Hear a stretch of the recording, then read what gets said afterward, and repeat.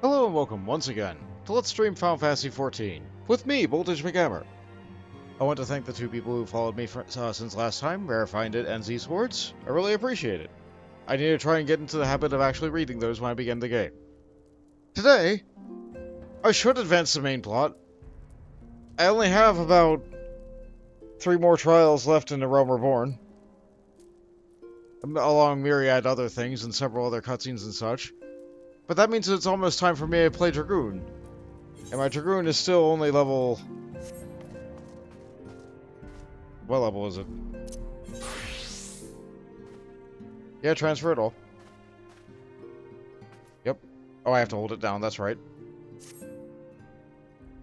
Yep, everything's still here. Everything's there. I look terrible, that's fine. Maybe I can apply a glamour plate? Never mind, I don't have a glamour plate. I don't have anything applied. Oh no. Well, I'm sorry, Minfilia. I want to go and do something else. I've had enough of the silence, even though it's been a week. And what a week it's been. Etrian Odyssey sure released. I sure have been playing a lot of that. It sure is fun. I've been playing the second game while I've been recording the third. It's really hard to pull myself away from it. I want to do so much more than 3 or 6 episodes in a day, but like, I also have to live. I have to go and do other things. I gotta be healthy. I gotta exercise. I gotta go to the grocery store. I gotta pay bills. I gotta, you know, do things. Life's different for me now. That doesn't mean I still can't spend my Fridays playing Final Fantasy XIV. So, one thing that I can do to try and get some experience is I can do a roulette. However, I also desperately need company seals, which means I should be doing fates. Fates. Now where do I go to do fates at this level? I'm thinking it's Eastern Laodicea.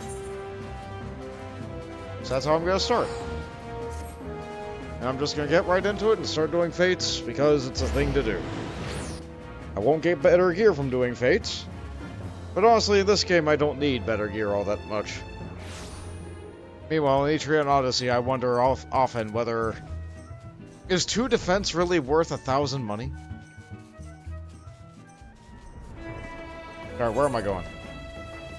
There's a fade right over there. Okay, which one has more time left? This one is halfway done and has 2 minutes left. I can probably finish that. And that one's a super boss fate that there's no way I can actually do.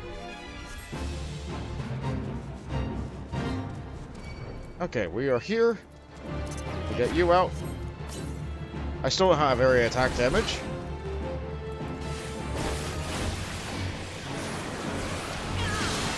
That's okay. I still hit like a freight train.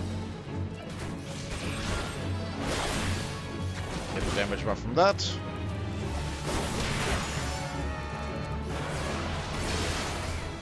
Sure is nice having the chat completely disabled. I fixed up my chat channels as well, so even if I did have chat on while I was in a dungeon, you wouldn't actually see other players' chat, which I think complies with the terms, so I could just leave that on. I'll still use the cover if I have to communicate with a group for some reason. Like usually at the beginning of a dungeon just to say hi to everybody, because you want to be friendly.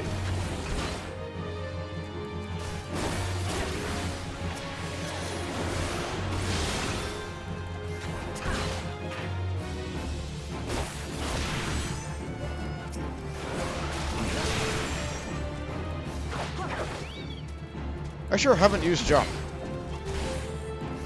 Am I a Dragoon or am I a Lancer? I am a Dragoon. Where did jump go? I could have swore I had jump on the bar somewhere.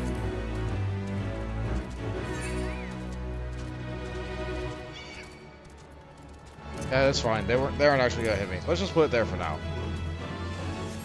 Did I have it on the other bar? No. Yeah, where did jump go? I know I had it on the bar. Oh well. What level is that fade over there? 32, I can do that. I'd rather not escort the cute courtesan.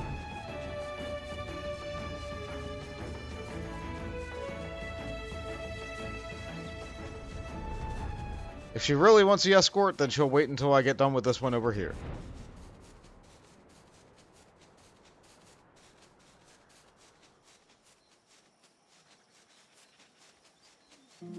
Sure, I'm glad I can fly.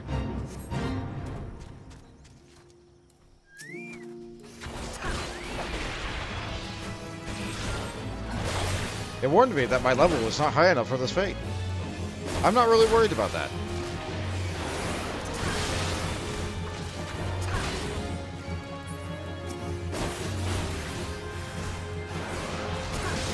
They're still dying.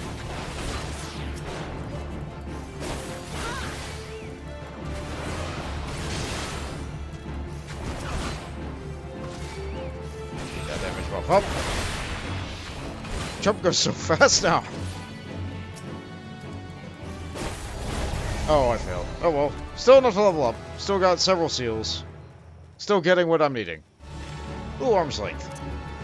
I probably won't need it as much if I'm not a tank. I'll probably only ever use that if I'm about to get knocked back. Come on, despawn already. Thank you.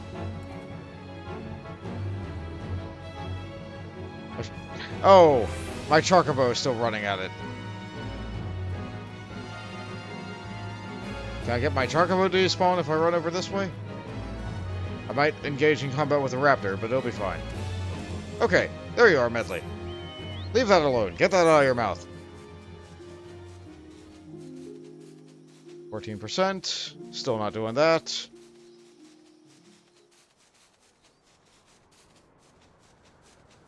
Just a matter of run. Oh, if I remember right, this one's a little bit weird. A lot of the enemies don't really have any health, and therefore they don't really count towards the completion of the fate.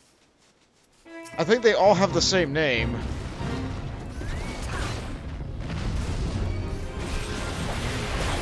But as for what enemies actually give credit, seems to vary wildly. Like, this enemy's not even part of the fate, so of course it's not going to count. Oh. Oh, this might be bad, actually.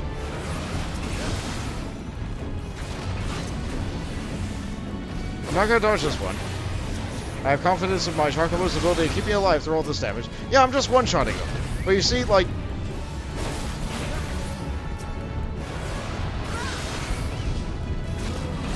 It's just... Yeah, it's just... They're all running buffaloes all the way down, but not all of them are giving credit.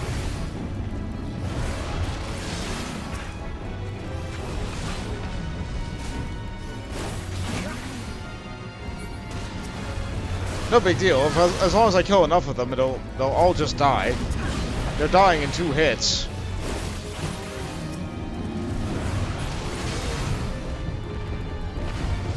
Hello, Poncho Swancho.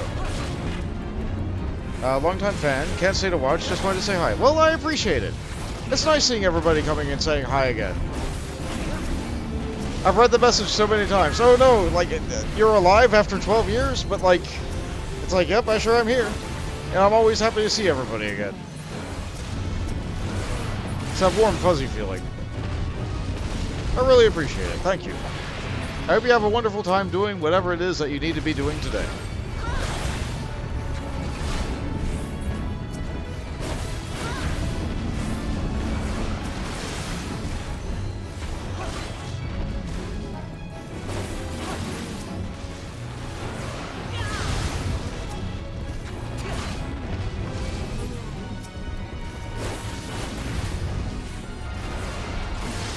Meter is absolutely going up.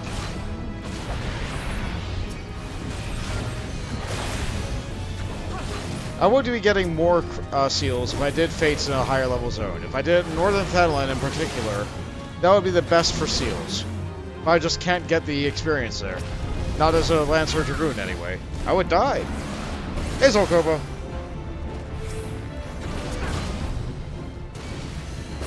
Yeah, good luck with your raids. Yeah, you're doing the new ones, right? What is it called? It's not Abyssos, that was the previous tier. It's not Asphodelos. The 9th through 12th one. Like, you know what I'm talking about. I haven't committed the new name to memory yet.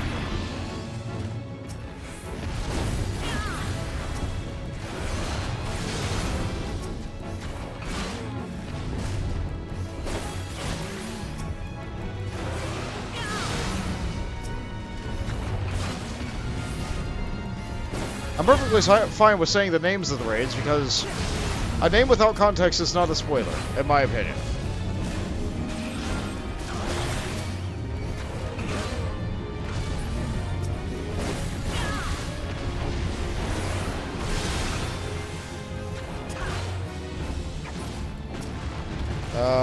Currently up to 11 strike, if that means anything.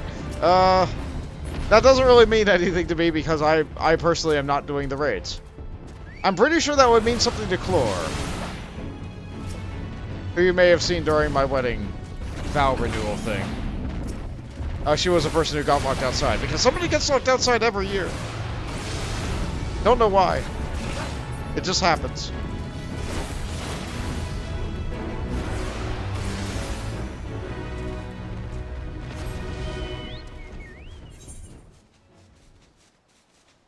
I guess she still wants an escort. We'll escort her. You there. Might you be the escort Master Gegaruju promised? My, client waits me at the Hidden Falls, and I grow weary of this heat. I also believe there might be someone following me, a common enough nuisance for one in my, line of work. Escort the lady? Sure. Well then, we have no time to lose. I charge by a bell, you know. I see. This certainly is a job I'm doing. Consigned, sealed, and undelivered.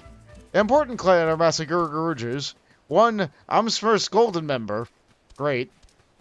Is visiting Costa del Sol to complete a sizable business transaction. To ensure that things go smoothly, the Master has prepared a special incentive for his guest, and she requires proper escort to Hidden Falls. Great.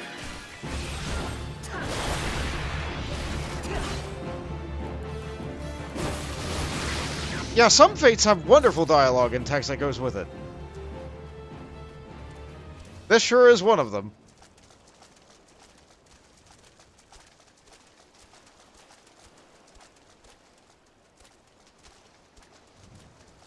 I became a Dragoon so I can fight dragons. But now I'm fighting birds.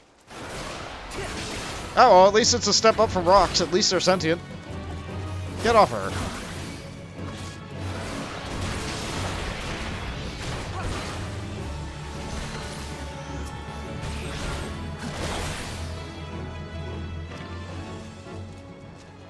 In other Final Fantasy news, let's see. Final Fantasy 16 is coming out in the middle of this month. And Final Fantasy 7 remakes... What are we on now? 4th and 5th disc are coming out soon? But also both of those are on like high PlayStation exclusive.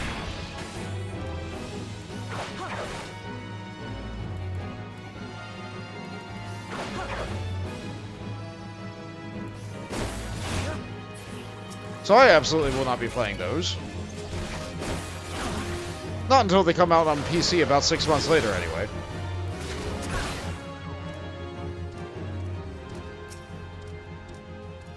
Still more things come for the girl. Lots of jellyfish and birds.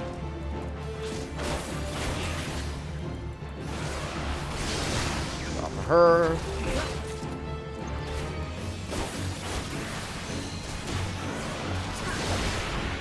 Okay, how did I jump up? There's like a rock above me. I guess I, like, bounced off of it? Whatever. Animations.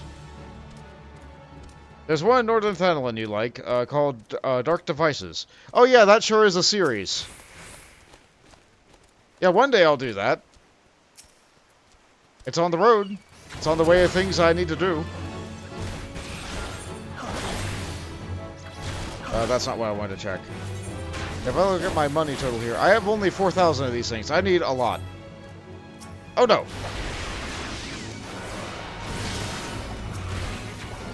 I'm sure I'm not protecting the girl, but it's okay. She's somehow more durable than I am. Actually, in her profession, that might be necessary. That's very unfortunate to think of.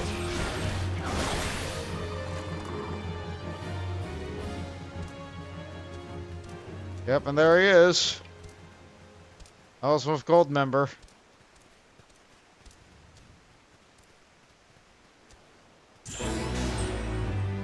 Apologies, my lord. I hope I did not keep you waiting long. Ah, Master Gagarushi, you know me well. You may approach, my kitten. There is no need to rush, my lord. Thanks to the master, you have all night. Oh no. That sure is the way of it.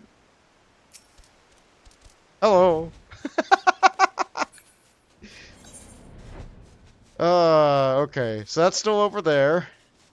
Not sure how much longer is on that. That one has 10 minutes left. I'm going to do the other one that's up. Yeah, this isn't the worst way to get experience. Especially if you're able to fly and zip back and forth between ends. Much more cost-effective than teleporting between Wineport and Costa.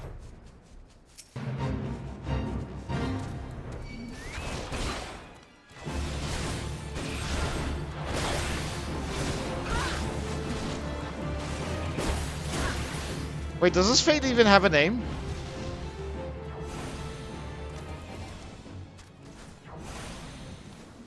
Nine to 5. Okay, alright, it's numbers. Because it was just numbers, I was worried.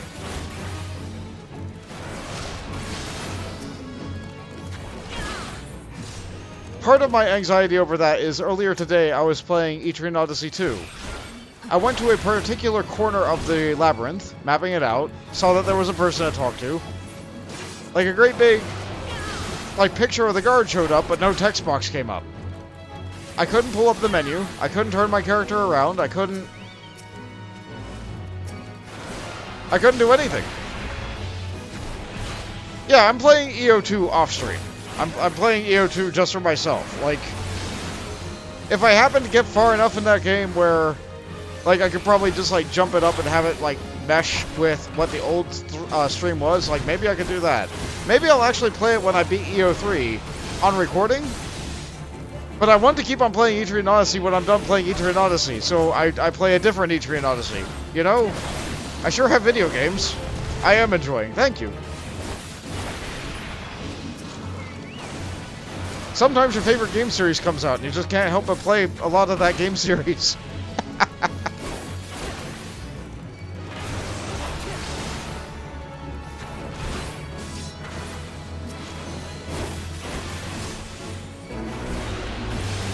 Ever consider doing the Untolds? They were on the 3DS, right?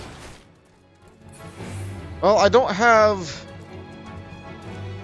a 3DS. I do not have a way to record something on the 3DS. Also, would you believe they were just not sold in my area?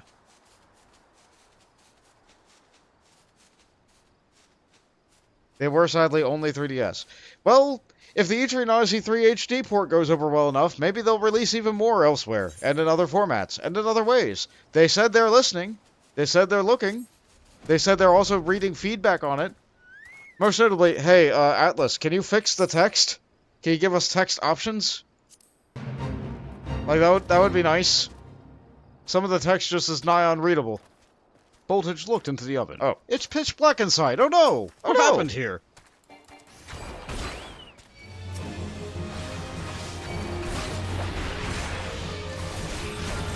Gotta protect the box!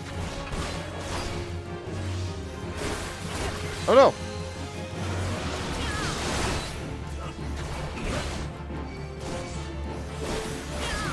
I sure am aggressive, all of them.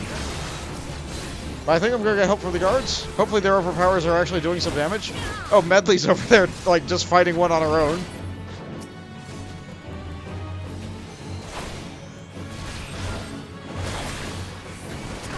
There sure is a lot of text going on. Now let's see. Finding wine.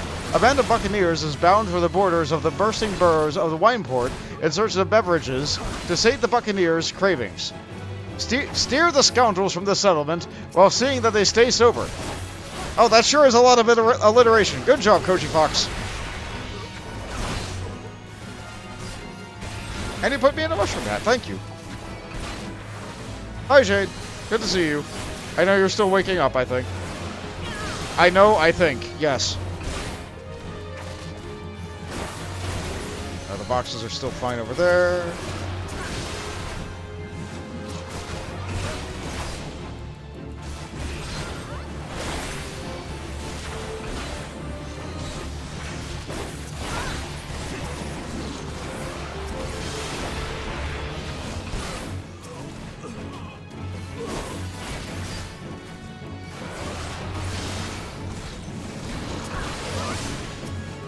Yeah, that's a lot of text boxes, and they're so tiny. I wish I could make those a little bit bigger.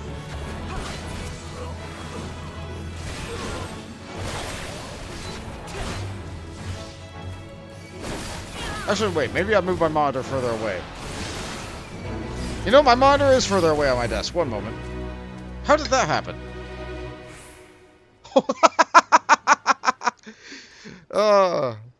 Okay, fix that. That was a full 2 inches further away from my face than it usually is. That's no good. Can't read anything like that.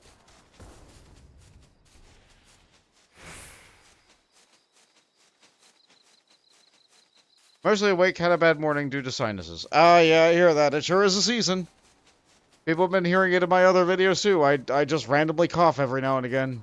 I try to clear them between the episodes, but you know, at the end of the day, I'm just human.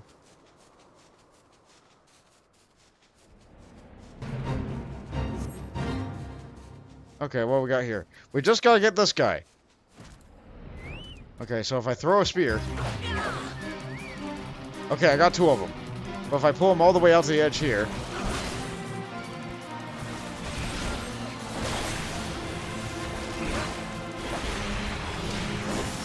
Yeah, Medley can tank that one off of me.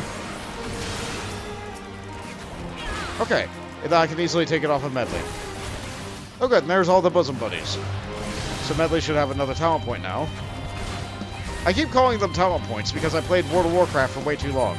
They're skill points. They're companion points. They're all sorts of... They're talent points.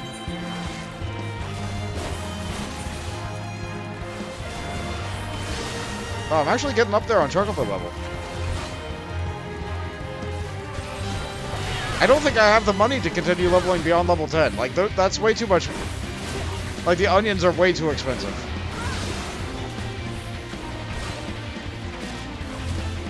Could always go the emulator route. I could.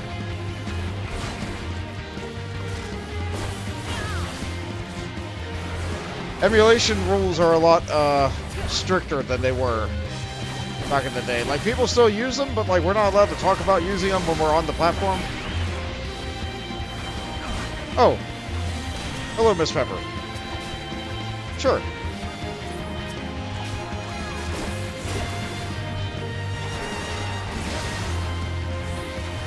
That's why you, like, sometimes see people be like, so how are you playing this game? And someone will be like, okay, hold on. And then they'll, like, pan their screen back. You see, like, the corners of the emulator, like, this is the randomizer over here. This is all the things going over here. It plugs into the emulator. Oh, wait. No, I just have the camera really close to my Game Boy Advance screen. Don't worry about it. They try to be very loose about it. Like, people emulate, but on the platform, you're not supposed to talk about it.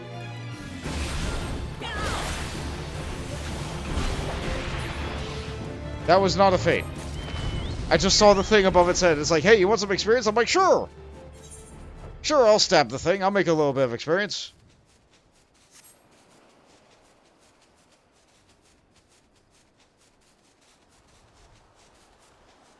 Which, to be perfectly clear, I have not emulated anything on stream or on the new channel. On the old channel, absolutely. I emulated all the dang time.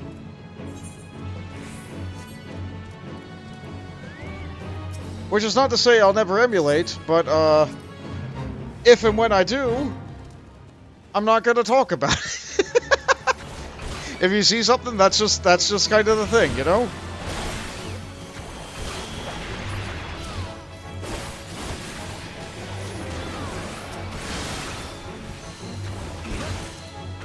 Now, I could be going around on the seashore grabbing these oysters, but I also get an oyster every time I kill one of these. Fortunately, Miss Pepper is here helping me. Unfortunately, I do not have an area attack. I think Miss Pepper does. So she's welcome to grab as much as she likes, but all I can do is kill one at a time. Speaking of, let's keep Medley out.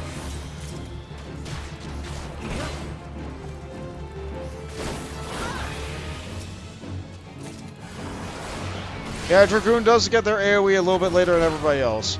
Actually, no, I think... Okay, yeah, I get Doomspike at level 40. That's still earlier than a healer. All healers get their AoE spell at level 45. So at least Dragoon gets it earlier than a healer, but not by much.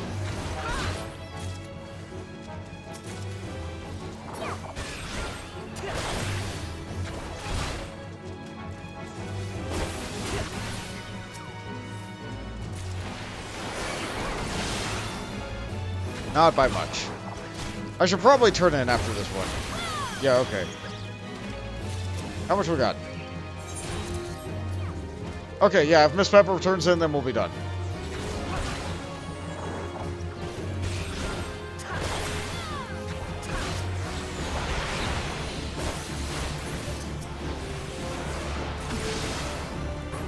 There you go. That should have you in the clear. I can turn what I got. Alright. More fates. Hey, XIV. Etrian Odyssey is pretty good. I'm having a swell time doing that. But right now, it's Final Fantasy Friday, so I'm gonna be playing this today. I gotta prep up Dragoon in preparation for Heavensward. Only a couple of levels. And I also need company seal, so... Right now I'm doing fates in the level appropriate area.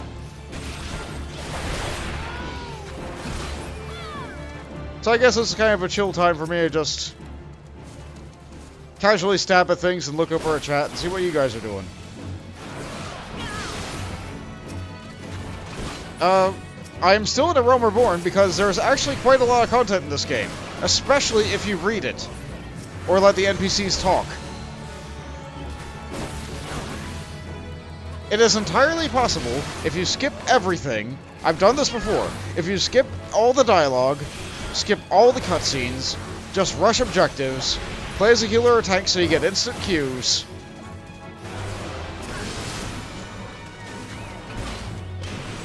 I think you can get through all of A Realm Reborn, including like movement, travel, flying, sprinting from place to place, using your mount as much as possible.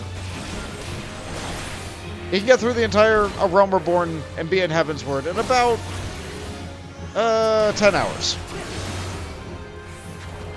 But that's really skipping everything.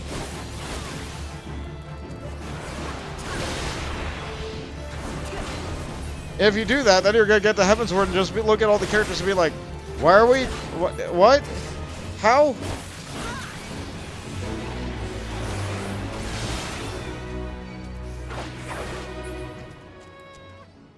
Didn't let that one get away. Let's see. Nope, still can't do Lupus. No way. Not happening. Yeah, 10 hours going as fast as possible. Well, it is an MMORPG. It is an MMORPG, comma, that's designed with the story of a single-player Final Fantasy in mind. I will never not say that. This game has a lot of story intended to be enjoyed individually in spite of being a game for many. Funny how that works.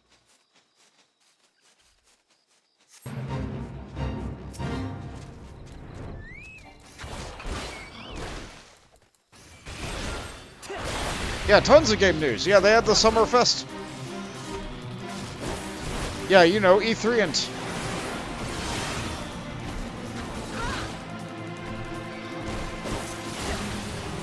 A lot of my friends were excited about that new Sonic game. I noticed that Sonic moved a little bit faster than he did on the Sega Genesis. Or not faster, slower. Slower, other direction. So if all my friends are getting that game, that might actually be my first Sonic game.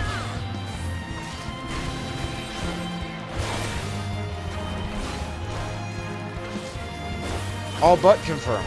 Oh, excellent. Very much looking forward to that.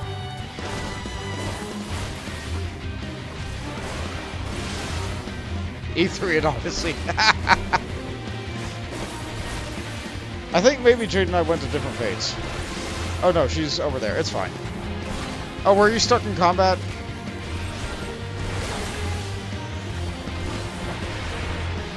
Oh, maybe she had to deal with her cats. That's another thing.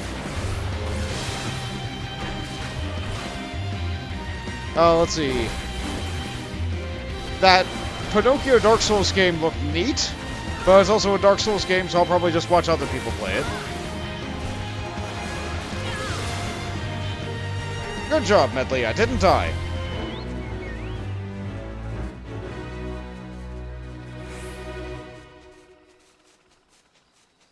Persona... Oh, I haven't... Okay, this must be news that came after the initial announcement. I haven't heard all this bit from Persona. Like, this is neat. I'm excited for all that. What am I doing here? Nectar. Okay. Actually, why don't I read the description? Sweeter than honey. To attract more bees to pollinate the vineyard, one of the bonds has come up to the idea of applying sweet raincatcher nectar to the grape trestles to see and now seeks volunteers to aid in the collecting of the liquefied. Wow, I'm just not reading that at all. That's too small. That's too small. I'm squinting to read that. Let's make that a little bit bigger. Old man eyes. To attract more bees to pollinate the vineyard, one of the bonds has come up with the idea of applying sweet raincatcher nectar to the grape trestles, and now seeks volunteers to aid him in collecting the liquid from the giant flowers. Much easier to read. Is it taking up too much of the screen now? Maybe.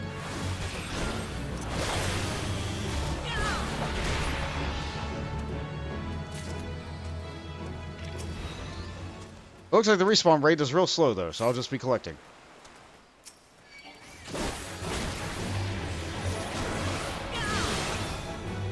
Oh, they put it on their social media.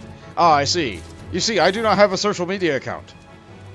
I've somehow managed to avoid getting one all these years, and I have no intentions of getting one anytime soon. Usually I hear about that kind of thing through other people, if it's big enough. But I guess none of my friends are following Atlas, which is unusual, because I do like Atlas games.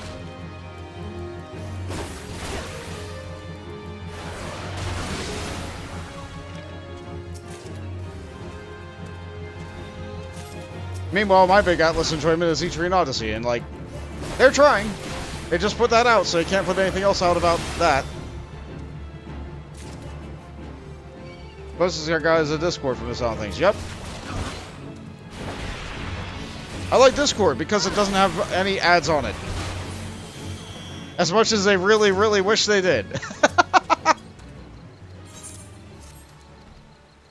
Oh, halfway done.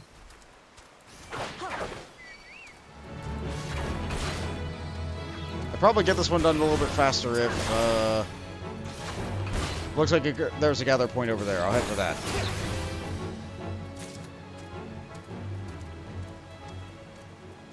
Stick to Discord. Social media is bad right now. Good for news, but not much else. Yeah, that's a problem. A lot of the news is not stuff I want to hear. Like, to put it bluntly, like, a lot of the news is like, look at all these problems that are happening on the other side of the world. And I'm like, okay, that's terrible. How can I do anything about it? How can I be sure that whatever charity you're trying to push is actually going to go to it? Like, the last couple charities I tried to give to actually just ended up, like, bailing out, going into bankruptcy and, like, cashing out and being unable to refund anybody's money, and then the money didn't even go to where they were going. Really shady situations going on there. It's maybe a bit more lenient about that kind of thing. Or not lenient. Hesitant. The opposite of lenient.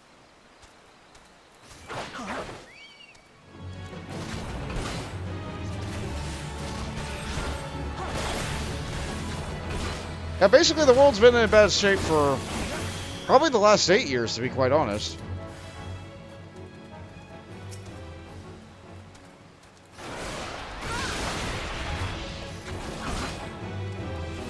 No, maybe even further than that.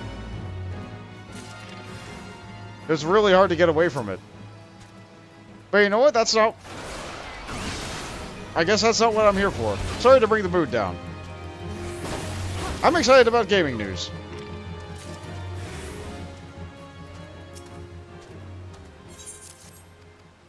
Okay, now that's done. Let's see. What popped up over there? Porter. There's that rotting one again. There's that courtesan again. Crab and Go. Crab and Go is right next to Miss Pepper. I'll go do that. Stream brings you good vibes. Well, thank you. I'm glad that you think that they do. Meanwhile, on my end, I'm like, oh no, anxiety time. But I think that's also just me. I try not to let that become too big of a problem. Capcom is having a 30-minute showcase soon. Wonder what they're going to have. Well, I sure hope it's Mega Man. It's probably going to be more Street Fighter stuff, but, like, a person can dream. But knowing them, it's probably more Street Fighter, more Monster Hunter.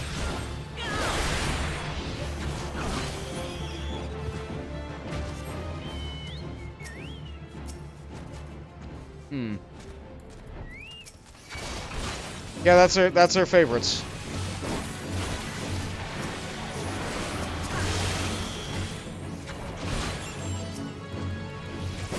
You're back, sorry. Yeah, no problem.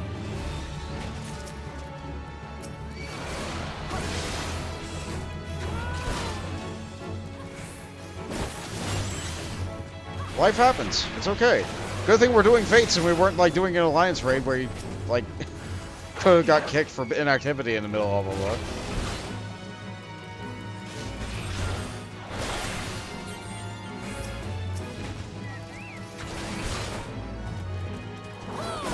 Crab and Go.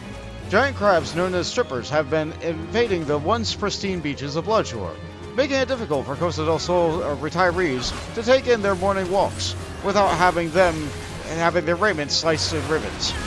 The problem requires immediate attention, and ventures are sought after to cull the sidestepping sea creatures. They say they're sidestepping, and crabs are known for sidestepping, but these particular crabs are capable of walking forward just fine. Might be a gameplay limitation thing.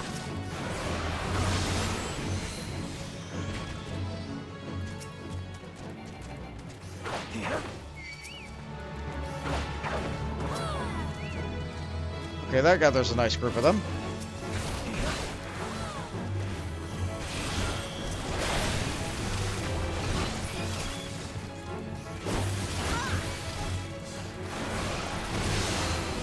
Fix that up. Focus on the ones that have more health. Let Miss Pepper spin to win.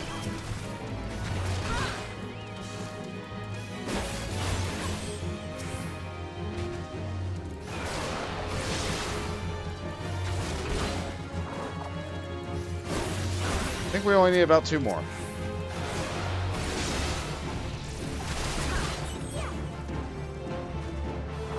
No, I was wrong. 3 more.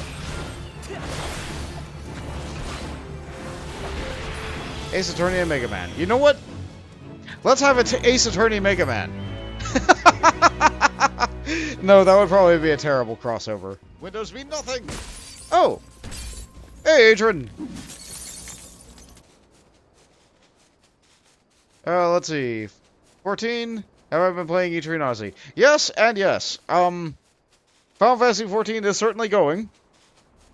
I need to do more prep for Heavensward. I've been playing E3 Odyssey 3 on recording, and I've been playing E3 Odyssey 2 off recording. My YouTube numbers are screaming at me that, like, it's, in comparison to just uploading the streams, I knew E3 Odyssey would be a big hit for me. But, like, there's a lot of factors. It's a niche game, not everybody's doing it, I'm more known for it, and, like, it was a new release. Like, there's a lot of factors that go into, like, why it's so successful, quote-unquote, for me. Did you hear that? And that? And that? It's the damnable jungle will have my sanity before the sun is turned. I seek only to return home with my wife, my wine, and a warm pair of marble-skin room slippers. But look, my legs are jelly, and sweat pours from me like a raging river inside my head. I simply cannot make the journey. For someone to clear the path for me. Assist the off-duty porter? Sure.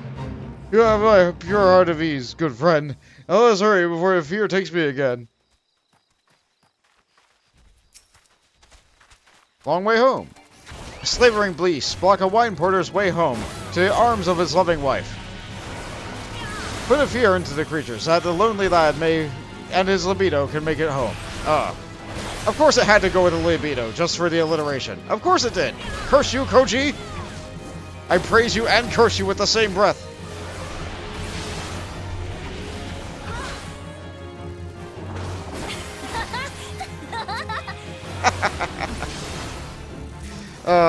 Hey, phones.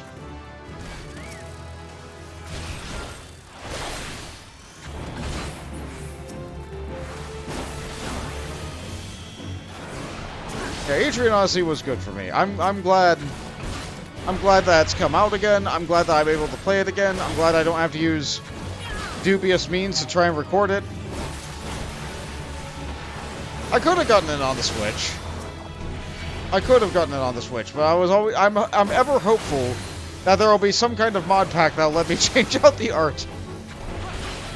Like, as good as the art is, it would be really nice if I could put in my own art.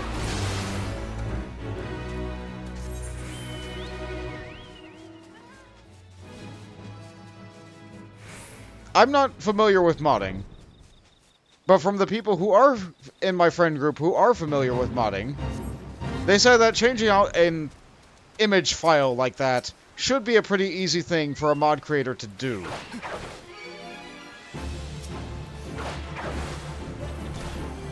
Oh, nice. You see 20-odd videos to dive into.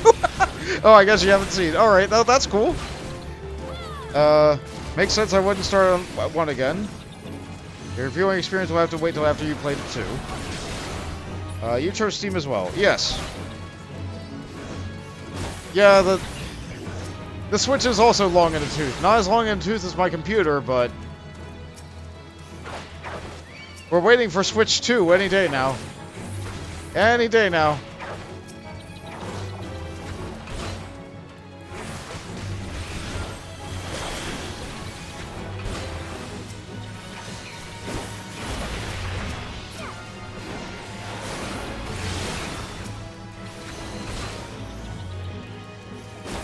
You didn't know it was on Steam at all, and you thought it was just Switch. I see! Well, that's fine. There's nothing wrong with that.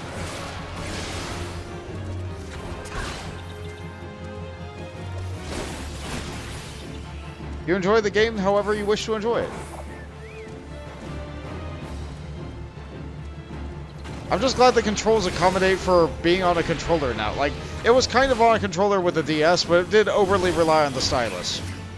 And until I got like 10 episodes or so in, I was still reaching from the gamepad up to behind the gamepad to where a stylus might be, and not finding one, and going like, well, how am I going to draw that? Oh, right, I have to use the other stick. Yeah.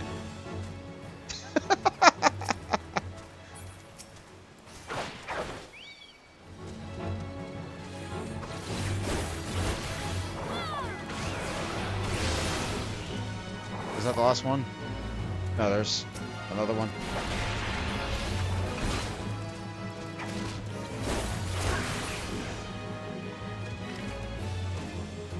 There you are. I see you down there.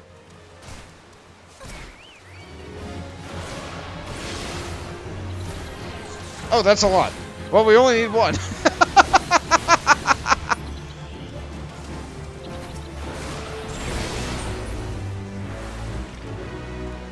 Ooh.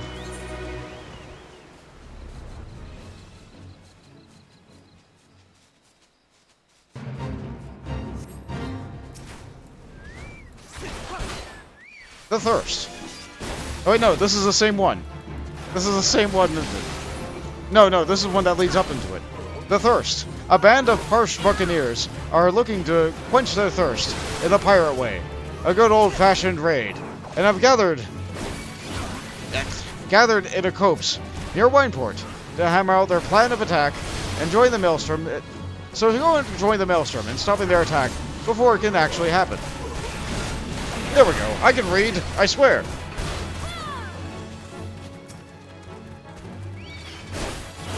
Okay.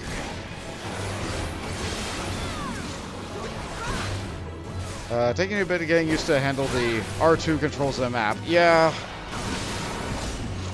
Like, I still just flick the stick over to get the map tools up, as opposed to just pushing start. It's so much easier to push start, but I can never remember to do that. Start's the menu button, after all. Why would I push start to go over to get map icons? Like, the layout makes sense once you get used to it, but it sure does take some time to get used to it. I suppose on Twitch you could also just use the touchscreen, and on computer you could just use the mouse. It's wild to me that you can just play the entire game using the mouse.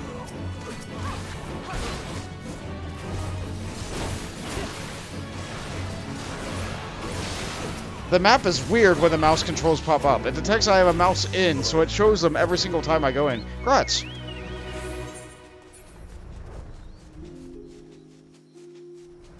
But I really don't want to use a mouse. I do like the graphical effect of clicking, though. I like that, like, pings. Which is nice. Just really nice. I got about 10 episodes into the E3 and Odyssey 3 before I decided, you know what, I can't do like I'm doing for Final Fantasy 14. I have to do some things off screen. I have to do some things off screen. We're gonna be here watching the same episode of me killing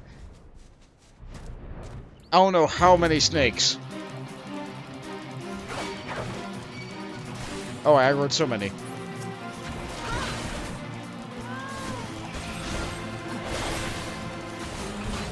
I try not to do anything off screen. I try not, or like anything important anyway, but like, sometimes you just have to farm snakes. Sometimes you just need to grind 3 levels of walking back and forth until you get like, I don't know, 2 extra levels. What finally did it for me was I went back and I watched the first E3 and Odyssey series. And I'm like, yeah, I definitely did some off-screening here. And it was still over 100 episodes long.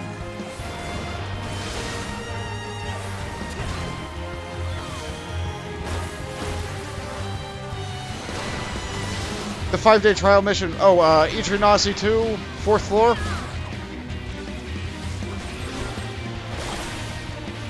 I feel like every E3 and Odyssey has a mission like that.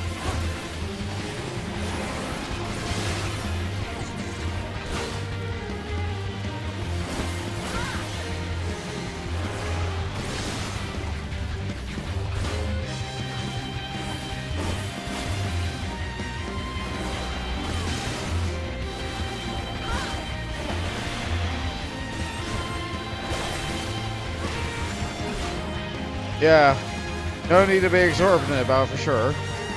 No, E3 and Odyssey 1, floor 8. Can't wait for a grind extravaganza 2. Yeah, they want you to be there for like, on floor 4 for 3 days. It's only 3 days. But you also don't have a hallway where you're able to like rest, and you don't have a hallway where you have like no random encounters. Every single part of that floor you have to fight on. Fortunately, E3 and Odyssey 2 has limit skills. So I was able to do it again recently thanks to the power of my War Magus, like, constantly healing everybody, and my Hexer just applying death on every enemy, and my Launchknecht just applying, like, Sword Rave and killing everything. My Gunner was slightly less good, like, they only had a single target high damage attack. Good for bosses, bad for random encounters. And what kept on happening was, because I'm using a War Magus, I don't really have a revive. And nectars are expensive in that game, especially for the beginning of the game.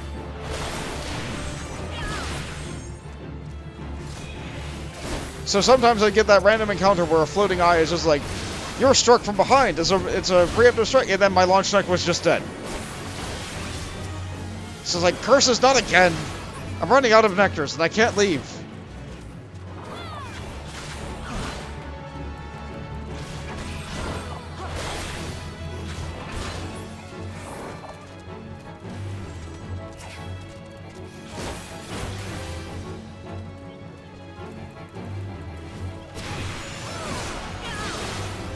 A crab from above. You could refresh at the floor.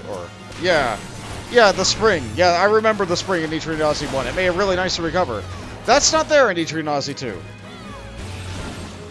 E3 and Odyssey 2 is also notable in that, like, the request board doesn't give any experience, And FOEs don't give any experience. Yeah, it's rough. I don't remember Eternasi 2 being this rough, but I sure played it.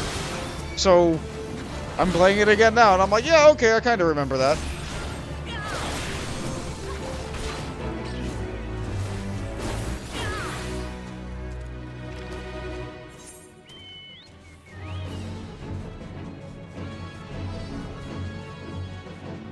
Nectar's and Himeo's coat and arm. Yeah, or cost an arm and a leg. Meanwhile, in Eternasi 3, like, a Nectar is only 50. So I kind of regret putting the talent point into Revive was there, because, like, I can't afford 15 TP to revive with 1 health, when I could just, you know, spend a Nectar for 50. It's nothing. It's nothing! My Gatherer sneeze and I get that much.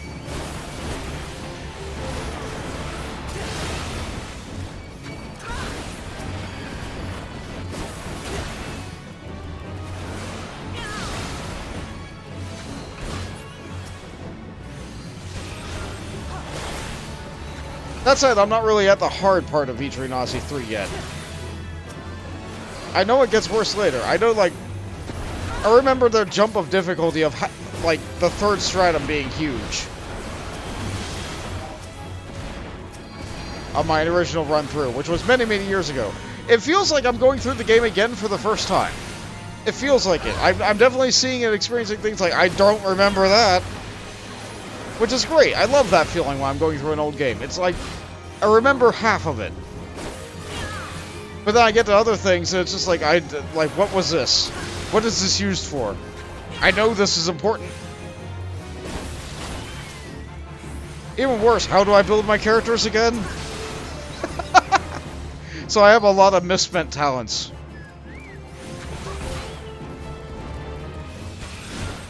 I keep calling them talents. They're skill points. Same thing. I hope no one's mad that I call them talents.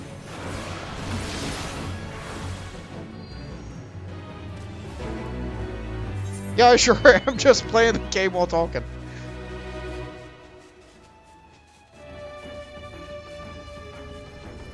How am I doing on company seals now?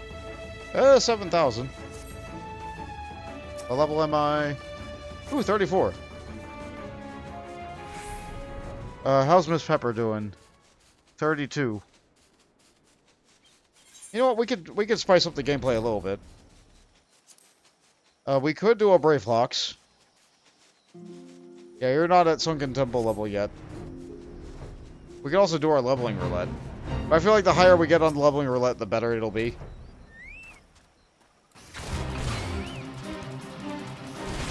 You're very mad. You're kidding.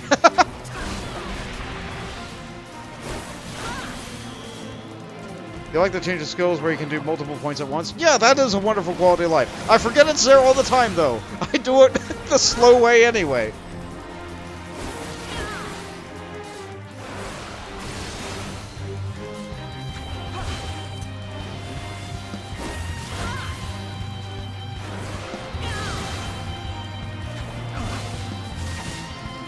Oh, the poor chocobos don't know how to dodge, so they're getting paralyzed every time.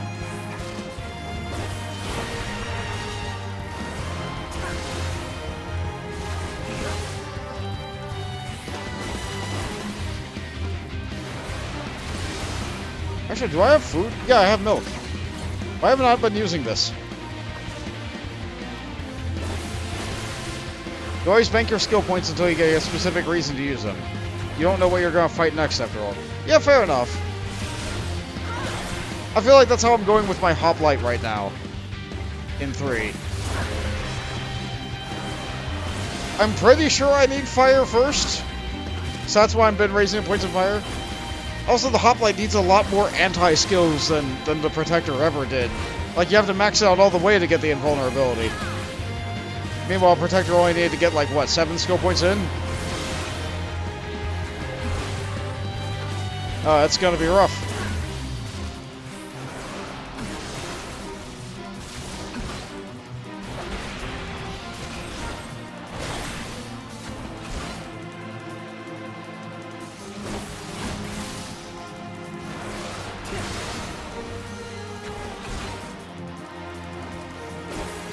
I remember Tiara. Tiara also sent me a message. She teased that the music of the third stratum is different now. So I haven't spoiled that for myself. I look forward to that. I remember the original third stratum music being wild. But then again, the third stratum's music always hits you real good. It's like you get so used to random encounter music of the first two stratums, and then suddenly, whoosh.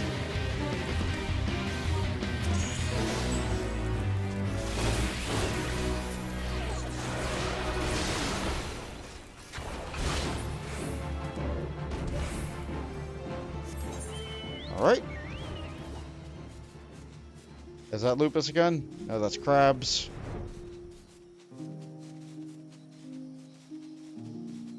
Alright, what do you want from me? Gigeroon like big eggs. Gigeroon likes small eggs. Gigeroon likes round eggs. Gigeroon likes square eggs. Gigeroon's not seen a square egg. Has Adventurer seen a square egg? No? Has Adventurer seen a pelican egg? Pelican eggs are big eggs. Pelican eggs are round eggs. Big round tasty eggs are pelican eggs. Gigeroon likes pelican eggs. Geeker likes pelican eggs. Geeker trades sparklies for pelican eggs. Gigeroon trades sparklies for pelican eggs and trades pelican eggs for more sparklies. Trade pelican eggs with Gigeroons for sparklies? Sure. Gigeroon's clever, Geekern. Clever, clever, Geekern. Okay. Gigeroon of Gigeroon's Trading Post is looking to replenish his stock of pelican eggs, a favorite among Geekern, and has traveled all the way to eastern Lenosha to do so. Assist him in enterprising beastmen in slaying pelicans, and collecting their eggs, and delivering them before they may hatch. I see. Alright, here's the taxonomy again. These are absolutely not pelicans.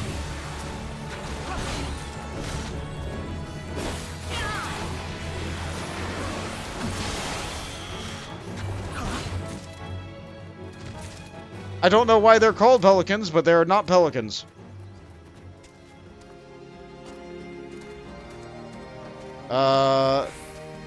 I guess we are at the north end of the fate. There's more on the south end. Are we also... yeah, we're also supposed to be able to just grab the eggs off the ground, I see. I suppose I could have flown.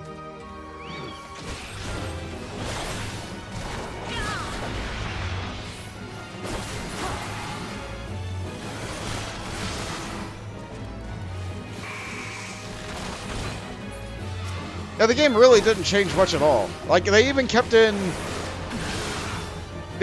some weird coding quirks.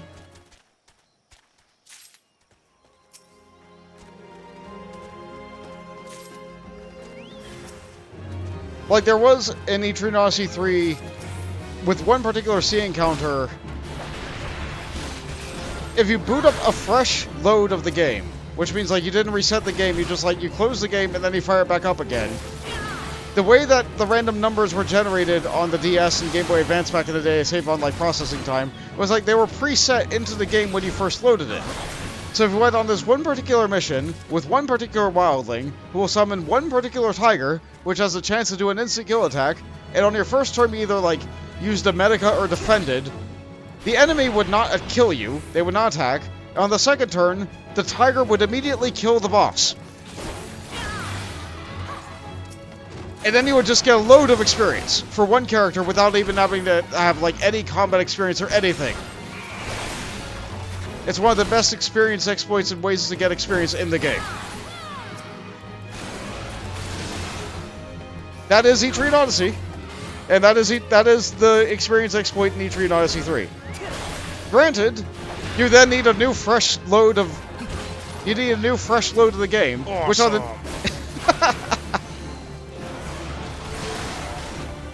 Sounds like Final Fantasy V. Yep, that sure is how games used to have random generation in them. It was preset.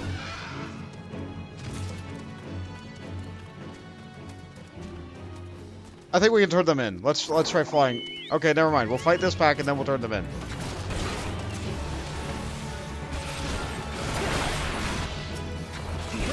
Yeah, they did the best they could with what they had back in the day for computers and programming. They shoved a lot in those tiny little cartridges. And yet they managed to fit whole other games inside the tiny little cartridge for Nintendo Switch. something that's so small that they had to put a bittering agent to keep people from eating it. Falcon eggs. The Qarn delicacy, where the beastmen can manage to steal one away from the nest without becoming dinner themselves for a mother pelican. Oh boy.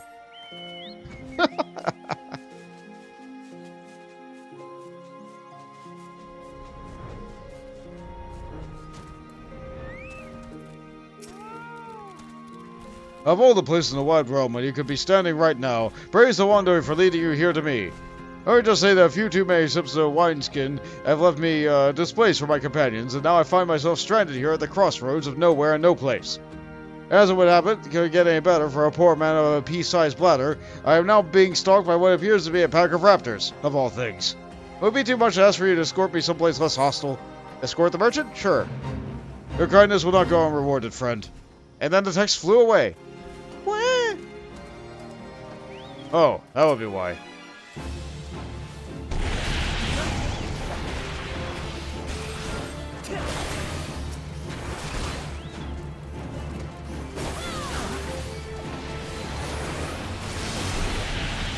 I sure did dodge into that flamethrower. Oh right, they had to rename these. When Blue Mage came out, they had to rename these. What are they calling their fire breath now? I have to look at the cast bar. Foul Breath.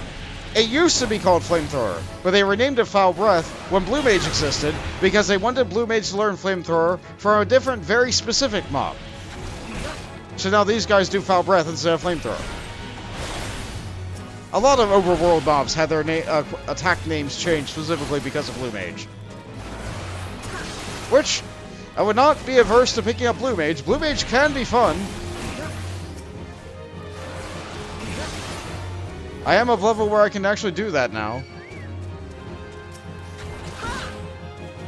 But no, I have priorities. I gotta level up Dragoon.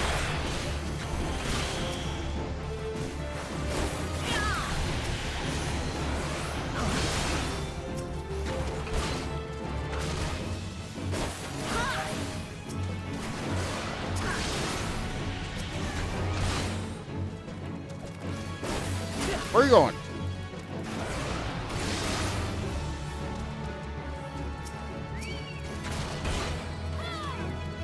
Oh, are they attacking the guy?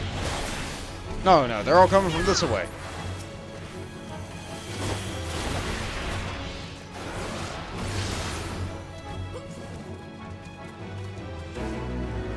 Hey!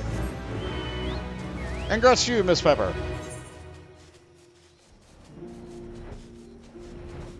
Alright.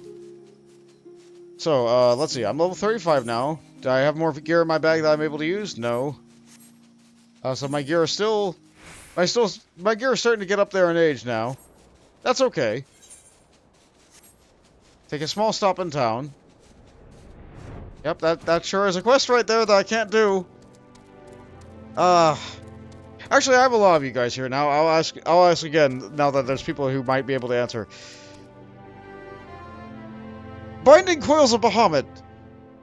Very, very hard. Needs a lot of people. I don't think I can do that, because you can't randomly queue for that either. Would you guys want one of my friends to just stomp the entire place, remove all the challenge and difficulty from it, just so I can read the story of Binding Coil, because I feel like it's important?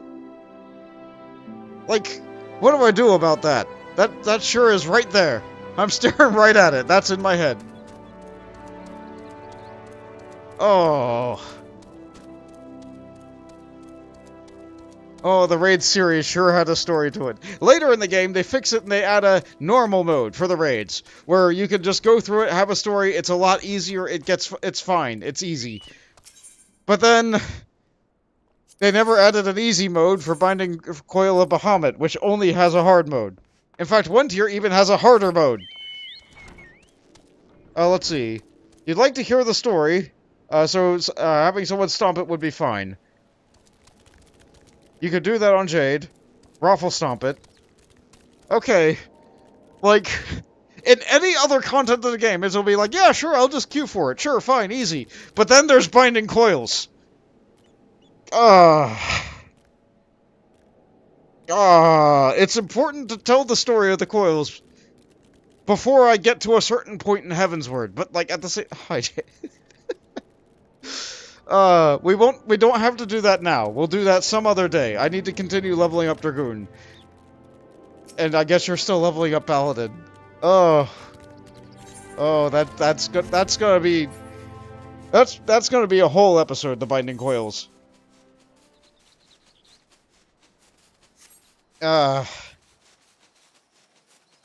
It's like the fights mechanics are hard, which is a stark contrast to everything else I've shown in that on video. Like you can outlevel some of the beginning of it, but the later bits, like the oh goodness.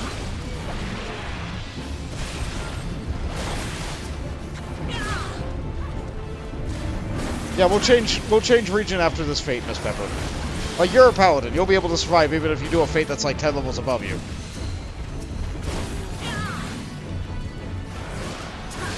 But I need to go spend my company seals. I need to go do my class quest. I need to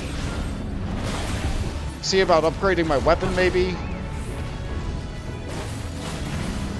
Like, my armor? Psh, whatever. Like, that's fine. Durability is not what Dragoon is known for.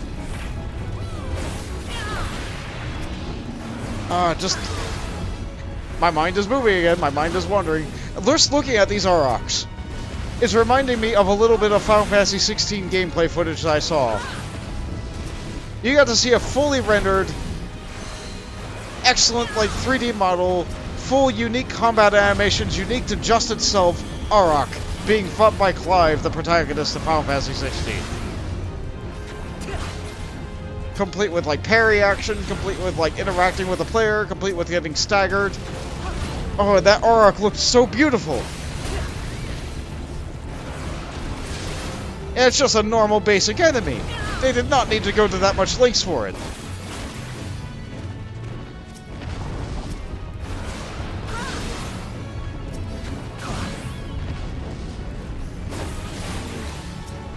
I will not be getting Final Fantasy 16 on day one release. Absolutely not. I will probably get the PC version when it releases 6 months later. But, wow. If you've not seen anything about it so far, like, the story looks very Final Fantasy Tactics. Like, yeah, it has, like, basic white guy with brown hair protagonist. People, like, dark out for that.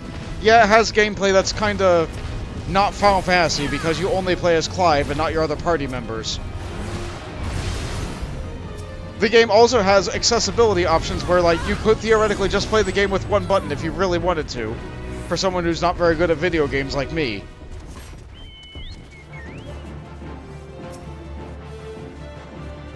But... Oh, did I disconnect? Oh, it said, welcome to the chat room. How much got cut off? Is anybody still there? Alright, I need... Alright.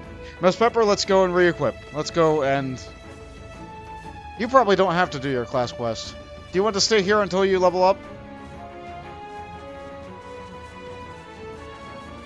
I feel like I should do my stuff. I want to help you if you are going to be here doing that. I should probably have my chat open.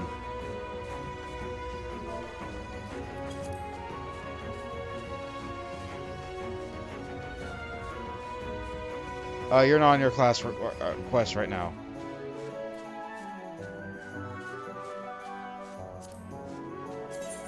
No, don't delete tab. Just hide the chat. Okay. Oh, I put away my cover way too soon. Oh well. It's all filled with nothing but experience gains anyway.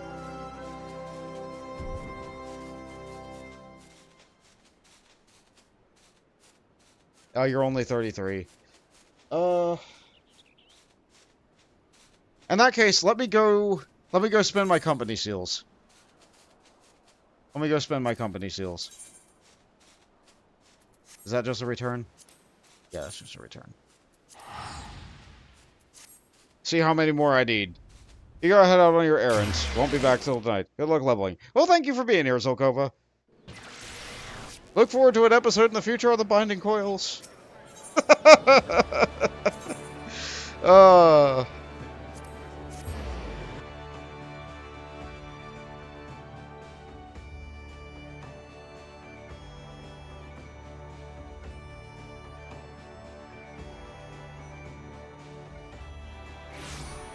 Yeah, we need to change region. I need to get a different weapon.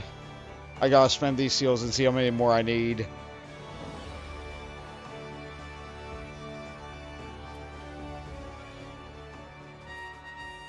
Okay. I would like to apply for a promotion. Qualify for next promotion. I've beaten the hunting log. I think I've read this before. I needed 5,000.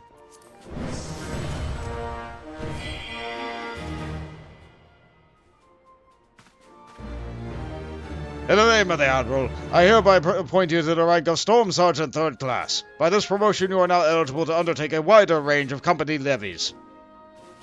May you ever serve the best interests of Limbs and Laminsa till sea swallows all. Nice. Am I able to do expert deliveries yet? Storm Sergeant 2nd Class, and I am Storm Sergeant. So one more promotion and I'll do it. I need 3,000 more. 3,000 more. I think if I look at my hunting log, I've also unlocked the new tab. So I could get all 3,000 just by doing this. So I've done the great big mandatory fate grind. Alright, excellent. I don't necessarily need to do more fates.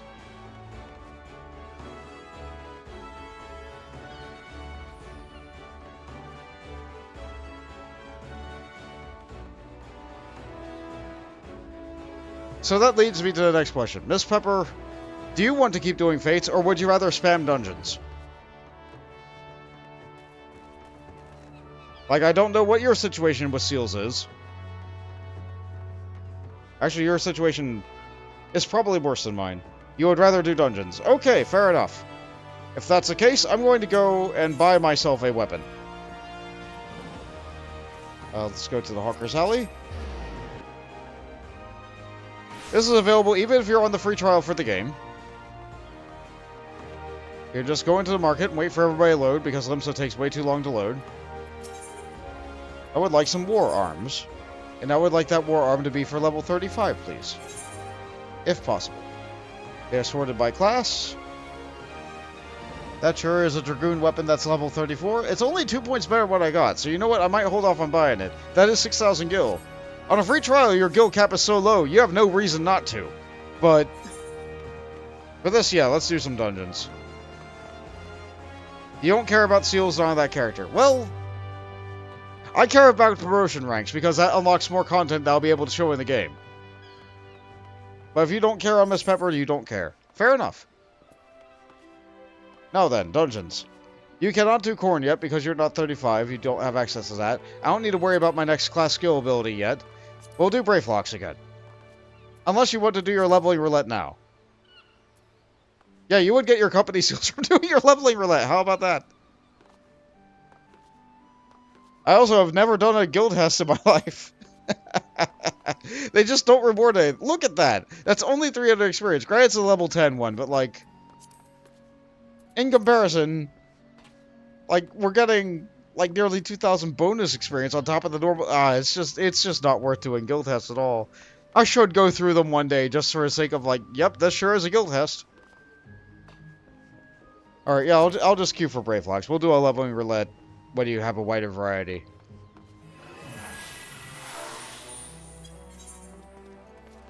Alright, as long as I have it on the event tab, you guys won't see anything. Okay. This queue might be a bit. Yeah, my DPS-ness is slowing it down. Oh, someone sure did drop a healing bubble here. Yeah, this healing bubble is the White Mage Asylum. It's good. They made all the great big area dome heals huge. First they made Earthly Star that big, and it was like massive, and I saw tanks run out. Yeah, one time I was healing as an Astrologian. I dropped my Earthly Star on the ground, and the tank was actively running and moving out of it. And they said in chat after a fight, "What is that?" I'm just like, it heals you, stay in it. I don't know, you don't play a class, you don't know what the thing is. I get that, but they made it big specifically so people didn't get out of it. Now they made Sacred Soil and Asylum for Scholar and White Mage. just as big. Just as big as that earthly star.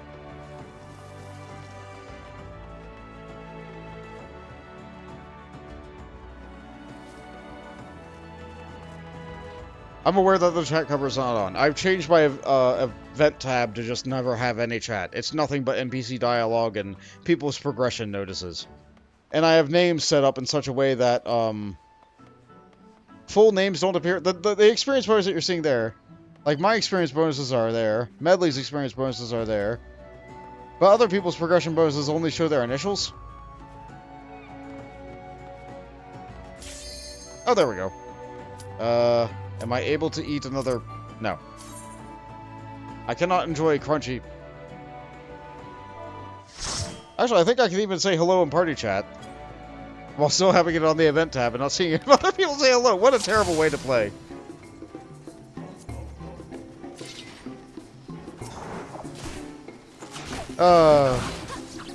Pull as big or small as you like, Ivy. I have no impact on the ability to help you there. I sure don't have AoE. What is our other DPS? Ah, a Machinist. Beautiful. Actually, I'm gonna go get the key. Yeah, the Machinist does so much more damage than me.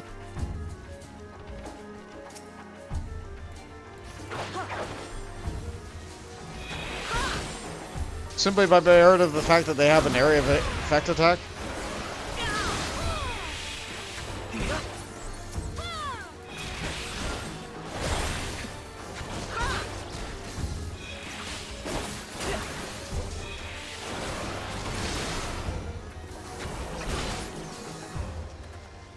Yeah, things sure go at a different pace when I'm not the tank.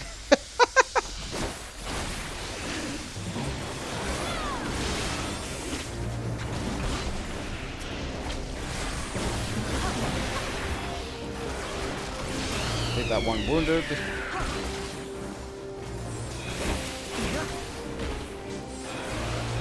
Remain a stun, great, okay.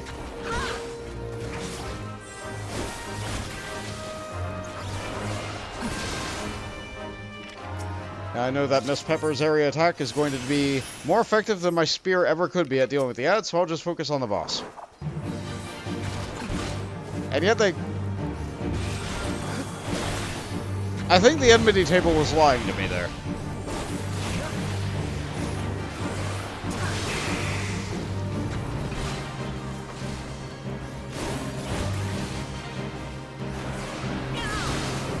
As you do. Might as well drink this milk while I'm fighting this thing.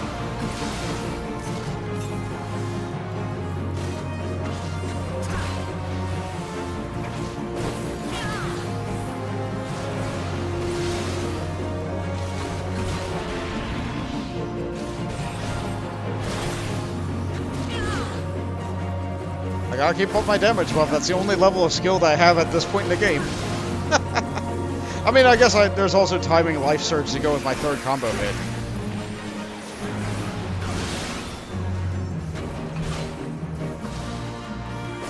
It's still better than Dragoon used to be.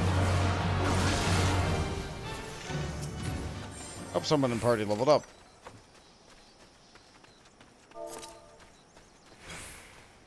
Give them a quick congratulations. Hide them cover. Okay.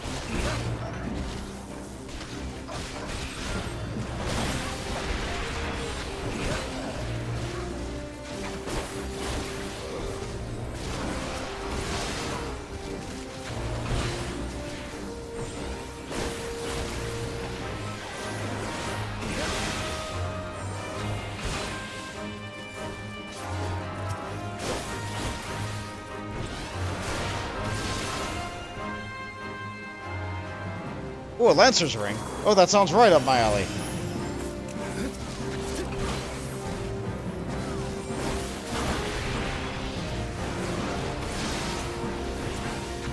Yeah, I wasn't worried about getting a ring when I was on my warrior, because I was getting so much other equipment from the main story quest.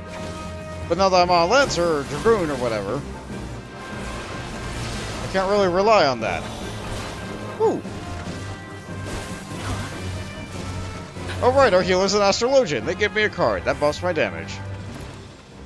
If I remember correctly, the arrow used to increase crit rate.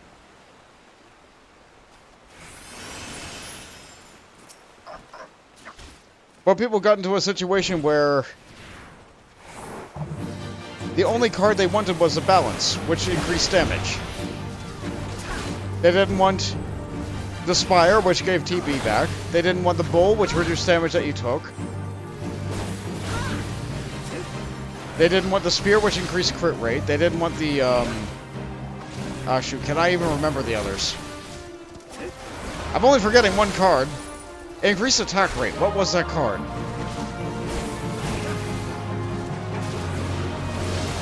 That card is still in the game. Why can't I remember it? It wasn't really important to me. Increased attack speed. And spellcasting speed. Anyway, what people found out is that those cards were messing up how people played. Oh, it was a Ewer. That one gave people mana. Yeah, and if you threw a Ewer on a Black Mage, it completely messed up their rotation.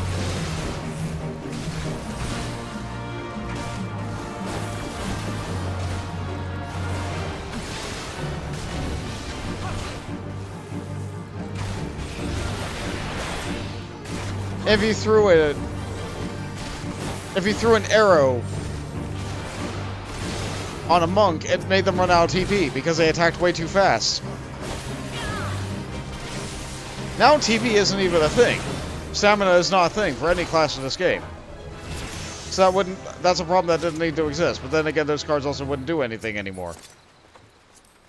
Ooh. I would like new gloves. Yeah. Put that over you. Cool.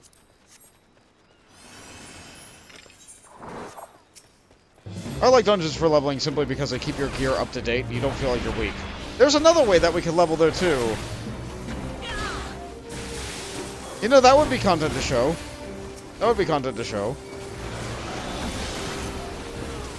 We have our job classes now, but I would be stuck going as a Dragoon. I could do Palace of the Dead. That's kind of like Etrian Odyssey. No, it's not. Not at all. Similar, but not.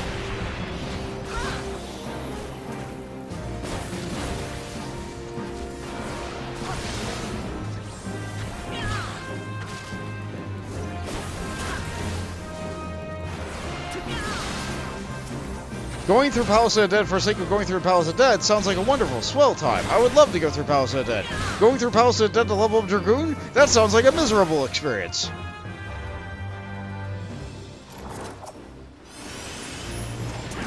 The best time I've had going through Palace of the Dead. I've only successfully gone through it one time, by the way.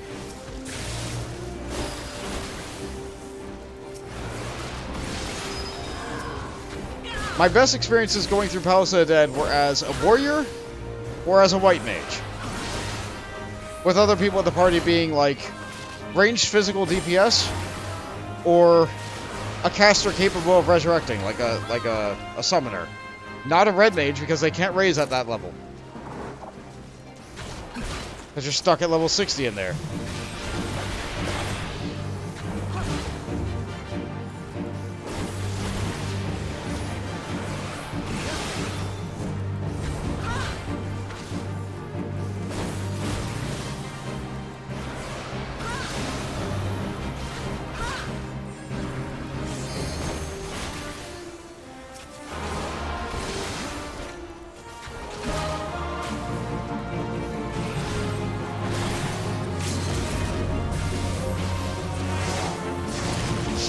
Hard. Guess that's what I wanted to do. But yeah, Palace of the Dead. I could absolutely do Palace of the Dead. It would be hard. I might not succeed, but it would be a good way for me to get some experience on, like, Warrior when I'm in Heavensward. Am I still stuck in a bubble? No.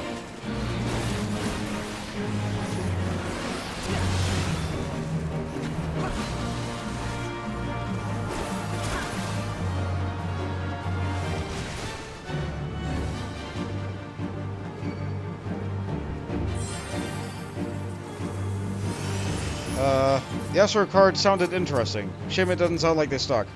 What happened? Yeah, they were all fun, cool, interesting buffs, and I know Zare and Sunshine really loved all of those effects. But when they changed all of them to just damage, they didn't matter so much anymore.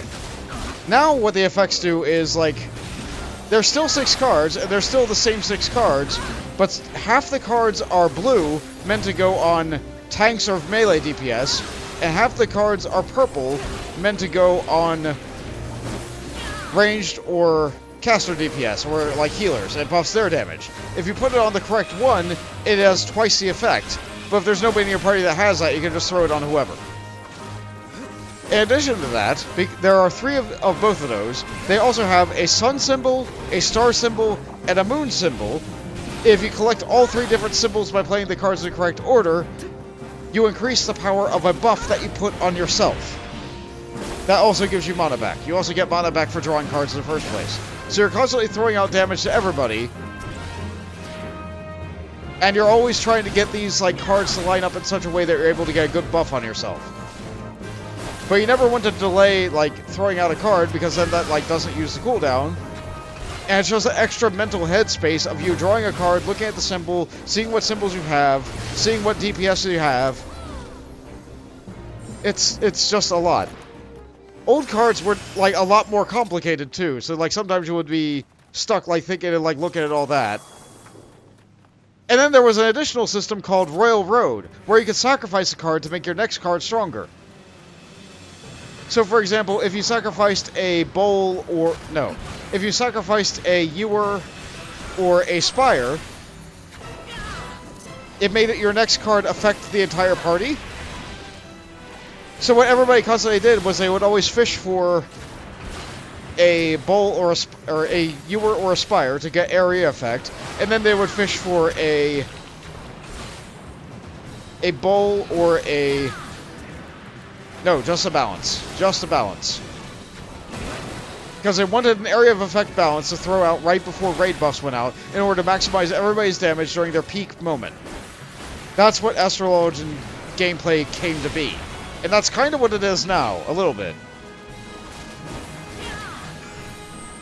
But it used to be that you could be like, well, the Bard was at the beginning of combat, and all the Bard stuff procs based on the amount of times that they crit. So we want to get a Bull-empowered crit buff on the Bard, so that then they can float that with Iron Fang for the entire rest of the... It sure was a synergy. They sure did have a thing going on. Or like, I really want this monk to just go nuts and punch really fast. I want to give this Black Mage Bloodlust. I want them to cast at lightning speed, even though they're not inside their ley lines right now. The idea is cool. It effectively made Astrologian Time Mage. It let them have all sorts of very different, like, effects and things. Like, they had haste. They had haste. But now they don't. Now they just buff damage, and it just doesn't feel as good.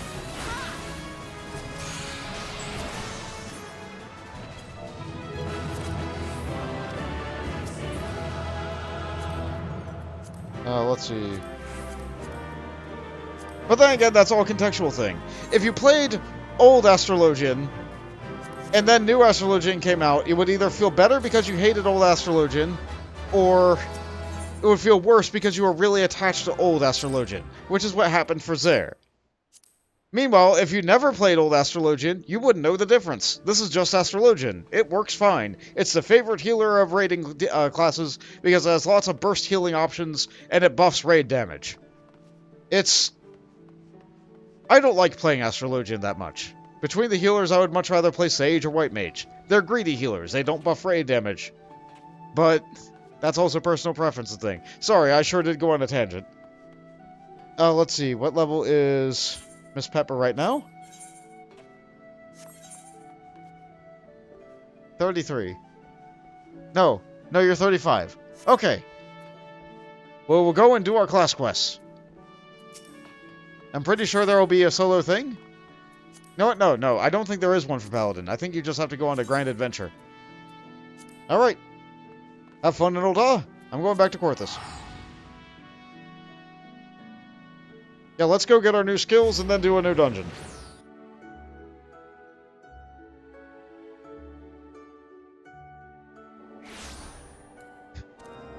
The fun bit of trivia about old Astrologian is that, the class was originally going to be Chemist, except that the crafting class Alchemist was already in the game, and it would have caused, like, And plus they had the cool idea for the deck drawing Magician. They wanted a cool, fun weapon, so the Astroglobe was, like, really fun and neat. Meanwhile, compared to whatever they were going to give a Chemist. Meanwhile, they were also releasing the Machinist class. Yeah, the card drawing system was going to be called, like, Blending. And the Royal Road effect was going to be called, like, Mixing. Because that's what old chemists did in older Final Fantasy games. They mixed items together to give cool, unique effects that, like, blended them together. It was good. It sounded like it was going to be a nice theming. But eventually it turned out the same way that Astrologian was, and now we see what Astrologian is, and it would not have worked well. That said, that idea is still in their back pocket. They could release that again one day. Who knows? Another expansion is rolling around, who knows when. They have yet to reveal the 2 new classes. Dragon Power Potion. Basically. It could have been cool. But now we're just left to wonder. I forget what voice I gave this guy. Lance of Fury. Sir Alberic would have you undertake a trial. It is pleasing to see how readily the dragon stirs within you. You show great potential, Bont. A potential that may well prove the difference between victory and defeat. Astinian is no ordinary Dragoon. Even when set against the legendary Azures of ages past, the man is considered second to none.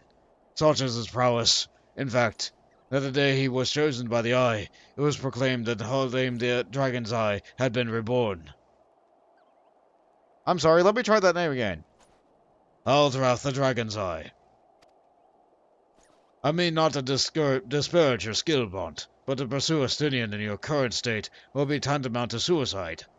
As promised, I shall train you in the way of the Dragoon, that you may face Astinian as an equal. Before we commence, however, it is only fitting that you are edified regarding this origin. It all began a millennium past, when our forebears resided in the southern plains of humble circumstances. The Fury, impressed by the spirit of our ancestors, decided it was meet that she make them her own. So did that she bestow Halbrand's sire, a man of courage and integrity named Thordan, and bade him lead her people to the Promised Land, to what now become the great nation of Ishgard. Their journey brought them to a wide chasm, whereupon Thordan said his people bade the building of a bridge. It was then the dark shadow descended upon them, the great worm Nidhogg. Heedless to say of his own safety, Thordan fearlessly charged towards the colossal beast. Alas, he was pushed into the chasm by one of his own, a man seduced by the worm, and fell to his death. Taking up his slain sire's lance, Haldrath hurled himself at Nidhogg, even as tears streamed down his face. The confrontation ended with a young man, his hand guided by Halun, landed a mighty thrust that prized from Nidhogg's eye. With a terrible roar of pain, the great worm took wing and fled, while jubilation reigned below. Ishgard's priceless relic is none other than the Eye, taken from Nidhogg that day.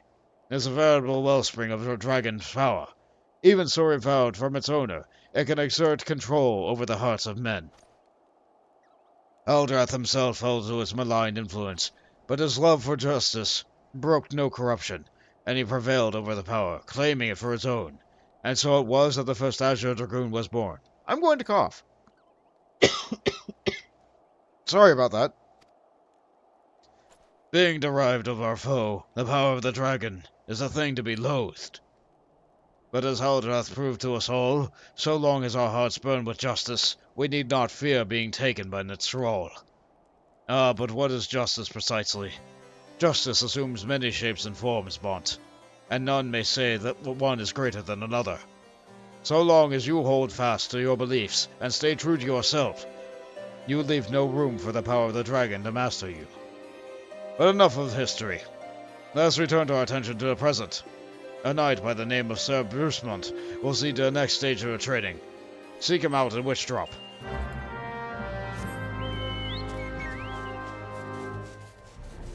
That'd be gross. Plus 20 temporary levels, or maybe item levels.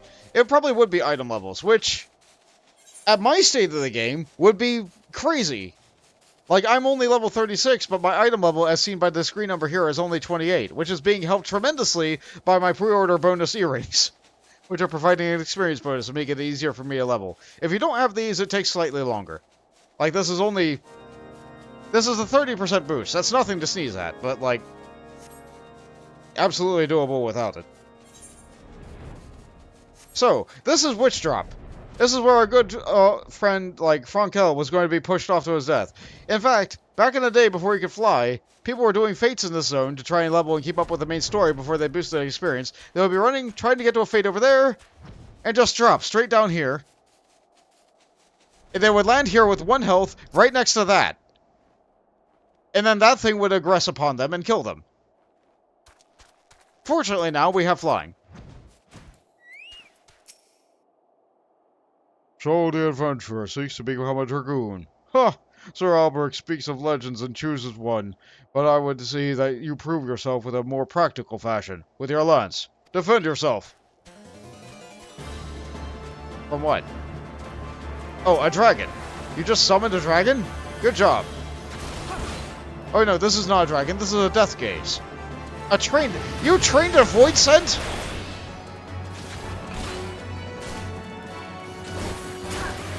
Or is this the type of death gaze that's just a bird?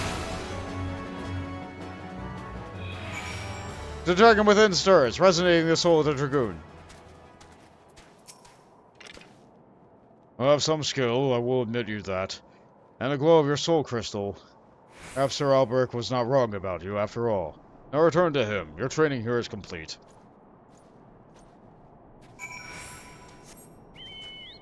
Alright, back up we go.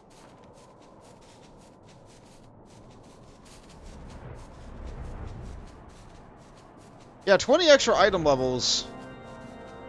That's not awful. Like, that's a pretty significant jump of stats.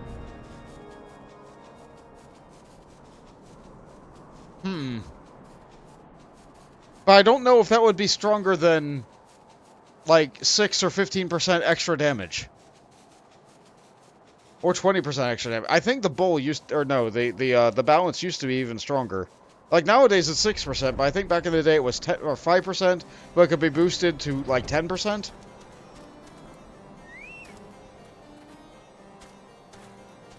I'm not sure. The numbers are hazy. I just remember the gameplay was excellent. The soul of the dragon grows ever stronger within you, Bont. Clearly, your trial was a rousing success. I need only observe your crystal to notice as much.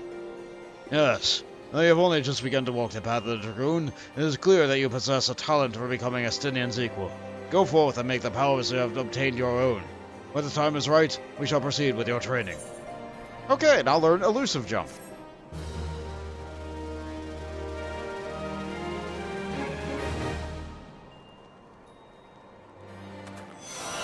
The inner dragon grows stronger. And now I can't do that quest because I need to be level 40 for that. Okay, so this new ability I learned makes you jump backwards about that many feet. It moves that set distance every time. This is not a jump for harming. This is a jump for getting out of there. This lets a Dragoon be greedy. This lets a Dragoon stay in melee until the very last moment and then jump out right before the AoE goes off. This also leads to a lot of Dragoons jumping off of cliffs to their death. Which leads more credence to the Dragoons being, like, dead all the time and being the floor tank. Can't win them all.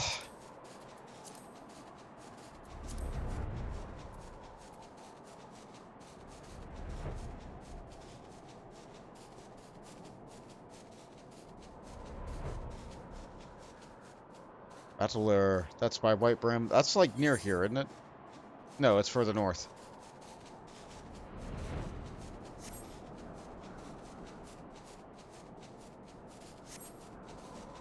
Finish with yours. Also, tin can. Well, you don't have to wear the tin can. And you also have a nice glamour. I think you can apply it over it, but I think while you're wearing the tin can, you can only put a chest glamour on that, so you don't have a head glamour, so you're not wearing your iconic hat. So I can imagine how that feels pretty bad. Alright. You up? Let's do the new dungeon. Sunken Temple of Qarn. I don't think I've done this one on stream. Oh, thank you for putting me the armor. Hat and shoes don't appear. Yeah, that's the nature of the tin can. It feels real bad. Sunken Temple of Qarn. Under the unforgiving Thanalan sun lies the ruins of an ancient temple half devoured by shifting sands of a timeless desert. Though used by ancient Baladians as a place to worship the sun goddess, Dzemael, portions of the massive underground structure appear to be far older than the Astral Era civilization. That, however, did not deter Baladian sultans from each adding their own chambers to the original constructs in a bid to achieve immortality through creation. In subsequent years since the fall of Baladia, many an adventurer has sought to explore the temple's mysteries, and perhaps return with the treasure of a lost era, only to fall victim to one of the complex traps, set to prevent the very thing from happening. And I'll kill some of these in order to get some more experience while I'm waiting. Oh, these enemies are much higher level than me.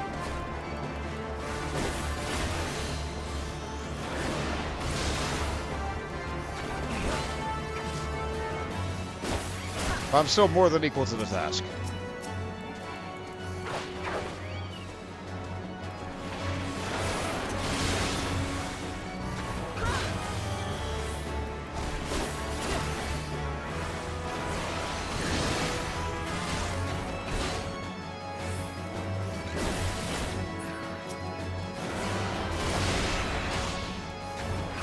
I apologize if I miss any chat messages. It looks like Twitch is once again being funny with me and constantly sending me out of my room. I fear that might be a consequence of the latest amount of streaming going on by commercial companies. Not much I can do about that. But if you send in a message into the chat and it doesn't appear on the stream chat, I didn't get it.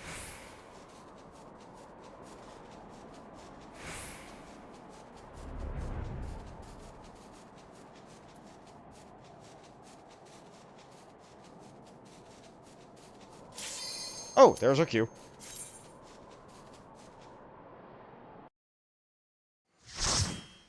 Gonna let the cutscene roll in. Oh, I got targeted immediately? That's a good sign.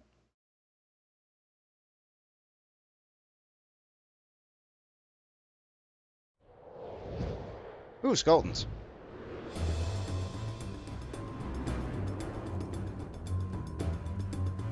The Sunken Temple of Qarn, Thanalan.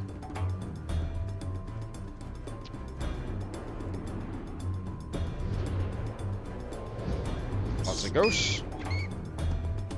And there's us.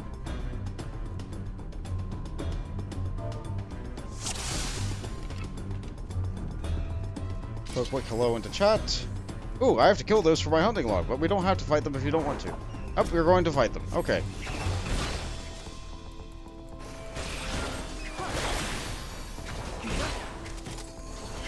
Now that I'm thinking on it, I don't need my own progress messages in here. So I'm going to futz with my settings. In the middle of combat. These things don't hurt that bad.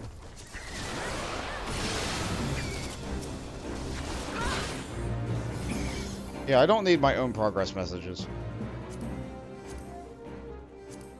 I know when I level up. There we go. Yeah, now I can really see everybody in chat. Having two chats at once.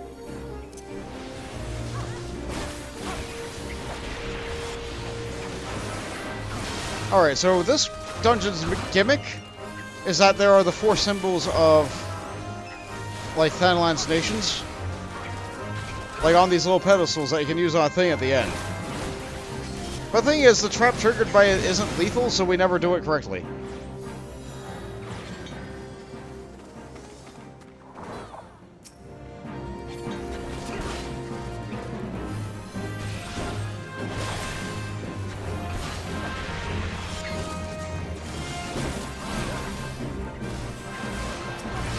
You get a little bit of extra loot if you do manage to do it.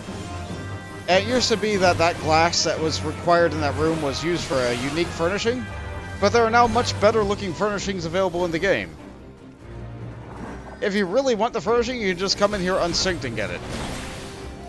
Because it's a 100% drop. It used to, like, be a chance. It used to be that going in there was an opportunity like, oh, I can get something inside the dungeon. Some real priceless treasure. I can sell on the market board and make some quick, easy gil. Made it actually feel like, you know, a dungeon.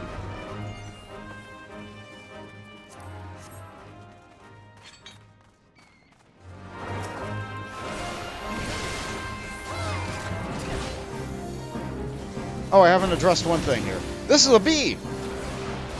Bees in Final Fantasy are well known for using their special ability, Final Sting. It will kill the bee, but it does like 10 times the amount of health that the bee had in damage to the target of the sting, which will usually mean that the tank dies. Fortunately, IV is pulling really small, so we're not gonna have to have a problem with that. But if you try pulling, say, the entire front of the dungeon and everybody in the group is only spamming AoEs and you don't have anybody specifically targeting the bees, those bees are going to live long enough to sting, and your tank will die.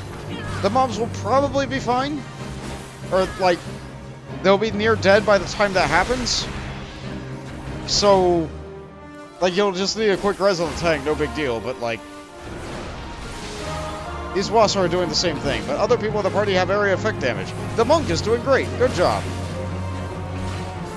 Okay, the boss growls, I am affected by Doom. I'm gonna step on this orange panel, the Doom is gone. If I don't cleanse that, I'm dead. Doom sure is a status effect.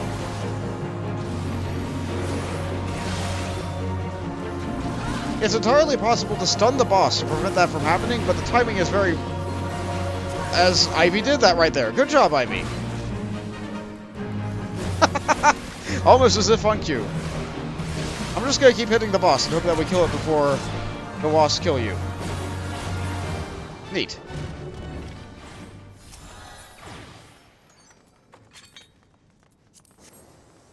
Wait, did I get more loot from the previous dungeon? I did. Let's wear that. And... okay.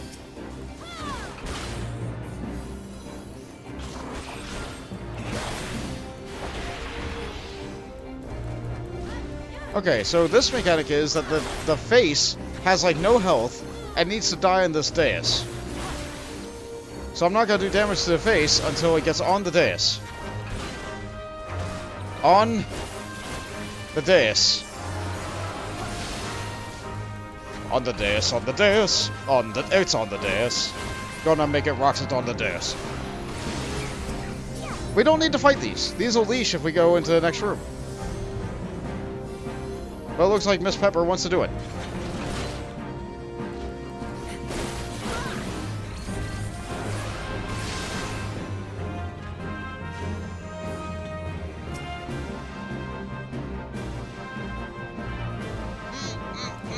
Okay, cool. Yeah, the healer really wants to just go, but Miss Pepper wants to fight more mobs.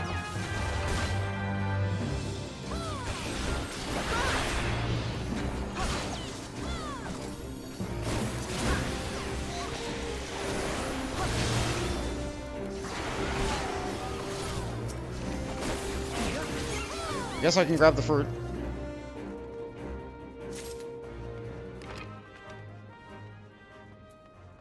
The healer is now stopping to type a message, I believe.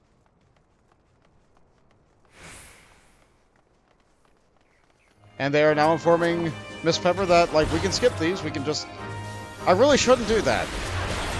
Because that's like, the whole point that we cover the chat. I shouldn't say what's being said in chat, because, like, that's their right to be able to say something. I can just... I made an assumption that they would say that, and they did say that. This is the way it is now. You don't get experience for killing mobs in dungeons anymore. Only... yeah, you only get experience from killing bosses. They took all the experience of all the mobs before a boss, and just shoved them on the... and just shoved them on the boss. So when you get to optional dungeons like this, where there are side paths, the optimal way is to just skip everything. And that creates discrepancy where things can happen in a group. This time we got off really good. I've had people leave a group because I pulled an additional pack of mobs before. And not just in this game either. But fortunately we're in a video game and we're able to talk things through. This boss's mechanic is that the Guardian has an extremely high defense buff.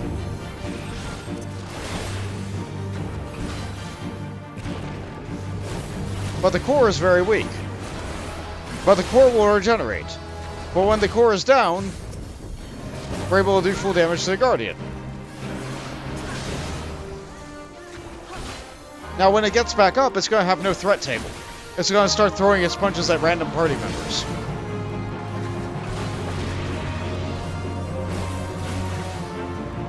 We're doing great damage, though.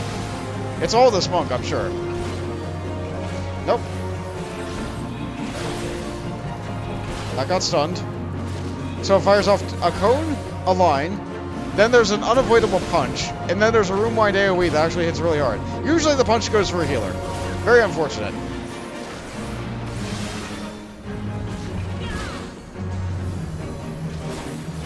Yeah, here's that room-wide AoE. App. Just like that. Do I know my battle type? Bartle type? I'm assuming the R is intentional.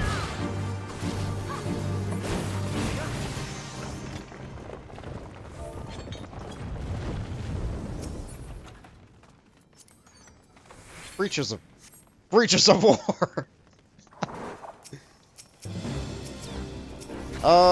If it is Bartle type, no, I have no idea what Bartle type. When it comes to Final Fantasy games, though, I just love, like, all the roles are really good.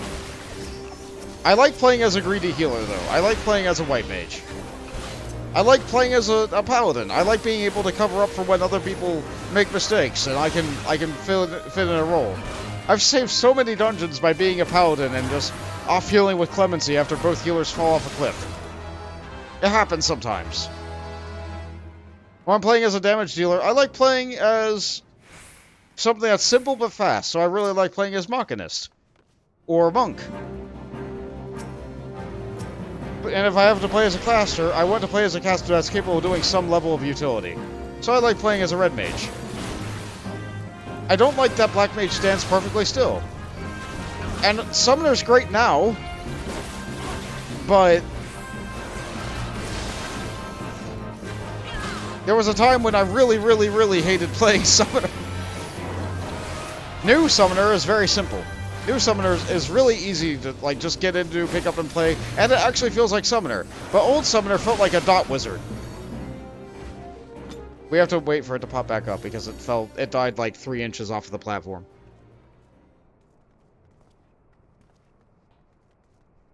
I'm repeating things I'm repeating things I've said in, like Mentor Roulette videos, but not everybody watches all those, and there's lots of stuff. Those were just test streams.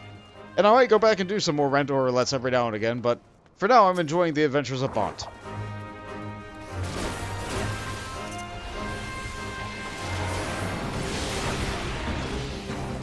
With these crocodiles, they have a rear cone AoE that is stronger than anything they could possibly do from the front. And that's why I'm staying firmly on their flanks. That's also why I think I want to focus on them first. Like, as bad as the Ghost Circle AoE is, it doesn't really hurt.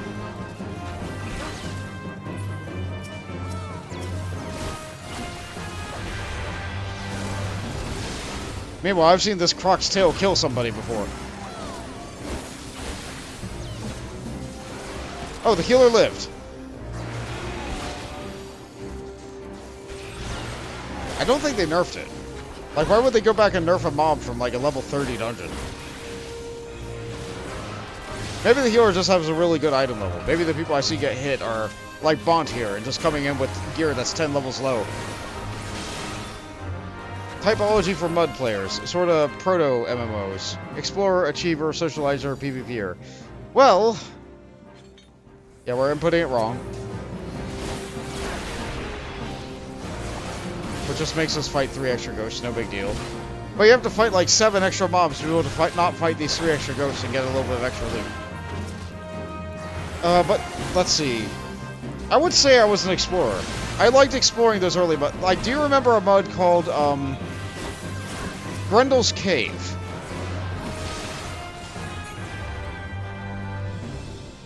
It was based off the really old story of Beowulf. Like, the ultimate goal was to kill Grendel and then his mother. But there were all sorts of mythological creatures and beasts inside of it, like hipposurfs and, like, purple worms and... It was a mud. It was an absolute mud. And there were hardcore servers, and there was normal servers. Like, there was just all sorts of different lobbies and stuff. You wanted throwing weapons for enemies that flew. You wanted melee weapons for other... Like, it sure was a game. I spent many an hour in the library in school playing a mud.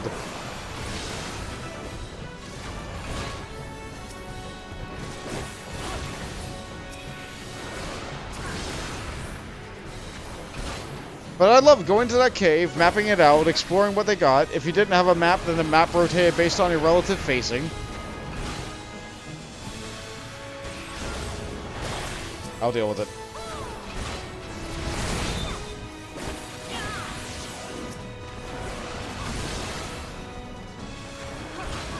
I should be talking about this boss. Like, they have Paralyze that you're able to, like, interject. They have all these ads that you're able to deal with. All these lasers that you have to dodge if you don't deal with the ads. All those aimed at me!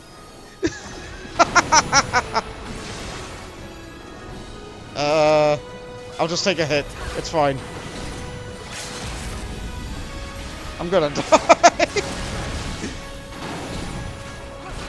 Never mind, I'm alive.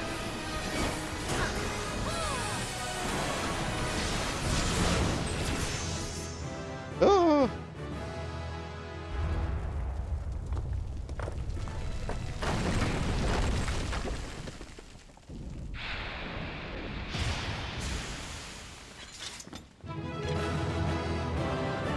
That sure was a dungeon.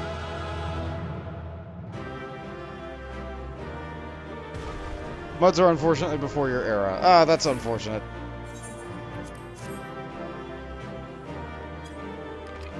Let's see. Boots and book. Okay.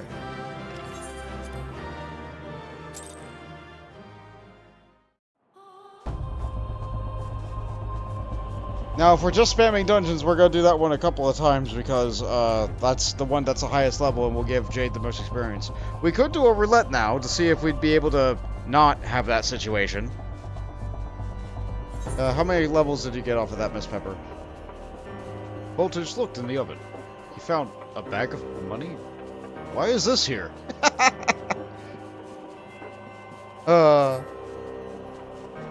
It's funny the things you find inside random containers in video games.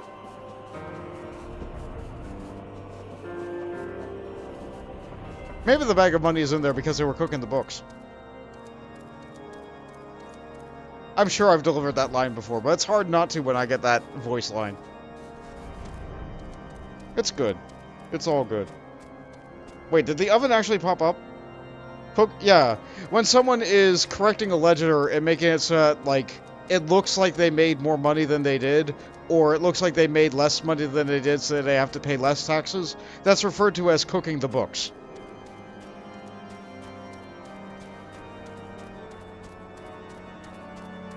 You find it a lot in old, like, criminal dramas. Like the corrupt accountant.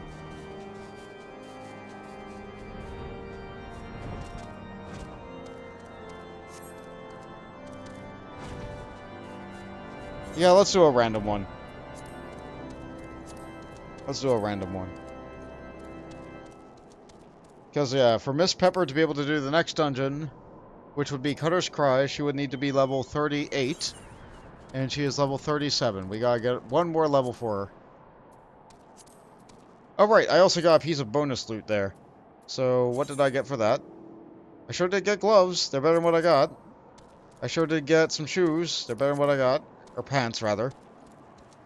Alright, yeah, we'll do a random one. So not literally book baking. Yeah, book baking would be a fire hazard. Like, you're just burning the books in the oven at that point. In that case, like, why aren't you just, like, using a campfire or something? Alright, random it is. Do a ready check to make sure she's ready. Okay. That sound is still jarring to me. It is what it is.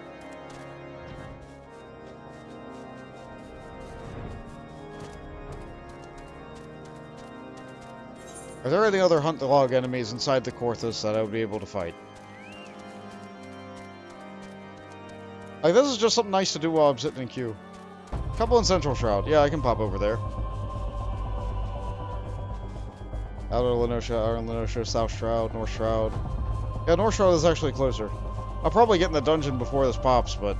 Or get in the dungeon before I find this thing, but... It's nice being able to see where you're going inside Korthus when it's not having a giant snowstorm. It's nice seeing the enemies pop out of existence as you move too far away for them to be loaded in.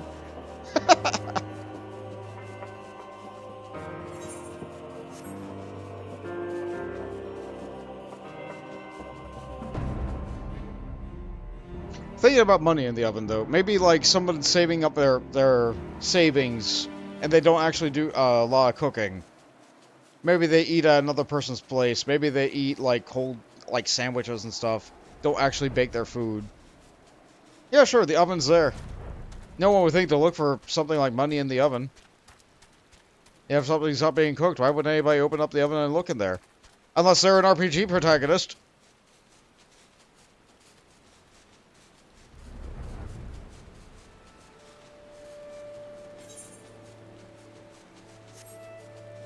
There we go, here's the Dryads.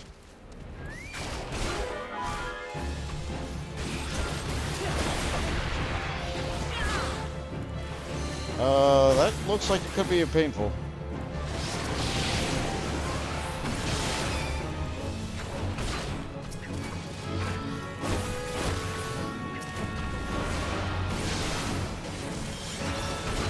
Chain my hits.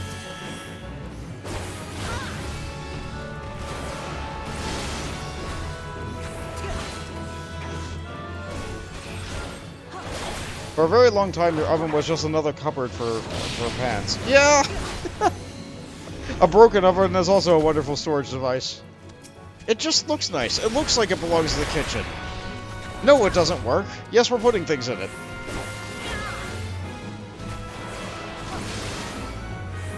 Oftentimes, that's kind of what the microwave becomes for us.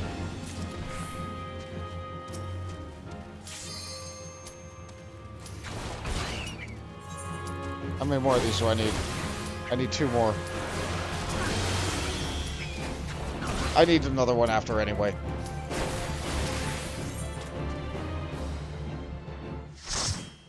Say hi to the people. And then promptly... The same dungeon again! You know what? This happens when you're leveling sometimes. You get multiple fates in the same order, you get multiple dungeons in the same order.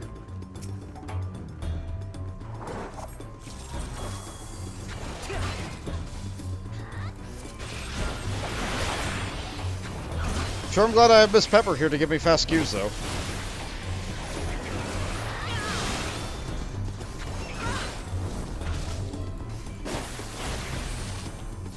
That said, I feel like I was using my time effectively.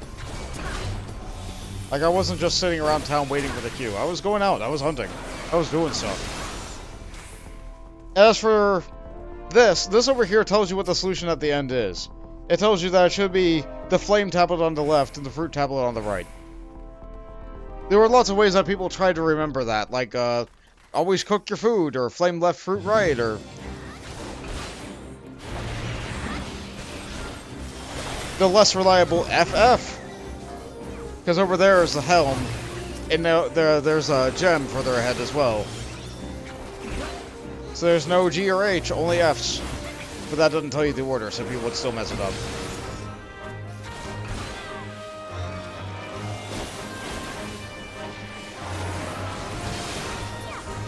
Either way, we don't need the helm and we don't need the gem. Actually, I technically haven't mapped this dungeon. In order to map the dungeon successfully, you do have to grab all the tablets. The other rooms just have, like, chests in them, like, containing potions, I think.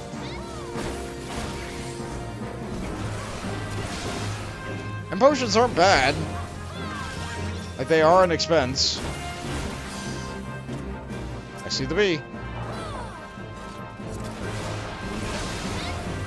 I'm making a beeline for it. Ha!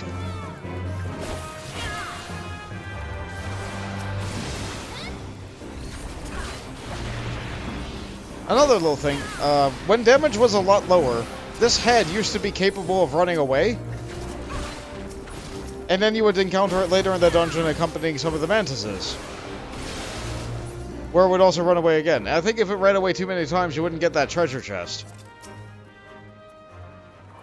Which has whatever that is. Okay, what is this blood cry? That sure is a white mage weapon. I can't use that.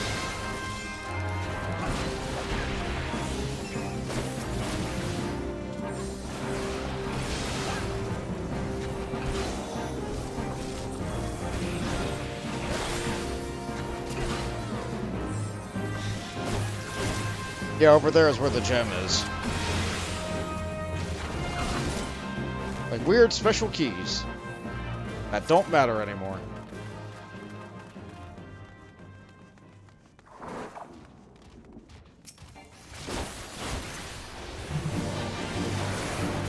It's a little sad seeing mechanics become irrelevant, but at the same time, I guess it just makes it more accessible for new players. Oh good, they gave me a balance. I think I got hit by that. Yep, I did. What does that do? Increases my damage taken. Oh well, no big deal. I'm not the tank, it doesn't matter.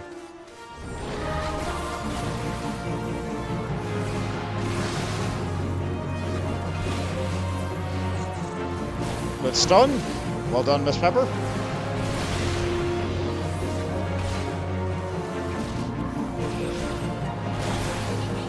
You know, since I haven't plugged in, I could have you be on stream if you really wanted to be.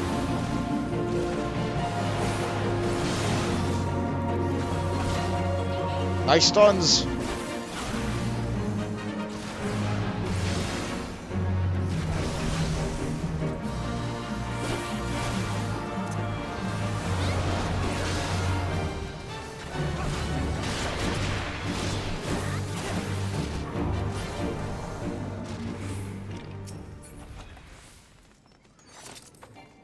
I already have them.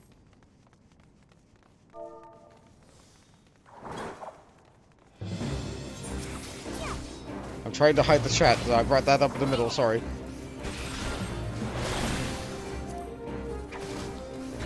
I just wanted to point out that the stuns were good.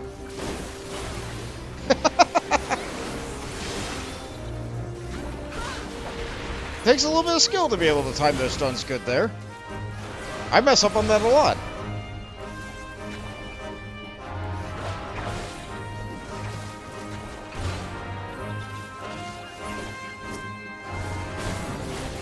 I think he's on. Yeah, okay. And we can just run past. We don't have to take them. We don't... Okay. Some habits die real hard.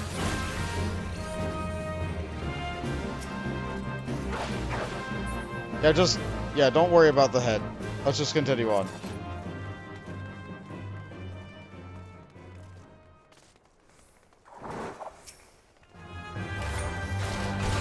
Not a lot of dungeon mobs leash, which means that they'll return back to their point of origin, like a mob in the overworld. What those heads do? Yeah, they're just right over there.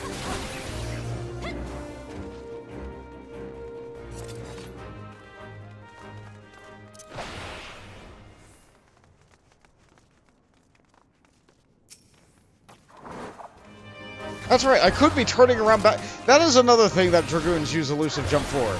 Because it always sends you backwards, it has the unusual quirk of being able to be used by propelling yourself forward by turning around before you use it. I am not good enough at this game to be doing that all the time.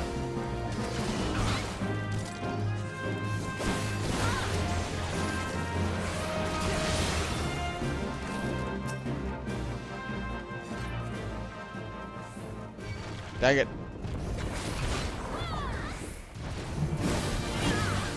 I don't know why you stopped. Sorry.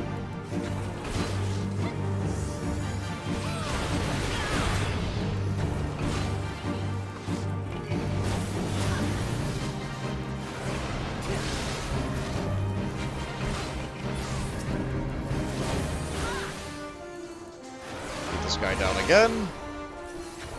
You know, a spear really isn't the best weapon to be fighting a rock monster.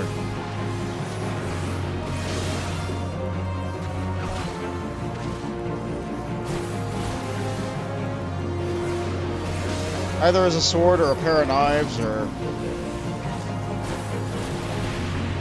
Honestly, the stars might be the best thing we got. I'm fine, thank you. Are you gonna punch me? No. Oh, you punched... Yeah, it's still punched the healer, I see. Well... Oh, I'm attacking the wrong thing. Oh, I'm silly. I'm a silly goose.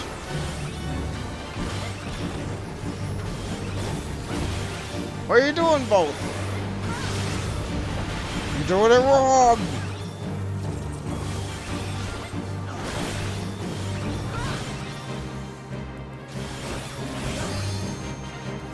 I could let me break this now. No, not worth it.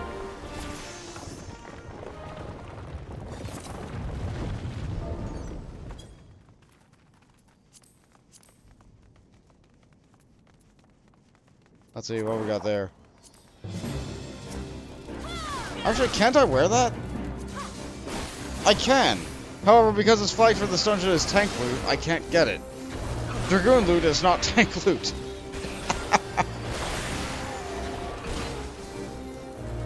Later in the game, they make a better distinction about it.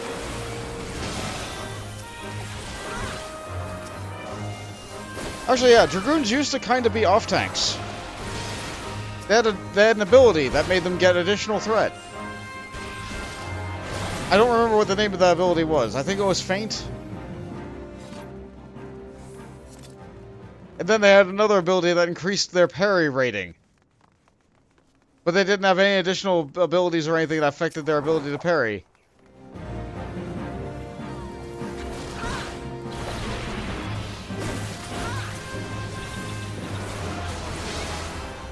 So they were meant to get aggro on a second mob, so that the tank didn't take too much damage and die, so a healer could put regen on two different things.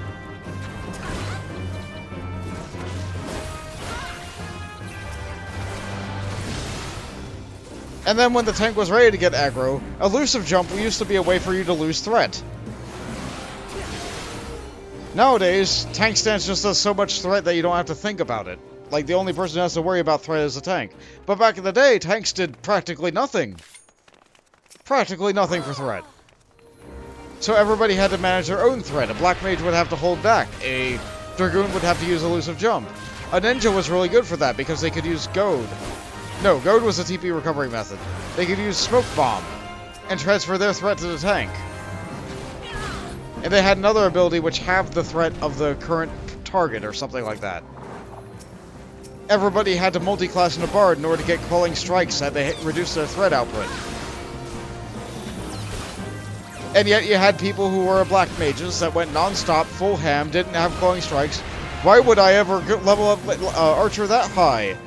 Quelling strikes doesn't increase my damage, so why would I ever use it? Just tank better, they would say. And so that's why the system is what it is now. Shame. What can you do? I will tip the scales. Oh, no, no, no, no, no. I will tip the scales. There we go.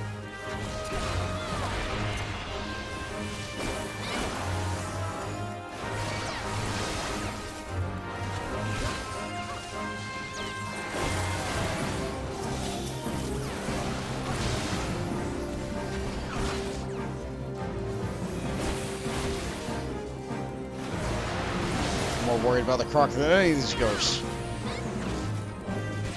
I think they're AoE silences. You know what? I'll get hit by one. Yeah, I got silenced. So it would be really dangerous for a healer to get hit by that. But a healer doesn't have AoE at this level anyway. So I would be standing this close.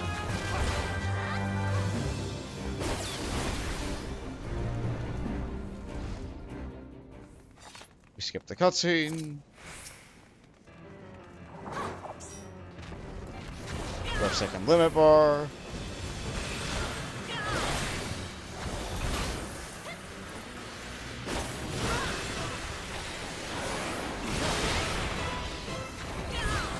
All good.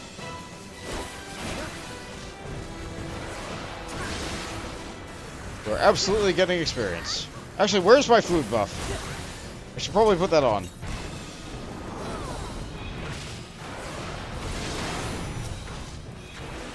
It's not quite on it.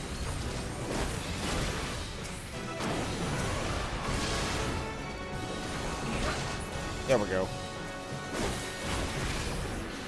Oh, that's on me. I think I have a spine drop. Nope. Yeah, it worked. Oh, that guy got it first. That's fine. I probably should have elusive jumped in there. That would have been cool. Didn't think to do it.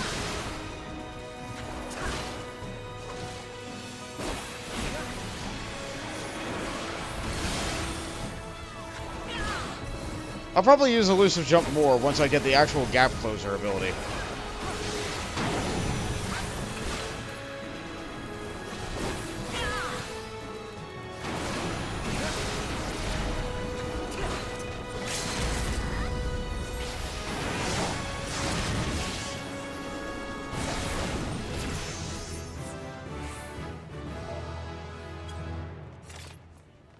So that means I'm ready for my next Dragoon quest. Definitely faster than the Fates were. That's to be sure. Let's see. I got the jack coat, and I got the chainmail. And I got the boots. I did not get a weapon, though. I would really have loved to have gotten a weapon, but oh well.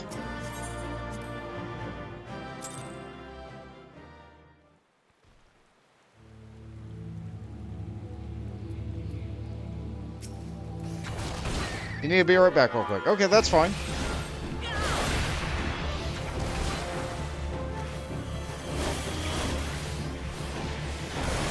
I'll take this time to go and kill a couple dryads and stuff. You're betting on pitch black. Oh, you're going to roll in the oven again.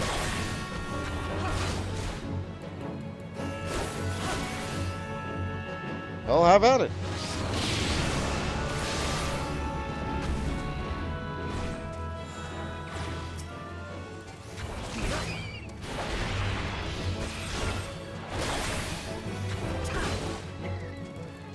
I'm glad you like the oven regime, by the way. I was worried that, like, just me talking would be a bad alert.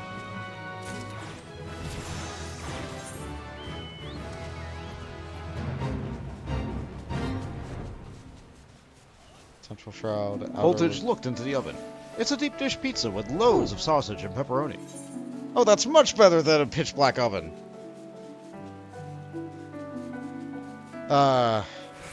You know, pizza does sound really good.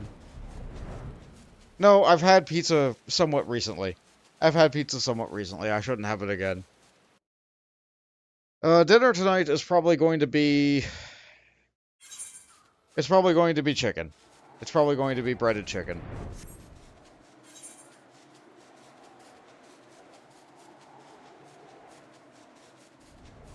Probably with a potato as a side.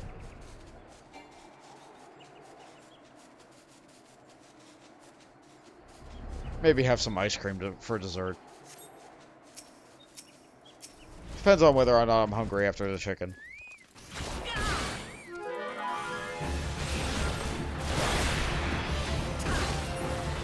Yep, these definitely die a lot faster than when I was a paladin. Or no, a marauder. I mean, they die faster than I would if I were a paladin too, but like...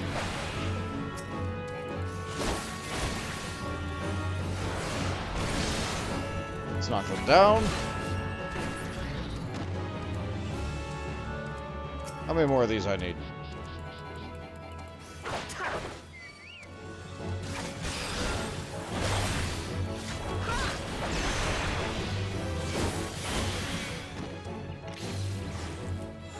What's that? Outer Lenosha, Eastern Thanalan. I remember the Mirror Knights. Yeah, we can go to Eastern Thanalan first.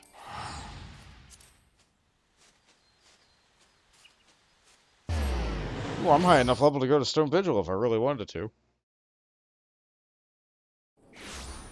But no, Miss Pepper is not quite that level yet. When Miss Pepper gets back, we will go to Cutter's Cry. Another dungeon I haven't done, but you can tell because I don't have the green check mark on it. I suppose I can read it while I'm flying. Cutter's Cry. Near an old mountain path, once used by 6 Astral-era woodcutters as a detour through the more perilous stretches of northern Thanalan, lies a cave sought out only by the ignorant or the foolish. Upon first glance, their shade of its maw might appear inviting to one who seeks to escape the punishing rays of the midday sun. However, any good woodcutter knows to keep his distance, for it is said that those who enter this place never return. The cries of the damned echoing up from the depths are the only testament to their folly. Heed this dire warning, and you may yet live. Ignore it, and soon it shall be your screams that add to the cacophony. Surely sounds like a dangerous place.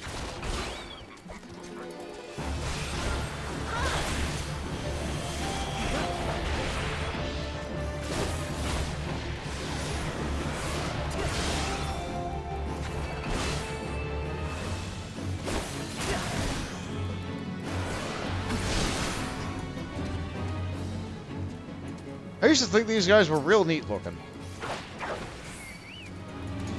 I'm not sure if they're mutated by the corrupted crystals or if they're like shards of Dalamud that came back alive.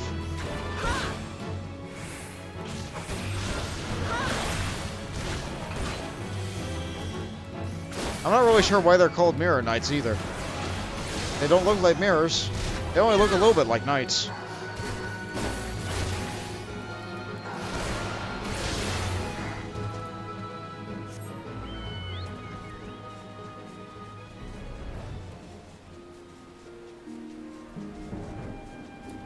There's a great big one. Okay, you know what? Maybe this fate information will tell me. The Big Bagoli Theory. After showing absolutely no signs that they were any more than twisted masses of metal, debris fallen from Dalamud 5 summers past is coming to life and brutally attacking those unfortunate enough to come across the inorganic creatures. One of these Mirror Knights, as the people call them, has been sighted destroying a farmstead nearby. So they're just pieces of metal that came alive for no reason. Got it. That sure is a Final Fantasy thing. 2 more of them.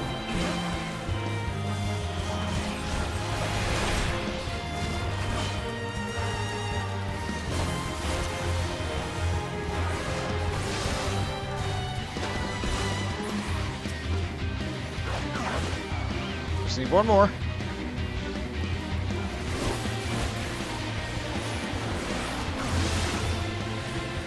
It's not gonna come over this way. Nope, never mind. I lied. I could probably take it, but I don't want to.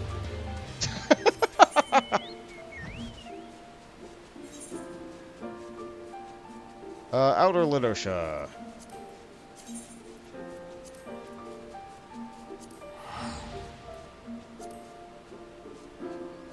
Wow, I've already burned through all my rest experience. How about that?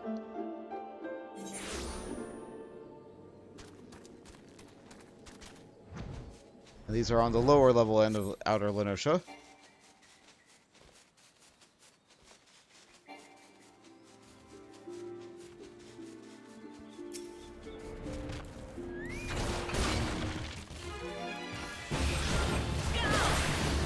The golem has never before been so sorely tested. As golems are just out here.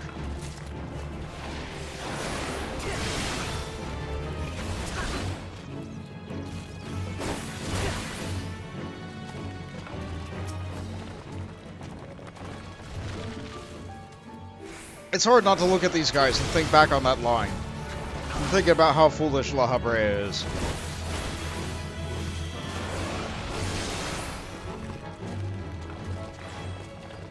Okay, that's that one. Ringtails. Oh, right, yeah, those are the monkeys. Alright, so this area of Outer Linosha has like wild beasts that are not native to it. And like way up here, far off in the corner, away from absolutely everything else, is this really nice hermit's hovel, which I think only like a few side quests maybe send you up here to do anything about. It's just this nice little house out in the middle of nowhere. I think maybe an early Machinist quest sends you out here, but like otherwise, this area existed in a Realm Reborn, and there was nothing here. It was just a really nice area in the corner of the world that you could just go off to and be at and just enjoy it existing. It's really nice.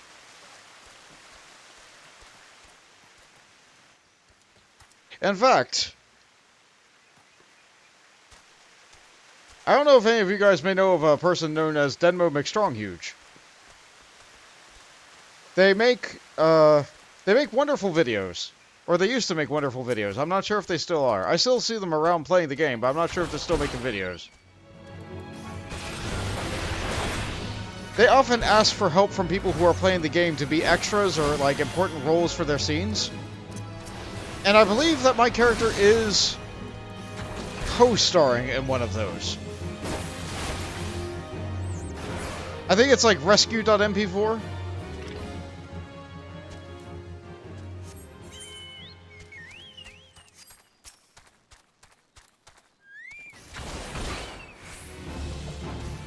All their stuff is great. But I remember that I was in that one. And that makes me smile that I can always go back and look at that. It doesn't have my voice, so like if you didn't know that character was me, then you just wouldn't know.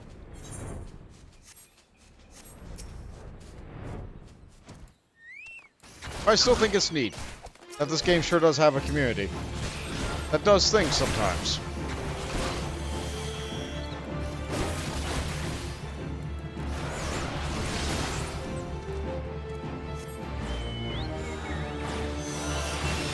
That's a lot of experience.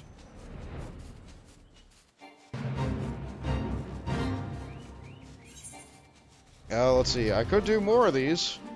I could do more hunts. Is there anything more in Outer Lenosha while I'm here?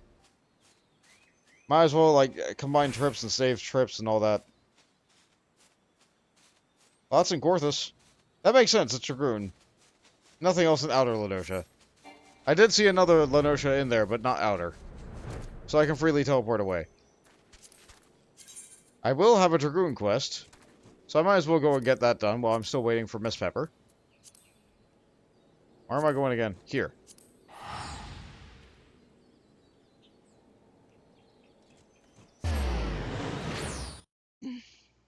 Welcome back. Yeah, I can put my Dragoon quest off. No, I would be synced down to level... I would be synced down to level 40 in this next place, because the next one's 41.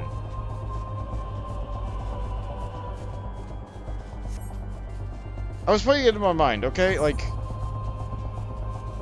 I'm pretty sure one run of this dungeon will be able to level you up sufficiently. Actually, no, that depends on how far your experience bar is.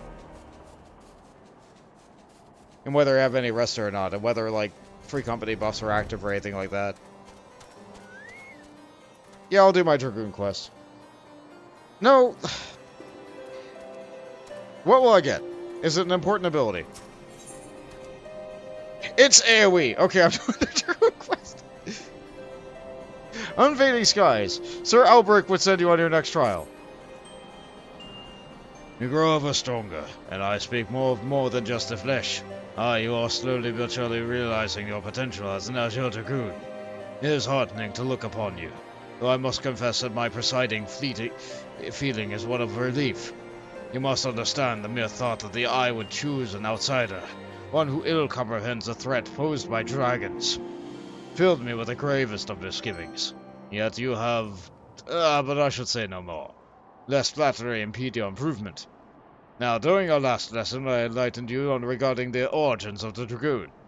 You would recall how Haldrath heroically triumphed over the evil worm Nidhogg, and Ishgard came to possession of the Eye. Tell me, Bont, do you believe that these events truly transpired? Are you inclined to think them fairy tales? I ask you this because few folk have seen dragoons and dragons in the flesh besides we Ishgardians, and most would as soon dismiss them as products of the imagination. Alas, dragons are no less real than you and I, with Nidhogg perhaps the most real of all. In the course of its history, Ishgard has suffered the creature's wrath on 8 separate occasions. Each time the Great Worm rouses, the blood of countless Ishgardians is spilled. Let us revisit the past once more, Bont. This time it is 20 summers past, and the place is Dravania. After a century in slumber, Nidhogg awoke once more to resume his reign of terror. Entire villages were razed to the ground, their inhabitants reduced to smoldering ash. Sensing the Great Worm's unbridled rage, others of his kind began to rouse, and in such numbers as blot out the sun with their wings. A deep foreboding darkness swept over Ishgard. Raging infernos painted the bellies of the skies an angry red, the agonizing screams of innocence fading with deathly silence. And in my station as the Azure Dragoon, I was there through it all, a witness to all the horrors. But there was no time to offer even a silent prayer.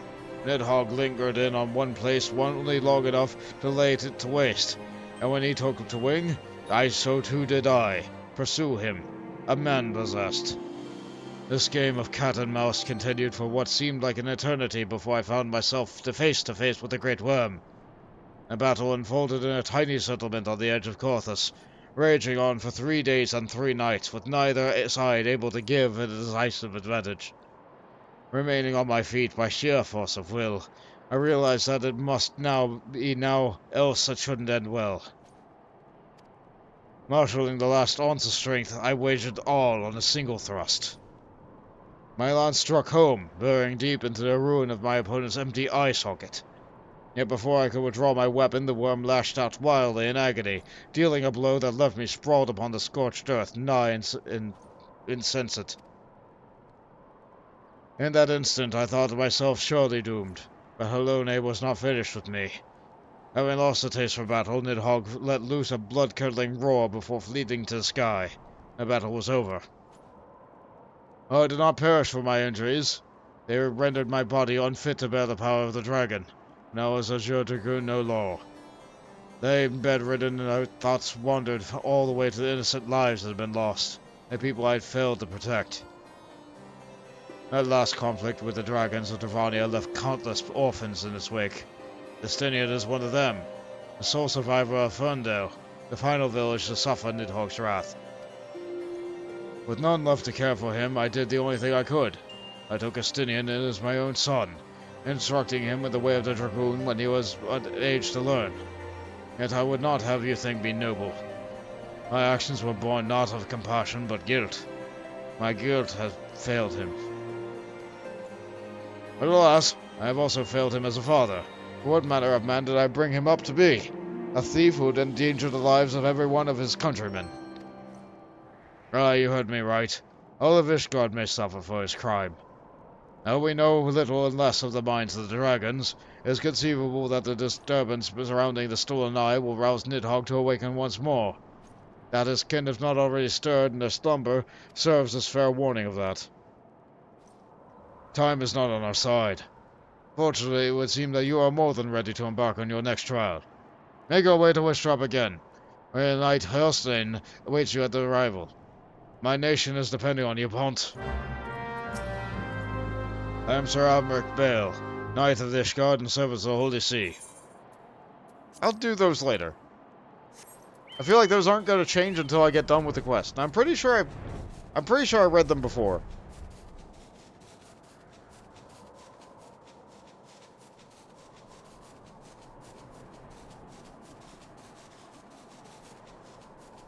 So back before the days of flight, you would teleport to Korthus.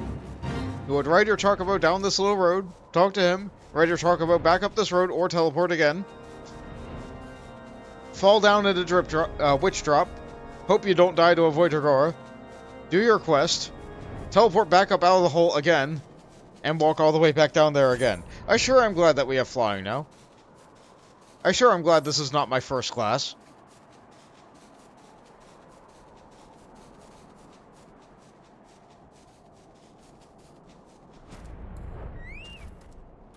Let's see.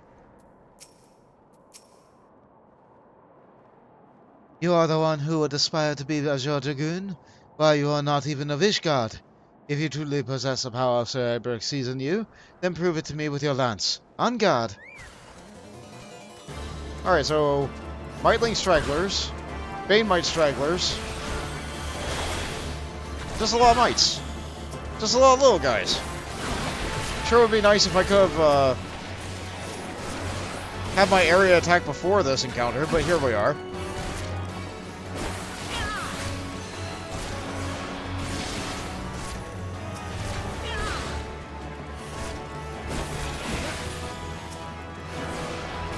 My gear is still sufficient to do this.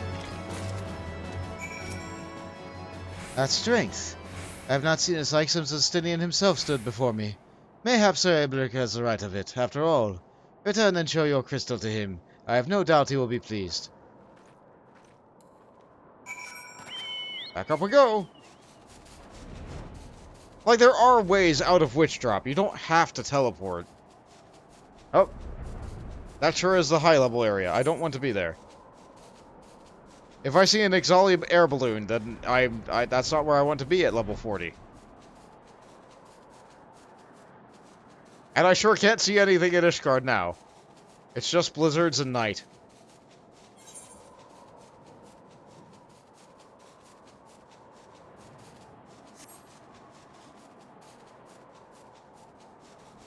No rested. Free company buffs don't work here. Yeah, because we're not in the free company. Well, at least you have food. At least you have food and the experience buffing pre-order bonus earrings. You have passed yet another trial with flying colors, Bont. A day when you may stand before Justinian as an equal is not far off. And when that day comes, the Eye will choose you over the traitor. I have no doubt of this. But we must be patient still. For now, you must continue your training. When you can do more on your own, seek me out once more.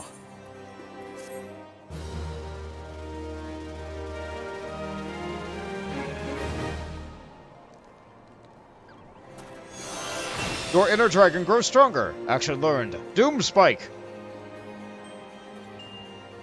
Alright, this is a very important skill.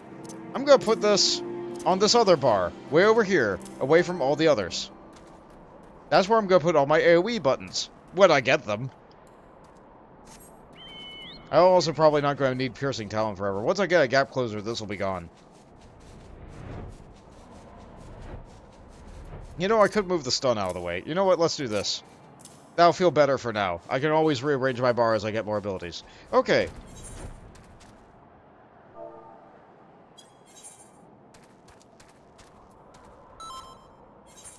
Cutter's Cry. Might have to do a second little thing afterwards. Might need to do a little bit of Hunting Log. I don't know if you do Hunting Log. We'll see. In the meantime... White Brim, White Brim. Isle of Umbra again. East Shroud, East Shroud. South Shroud. I might see some things down here in this... Yeah, Boulder Down. Some wolves.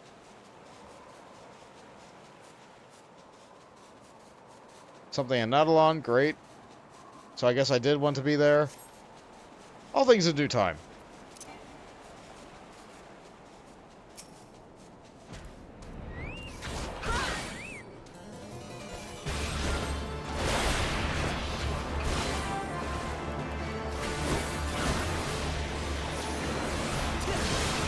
How much longer do I have left on Medley? About 3 minutes.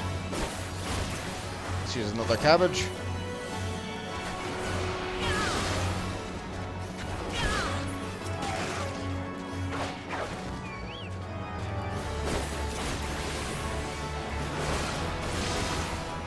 I'll be fine. Medley will keep my health high. I'll be fine.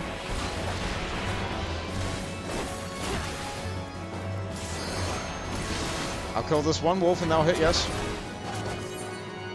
Okay. That means when I get out of there, I'm probably gonna fight 2 fresh wolves.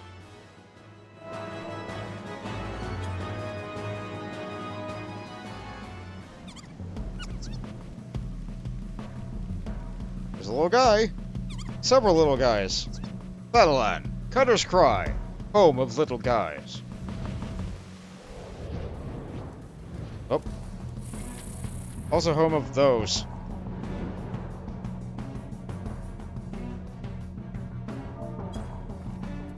Alright, let's properly hide that. We're all here, none of us have a good plate, that's fine.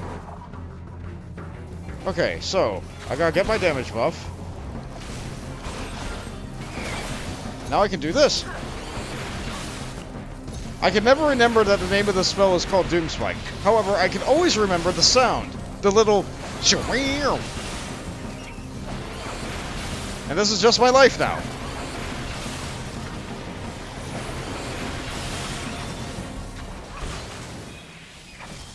I only should do it when there are 3 enemies. When we get less than that, just hit him with a stick.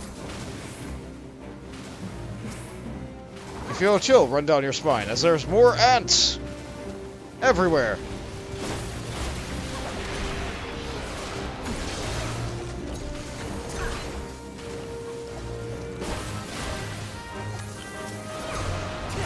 And the time of day does affect this dungeon. Like, there's lots of light peering out through the top of this place. It's very porous. Until you get down to the areas after the second boss.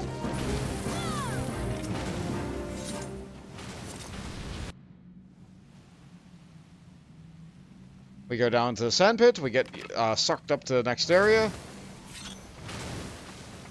Like, how are we getting out of this dungeon?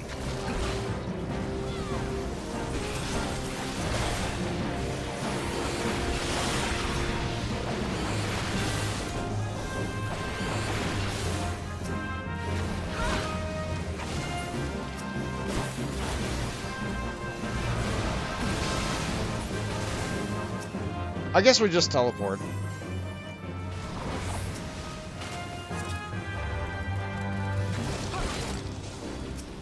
Get my damage buff back up. Most AoEs in this game are either a circle or a cone. Dragoon are special.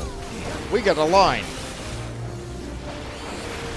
Fortunately, the way that Miss Pepper has them arranged right now is perfect for that. That's not always the case.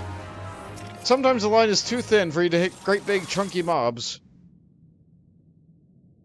Especially as they appear in later dungeons. So some mobs are just pushed out of the way that there's no way for you to possibly get all the mobs with your line.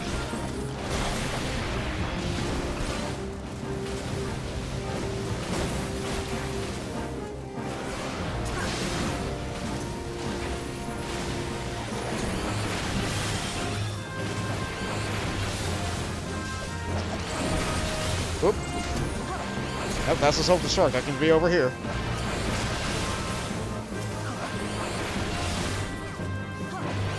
Fortunately, the Dragoon area attack does have a bit of range on it. So I can stand just outside of that self-destruct area and still hit my target.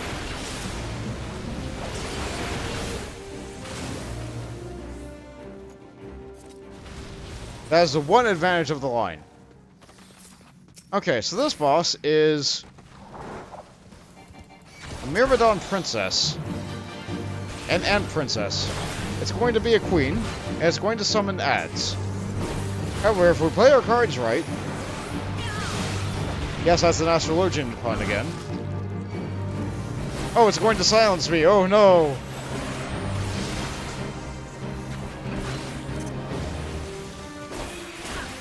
I guess I deserve that after that pun.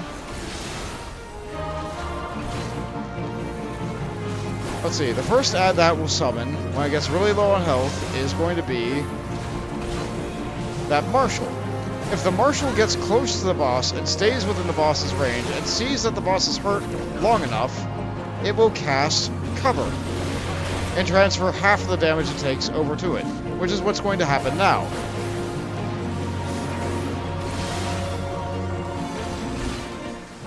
As you can see by that line, it doesn't matter. I'm going to hit the boss through it. I'm not going to worry about the Marshal. I'm going to hit the boss. It's going to die. There's also a ton of ads right now. It's fine. Back in the day when damage was lower, one tactic for that boss was to have the tank ignore all the ads. Have the healer heal the tank, and then just run circles around the room. The room is this giant arena. And you would just never have to deal with it. Now for this room, since mobs don't give experience anymore, we can just rush to the exit. Provided that Miss Pepper feels comfortable doing that.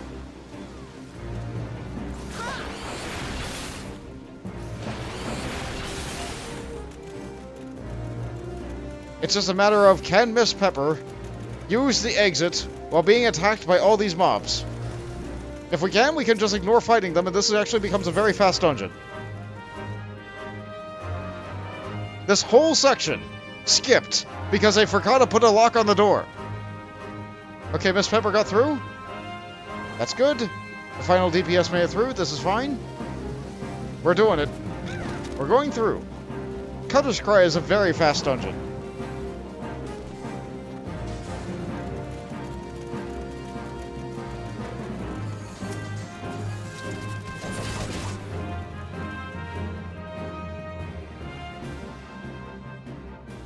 Oh, she's dead. Well, the healer pulled the boss. That's okay. What's going to happen is, when the boss room locks, it's going to pull Miss Pepper in. That way she doesn't have to worry about fighting all that things. So it's time for me to be a Dragoon and just off-tank.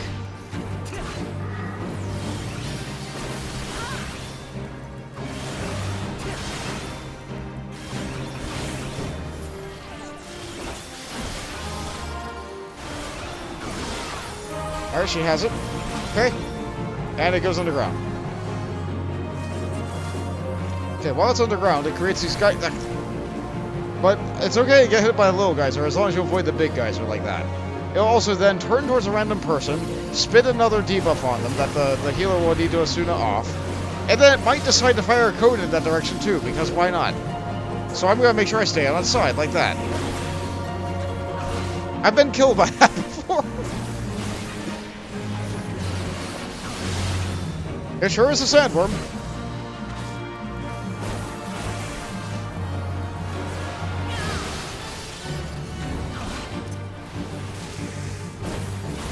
Oh yeah, just run away from the arena right when I pop my cooldown.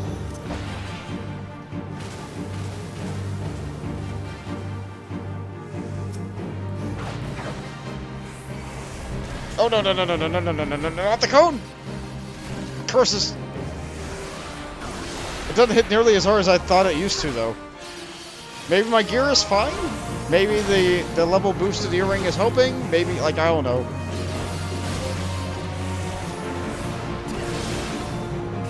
Maybe they softened it up. I don't know. I remember that killed me once before. Maybe twice. Oh, not again. So this time it's a great big... Okay, this time it's random, like, pulses of this everywhere. Which is fine. And then it comes out of the middle. It does have another combination it can do where it can just, like, vacuum everybody in. Hey!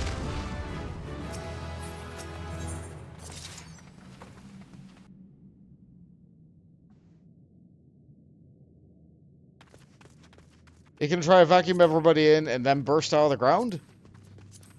It didn't do that this time. That is an upgrade.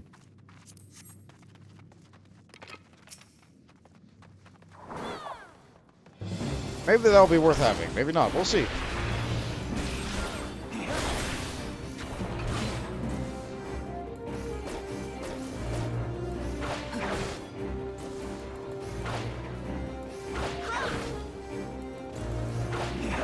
Oh, we don't need to go that way. This way has treasure. This way has treasure. If Ivy wants loot, she can go and get loot.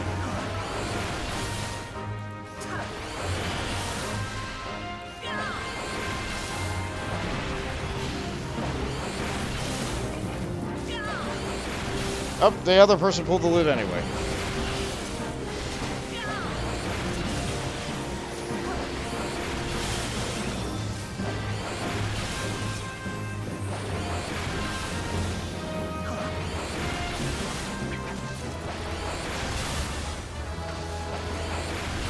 Wait, the Elmo? Hold on. Is that more Dragoon and Flute?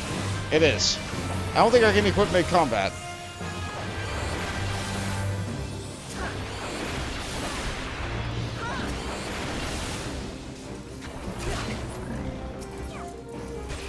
And a ring. That would be great if I wasn't using a boosting ring. Okay. That's on.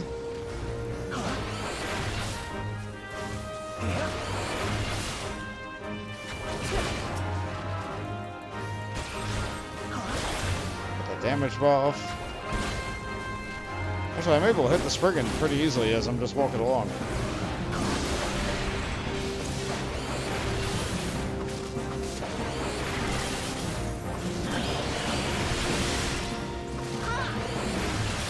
I'm not sure if the healer wants to just go. Wow.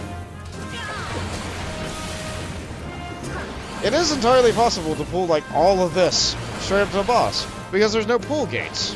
There's no doors. There's nothing stopping you except, like, your limited tanking cooldowns and healing capabilities at this point. But healing is overpowered at this level. So as long as the healer just casts whatever Cure 2 is, it might be Cure 2 or Benefic 2 or, like, Adloquium. I don't know what it's called for Sage. I think it's like... Yeah, I'm not familiar with Sage's stuff enough. I know it's like pylons. And people need to construct more of them. Oh no, Miss Pepper's down. Okay.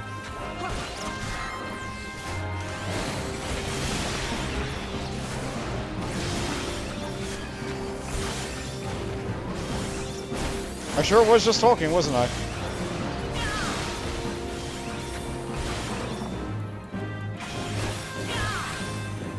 So I grabbed one of them and I just went.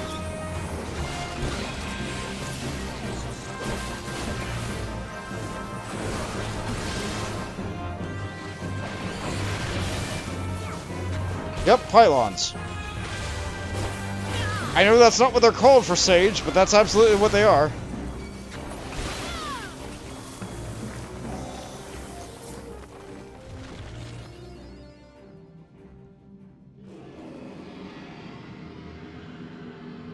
And look, as foretold, a Chimera, which they already pulled. What's the influence for Sage? Okay. Their design principle for weapon is, this weapon looks cool. What class do we put it on? And given that Sage was just like a catch-all term for like any kind of like mixed magic wizard in Final Fantasy, they decided that, like, you know what, Sage can use this cool weapon. Now that's Dragon's voice, I need to get in. So they look like they're using a weapon from like Neon Genesis Evangelion, where they just have like all these things floating around them, which are called new lists. Dragon's voice again, I can stay meleeing.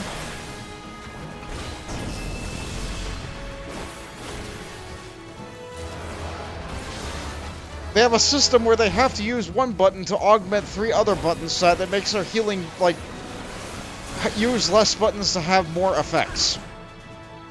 Ram's voice doesn't... Get out. Okay. Easy dodge. Yeah, Sage is fun. It doesn't feel very strong when you compare its healing to, like, other healers. But they have a lot of overtime effects. They're very on top of their healing. They deal more with damage reduction than they do with actually healing, I feel like.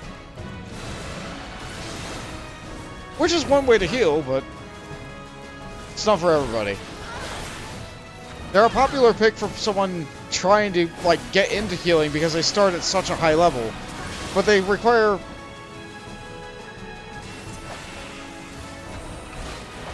But they require more, like, technical thought than someone who's, like, just picking up healing for the first time might be able to, like, acquiesce. Which is why their initial, like, starting quest might seem really difficult. Like, oh, shoot, oh, shoot, oh, shoot.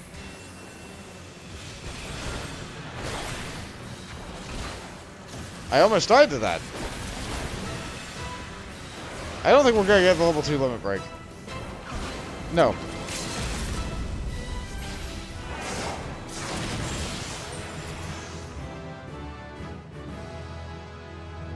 I sure killed the Chimera today. With everyone else's help. Still, only a fraction of the power of Godbert.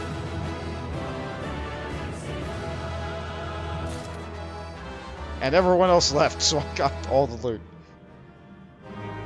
That feels bad. Okay, what did I get? Got some new pants. I got a new bracelet.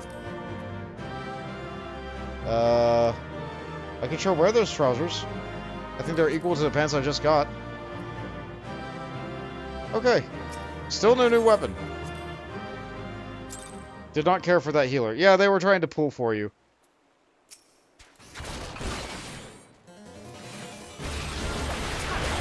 Oh, let's see. Did you get enough levels off of that? No, you're level 41.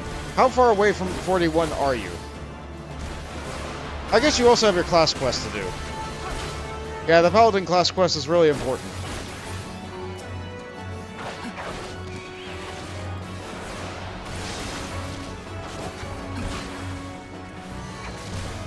You're at the very tip of it. Yeah, doing your class quest might level you.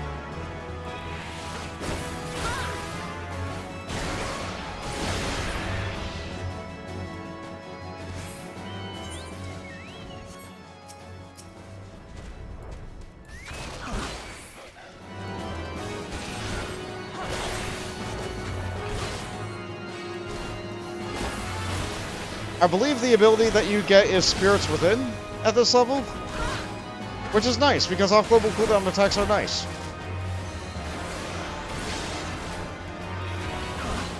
I'm sorry. Abilities. Ugh. I feel like off-global cooldown attack better explains what's going on, but maybe that's too much of a mouthful. I know people shorten that to, like, OGCDs.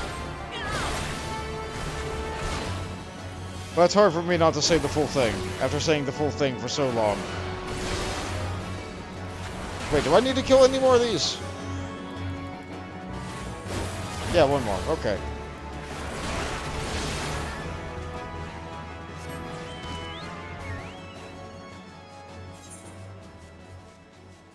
Did I even kill all these? No. East Shroud, East Shroud, East Shroud. Or Eastern Lenotia. Oh, I guess I was right here. Some other time. White Brim, Right Brim. Actually, I'm in the area. I'm gonna take a look.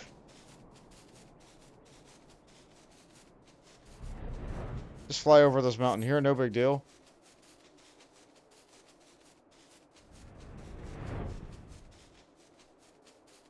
Yeah, this sure is Final Fantasy. Cartoon Fox wanted to include everything. And so Paladins, being Paladins, have an attack called Spirits Within. In spite of the fact that that movie was... Sure, that movie. Final Fantasy's come a long way in the last many years, hasn't it? Didn't Warrior have to kill these same crocs?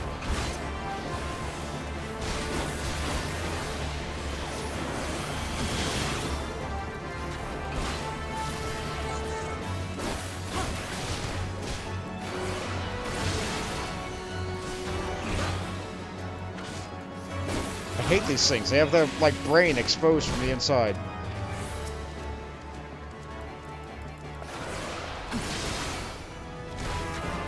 Like, let's get right in. Yeah, you see that? That's awful. I hate them.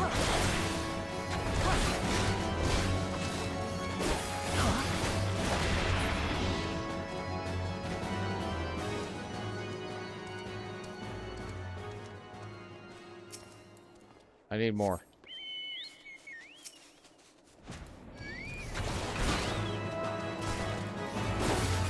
I think I can just fly.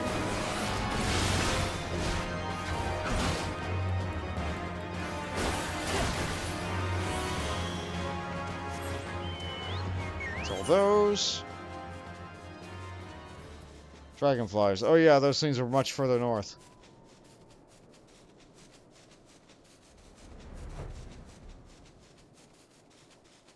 I wanted to check by this area because sometimes the behemoth is up. I have a character at level 50. I could theoretically help in fighting behemoth.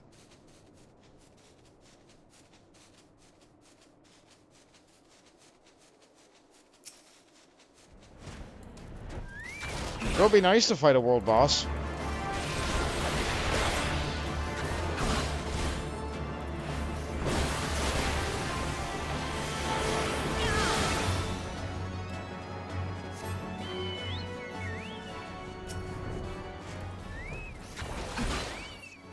Like, you guys have seen me fight an A-rank hunt before. Those are nice because they're not instantiated. They're not, like, fated. They're not, like, part of a thing that makes you sink down to their level. So if, like, a level 90 decides to come in here and fight a level 50 A-rank, they can probably solo it. Yeah, very handily and easily. I doubt. Not. Behemoth, on the other hand, forces you to fight him at level 50. And you need somewhere in the neighborhood of, like, I don't know, 30 people to reliably take him down? If you don't have enough people, you just summon a meteor and you'd all die.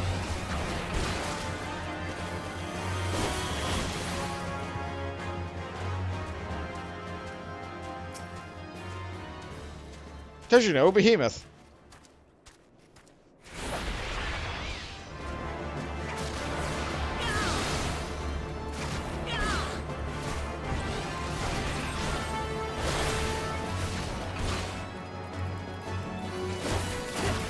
That should be the last one of those. Excellent. Good bit of experience there. Western Linosha, East Shroud, East Shroud, South Shroud. What level am I? I'm getting up there. How old is my weapon? 24! I should probably upgrade my weapon.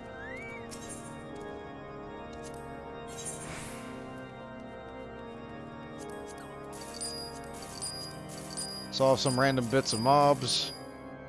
Buy these back, I need them. Okay. You sell a level 41... Level 40 lance. Sure. 7 or 8,000 gil, don't care.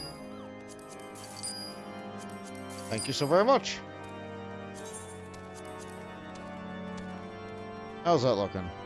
Yeah, that's a proper lance. Really stab something with that. How's my gear looking? I got something a little bit better while I'm wearing. Slap those on.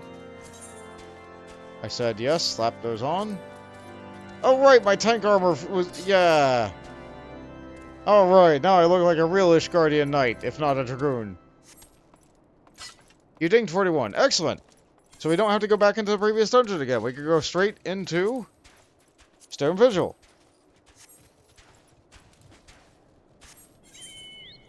That said, I think I need to use the bathroom.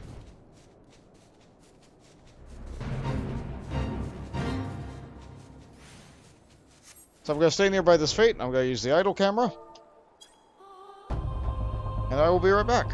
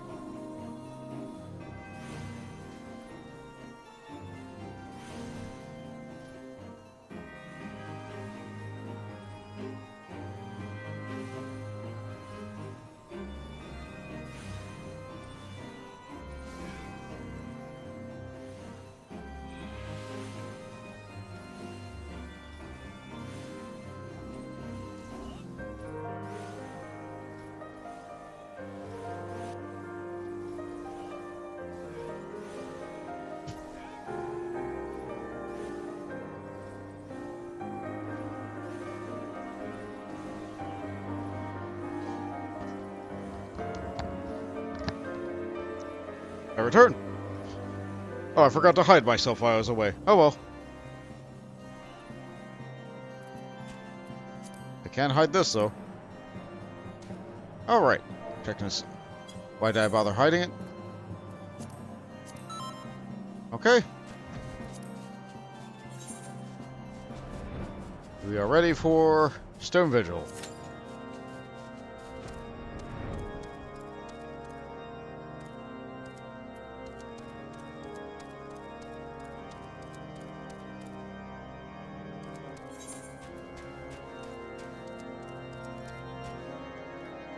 Eastern, outer east.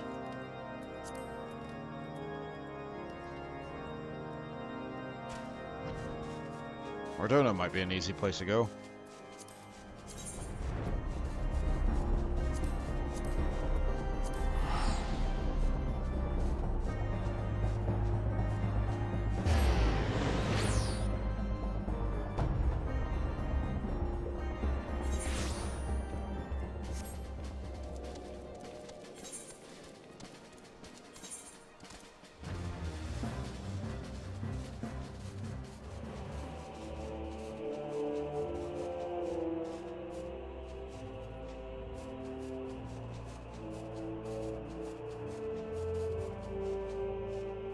They're on the opposite sides of the lake.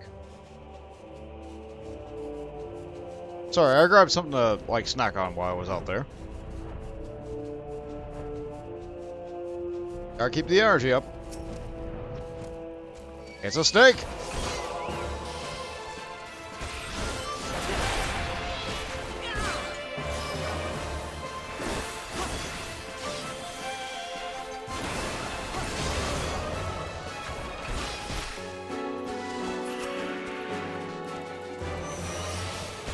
Bonded with my new lance. Can't trade it or sell it anymore. That's fine.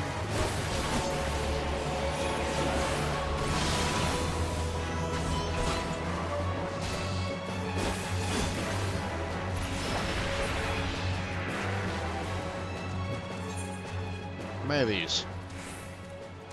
A lot. It's fine though. We're just waiting in queue. I got nothing better to do than kill snakes.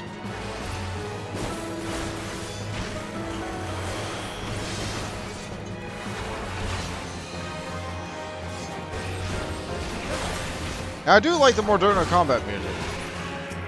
It's a good mix on the what we've done. Sunken does a lot with leitmotifs. So we have the same field combat music for Korthus, Mordona, and all the rest of our Reborn. But Korthus gets that harpsichord put into it, and Mordona just gets more...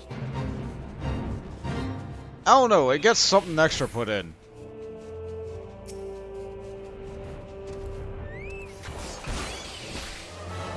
Like, not just the chorus.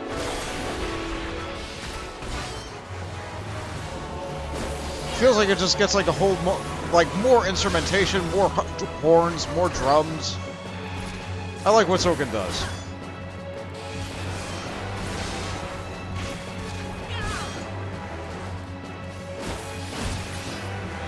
Yeah, some of my favorite video game music makers work not primarily for Square Enix, but like Sunken, one of them, absolutely. But then there's Yoko. Like, how could I forget Yoko? Yoko did Street Fighter 2. Yoko did Live Alive. Yoko did Mario and Luigi Superstar Saga. Super Mario RPG. Front Mission. Don't worry about it. We don't talk about that one.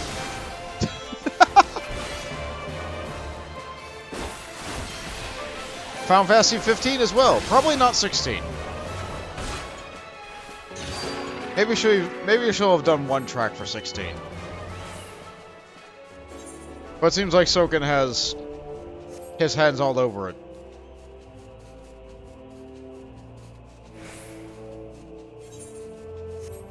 Like, not all game in this music is made by Sunken either, but like...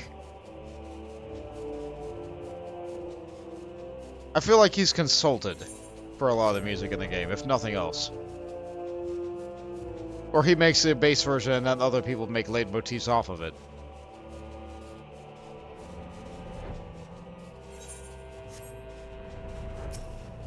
Ah. Yes. The stinky ones.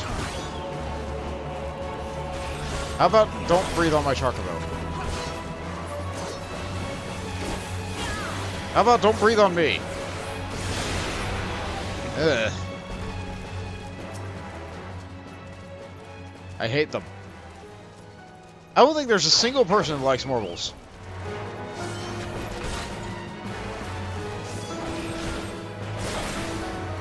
Aside from, you know, blue mages to learn the spell. It's a great spell when you learn it, but like... Now how about I don't get hit by every single status effect in the game? All at once. Thank you kindly.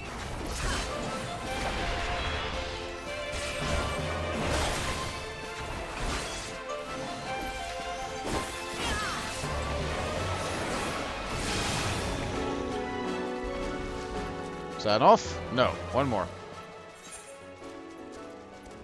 Two more. Ugh. What else do I need out here? Daring Harrier. Oh, I know where they are. I know where those are. Okay.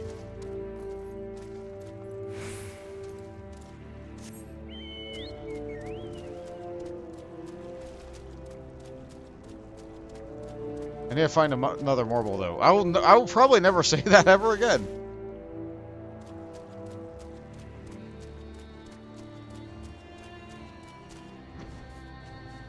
There they are.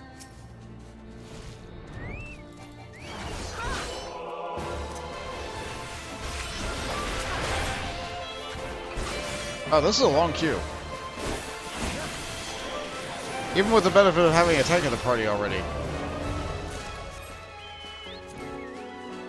Oh well, getting plenty of hunting log done. I'll get another marble on the way back. The Harriers are these guys. Pretty sure they're zombies. Oh great.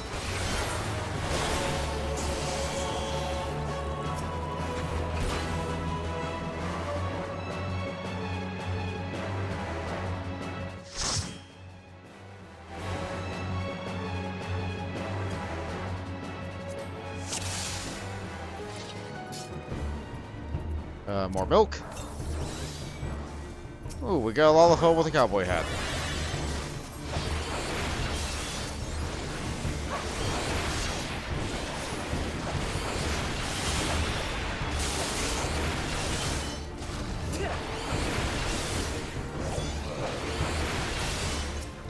Now this dungeon also has nothing stopping you from pulling all the mobs straight into a boss room at once, except for the fact that most of the mobs here do magic damage. Like these dragonets, these tiny little baby dragons, I think they spit wind, which rips right through a tank's armor. And then later in the dungeon, there's the ice sprites, which do blizzard as their auto attack, which is magic. It rips right through armor. I'm pretty sure I said that when I was going through the dungeon the first time, but I think it bears repeating.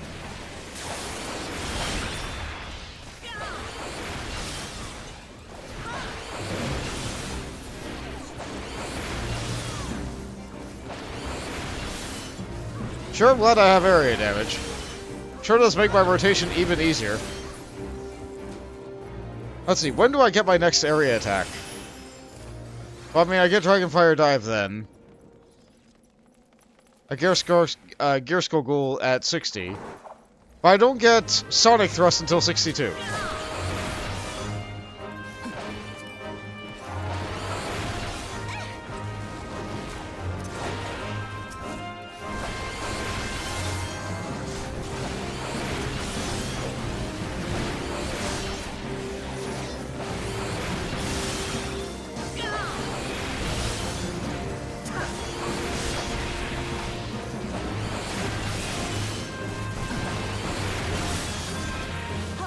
This one has more health, switching over to that. It's important that I stay on the one that has more health, just so that I'm able to maintain my area attack, and also to focus my auto attack upon it.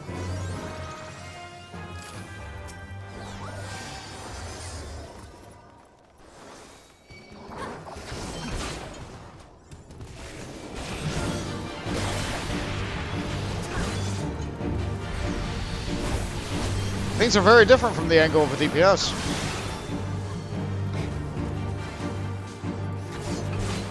If I don't get hit by that, stay away from Miss Pepper. I was thinking about spinning my camera around to be able to jump backwards at it, but I figured I was already right next to the thing.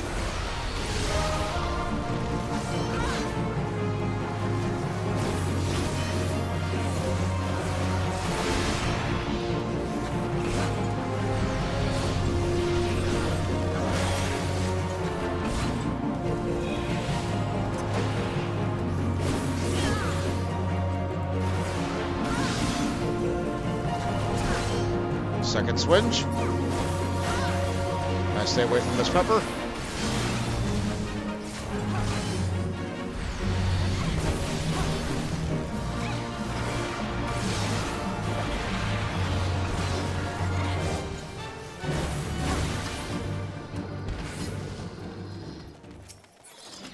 Those sure are lullaby noises that the character makes. Then again, my character's noises aren't that much better. I might use a Fantasia simply to change my character's voice. Like, I'm pretty happy with the way Bont looks.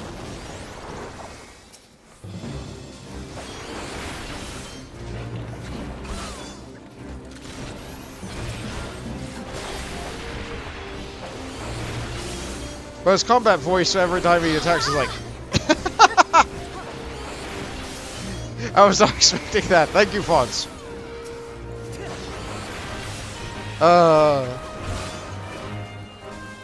You know, I was really worried about putting those sound alerts in. I really was worried about it. I was worried that would detract from the gameplay of doing things. But you know what? It's just fun. Especially if I do something like this. Now, if you do that in the middle of a great big long voiced cutscene, like, that's gonna be in there forever. I appreciate that you haven't done that so far.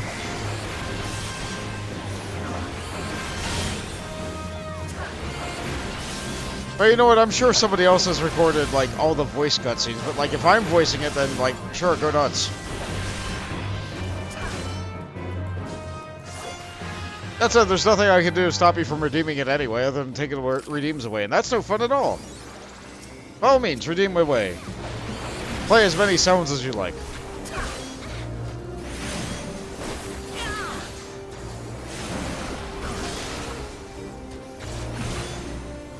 That said, I think the sounds are a little bit expensive. I did the math on this, and ultimately, if someone watches 4 hours of me streaming, and has a little, like, add-on thing that automatically collects all the little checkboxes, or chests in chat, they get about 400 channel points. And most of my things cost, like, 500 channel points. But I also tend to stream for, like, 8 hours. Oh, someone's going in there to get the box.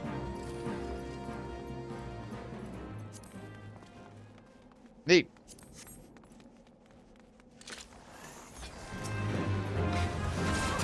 Was that the bard pulling for you? I think it was. Very impatient. But they just want to level up. They want to get done leveling bard, I guess.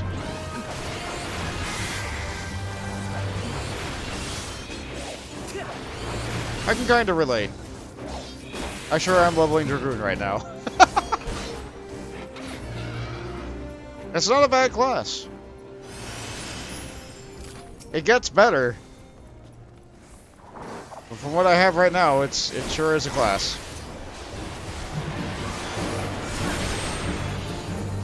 Quite a comfortable number of bolts. Okay, good to know.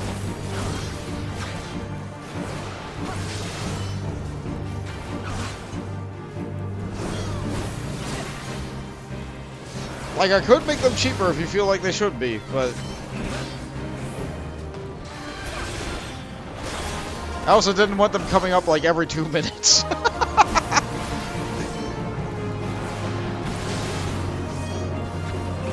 Even, there was also the one time that Zeke came in, redeemed the Hydrate Redeem on cooldown. Simply with the 300 channel points that you get for, like, following for the first time in the first place. It was just like, oh, come on, like, my drink ran out. There's nothing left. That sure was a day.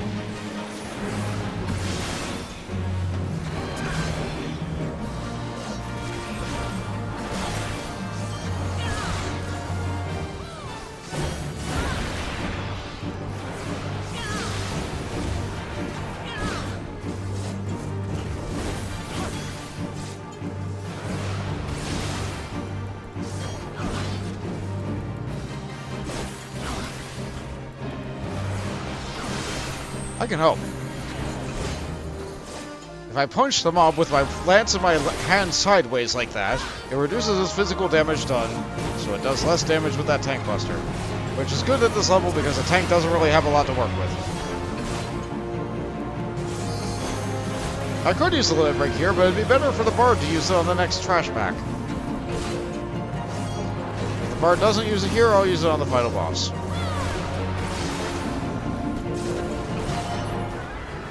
Hey!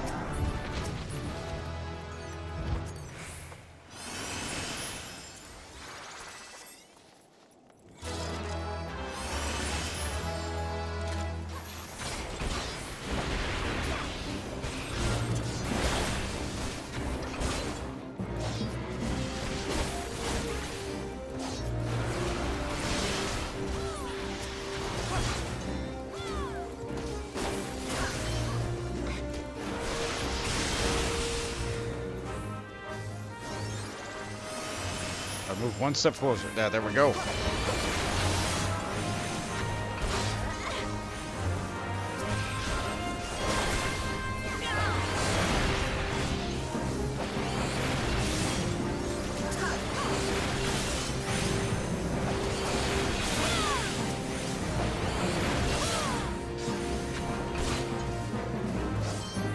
It's a neat enough looking ability, but...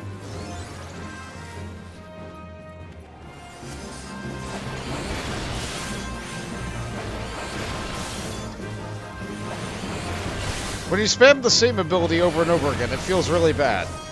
When you alternate the same two abilities, it feels better. By a much larger margin. And yeah, I got other abilities I can spice it up with. Like, I can buff my damage with my cooldowns if I want to. I still have jump. I still have to do disembowel every now and again in order to get my combo stuff up. That only hit two of them. Now, if I angle it like this, I can get all three. Okay.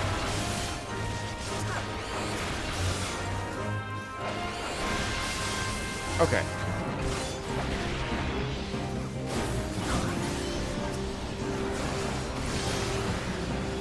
Well, eventually, Dragoons rotate. You know what? After this, I might just set up my bar. I might set up my bar to show, like, what a Dragoon's rotation looks like when you're at max level. It's... oh, right! I never saw this cutscene! Right, because the first time I was here, La Habrea woke the dragon up. Now it's just a dragon flying in, and the weather is darkness for I don't know why.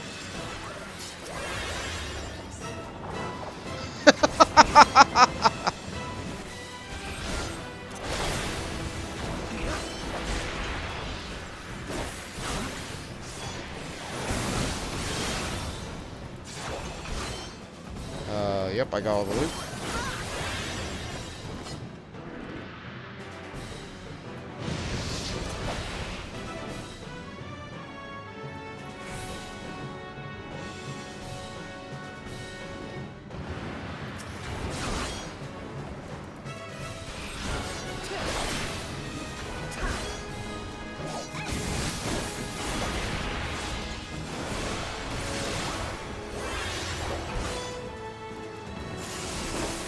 Stay well on the flank. Sure would be nice if I could go up there and get that Bertha cannon and fire some shots into this dragon. Oh no, that's not that kind of game this is.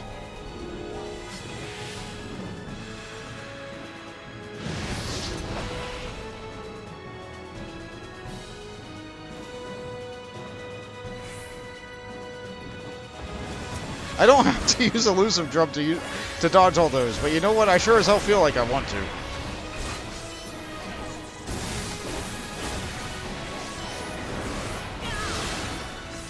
The game gave me a button specifically for moving, and by golly, I'm going to use it.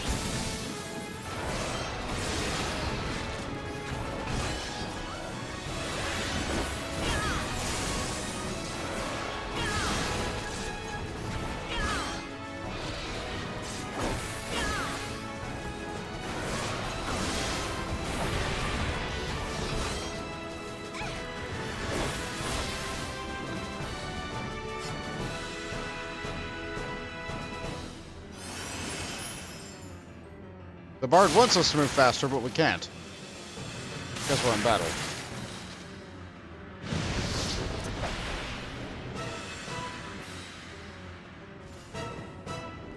Are they just aiming at me every time because I'm a Dragoon? Can't jump that time.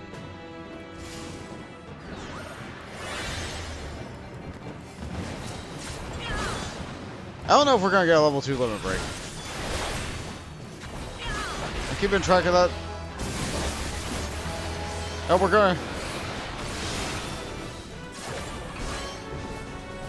No, we're not. Darn.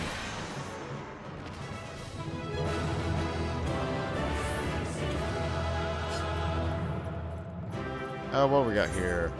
Give it to the healer because it didn't pull for the tank. Do I have this music? No? And that's the thing. Okay. I got more legs. Seems like I've been getting a lot of leg upgrades from these automatic upgrades.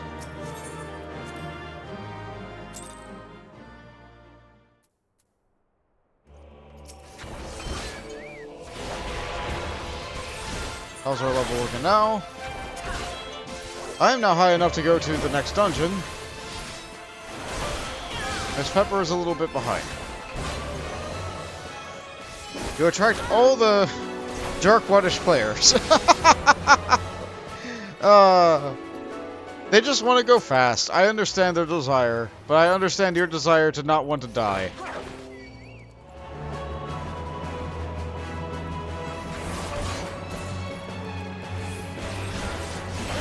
It's hard for you to have trust in a random person who is just...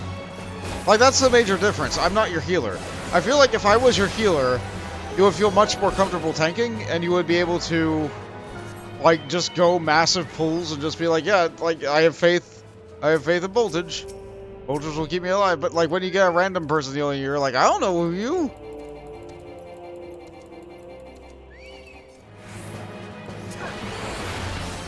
I was trying to use the wrong button. I was trying to use my AoE attack.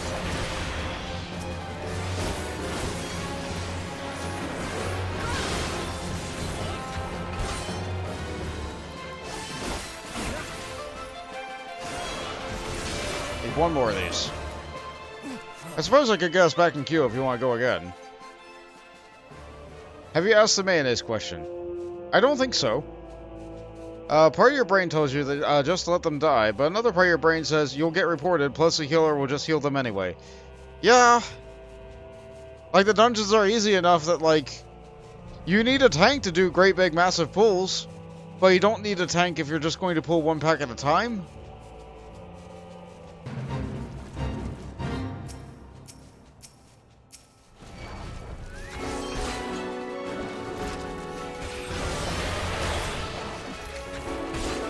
What brand of mayonnaise is in my refrigerator?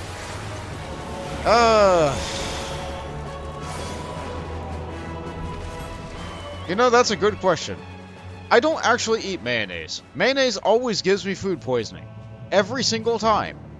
I don't hate the taste of mayonnaise. Mayonnaise, however, disagrees with my internal biology to such a degree. So as for the brand of mayonnaise that's inside the fridge right now, I have no idea. I feel like they all look the same whenever I'm in the grocery store too. It's hard for me to differentiate the brands of mayonnaise because they all just have the same label. It's just a white jar with a blue lid with a label that looks vaguely in the shape of a hexagon or an oval that's in roughly the same shape.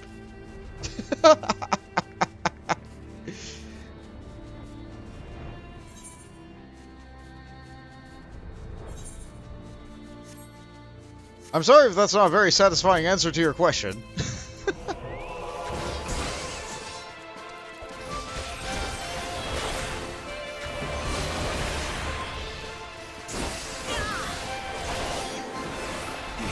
Sometimes I'll go to a fast food restaurant and I'll just tell them no mayonnaise on the sandwich, and then I look at it and it has mayonnaise on it. I'm just like, oh well, I'll eat the sandwich.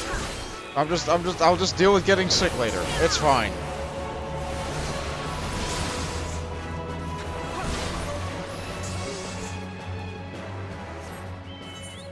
I get my drop. Kind of. Shroud, Western, South, Western. One more Modena. Vanguards. Okay. Did I put us back in queue? No. Is it an egg allergy or something? I don't think so, because I'm capable of eating eggs. I'm capable of eating cooked goods with eggs.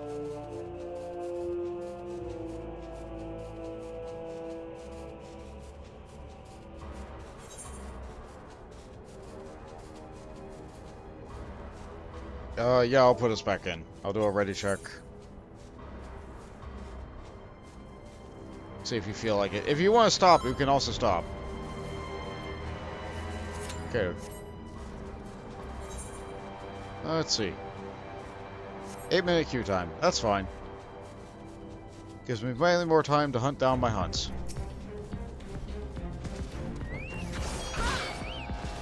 You kind of do want to stop, to be honest. Alright.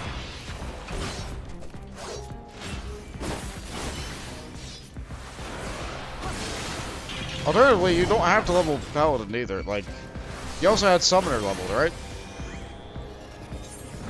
But if you want to stop, you can stop. Okay, so... let's see, I'm level 44. I'm getting close to my goal of 50. I want to hit 50 before I hit Heavensward. I will continue. I will continue. Thank you for joining me today, Miss Pepper, but I don't want you to ever feel like you're forced to do this. Which means I will just queue straight for Dzemael. Actually, you know what? What's going to happen is, I'm going to kill these hunts, I'm going to hit level 45, and I'm going to do my class quest.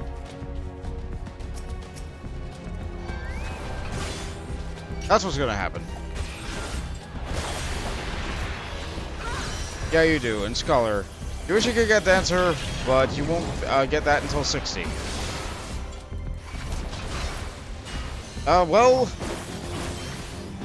60 isn't something you can very easily get, like, in a day, like I'm getting all these levels here. It takes a lot more experience to go from 50 to 60, and then 60 to 70, and then 70 to 80, so on and so forth. Especially without having access to dungeons from Heavensward, which would give you the good amount of experience that you're needing. That you are needing.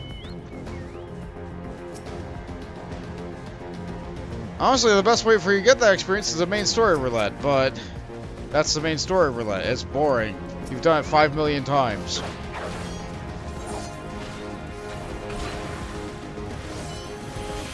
It's a great, cool cinematic experience the first time you go through it, and after that it's just like, oh yeah, I sure do need experience in tomes, and I'm seeing all this again. 2 of them are not that offensive, but like Castrum is still a movie.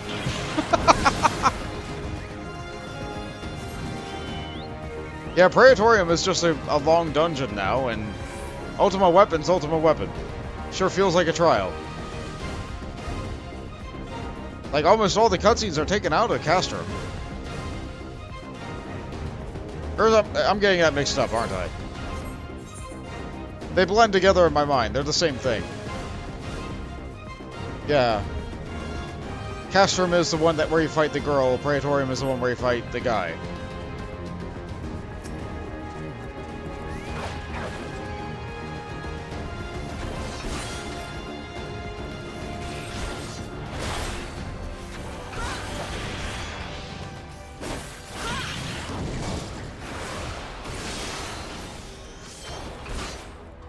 So, East Shroud, Western Lenosha, South Shroud, Western Lenosha. I'll get 2 if I go to Western Lenosha. Let's go to Western Lenosha. That's more likely to level me.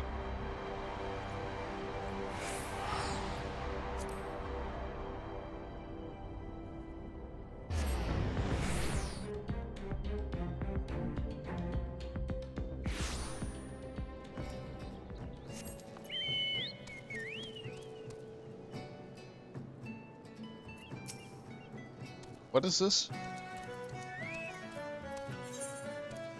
Ah, serious business. I'm gonna do that some other time. The other quest that's here that doesn't have a plus sign here, this is, Like cats and dogs. Yeah, when minions were first... I don't think it, like, minions were first added to the game and then I put that there. I'm pretty sure the wind job airship was always there. But they added a cat and a dog minion, which are actually a coral and a wolf minion. And they put it behind this quest early in the game so people can get, like, you know what, if you like cats or dogs, here you go. Here's your one free minion. They are able to get to show off your affection towards your favorite canine or feline. Show off your preference. Just have a minion. It's good. There's Dark Helmet again. You know what? I'm going to take a look at you. This is a helmet crab that's wearing an oversized Garlean helmet. Hilarious.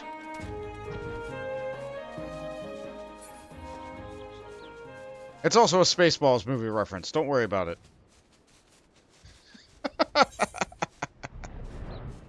Okay. Isle of Umbra. Halfstone. Sea wasps. Sea wasps. Wait. Wait, where's Halfstone? Up. Okay, got it.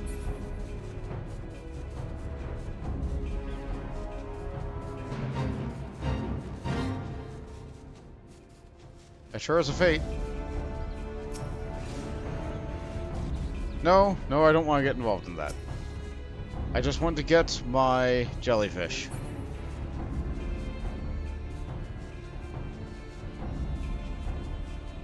Which it doesn't look like they're here. But this is Halfstone. It wouldn't be on this side, because this is where all the low-level mobs are. All the high-level mobs are beyond the gate.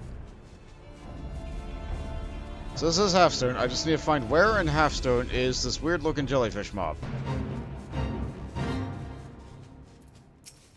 Yeah, it's not a Sahagin. I don't need a Sahagin. That's needed for the other log. I should kill those. You know what? Yeah. If I eliminate them, that'll make it easier to find the other thing.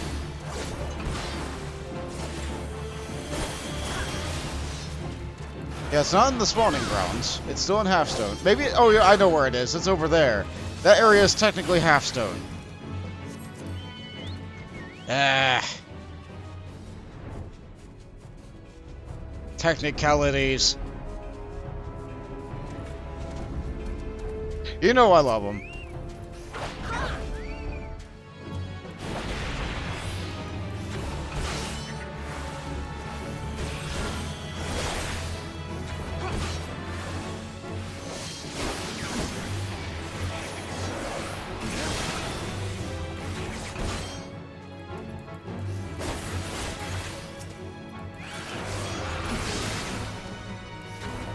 I have a feeling I might level up just from killing the things. Maybe if I drink milk.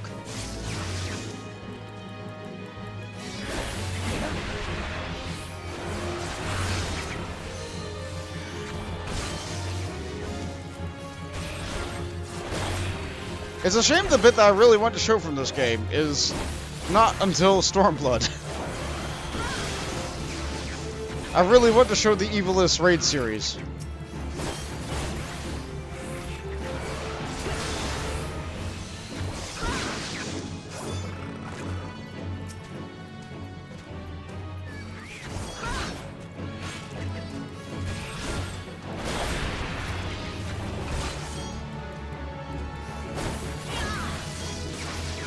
I don't want to pull too many. My attacks are missing because it's a higher level than me. Not by a lot, but by enough.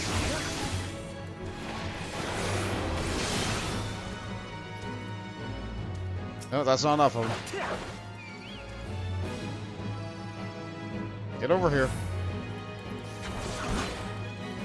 I sure do miss being a tank and having infinite durability.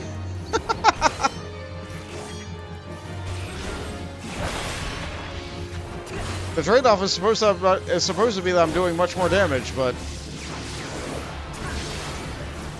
at least Warrior had an engaging mechanic at this level. Okay.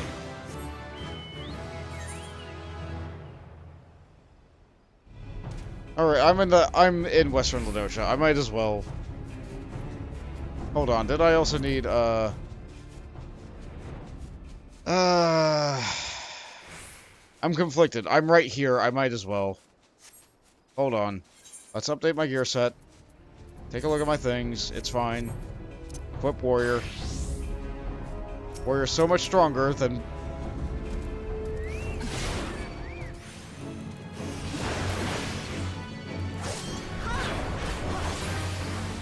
I know I'd be getting experience for the other one if I were doing that, but... This is right here. I'm this class.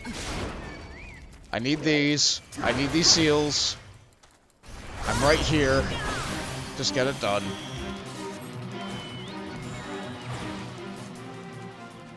Okay. Yeah, that's a lot of seals. I need those. Hey, how's the rest of the Maelstrom Log looking? 7th Island, Eastern Lenosha, Outer Lenosha, 7th Island. Yeah, I'll just kill a lot of Beast Tribe people. Feels bad. But then again, they are summoning primals and dominating people and... You know. The whole situation is very bad. Everybody's slaves to their own fate.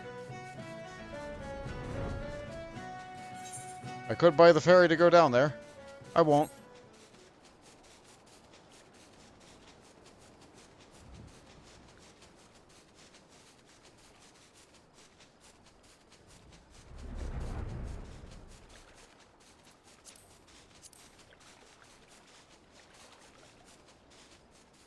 Suppose I don't need that right now. Might as well have it hidden.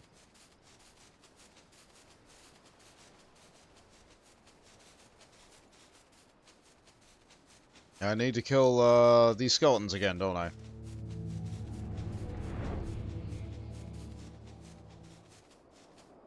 Where are they?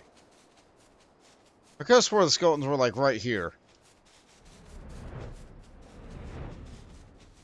Guess they're further down.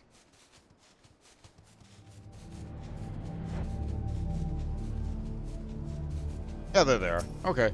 I guess there's a fate where they appear up there. And that's why I must be getting confused.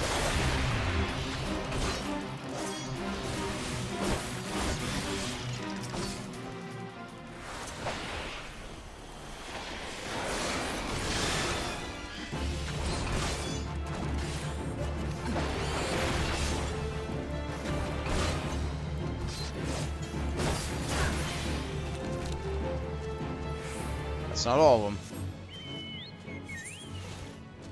Only just getting started. 3 more.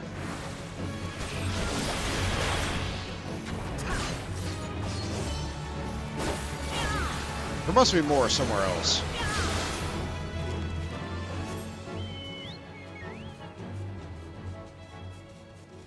I forget, did I trade the elixir to this guy already? I feel like I did. But maybe I didn't.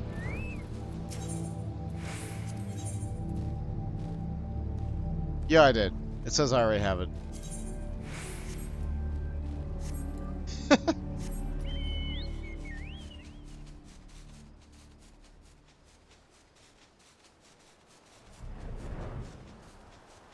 I still never bought the other type of elixir.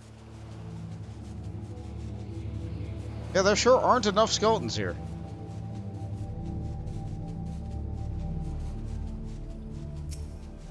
Oh, one person's doing a fate. I might as well help out. Experience is experience. I need the seals. I need the experience. I need everything here. I'm waiting for skeletons to pop up. Might as well.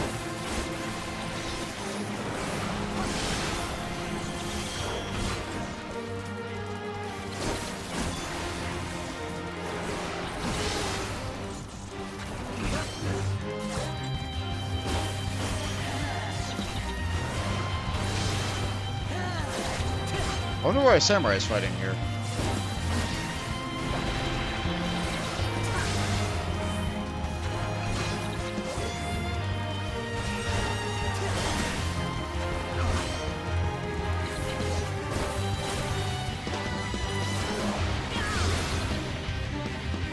They could also just need seals for the same reason I need seals.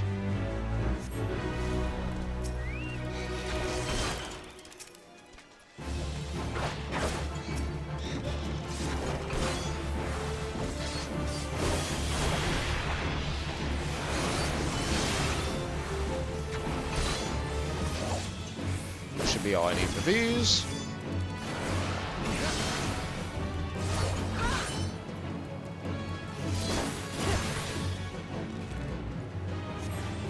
Yeah, this hunting log experience has really actually been doing pretty good for me.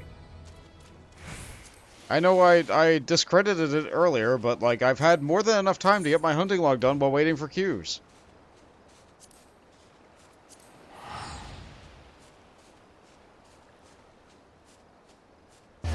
Then again, I suppose if you have a full group of 4 friends, there's no reason for you to do that, because you're just waiting for nothing. The only thing you're waiting on between queues is like, oh wait, I need to go to the bathroom. Oh, hold on, let me get a snack.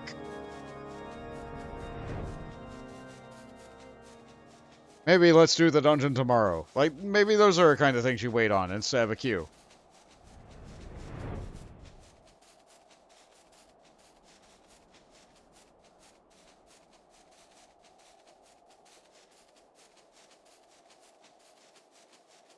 But I want to do the level 45 quest before I go into the dungeon, because that outfits you with, like, most of the armor. Just like it did with Warrior. Double Dragoon. Sir Albrecht has been eagerly awaiting your arrival. And they've been waiting to do that pun forever. Double Dragoon, of course. Impeccable timing, Bont. A message arrived from Estinian but moments ago, much to my astonishment. He will trade words with us, and bids us meet him at Boulder Downs. As to his true intentions, I cannot say. I may well be a trap.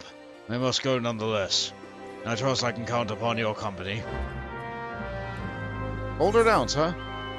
That's all the way over here in the Red Crystal area that we almost never go to. There's a door at the bottom of Boulder Downs. It hasn't been gone into yet. That means in the future, if they so desire, they can just put a dungeon right in Boulder Downs. There's all sorts of dungeons, all sorts of doors all over the world that they can just put something there if they ever feel like they really want to. It's just a matter of, do they feel like going back to that particular point of time again?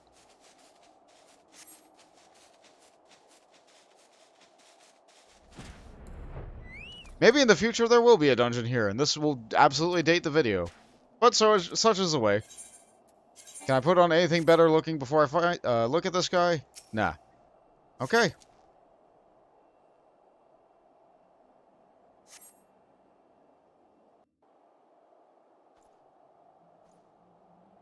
I am here. And he is here too. We sure do look like Knights of Ishgard.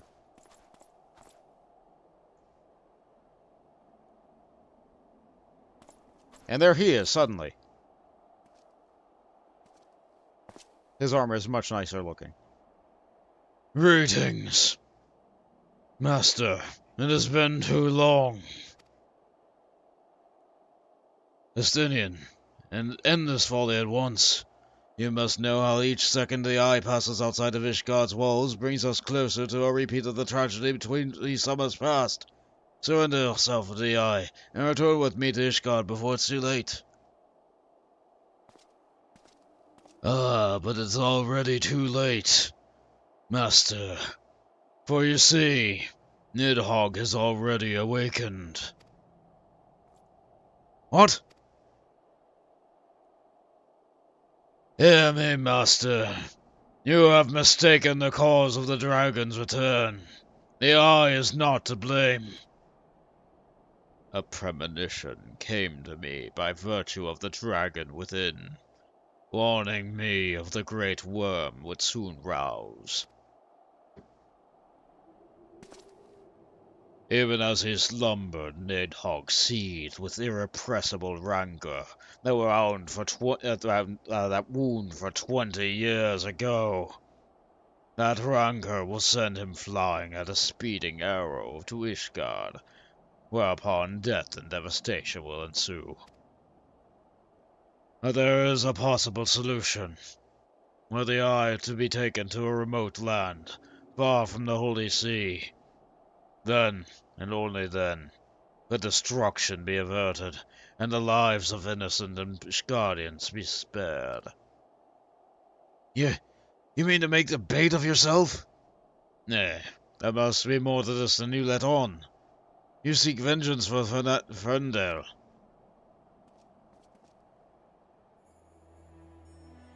To me, the two are one and the same. You know my past better than anyone else. It was no other reason than to avenge my family that I became a Dragoon. Dragons long outlive men and do not soon forget the wrongs done to them.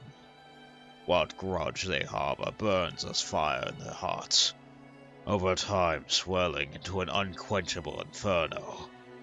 You need only look back on history to see that Nidhogg grows stronger with each awakening. When last he darkened our skies, the great worm came within a hair's breadth of laying waste to Ishgard. Naught short of death will prevent him from completing his mission when next he wakes. Nidhogg took everything from me. Now I shall take everything from him, even if it means my life. The Eye works in ways men can ill comprehend, but this much is plain. In choosing two Azure Dragoons from one generation, it means for us to join together in common cause. Adventurer, you have heard my resolution. Now I ask that you lend me your power. Aye, the power of the dragon.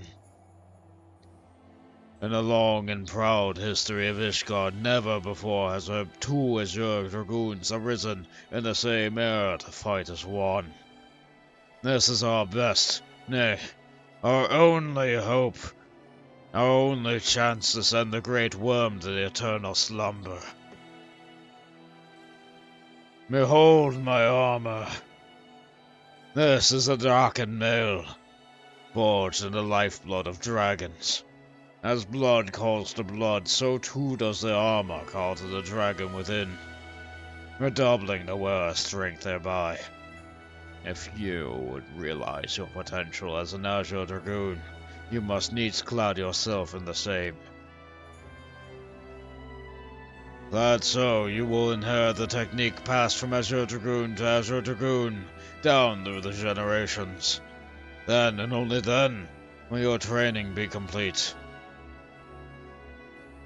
But first, you must win the Draken Mail as I and Sir Albert did before you, by proving yourself worthy to the ultimate trial of the Azure, a series of battles so harrowing as to send the unworthy to an early demise. Master, once the adventurer acquires the armor, pray see to it that he learns to harness the power of the dragon in full. Astinian, wait! Save your worries. I do not mean to make myself easy prey for the dragons. I take my leave of you. He could have jumped away, but no, he chose to walk. That says something.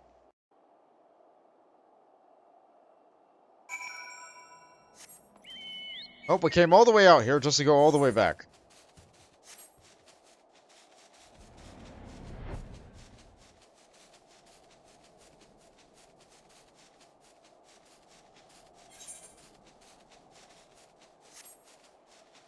We sure do love our referential Draken mail, though. Nothing is more iconic than that armor for a Dragoon. Which has made future Dragoon armors just seem not quite as good. Most of them try to be a version of that. But because they aren't that, they just don't look as good. Some people like them. Not me. Astinian, forgive me. I was deep in thought. Now then, to acquiring the armor of the which Astinian spoke. At first, it was my intention to bequeath mine own armor to you. I am an Azure Dragoon no longer, and its powers are wasted on me. It would be simple enough to hand it over to you and complete your training right here and now. But it is as Astinian said, the Draken armor is no ordinary set of mail. Its strength derived from the dragon blood whence it came, the dragon's power resonating within the soul of the wearer. Though I can no longer draw upon my node's armor's power, its bound to me was forged years ago. Were I to bestow it upon you now, I fear it would only offer but a scintilla of the protection afforded to those of bygone days. Ah, Estinian has the right of it. If you must claim your armor, as I did mine before you, you must complete the trials of the Azure, and the powers of the dragon blood will be yours and yours alone. The Ogre's belly is where the final trial begins. I shall dispatch Sir Bushmont there. Seek him out upon your arrival. Ferris's Dragoon sprite is super cool as well. Alright, you know what? I have plenty of time to fly. Let's see. This might lag the stream a little bit as I try to use Google. It's been a while since I've seen Ferris's Dragoon sprite.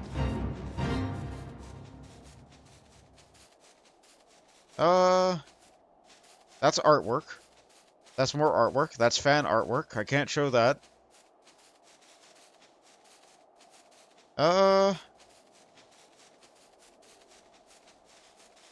You know, I think one version of it does look like that. I think one version does look like that. As I took a wrong turn because I was just auto-flying in the wrong direction.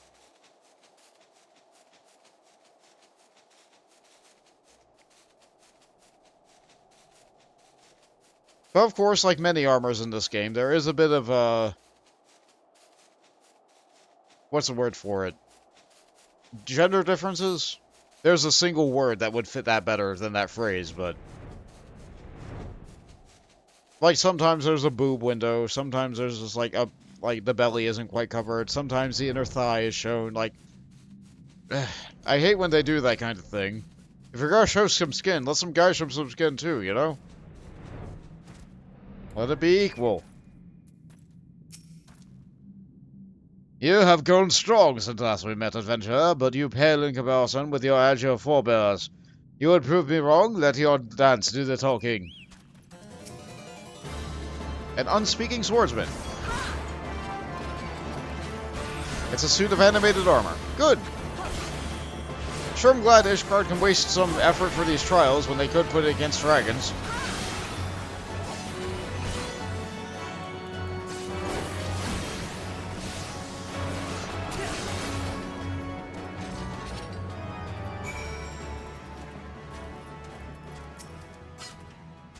Once again, adventurer, you may prove yourself worthy beyond our expectations. Take this, but know that your trial has only just begun. Your next challenge lies in the chamber beyond. Sir Hastain will wish you there.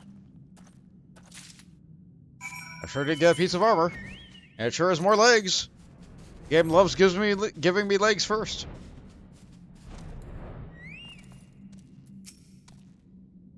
You, a foreigner, would don the dragon armor? Then prove to us that you would not do us a dishonor. Where is that? All the way over there. A captive giant.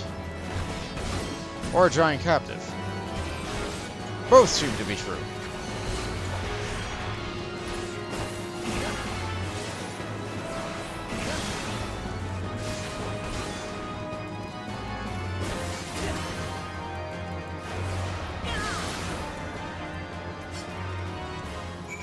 So the Dragoon resonates with the Draken armor.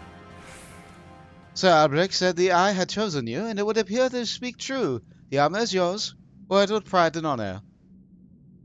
Your trial is now complete, but be forewarned that many before you have made it this far, only to fall to the final challenge. Do not let overconfidence be your downfall. Okay, we got the gloves. And we go deeper.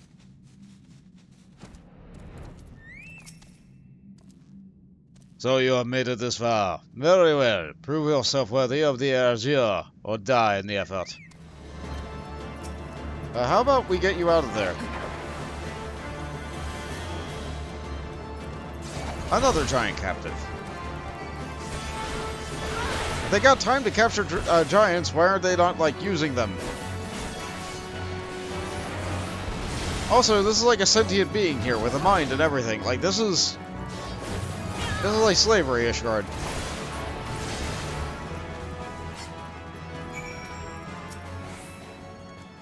You have demonstrated your powers to me beyond a doubt. Aye, there is no Ishgardian who would gainsay your right to don the armor of dragons. I shall send word on ahead to say, Elbrick, that you have passed the trials here. As he will present you with the fourth piece of armor and consummate your training. Go now, my fellow Dragoon, and deliver this on the land of a great worm's wrath. I could teleport out. Actually, isn't there an exit from the tunnel this way?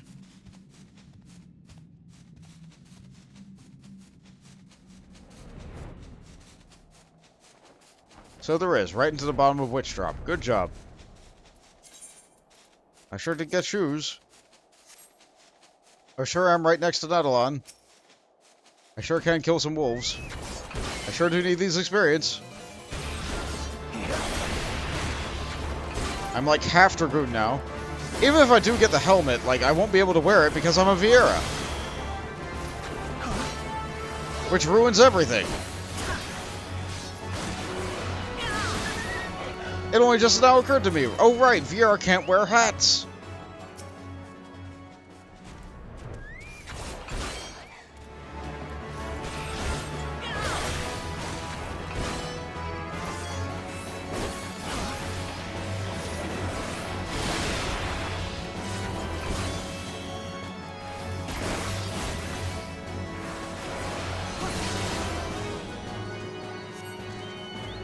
That's not all the dogs I need.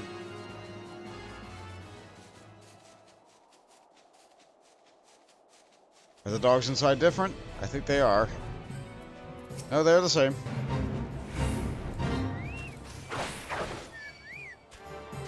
How many more of these do I need? 3.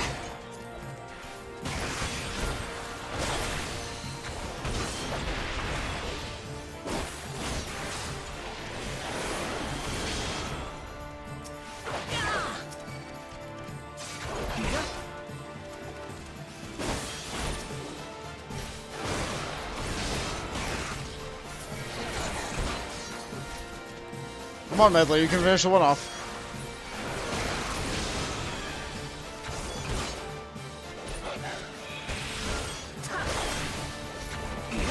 Okay, by the time I finish this one, the one around the front should have repopped.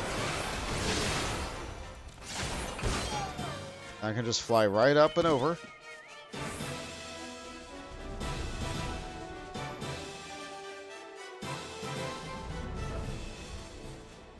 Where'd the dog go? Did it not repop? Confounding bother.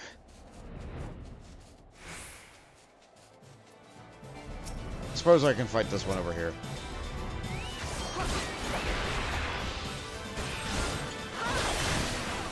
A minor inconvenience.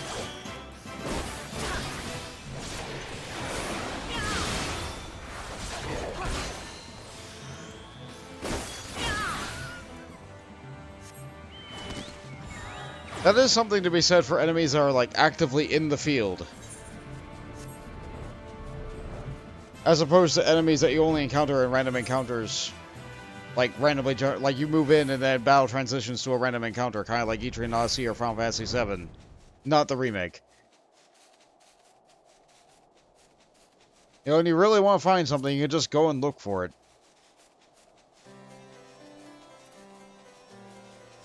It can be frustrating to walk back and forth over the same patch of land. I hear from Sir Bersemont that you performed it most impressively. Yet I stand more convinced than ever that you will be the one to save the land. Yet be warned, Bont. One last trial awaits you. Who face this trial in the presence not of knights but of ghosts. Make your way toward the Steel Vigil, and seek out a gravestone north and west of the structure. Take with you this flute, and you may reach your destination, blow a single strong note. A visitor shall soon arrive. Entertain your guest, and she should be leave behind a present. Return it here to me. Okay? This is getting a little bit complicated, but alright. I've done worse.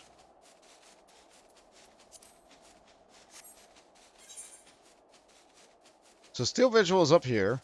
There used to be a Super Fate up here, or not a Super Fate, just the end of a chain of fates. Where you had to help an engineer get up there, fix some cannons, and then it would shoot down a great big dragon, and then everybody in the region would fight this dragon.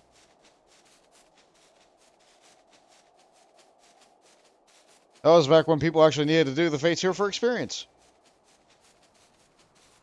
Now you almost never see Scylla up. I think that was her name. Was it like Silva or... I'm sure it started with an S and it had a Y in there. With lots of L's. But I don't think it was Scylla.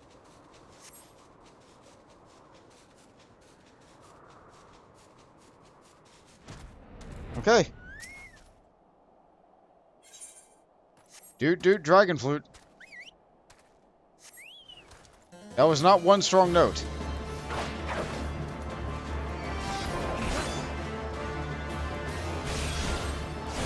I failed to follow the instructions. I summoned a dragon.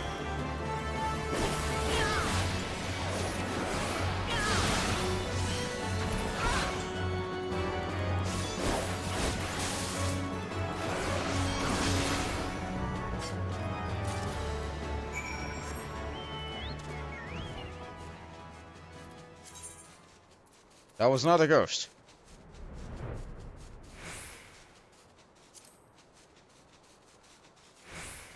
Either way, I did not seem to get what I was going for. Will you teach me your ability from this? No, so there's going to be another quest after I get all my armor that will teach me the ability. Maybe I should get myself in queue now. No, hold on. Let's take a look at what the ability is. Spine Shatter Dive. Right, the gap closer. That's important. I think I'll put that here.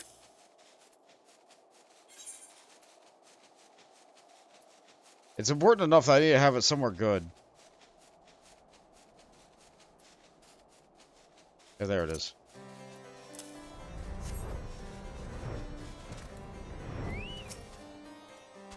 Your presence before me indicates that you've seen the visitor. Have you ought to show for your deeds? We have the flute still? Draconian flute. The shrill tone emitted by this bone-carved whistle is believed to summon minions of the Dravanian Horde. And the Horde Skull. Proof of you or someone else slew Greywine.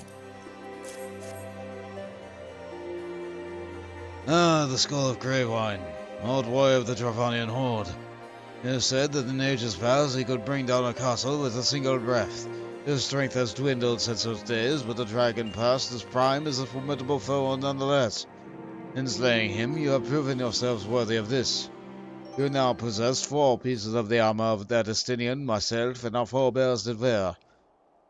While you doubtless wonder where the 5th, I can tell you only that it is not mine to give. Fear not, however, your triumphs in the trials against the dragon of the Horde give evidence of a draken blood now resonates within yours. Yes, you stand before me as prepared for the ultimate challenge as any could be. And yet, before we proceed, I would hear it from your own lips. The Great Worm's power is the stuff of legends. Have you ever truly resolved to fight the battle? To risk your own life to deliver a foreign land from the clutches of its ancient foe? When you are certain of your mind settled, return to speak to me. Sorry for the cough. Yeah, I equipped the head, but nothing happens because I'm a Vera. Which is a real shame. That is absolutely the Drakenmail head that Astinian was wearing. Oh well. You wear what you can. At least I get the blades on my arms. And the blades on my legs. It feels good. Meanwhile, this guy is... great. Good job, guy. You sure know what you're going for. Fatal Seduction. Sir Albrecht would ask you to reaffirm your commitment to do battle with the Great Worm. So you adorn your strength to Astidians, and the Battle of Ishgard will be free from the rage of the Great Worm forevermore? Then I shall honor my promise. You shall have the full use of your powers by the time we are done. Before we begin, there is something I must needs confess. You will recall the failure of the battle with Nidhogg 20 years past, and how the power of the dragon left me on account of the injuries I sustained? What I said was the untruth. The power did not abandon me, Bont. It was I who abandoned it. Being derived from our mortal enemies, the power of the Azure Dragoon is a double-edged sword. Even as it lends us the strength we need to smite dragons, it heightens our communication with the creatures, rendering our minds more susceptible to their seduction than ordinary men. Even as I buried my lance in Nidhogg's flesh, our gazes locked, and mine eyes met with that look of wound ere impaled a man. In that instant I found myself assailed by a torrent of emotions not mine own. Sorrow, rancor, Pity. They threatened to drown the man and me and leave behind a dragon. Fearing that I might turn traitor, I chose to purge myself of the power that the eye had bestowed upon me. Thus regaining lucidity, I was able to rout the grievously wounded Nidhogg. Alas, countless of his brethren yet remained. As if to mock me, they fell upon Ferndale with vengeance. Bereft of my power was all I could do to save but one child. Nary a soul knows of this. Nay, not even Estinian. I can keep him in the dark no longer. At our last meeting, Estinian said that protecting Ishgard and exacting revenge upon Nidhogg are as one to him. That frame of mind, I fear, may well lead to his demise. The desire to protect and desire to avenge are opposite forces that can ill be reconciled. But the latter serves only to cloud his sense of self. When next Estinian and I meet, I intend to confess all, though it mean the loss of his good opinion. The outcome of the coming battle and his very life may well depend upon his readiness to relinquish his powers. Never allow yourself to forget the origin of your strength. Ever does the dragon lurk beneath your eyes, behind your eyes, biding its time, ready to claim you for its own.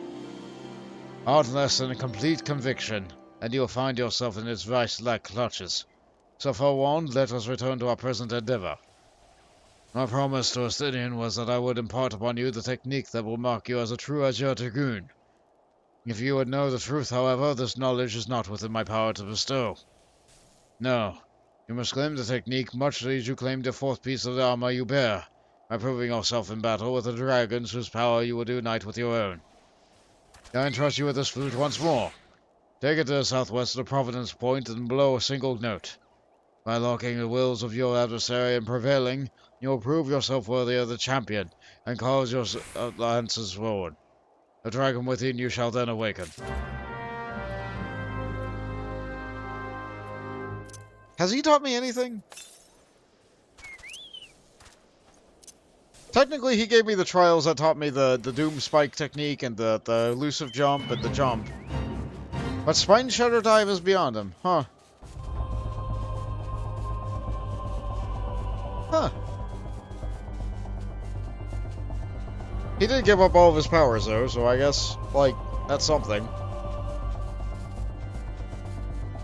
I guess it's hard to teach someone something you can't do.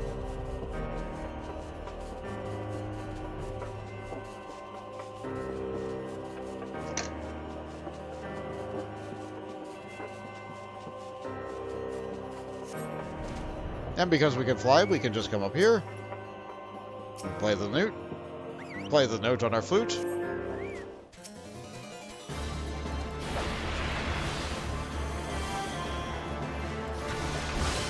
Missed me.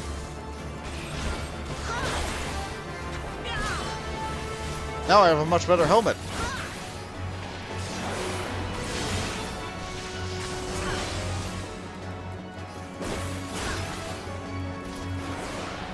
Yeah, my weapon's from a vendor. Yeah, my armor's still from Stone Vigil. Overall, my equipment is still much better than it used to be.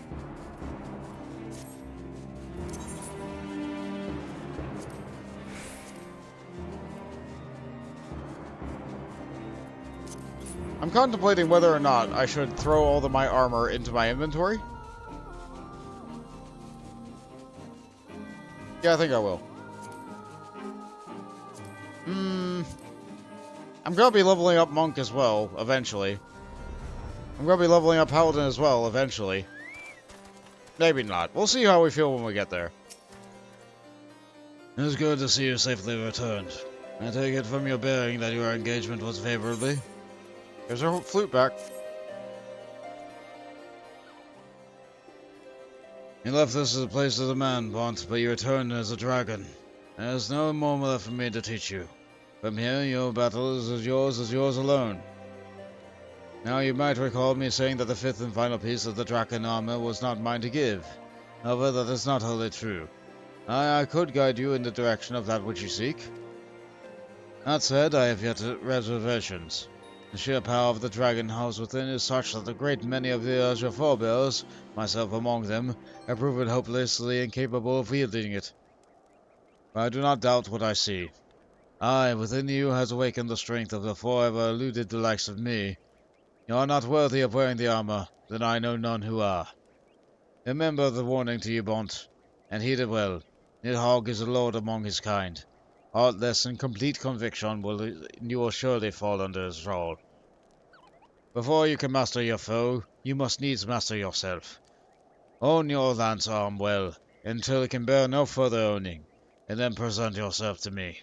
When the time comes, I will tell you what you need to know. I look forward to our next meeting, my young Dragoon. Thanks, Guy.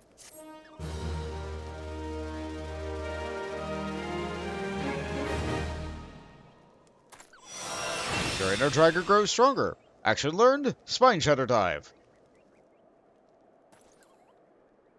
Okay, so now we can be completely ridiculous when it comes to our enemies. I'm going to demonstrate against the sheep. So I can jump on it. I can jump at it. And I can jump away from it.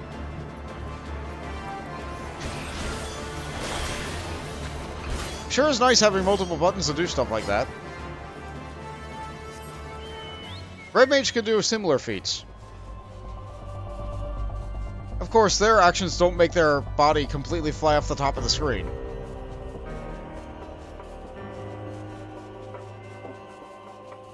But such is the way. Okay, now I'll put myself in queue for Dzemael Darkhold, which is another dungeon I don't think I've done yet.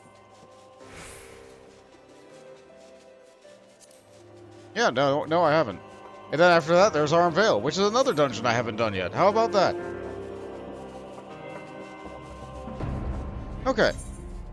In the meantime, though, let's see. Since I no longer have Miss Pepper with me, the queue still says it'll take 5 minutes. I doubt that.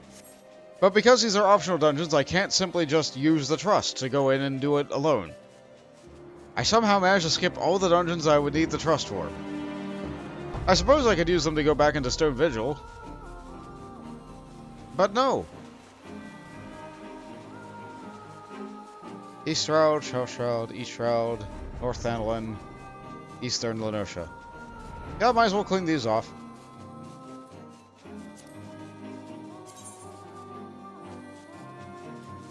I need more of these too. Was there anything in Korthus? No. Was there anything in the Shroud? No. Yes, okay. East Shroud it is.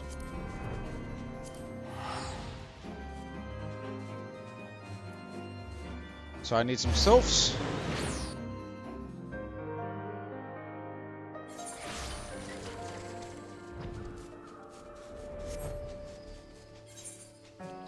I need some Sylvan Sylphs. I need some third cohorts, signifiers. And I need some Sylphland Sentinels, which are trees. So deep sylphs, trees, and Garleans. The Garleans are just up here.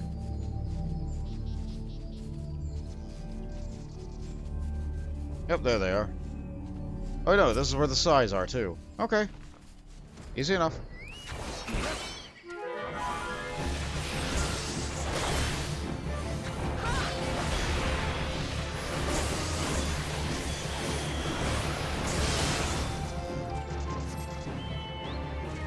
The Garleans are in tight formation, but none of those look like the one I need.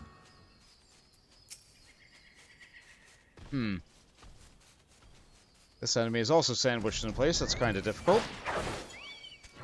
Oh right, they shoot lightning. Will you come at me? No. Okay. I might have to fight your buddy too. Yep. Turn around right at the end. And they paralyzed me. Great. I could drink the spine drops, but it's just an enemy in the field. Now, if it were a dungeon, that'd be a different thing entirely. Ugh.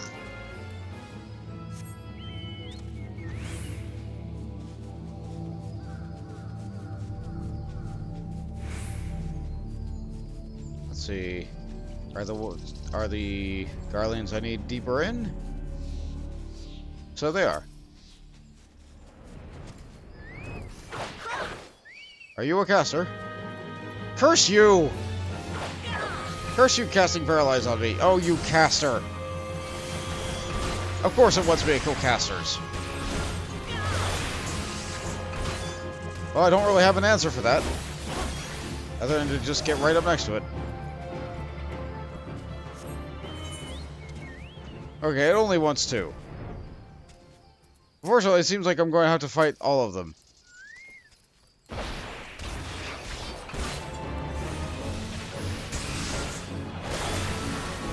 Or not.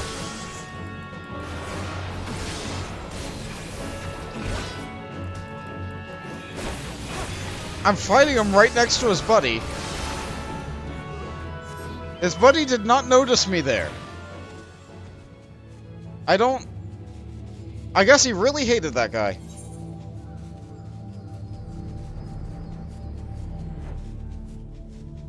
I'll take it.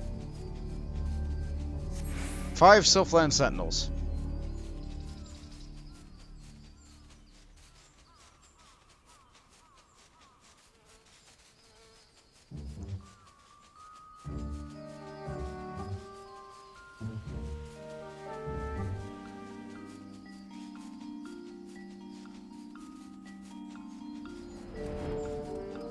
I think they're over this way.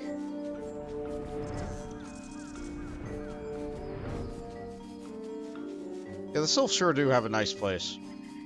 It's a shame they're making drugs all the time.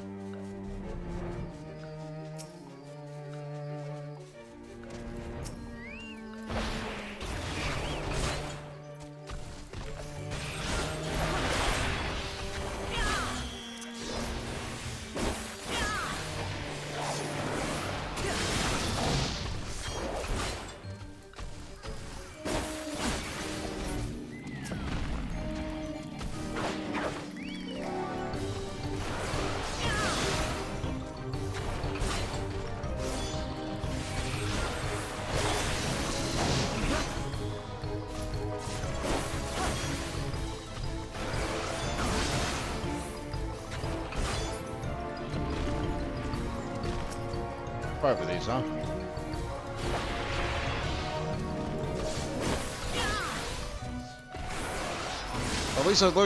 At least it doesn't look like I'm going to run out of them.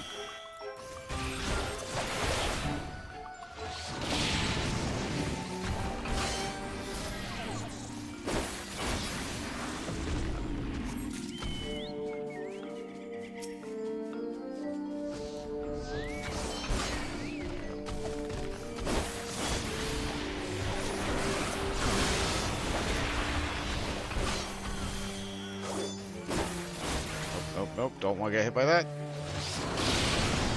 With my level and my gear, that will probably kill me. No, I doubt it. It'll probably take me down like half my health. Oh! Oh, it actually popped. I was half expecting to get my dungeon log done, or hunting log done, before the single dungeon popped.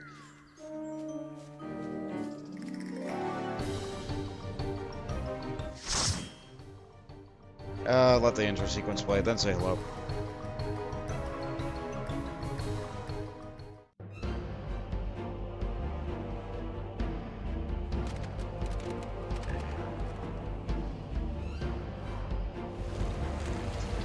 Orthus, Dzemael Darkhold.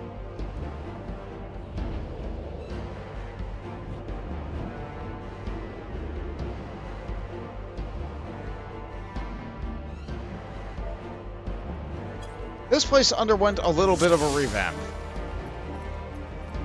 At the beginning of this expansion, if I remember correctly. It used to be a lot darker. Funny, a place called Dzemael Darkhold used to be darker.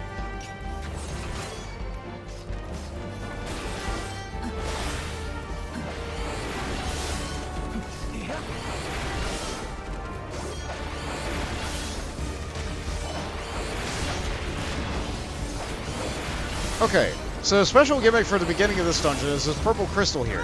This gives us a buff called Crystal Veil, where damage taken is significantly reduced. There's also the boss, flying through, completely invincible, spamming area attacks.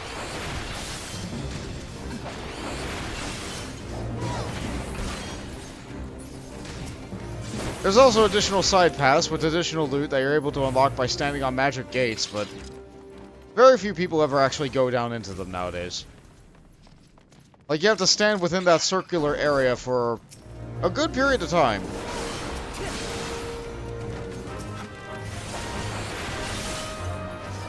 This tank is playing it very cautious. They're staying within the bounds of the crystals as we're getting to it. However, given that the defense buff of this crystal is so high, a lot of tanks like to grab every single piece of every single enemy from the beginning of the dungeon to a crystal lock near the, like, just after this pack, and, like, tank them all in a corner. Because this crystal reduces your damage taken by, like, half. So yeah, you can tank, like, 50 enemies all at once. Why not? Like, you still need healing, but...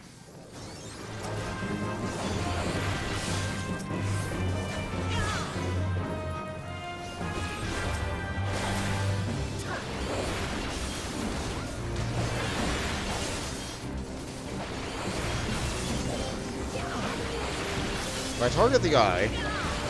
oh good, my line AoE is just able to reach out there. Good. I have to dodge all this other stuff every now and again, but...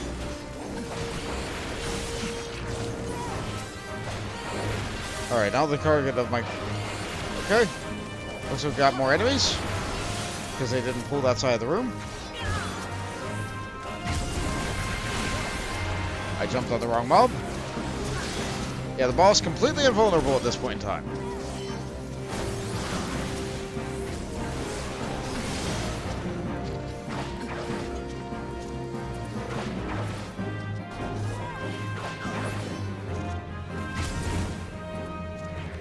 Just going around the room, spamming AoE.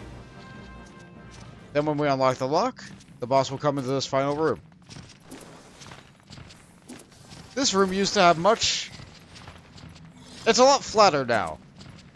It used to be a lot rougher and rockier. Now it's much flatter, so you can actually navigate it and not get stuck on the terrain. The boss is completely invincible until it gets inside this crystal. That means the tank can't get more threat on it right now. There we go.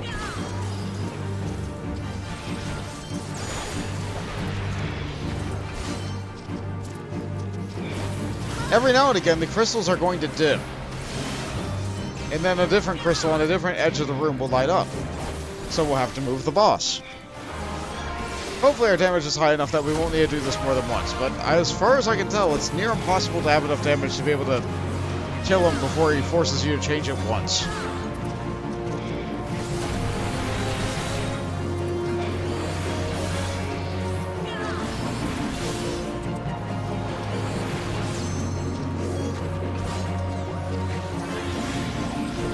I'm waiting for the message to appear in chat.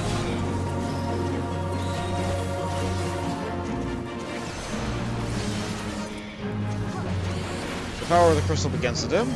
So look around the sides. It's that crystal all the way over there.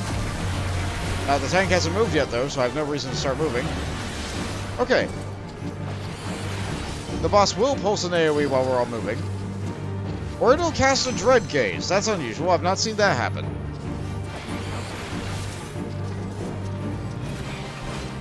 It's still invincible. It needs to get into... there we go.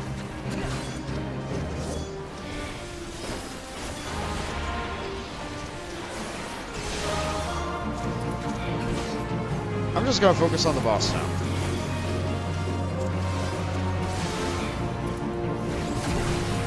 The heads only take a couple of hits of the Doom Spike to kill, but... damage I'm doing with the Doom Spike is not damage that's going on the boss.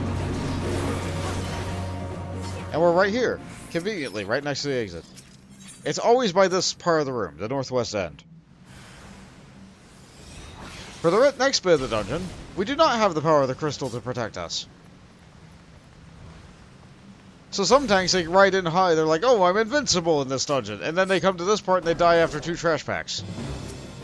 Especially with this frog that likes to, like, use its tongue to pull somebody in. All these ghosts everywhere that don't like to move. I'm gonna focus on this frog first. 2 frogs is too much.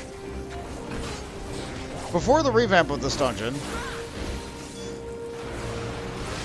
this was a terrible place. This particular spot of the dungeon had like a cliff on the side that you were able to like fall down off of and fight additional mobs. But even if you didn't fall off the cliff, the detection of the mobs was weird. So sometimes on a dungeon run, you wouldn't even know that there were enemies down the cliff, but other times, all the enemies from the bottom of the cliff, while you're fighting the things at the top of the cliff, would just decide, oh hey, I'm gonna come on up. And on the process of coming up, they would grab all these other packs of mobs. It was terrible. And every time it happened, I was like, well, that sure happened again.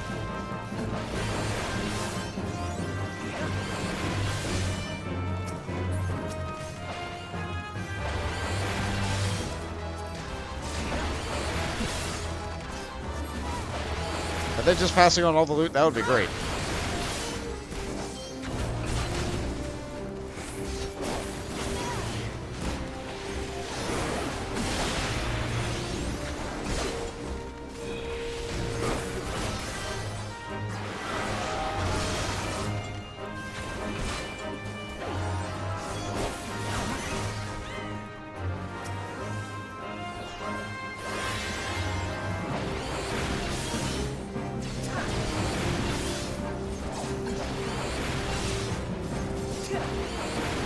I appreciate that that person's going to get boxes.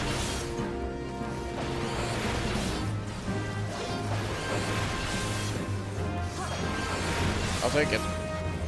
It's not as good as my Dragoon mail, but by taking that piece of armor, it increases the odds I will get a chest from the final, like, extra loot that I get for leveling.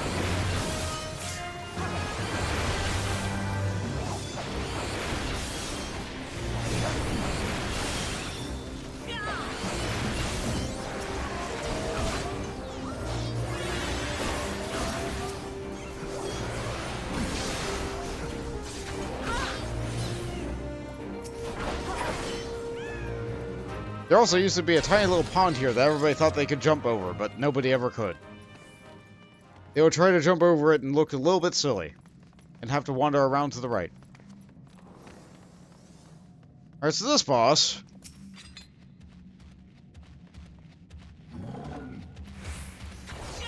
sure is the same as the boss from the end of Halatali.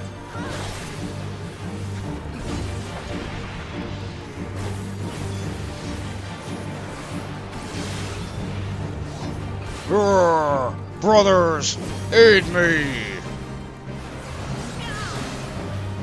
He has all AoEs, like fire in all different codes in all different directions. He calls in his buddies who throw rocks.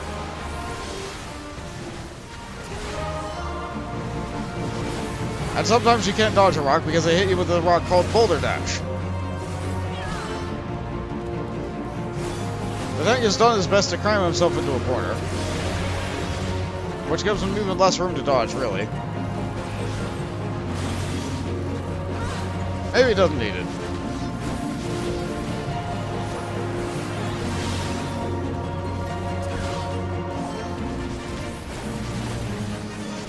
Now, the other DPS is a monk.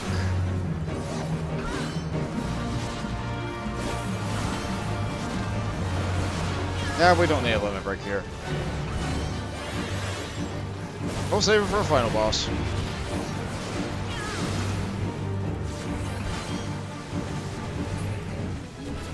Hey! It's a good level. I just need it on that skirt, so it's fine.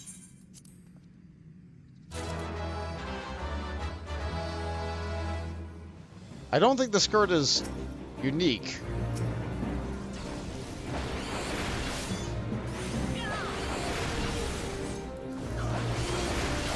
Are they pulling the entire room at once? They are. Except maybe those ghosts over there. Are they gonna die? Nope, they're hanging on.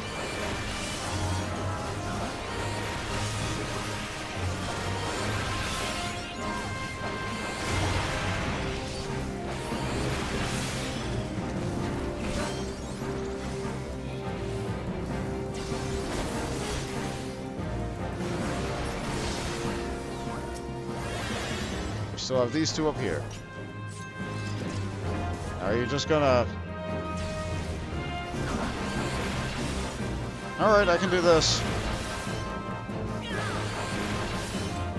I have to stay in this. I have to eat the AoEs. That's how the mechanic works.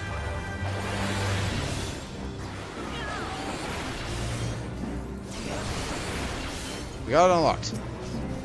Whoops, I accidentally resized my window. That's bad. Don't want to do that. Sorry about that. Probably saw a little bit of all the loot that went in chat.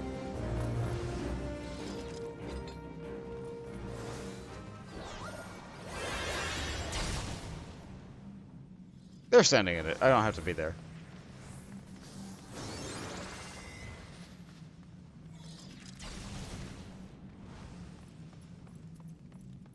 Some people think having more people stand at those makes the countdown faster.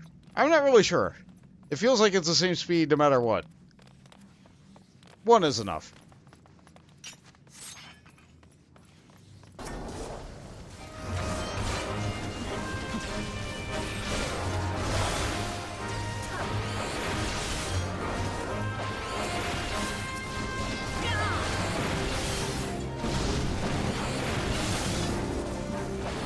There's no more additional mobs, tank. There is the boss. You want to fight all this with the boss.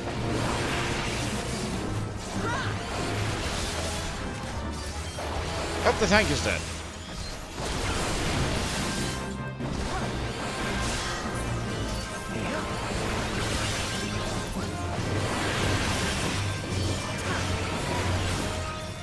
I was doing less area damage than the monk. That's sad. But you know what? A monk has a second AoE button at this level, and I don't.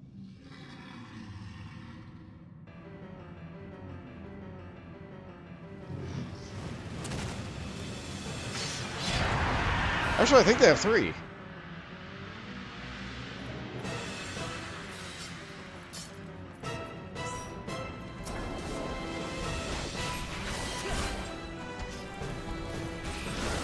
Yeah, they have all 3 of their primary AoE combo, and I think they also have, Earth Slash.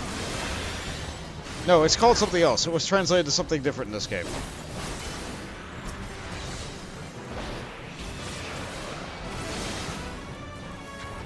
Okay, well, who's the boss gonna fixate on?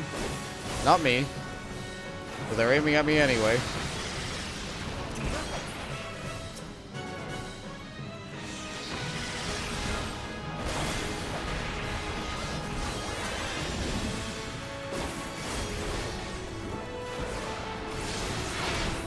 Keep my camera angled this way. So I can see the crystal.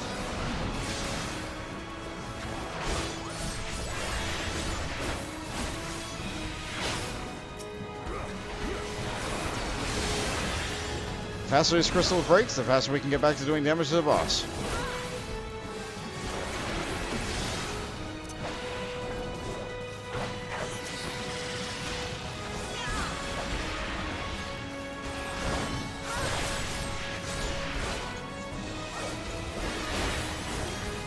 He just decided he didn't like me, and he threw an axe at me, and then he spun.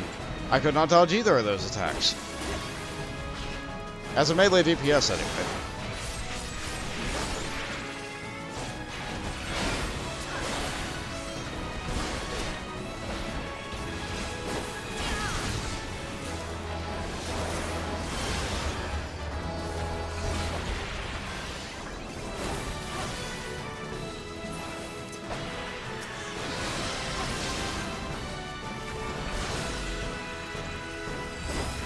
Right now, the boss is going to make some dark pits under everybody, so I'm going to try and stack our pits there.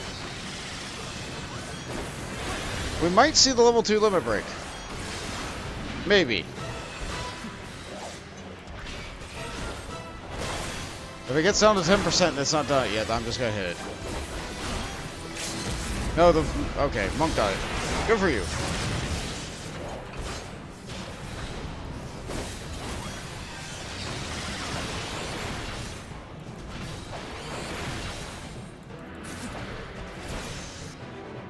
Alright. That sure was a dungeon.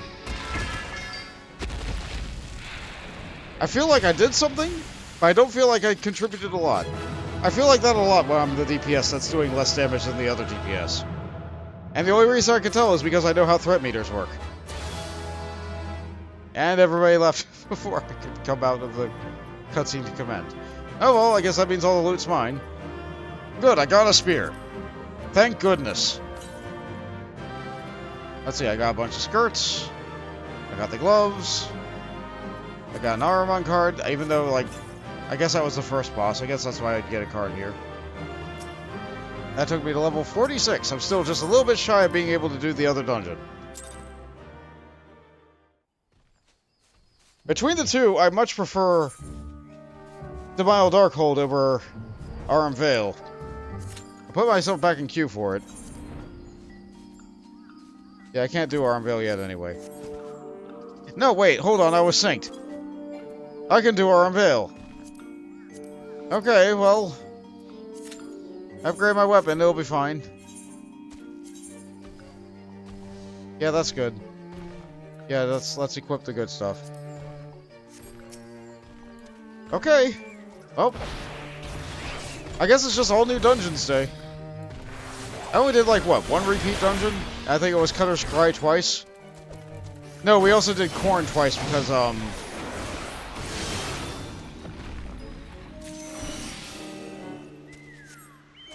we did Qarn twice because we got it on leveling roulette, that's right. Okay, Northern Thanalan, South Shroud, Eastern Linosha.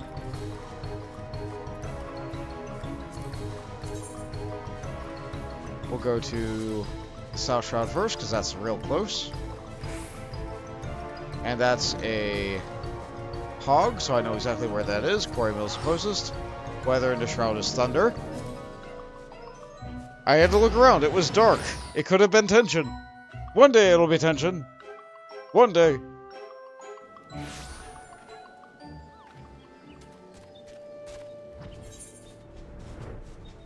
What? No. Let's go get some hogs. Maybe it was only thunder because I was in the Sylphlands. They do like their thunder there.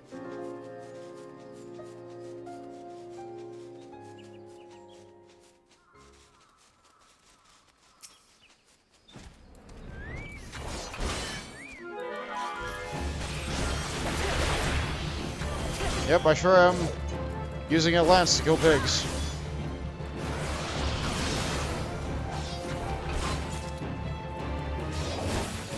I believe this is the traditional way to hunt boar, is with a lance and not like an arrow, right?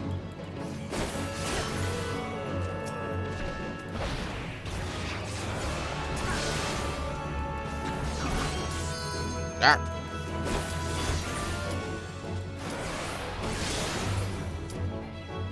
Yeah. Here we go, Aurum Vale. It's not that bad. It can be that bad. It's not that bad, though.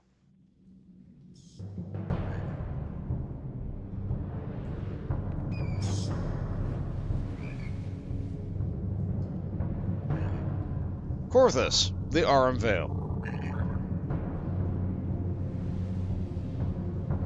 It was also redesigned when all the other dungeons for Realm Reborn got redesigned.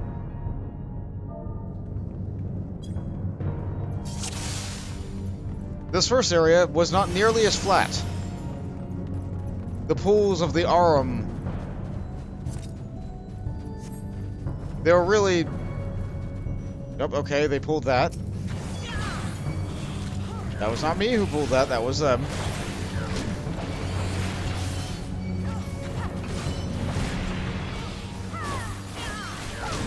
I don't think the tank has their stance on. This is fine. Now we got the frog.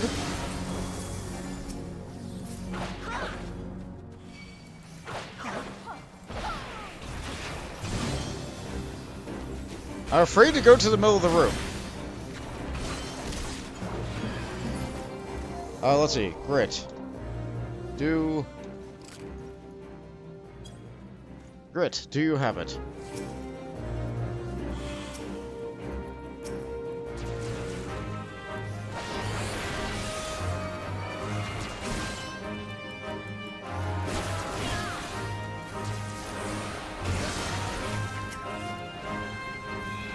I'll let myself die. We're at the beginning of the dungeon, it's fine.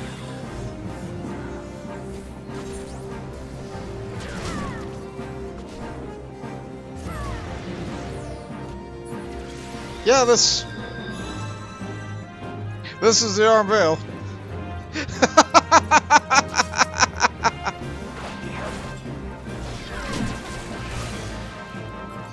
This sure is the Aurum Vale.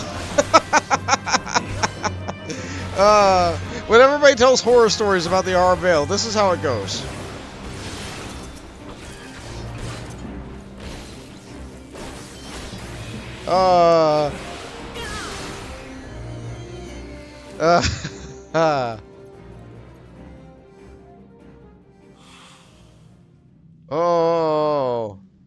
Oh, the tank is having a day. Some days you just have a day. It's okay. It happens. You die, you get back up. You try again.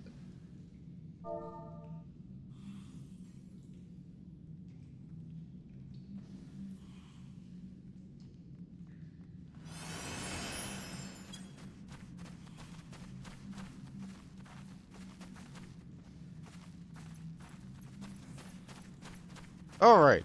This time, the tank is going to charge straight to the middle of the room again. Oh, that's such a bad idea. Okay, well. They don't they don't know what they're doing. Well, if that's the case, then I'm gonna be a Dragoon and I'm gonna focus on weakening the enemy as much as I can, one at a time.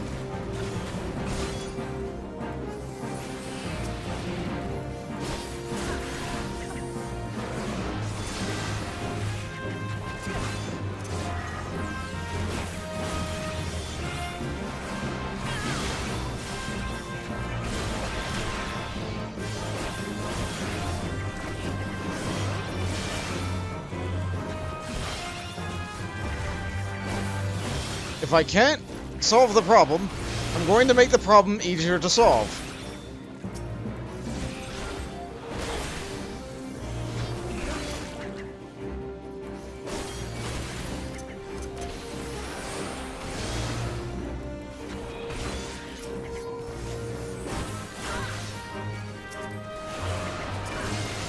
Ooh.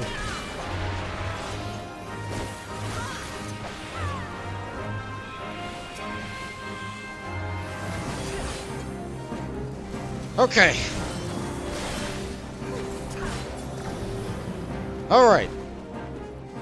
That was technically a wipe. Very, very technically a wipe, because I think everybody died. No, I didn't die, because I was very careful and only attacked one enemy at a time. I thinned the herd to make it easier for us to handle this next time. If you get a tank like this, this is what you do. You make it easier to handle next time by taking one enemy out. If you can take out one enemy before you die, it's easier next time. And then you can take another enemy out, and another enemy out. You will get through. You will get through. You will succeed.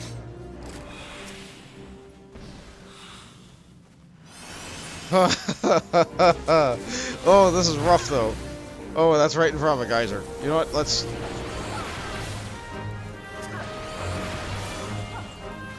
I don't want to be in front of that geyser. And here comes the patrol on the right.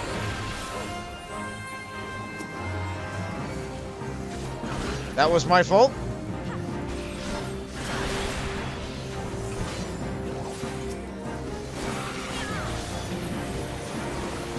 The secret to this dungeon is to hug the left wall for this first room. Alternatively, the tank can run through, and everybody else can run through behind them without fighting anything. The tank can go to the left, everybody else in the dungeon can go to the right, and the tank can die, and everybody else can avoid getting into combat. Then the healer can resurrect the tank without fighting a single trash bomb. There are many ways to handle this first room.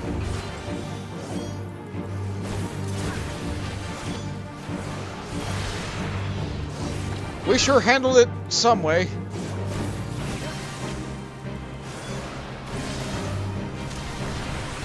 Okay, so this boss's mechanic is gold long.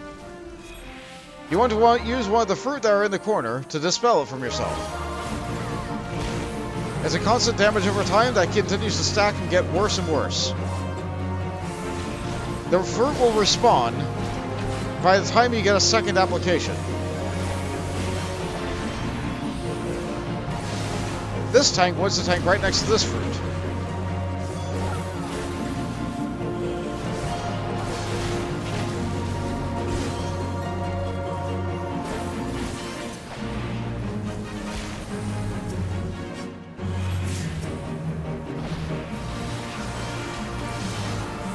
I have claimed that one fruit in the corner right there as mine. I ate it a little bit too early. That's okay. I can use my own self-healing abilities to account for the fact that I'm helping.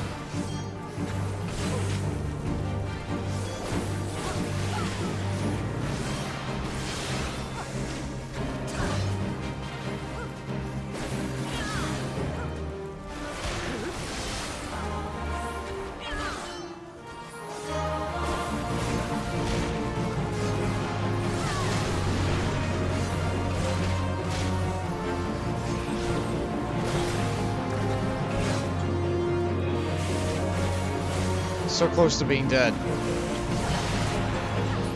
Yeah, I got a little bit greedy there. It's still on even after the boss is dead, though, so I'm going to use this and clean that off.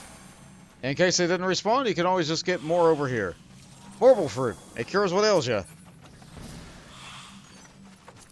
Got the trust gloves. We got the ring.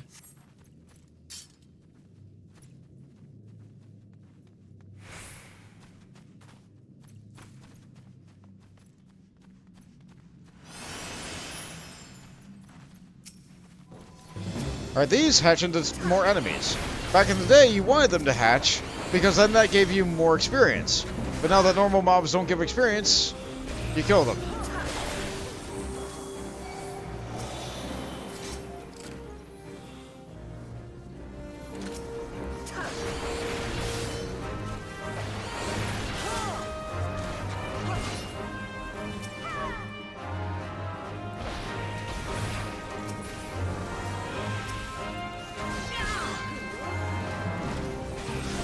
I really shouldn't be the tank. Okay, the tank is tanking that way. So I'm gonna be over here.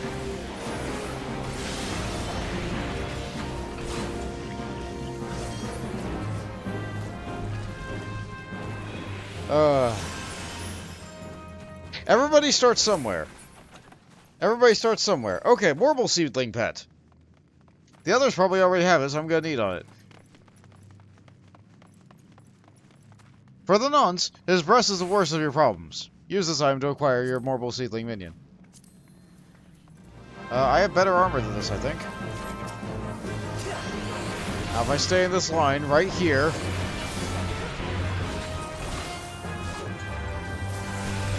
then I won't aggro the left or the right.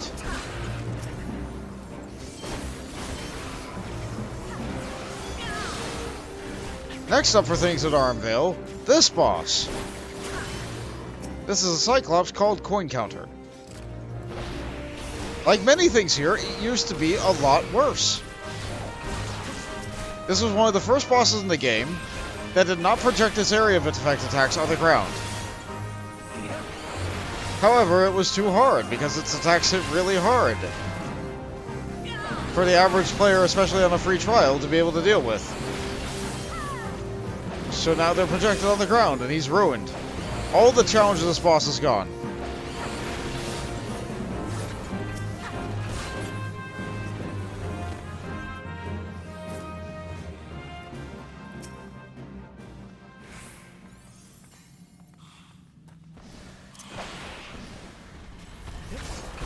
I'm not very good at that backflip. I'm way too slow on it to make it look cool.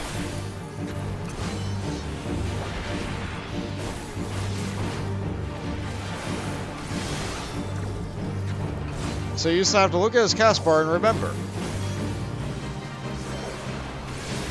That is Swipe. Swipe is a giant cone. It hits like a freight train. That's Glower. It's a line laser. It targets a random party member. It can paralyze you. That's Eye of the Beholder. He targets a random person and he does that. If you're across the room, you got hit by it. There was nothing about it. Ah! That swing, it kills DPS. I just stunned it because I said no.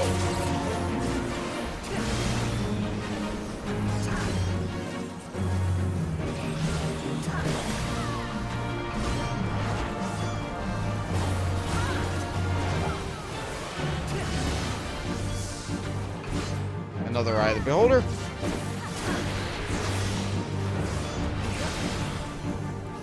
This poor healer's having everything aimed at him.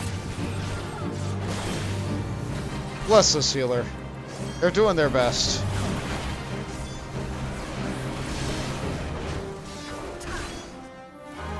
Meanwhile, I'm just a guy with a lance.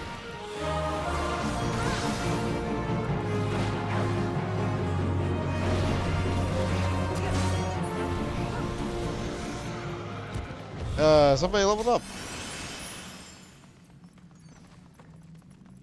What we got? Curious.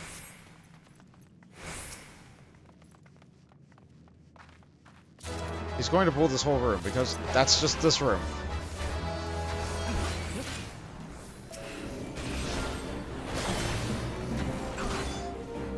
This room is rough. And there's another patrolling ghost coming in right about now too.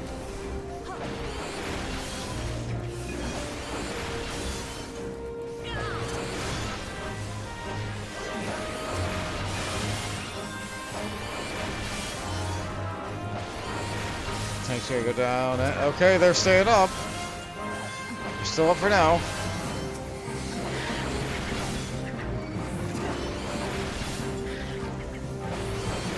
Pull that into the tank.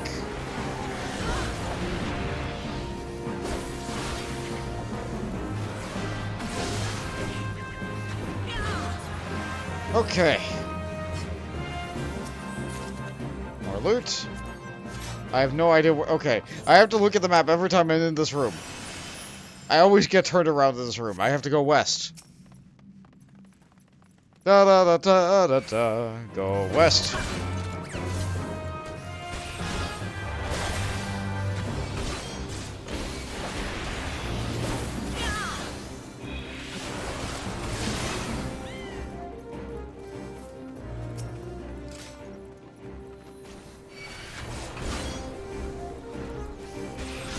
Another tiny small mob pack.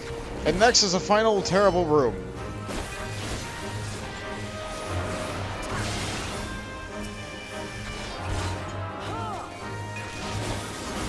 When I'm a tank or a healer, I love this dungeon. This dungeon goes so fine and great and well. I love being in this dungeon when I can control anything about what's going on. When I'm a damaged healer, I sure do hope they can drive.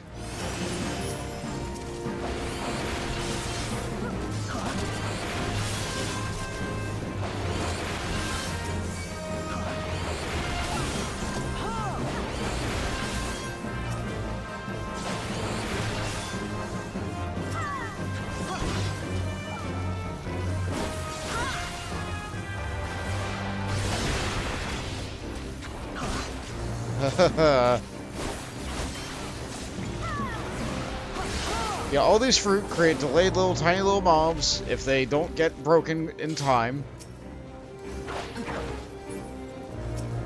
Which, like, the tank can be busy trying to deal with the great big giant morbles, and then the tiny little seedling morbles all rush at the healer.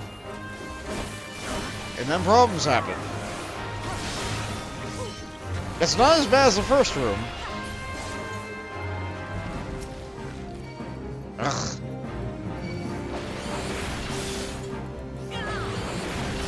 Now the big ones are gone, I can just stab these. Okay.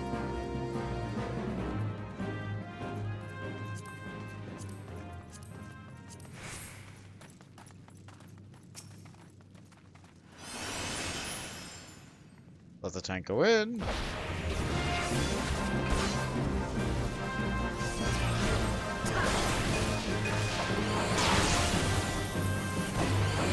Do my little thing. Stay right in the middle of it. Hit everything with my little line.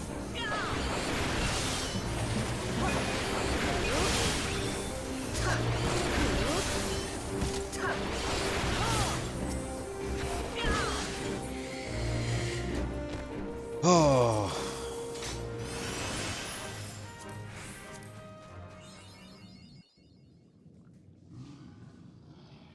I wonder if they're gonna pull one in the cutscene. So we fought like so many Morbles up to this point. Why not fight another Morble? Another one!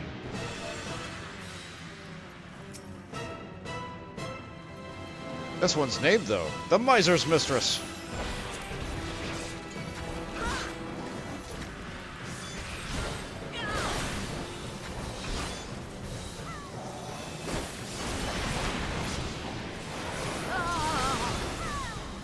Yeah, that sure is how I feel about this dungeon.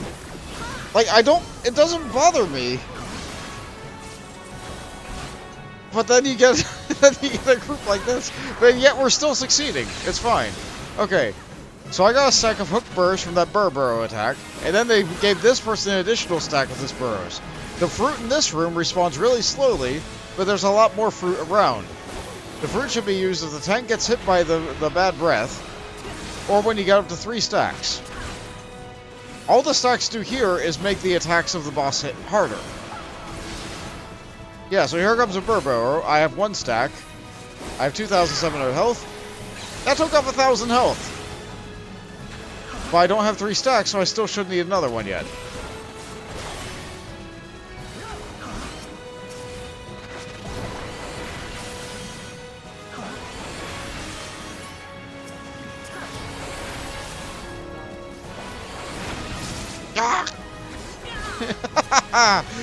Yep, that sure is a frontal cone. Okay, I'm gonna get my 3rd stack here.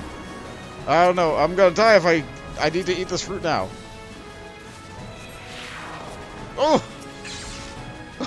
Oh! Not dead yet! Still in the game!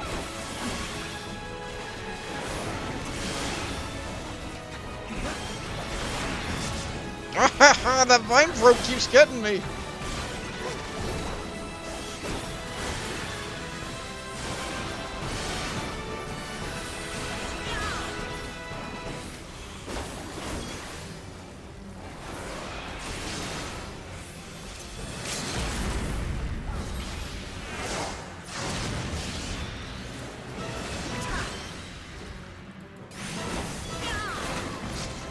I'll leave the fruit to the other DPS. I just need to stab it. Okay, we're good. Ah!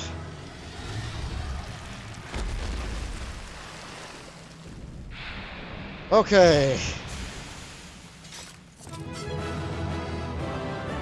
Good. Good.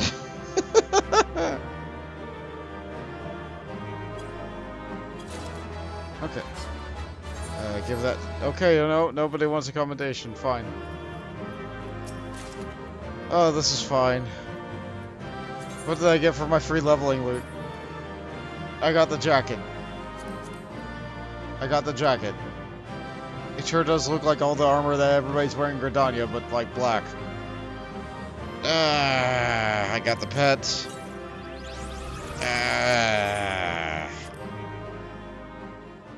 That sure was Aurum Vale.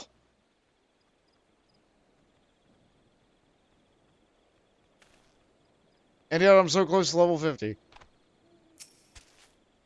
Yeah, level 48. Let's do another one.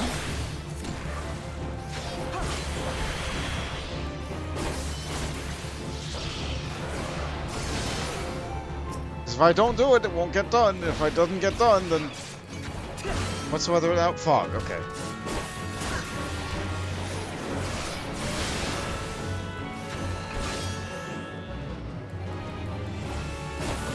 Oh, I killed enough hogs. One more. Give us another one. So, Northern Thailand and Eastern Lemuria. And that'll be all the free experience I get from this log. Actually, is there anything on this for the Shroud? Yes, there is. I did not kill enough sylphs. I need to kill one more sylph and I'll get a bounty. A bounty of company seals. So I should find this sylph. I should find this sylph before I leave. Where am I? I'm not where I think I am. I thought I was still in the East Shroud. No, I went to South Shroud because I needed to kill boars.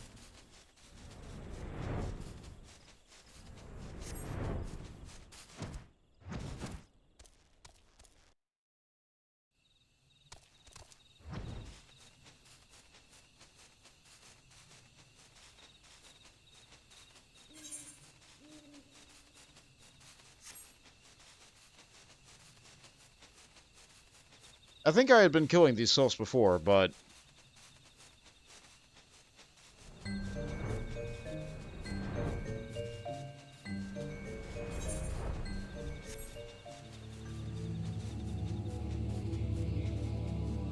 yeah, there just weren't enough of them. And then I got distracted with the Garleans I needed to kill too. Wait, what was that? Oh, it's just a Bane Stool. Okay, I thought that was like a B rank hunt. I think I've seen Stinging Sophie around here, though.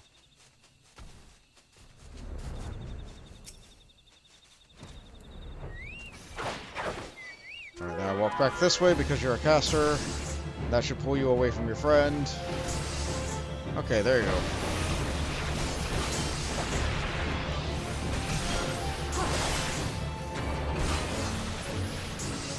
Okay. Good. Now I need 1,400 more company seals.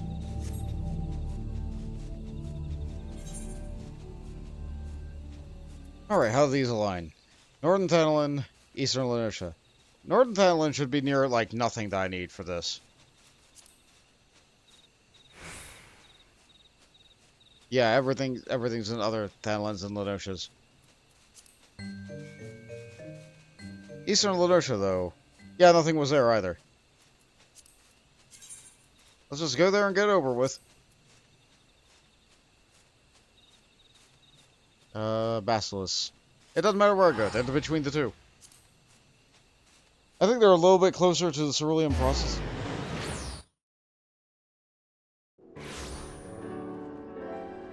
Quick load, because there's no players in this area.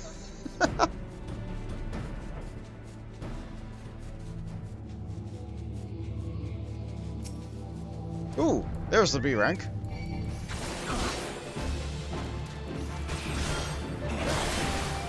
Creepy looking guy.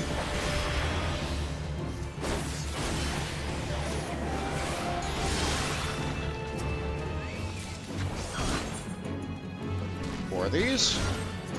Be a bounty of experience.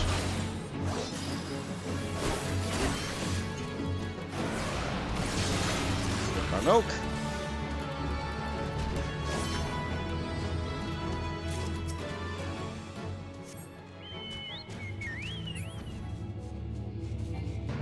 It should be literally everywhere.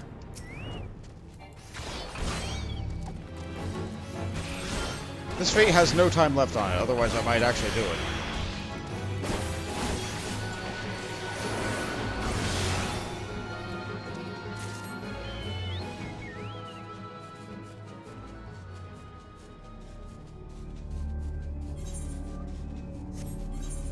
One more.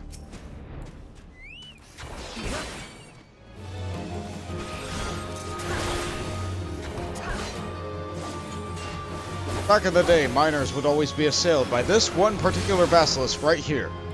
Because it was right in between all the cobalt mining node spots. And they didn't have stealth back then.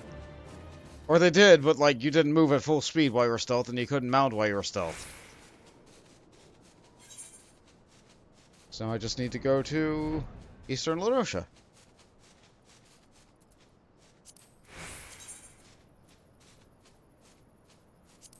Nope, that's Thanalan. That's not Lenosha.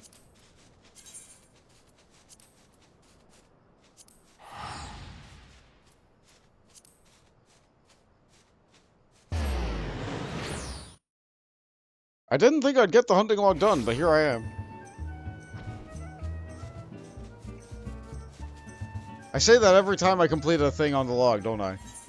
I am a bit of a broken record some days.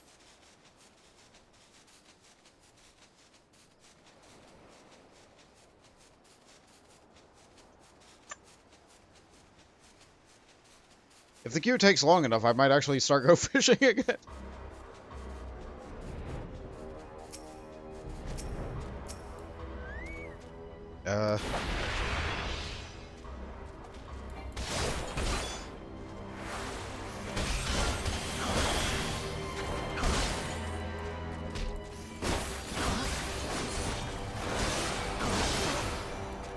Yeah, just airdrop into an Imperial Castrum, why not?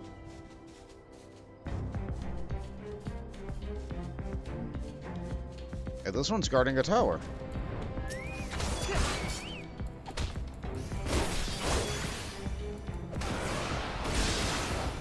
Is this an anti-air tower? If so, it's not doing its job very well.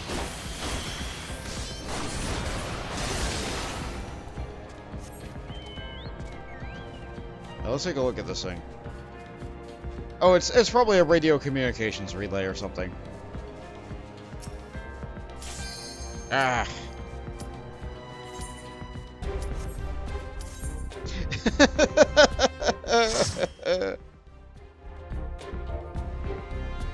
Here we go again.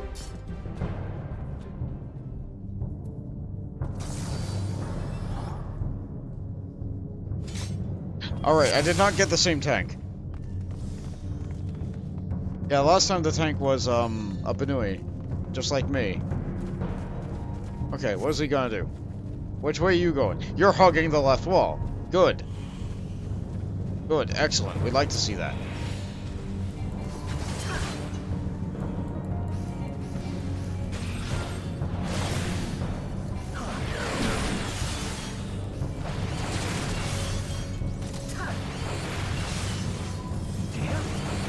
I'm worried about the frog.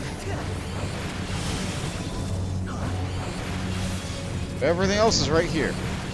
Right where we want it. Right in a line. Here comes all the other ads.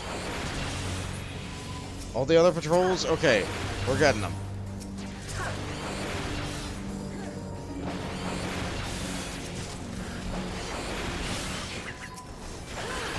That frog is still just right over there.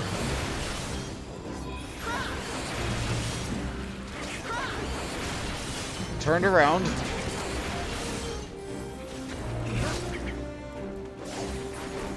Okay, we're leaving. We're in the boss room. Much better! See, this is how it's supposed to go.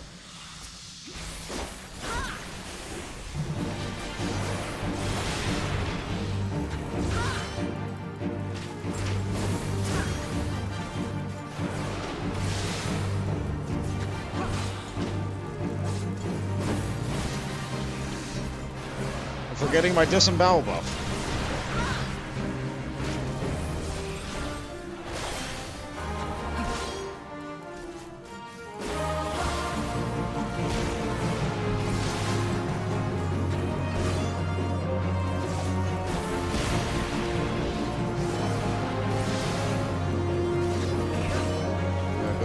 That's over on my right.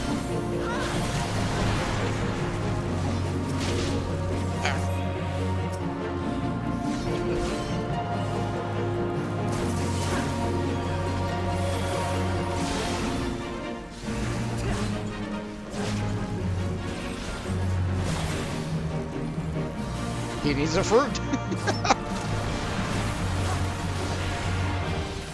I'm glad he went and got it before it applied a new stack.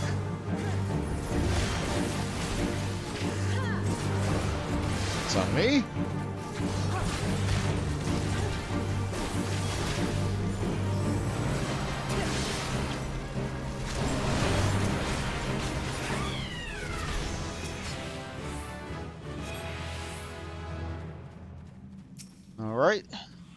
Alright, level 49.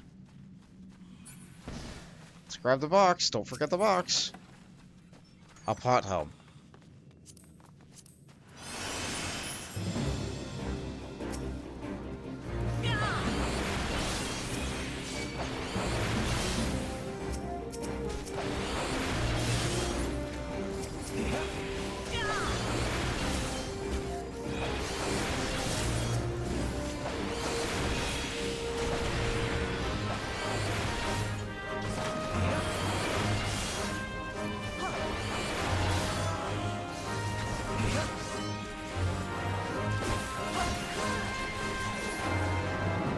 Oh, wasted my cooldown there. That's fine.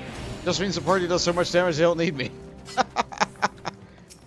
And the Mortal Seedling gets dropped there every time. The reason you might want to get more than one of those is because they can also be used by leather workers to make a chandelier. Which, like, you're killing baby Morbles in order to make a chandelier. But they're also Morbles.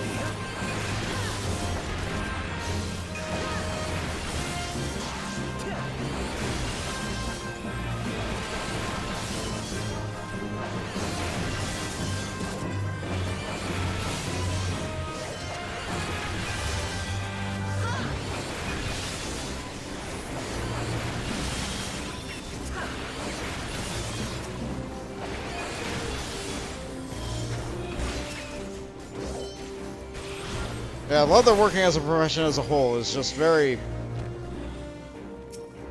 It's necessary, it makes use of everything from the things that you kill. I still don't want to think about it that much. The only reason I bring it up is because of the Mortal Seedling existing for its things.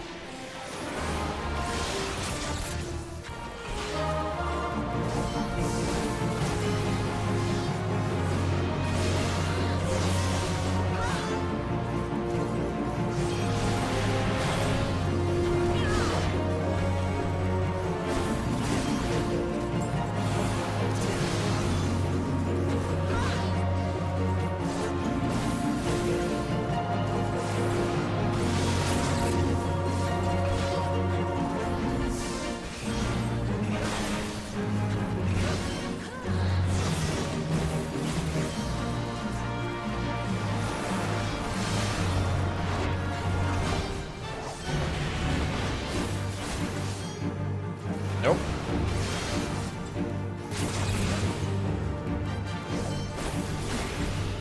Excellent.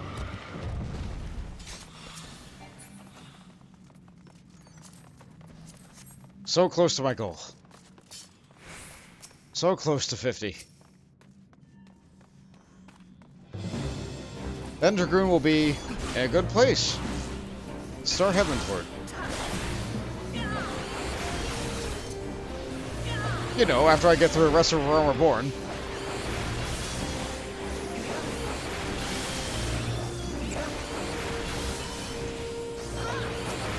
Like, if I keep at it good, it'll probably be like a good 2 other streams before I get through Aurum Reborn. And that's not even counting, frickin'... Come on, brain. I've only been doing Aurum Vale for I don't know how long. You should still be able to function at this point. And that's not without even accounting for Binding Coil as a Bahamut. So I probably got 2 or 3 streams of Aurum Reborn with an additional stream for Binding Coil if I do all of Binding Coil in one stream like I did with Hildebrand. I think it deserves it. The story is important, even if the fights are hard. Oh, you're gonna combine everything, are you? Oh, wow.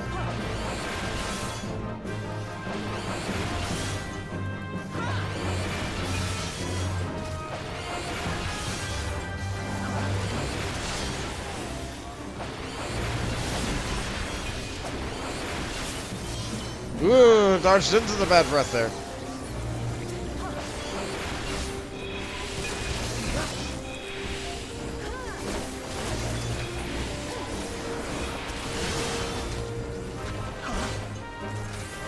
Now, if the tank wants to show off his prowess, he can use Provoke to pull the Marble without aggroing any of the fruit.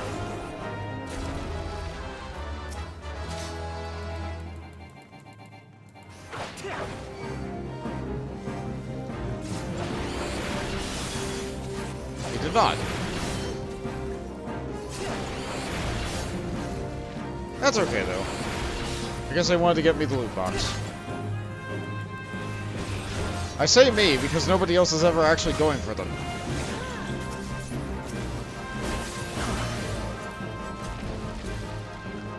Knives. But I already have them.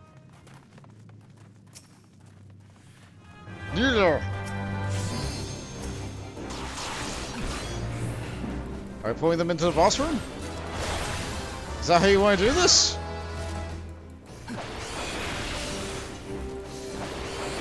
I mean, I guess this makes them tighter for me to do my AoE. I appreciate the consideration.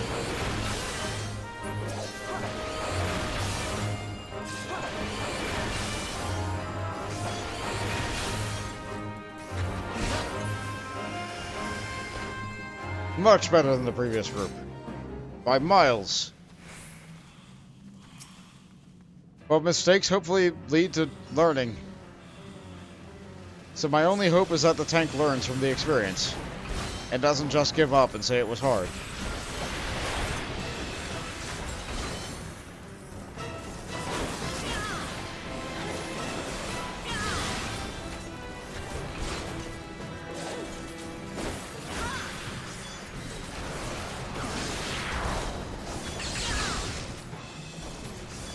Is that extra burrs on me or the healer? That's on the healer. Not great.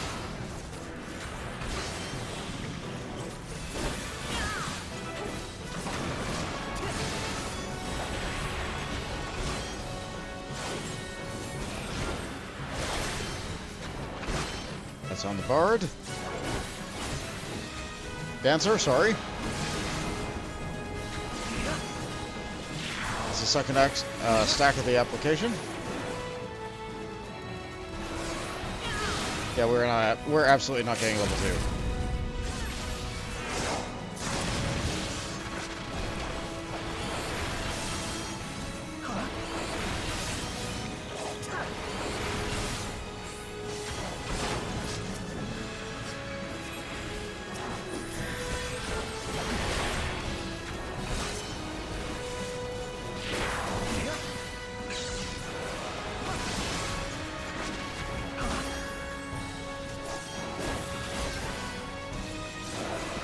Damage used to be so low.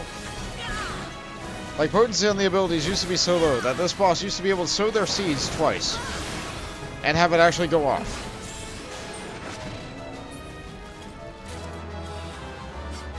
Oh, I'm just a sneeze away. If I complete my hunting log, I will have the experience I need. This tank gets it. Commending the challenge log! The challenge log!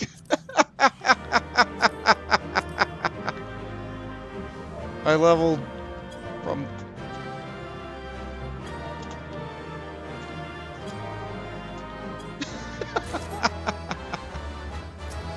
Oh!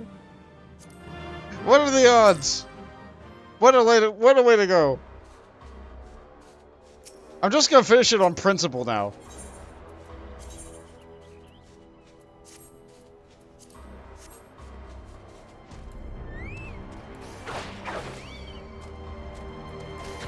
Oh, I learned Chaos Thrust. Okay.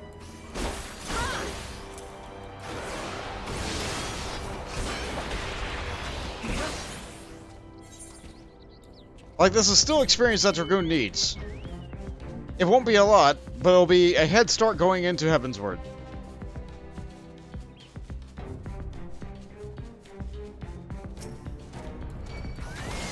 Like, if I needed more entries into the log like Warrior did, then maybe.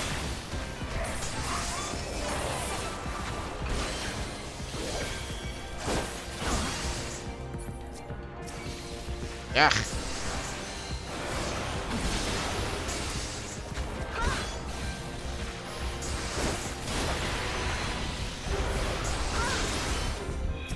Just you. Why are the doors opening for me? I mean, I guess it would be impossible for a player in a realm reborn to proceed if they didn't, but, like, you know. Is that it? Yes! That's it! All the hunting log is done. Bundle a log, Lancer. Now I can go to Korthus and finish that quest.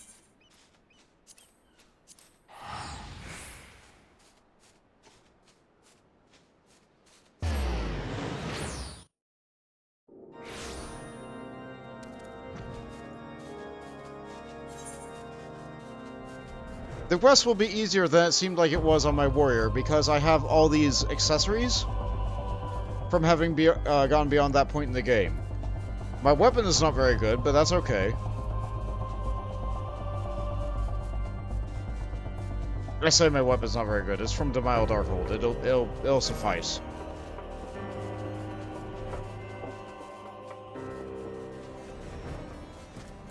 Here we go.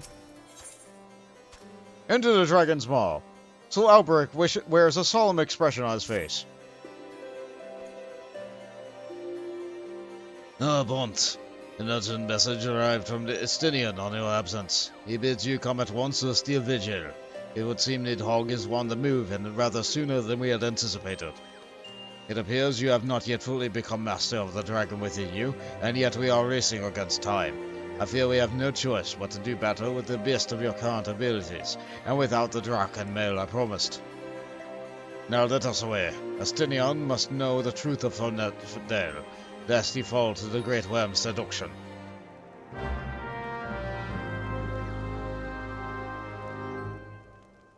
Alright. On our way, then. The Steel Vigil. We were up here once before. No, we were up nearby it once before. We've never actually been inside the Steel Vigil. Hey, XER. Alright, for me to be a professional voice actor, I would need, like, 4 things. 1, an insight into the business. 2, the ability to not stutter and slur my lines. The way I would do it now, I often need a second or third take. Like, even just talking like that, I needed a second take. That costs a lot of production time, that costs a lot of takes, that costs a lot of, like... It's not great. Next, I would need a much higher quality microphone than what I have now. I'm using a cheap $25 headset. In fact, it's falling apart.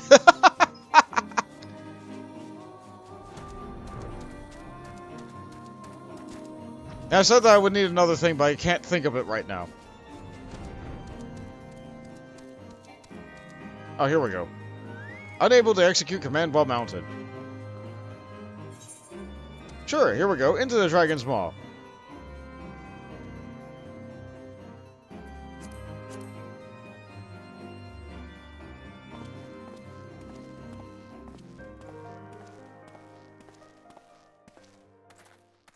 I sure am here. And so are you. Be a good narrator for a show. You know what? That would be nice.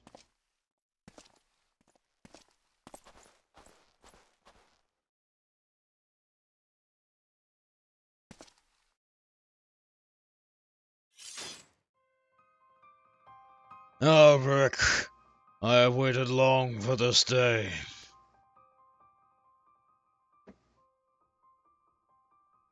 You who fancy yourself an Azure Dragoon, a man whose cause you have taken for your own is a coward.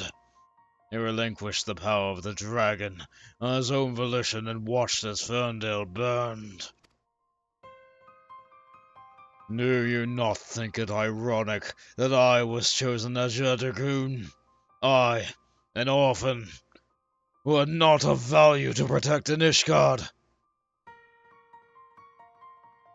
I suppose I must give my thanks, for it was the eye that revealed to me the truth, a truth so damning as to undo a lifetime of trust.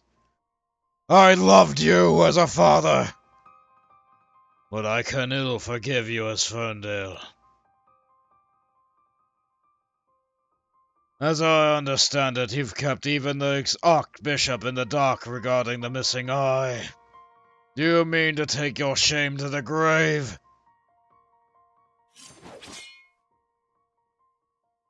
But I waste my breath. Prepare yourself, old man, for I shall lay to waste all the things you hold dear. And once I'm finished with you, I shall do what no Azure Dragoon has succeeded in doing. I shall claim Nidhogg's head! Calm yourself, Estinian. Your age renders you vulnerable to the dragon's influence.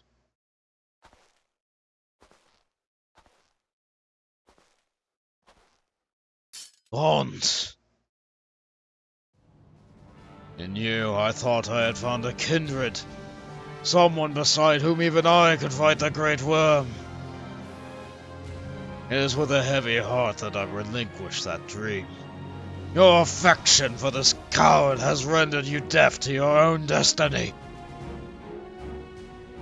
Very well. That we would one day cross lances was inevitable from the moment of our first meeting, as we shall now find out who is the true wise chosen. There can be only one!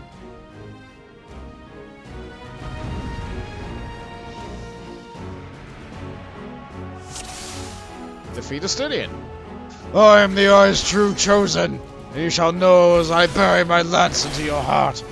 Astinian, stop this madness. You and Bont were meant to be allies.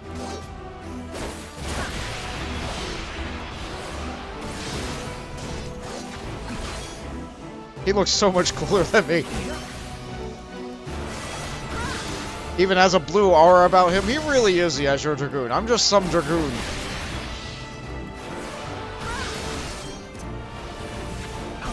You feel your wounds knitting. Ah, the hour of the Eye. They're compared to mine own. You have awakened the dragon, Bont. Now my flame shall burn you whole. What's this? How about no?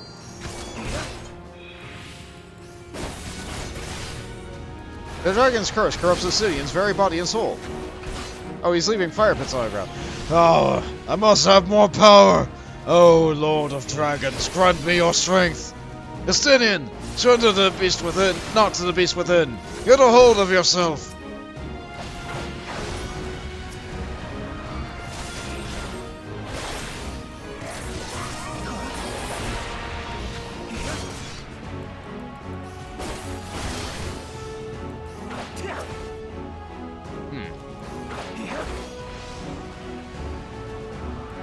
Get out of all that fire. One more good stab. Maybe two more good stabs. Duty complete.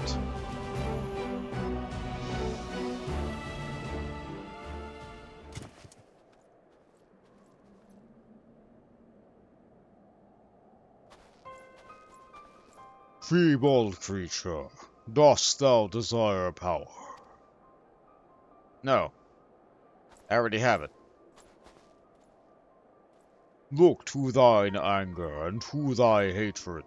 It is there that thou shalt find it. O mighty Nidhogg, Lord of Dragons!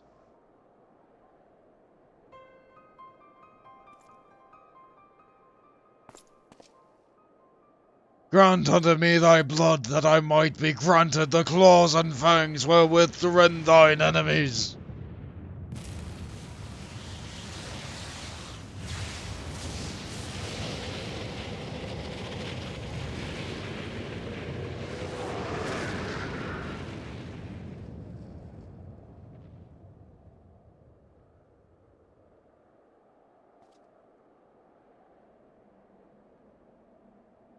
Look at me.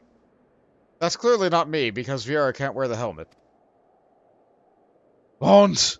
This is impossible! It cannot be!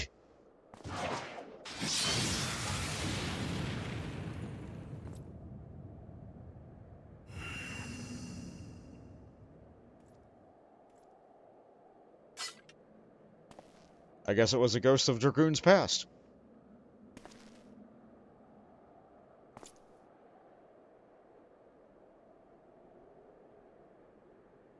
Yeah.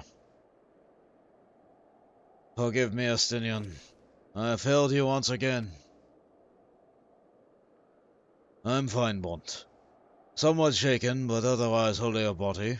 Suffice it to say that I have much to reflect upon. Let us return to the observatorium.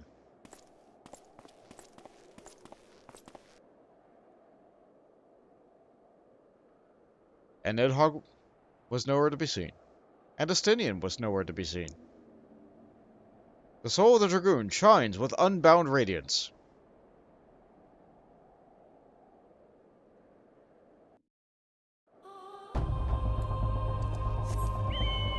Well, that sure was my level 50 Dragoon trial. It would be like I said, it would have been a little bit tougher if I had not had these great accessories. It would have been a little bit easier if I had had the weapon. Ultimately, it didn't need to be easier. I don't think I skipped any text, though. I don't think I skipped any phases. I don't think I skipped any dialogue. So I'm glad you all got the Dragoon experience from A Realm Reborn. I don't know if you've been looking at art for modern Final Fantasy XIV, the more recent patches and the more recent, like, art and everything.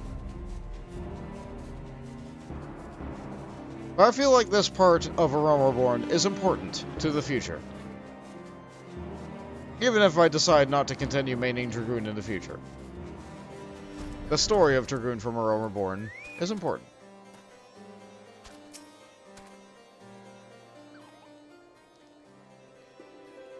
When the being of darkness closed upon us, you appeared to me with the spitting image of Haldrath the Dragon's Eye, just as he is depicted in the Holy Scriptures.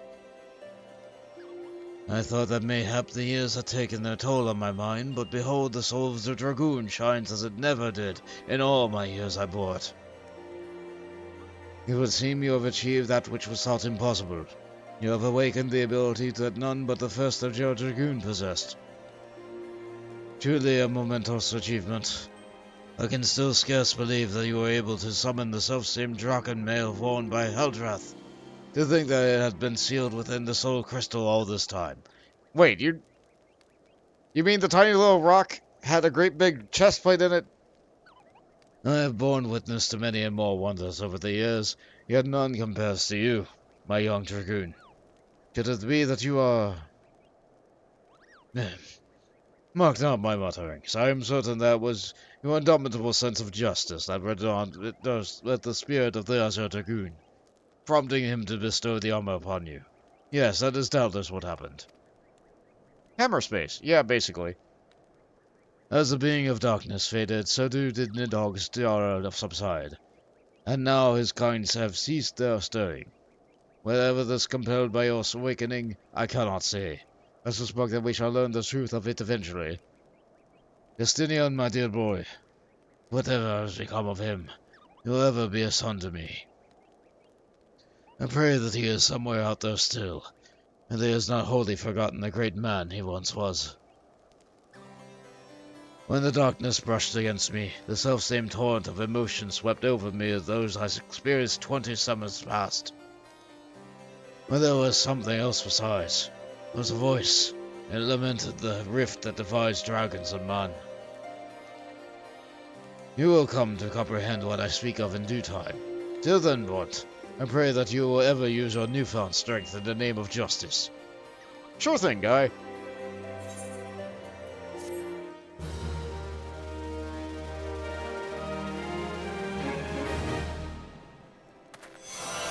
Your inner dragon grows stronger. Action learned. Dragonfire dive. And this concludes the Realm Reborn story. I'm not reading that part.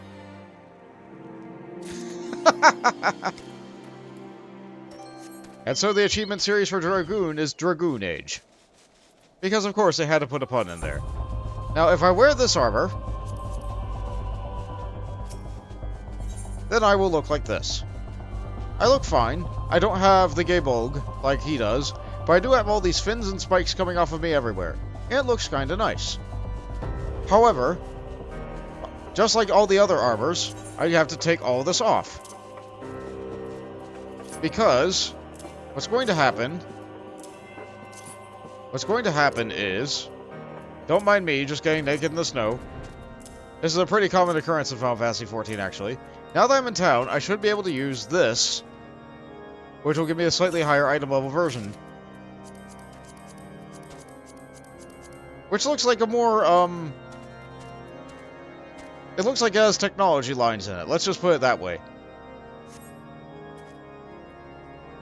This sure is armor. I sure do feel and look like a Dragoon. Except for the stinky spear. One day I'll get rid of it. One day I'll get rid of it, but that day is not right now. As for the rest of this armor, it can go safely inside my armoire where it can be stored forever. In addition, you can also get augmentation pieces off the market board, or craft them if you are an alchemist. Maybe an alchemist makes a part that they're able to do it. But you're able to dye the Dragoon armor, so if you want to be the Azure Dragoon, go nuts. You want to be the Crimson Dragoon? Sure, fine, why not? Auburn Dragoon? Sure. Pitch Black Dragoon? Why not? Go nuts. Alright, Dragoon sure is leveled. Now for my other day's task.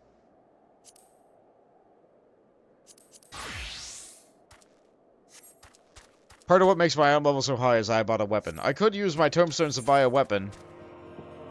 Let's see. So, let's complete these. So, East Shroud, Lark's Call, I was just there. East Cloud, Eastern Lenosha. I was just at all these locations. I didn't do any of this. Oh well, Dragoon is leveled. That's what matters. Forward and back and forward and back and forward and back and 1 foot forward.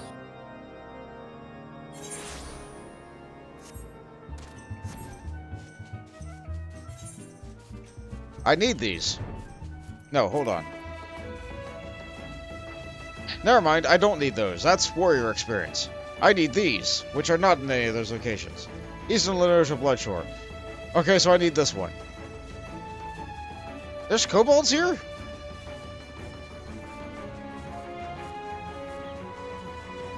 I guess there are. I keep forgetting that these guys exist. Well, you guys are in for a bad day.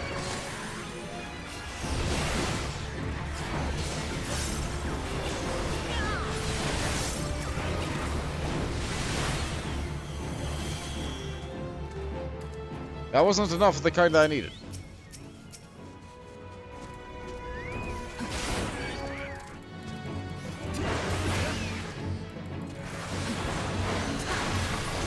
That is enough of the kind I need.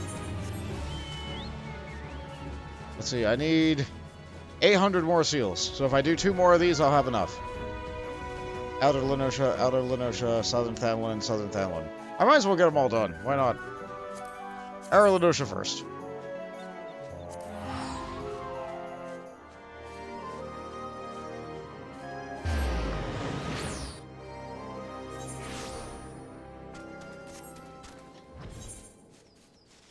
Okay, 2 kobolds outside. Bedsmen and priests. There's 1.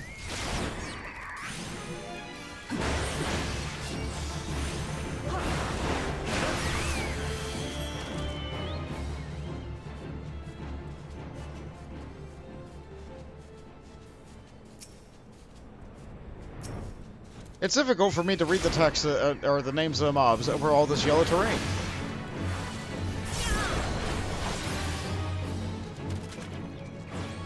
I can see the mark poking out above.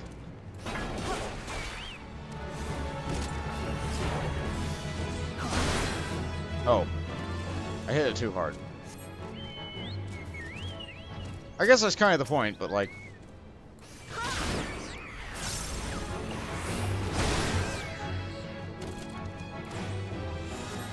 That's that one. And Southern Thanlin, Sizoli, Desert, and Zanrak. We'll start from Southern Thanlin all the way down. Forgotten Spring. Sure, I'm wasting a lot of gil teleporting. It's fine. I have plenty of gil. Plenty of gil.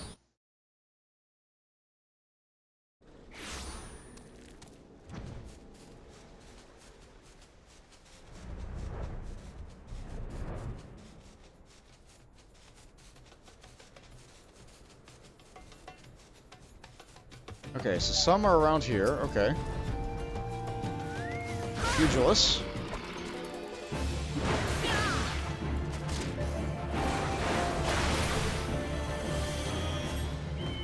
I suppose now that I'm level 50 on the Dragoon, I can also do that.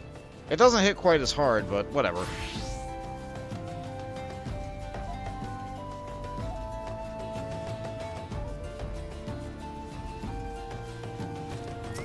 Okay, so here's my new Dragonfire Dive ability. Doesn't hit as hard as you would hope. It's also an instant one-and-done kind of area damage, and it has a whole 2-minute cooldown.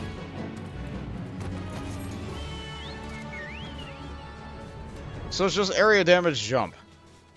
So I now technically, at level 50, have 2 area damage abilities. I just can never use one of them.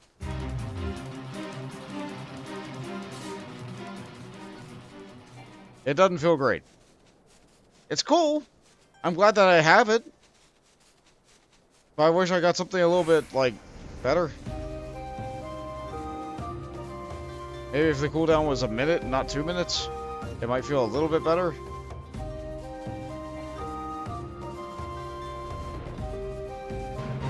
Like, compared to what Warrior got, that was a little bit underwhelming. That is a Pugilist. Okay. Oh, I aggroed everything.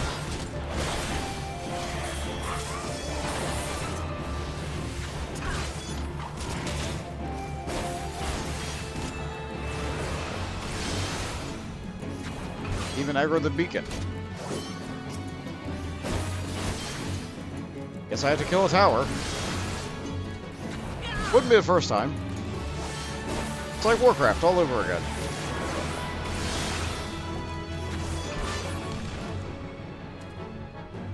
That was a good explosion, but not very good, like, death animation fade out.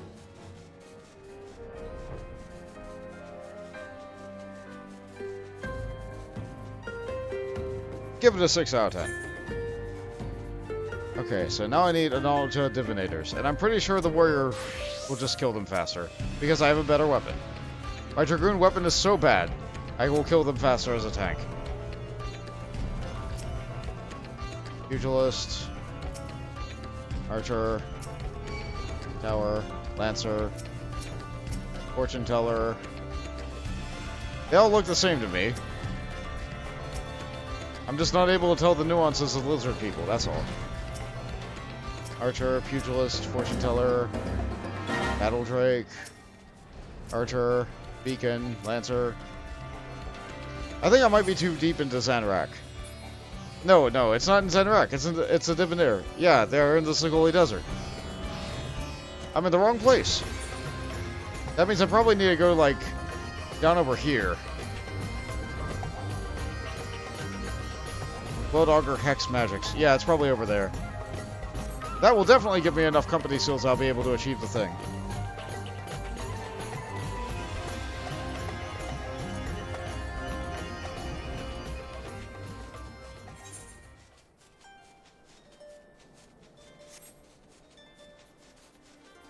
Thank you, Fawns, for giving me back my outfit, by the way.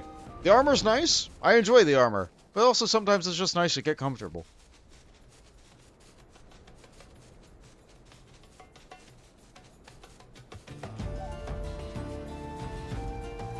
Voltage looked into the oven. Is it? Can it be? It's the power croissant! One bite and you can lift anything! I'm so glad that I have the power croissant to power me up, as I level sync down in order to be able to fight these things.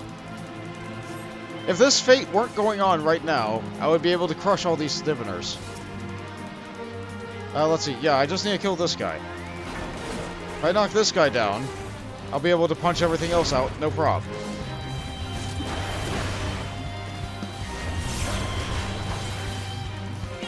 Do I have access to that ability? No.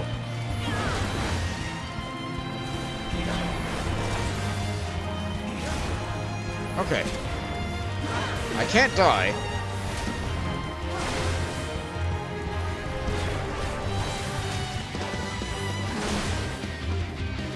One day you'll have the courage to try croissants again. Oh? What, like cooking them or eating them? Like, they're a delight to eat. But I agree, trying to make your own croissants without, like, a pre-done roll or something like that, that is a bit rough.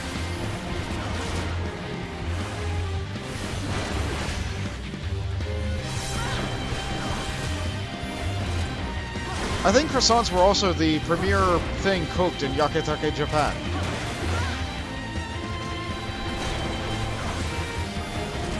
So if I were to tell more than that, it would kind of spoil the episode, wouldn't it? Then again, it is like some, like, what, 30, 40-year-old anime?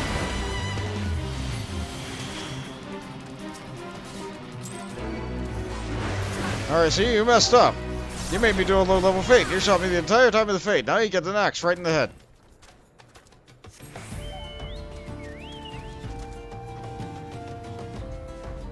Amateur Baker's final boss. Yeah.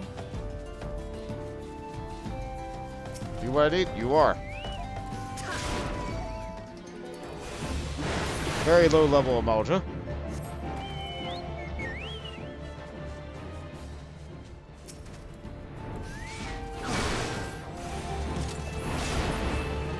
Don't know how I got both of you, but alright. Okay. Now, with that hunting log done, I can return to Limsa. Yeah, I can't get access to part 3 yet. That's okay. That's okay, this is fine. This is fine. I use the Aethernet. We'll go back to the thing. The 14 cookbook had a recipe for almond cream croissants, and there's a Savage edition in the back of the book. I see! I forget, Jay, did you own the book, or are you looking at, like, posts of within the book on socials? You do own the book. Excellent!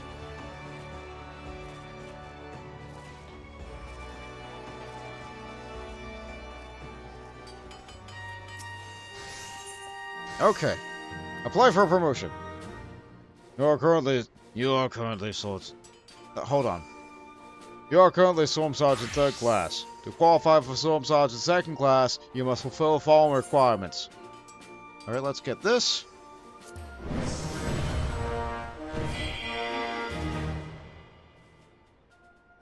In the name of the Admiral, I hereby appoint you to the rank of Storm Sergeant 2nd class. By this promotion, you are now eligible to undertake expert delivery missions. May you ever serve in the best interest of Limsa Mensa till sea swallows all. Wow. My character's voice is something.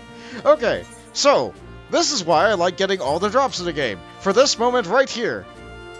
Okay, I'm not gonna give my Nox stuff up. I'm not gonna give my Worm stuff up. Like, I need this. No, I don't need this.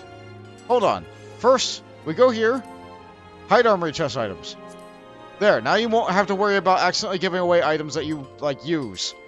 Now, I don't need any of this. I don't need this casting stuff. Look! Company shields! Look how easy I get them now! All my problems are solved forever. I don't need any of this old loot I got off greed rolls that nobody else wanted anything. Look! Company seals! It's pouring in!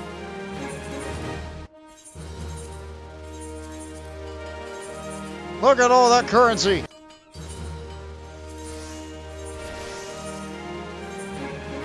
Yeah, I don't need any of these!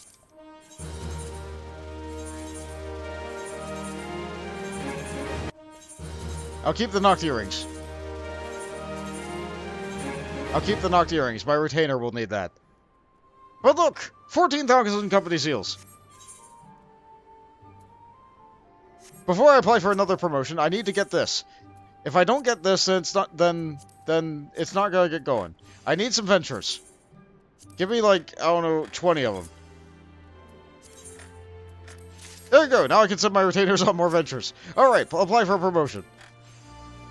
You are currently Storm Sergeant 2nd class. To qualify for Storm Sergeant 1st class, you must fulfill the following requirements. Hey look! There you go, have them! In the name of the Admiral, I hereby appoint you to the rank of Storm Sergeant 1st class. May you ever serve in the best interest of Limsa Mensa till sea swallows all. Now what do I need to do for the next one? For this, you must receive the express endorsement of Commander Rashali Riki. Her commander stands to my left. Speak to her to learn what you must do to win her approval. Okay. That is... Shadows Uncast the Maelstrom. Yeah, this is it. Rashal Riki has a special assignment for you. Sergeant McGammar, doing the Maelstrom as proud as ever, I see. As a matter of fact, you're just the man I was hoping I would come along. House Dzemael Darkhold has some distress, and you're just the one we need to answer the call. Your task, travel to Dzemael Darkhold and purge the subterranean forces of Voidsend. Once you're ready, make your way to the central highlands of Korthus. I trust you have have little trouble finding a Dzemael Darkhold. Hopefully, the retainer in the service of House Dzemael will brief you on the greater detail once you arrive. We await word of your success. That's right, to get more promotions, I have to do Dzemael Darkhold again. And to get the final promotion, I need to do Aurum Vale again. So I guess I did this a little bit out of order.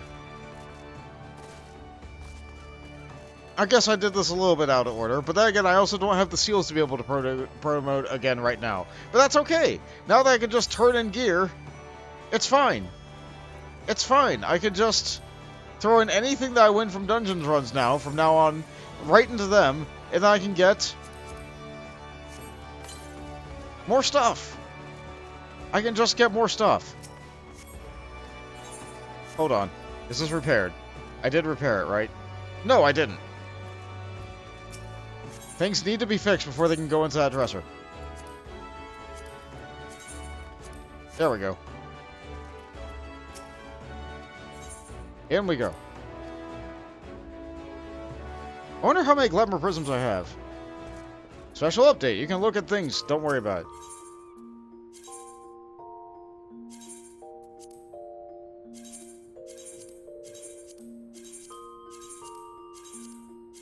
And there goes all my, there goes the swimsuit. You know what? I didn't repair this, didn't I? Curses. I wish there was a repair all button at the Mender. All these years of this game, and they still haven't added a repair all button.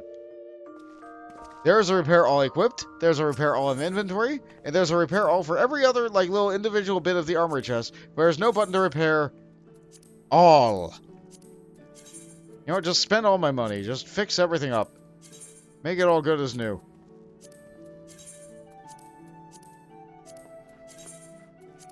There we go. Now I should be able to put those things inside the armoire.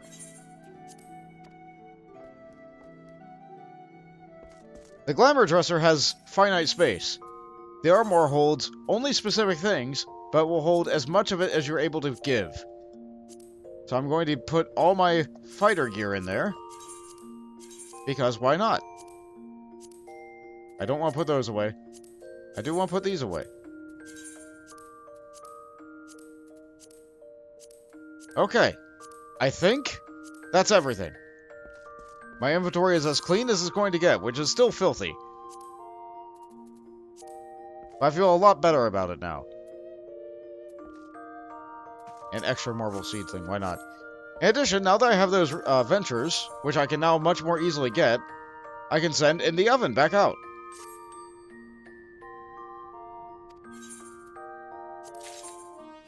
I got an egg!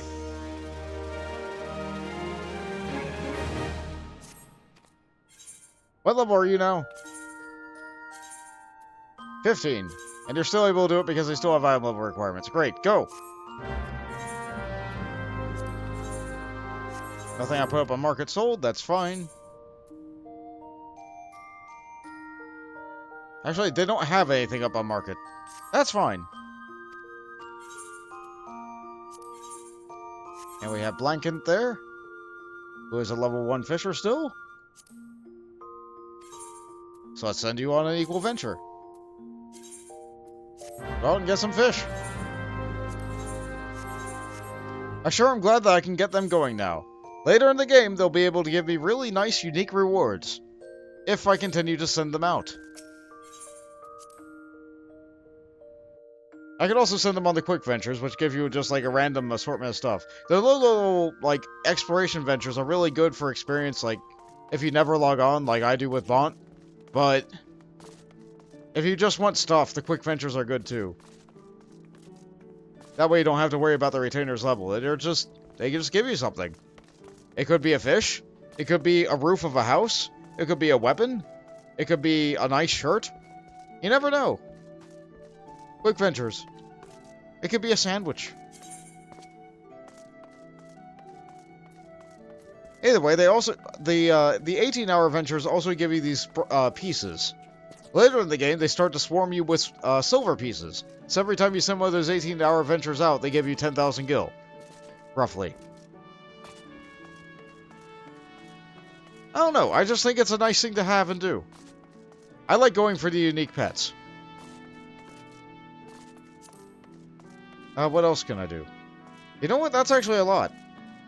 I've been going at it for 6 hours. It took me 6 hours to level up my Dragoon from, what, 31 to 50. That feels like a long time, and that was even with the help of Jade.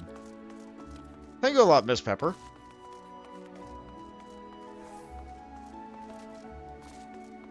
I sure didn't touch the main story today. I sure did just level Dragoon. You know what? I can make Dragoon strong. I can make Dragoon strong. Just a moment.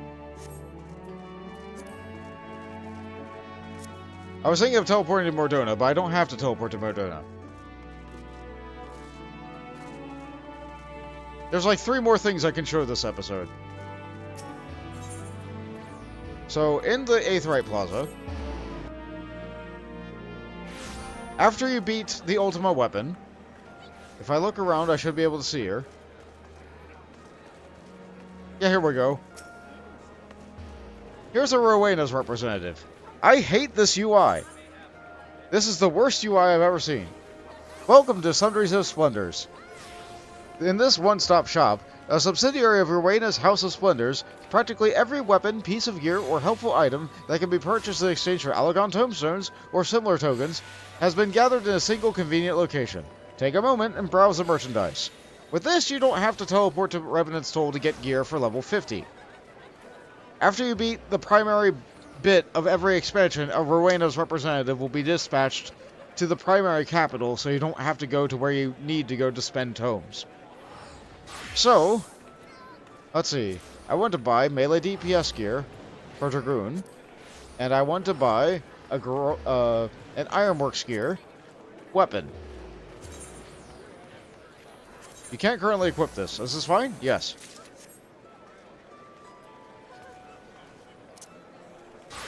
We do that, we equip it. There we go. Now I have a flashy bendy Audi spear. It looks a little bit better, and it matches my current armor a lot more. I feel like a Techno Dragoon. It's good. I wish I could wear the helmet. Oh well, Viera problems.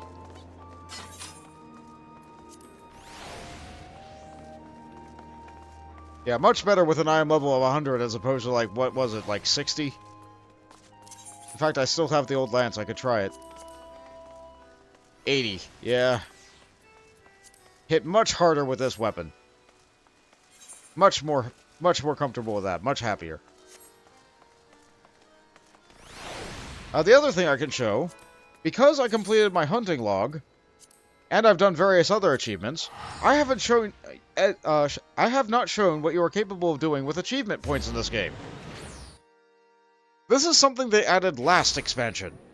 This is not something they added in Endwalker. This was a Shadowbringers thing, I'm pretty sure.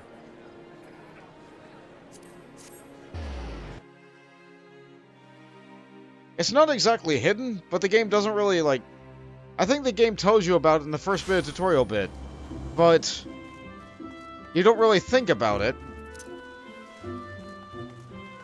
because you don't have enough stuff and you don't know where that is. So over here in Gridania, near these falls way over here,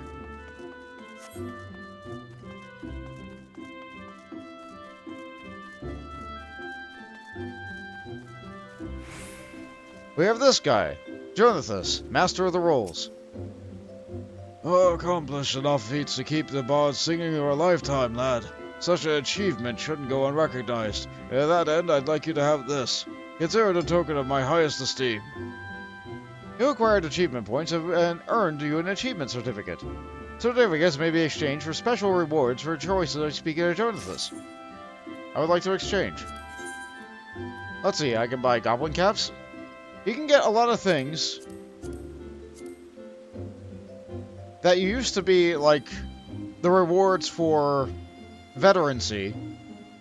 You can get a lot of the old veteran rewards for achievement points. I got all of them for free before they made the system, but they didn't want to have the old system be the way it was, because then you were having a loaded mailbox every time you fired up the game. Or fired up a new character, rather. So, with this, I can get, Flyer Chevron. Oh, that's a headgear for a chocobo. What do I want here? Oh yes, the Magitech Deathclaw identification key. This is a very unique looking mount. I think I'd like that.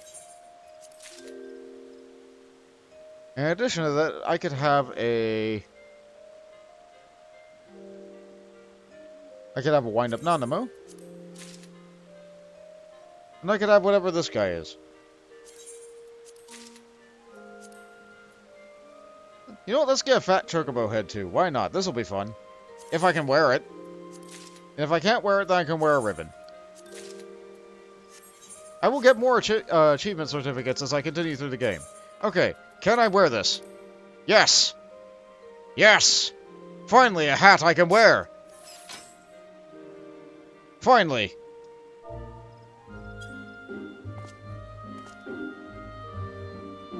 And I can even visor it open. Look, you can see my eyes just barely peeking out through that. Isn't it great? Isn't it lovely? My Dragoon spikes go straight through the back of it. It's perfect. But if I don't want a fat chocobo head, I could just wear this ribbon. Ribbons historically in Final Fantasy games were used to make you immune to, like, every single status effect. And here, it's just a headband. Which kind of clips a little bit through my hair. But given that I can't wear anything else, this is not a bad alternative.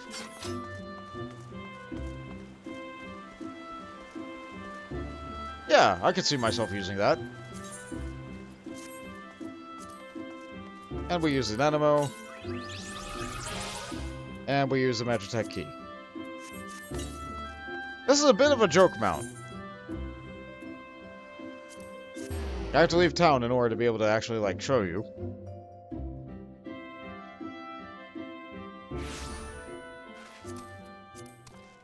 Okay, so... the way that I have my mount set up right now... Magitech Deathclaw. Go into battle your Magitech Deathclaw, an Imperial War Machina based on ancient Allagan technology. Ancient Allagan weaponry known as an Iron Hand is believed to be the inspiration for this deadly example of Imperial ingenuity. While most of the Deathclaws employed by a battle are used for logistical purposes, this particular model has been customized by stationary units for enemy capture. Only so many of us find Machina pretty, my dear. Mide.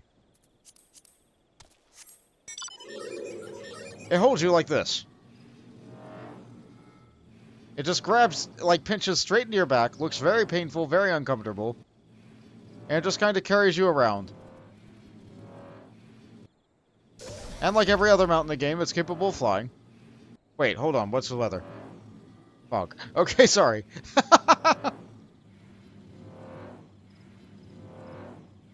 It certainly is a unique mount. There's not a lot of other mounts that just carry you around like this. And for something that's available even to people who are on the free trial, I think this is a pretty unique mount.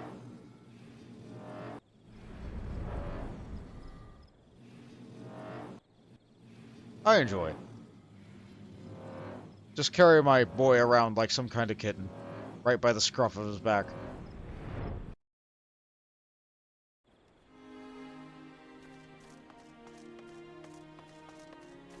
Feel a lot better having Dragoon up. A lot better. But for now, I'm still in a Reborn. I still use the Warrior.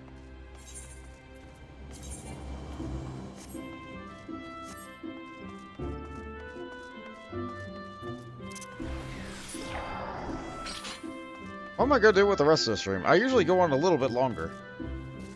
I am a little bit hungry. I might do something for 2 more hours, but I'm not sure what yet.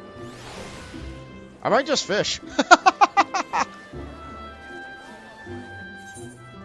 Of the few classes I have, Fisher is one of them. I could also get started on a different class. I could get started on Gladiator. I could get started on Pugilist. I do plan to raise them one of these days. I could pick up Bard just for the sake of unlocking performance to show that off. I could show a different gathering class or a crafting class. Or I could get started on the binding coils. I'll leave that for people in chat to muse and like talk about while I just kind of chill out for a little bit.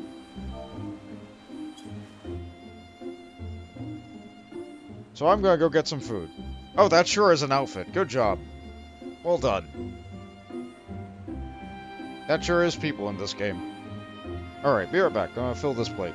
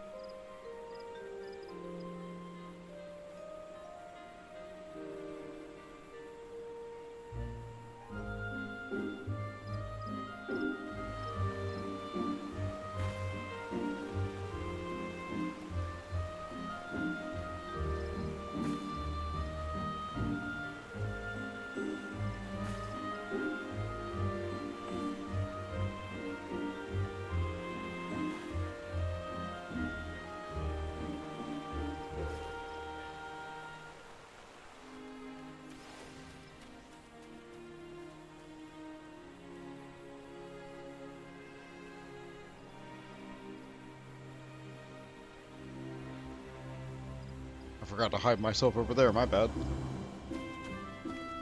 Ah well, I'm back. Still have a little bit on my plate left to go.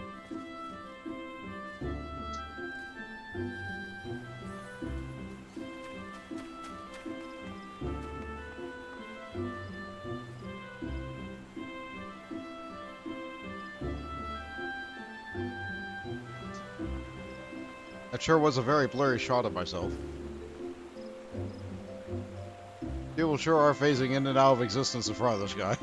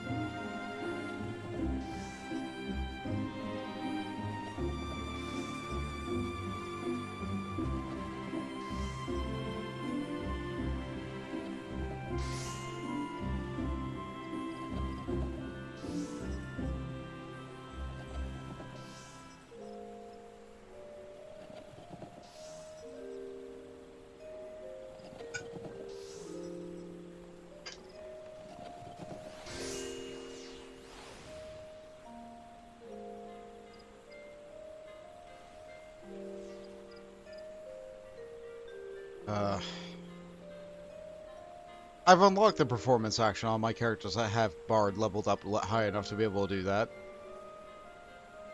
I sure don't know how to play music.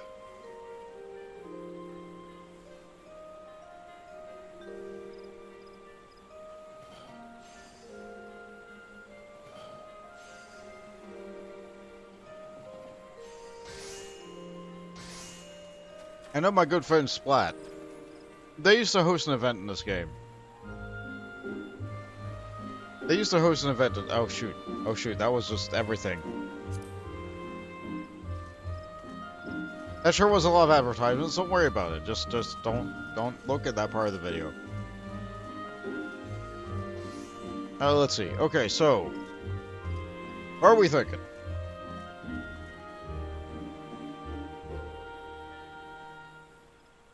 Cooking stream. Okay, you know what? Sure. I can show you guys crafting. Why not? Why not? Let's look at crafting. You may have been joking, but I'm not.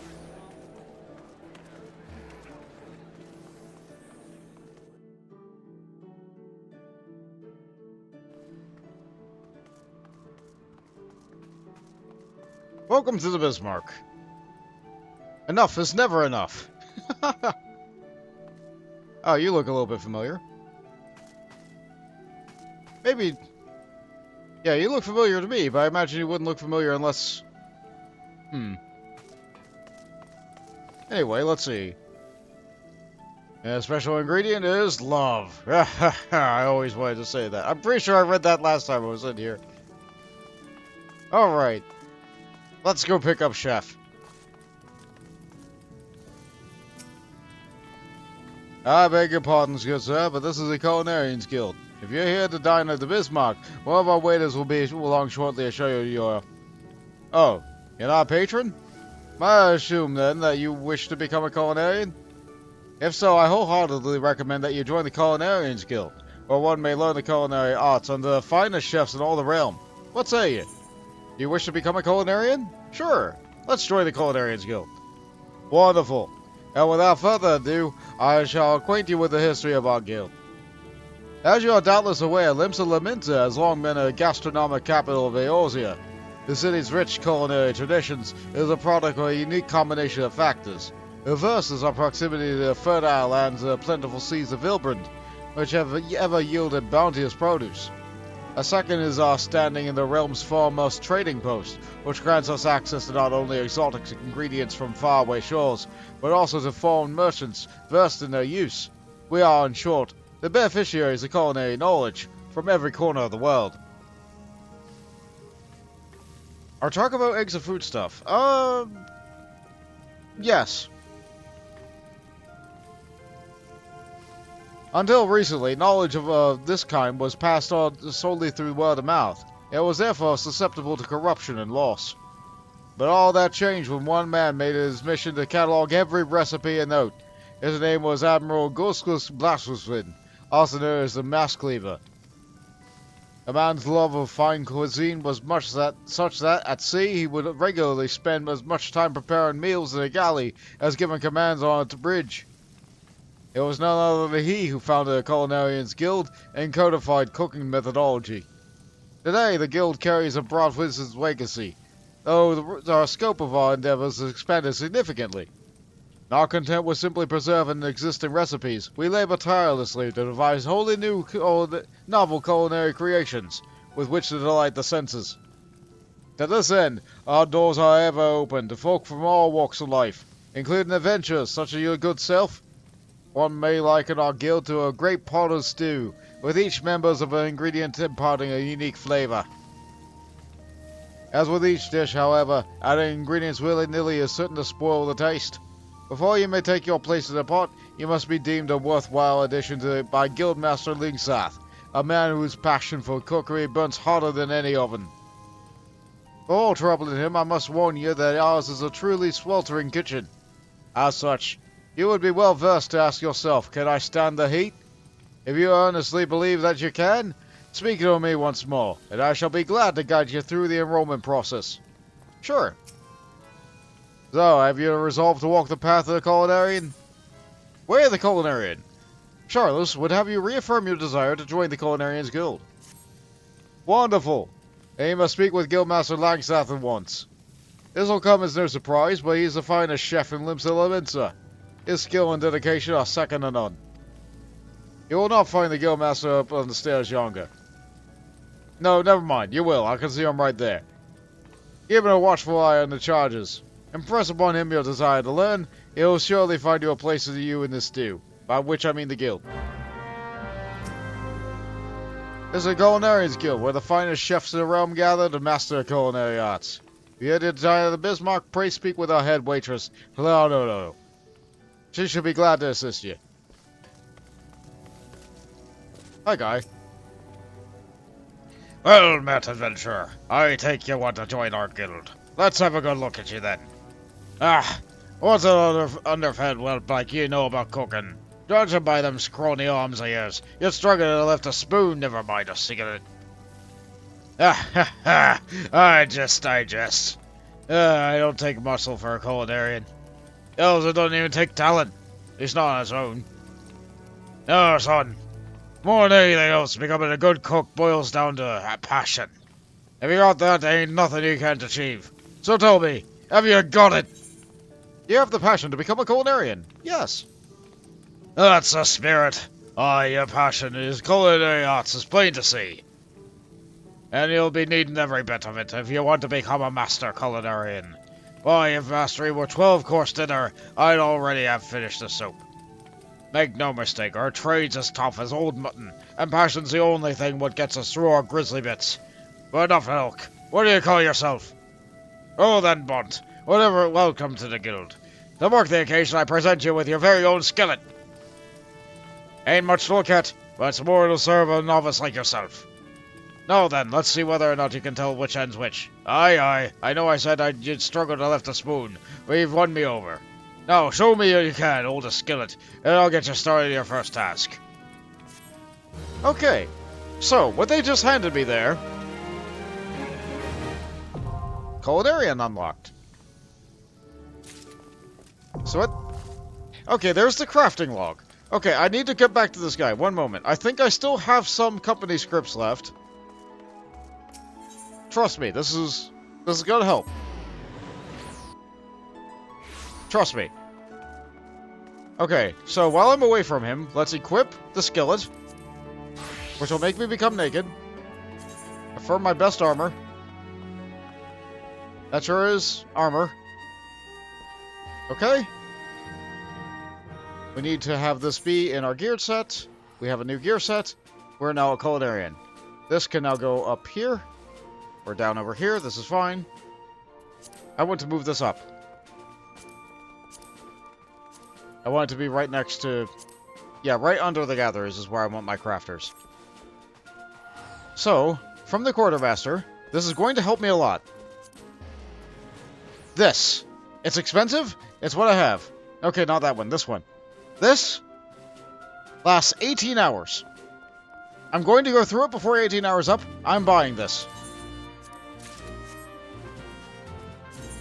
Company Issue Engineering Manual. This second in a series of comprehensive manuals on crafting containing knowledge amassed from centuries by well-traveled disciples of the hand. It is known to inspire all who read it, granting temporarily 150% experience bonus to experience earned from the crafting, up to a maximum amount of 500,000 experience points. Effect is halved at level 50 and above. Doesn't that sound great? On top of that, I still have my Alamegan earrings. I could take these off to demonstrate how a crafter levels up at lower levels, but all that's going to do is save me money. So I'm going to keep this on. So if my crafting experience seems really high, now you know. Let's drink the milk. Let's drink more milk. Okay. Now, what's he want me to craft? My first skillet. Lingzath wants to assign your first task. I see you're holding the skillet the right way round. Good. A culinarian lives and dies by his utensils. Get that into your head before you do aught else, or our food will look like shite and taste worse. Now let's see what you can do. For starters, I want you to make me maple syrup using your skillet. Recipe's as simple as they come. You only need two things, maple sap and a fire shard. Jossie sells sap over there at the guild counter. Now, time's a-wasting, so get to work. And I don't pay you to keep folk waiting in our trade. He wants you to synthesize maple syrup. Okay, so, for your first 15 levels of crafting... pickle in a cup. For the most part, you can just buy one of everything from this, or maybe like 5 of everything from this, and you'll be able to craft all the things that you need up until about level 15. In fact, I'm going to open the crafting log now. This is the crafting log. You would have every crafter up here. You can search. You can do all this other stuff. So, he wants me to make maple syrup, right? Maple syrup. To make maple syrup, I need maple sap. And let's see, that's on this list somewhere. I sure wish this was listed alphabetically. Instead, it's sorted by, like... It's sorted by type. So, like, at the top we have our ingredients. And then near the middle it eventually changes around to reagents. Alright, I know I'm going to need, like, a lot of rock salt. I don't need a tiny crown. I'm probably going to need 3 beehive chips. I'm probably going to need 3 beeswax. I'm going to need a lot of everything. Actually, you know what? Let's do this. For salt, I'm going to need salt. For syrup, I'm going to need that syrup. He wants one of them. That's fine. The sugar will need even more maple syrup. For raisins, I need grapes. Alright, let's get some grapes. Right now, I'm going shopping. Shopping is an important part of cooking. Just one. For a boiled egg, I'm going to need water and a chicken egg. Water and a chicken egg. These are cheap as sin, so I don't mind buying all this. 3 rye in order to build that. I'm going to need more rye flour than that, though. I got enough chips for that. Fermentary is going to need all sorts of nonsense. Cinnamon. It sure is in this list somewhere. I've probably gone past it 3 times. There it is. I'll craft the wheat, I'll craft the honey, I'll craft the raisins. Fish meal, I don't have that fish. I don't think that's available here. More fish, I don't have those. Battered fish, this used to be needed for summer festivals. Don't think I can make it anymore. Roland berry and buffalo milk. Roland berry should be in here somewhere. I've probably gone past it 7 times now. Nope, Roland berries might just not be on this vendor. Which is a shame, but you know what? Okay, I'll buy more as I need it. Alright, let's get cooking. So, I'm a cook. So every time I go to synthesize, I kneel down, and I have my tiny little oven. I have my tiny little skillet that's like that big. It's big enough to fry an egg. That's about it. They put all these buttons on my bar. Play guard, don't need that. Teleport, don't need that. I'm a cook. Return, don't need that. Sprint, goes right there. I have one button right now. Here's my basic attack. Basic synthesis.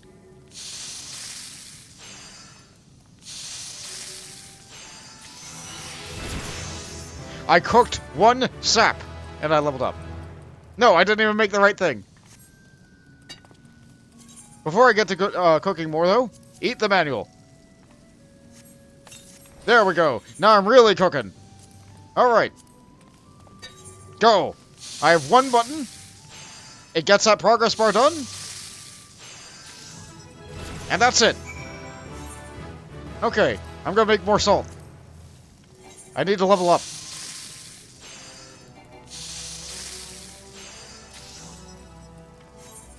Wow, I'm making a lot of salt. I didn't realize that 1 rock was enough to make 6 salt. I'm not done making salt yet. Ooh, I got basic touch. Okay, so instead of MP, I have CP, crafting points. I can use that on all these other actions. Basic synthesis was free, because you always want to be able to get it done for free. Now, basic touch can increase the quality.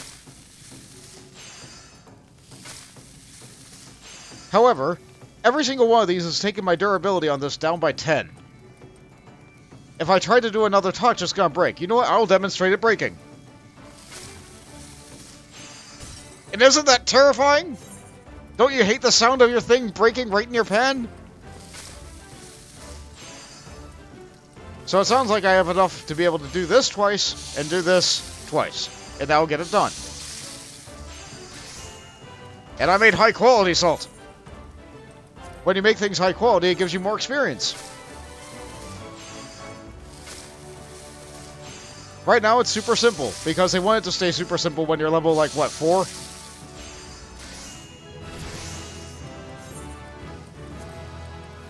I'm level 6 now, from just making salt.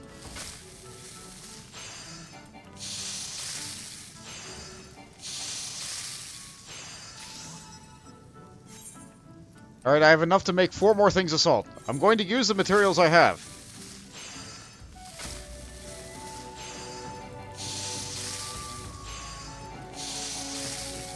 Now, it's not a 100% chance that these will be high quality.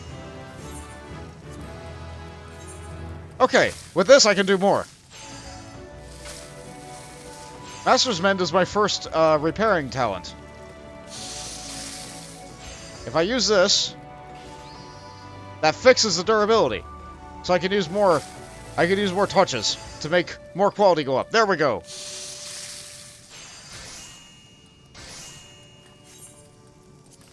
A little bit more. Now, if this seems like a lot of button inputs to just craft salt, you're right. It really is. You don't need this many button inputs to craft salt.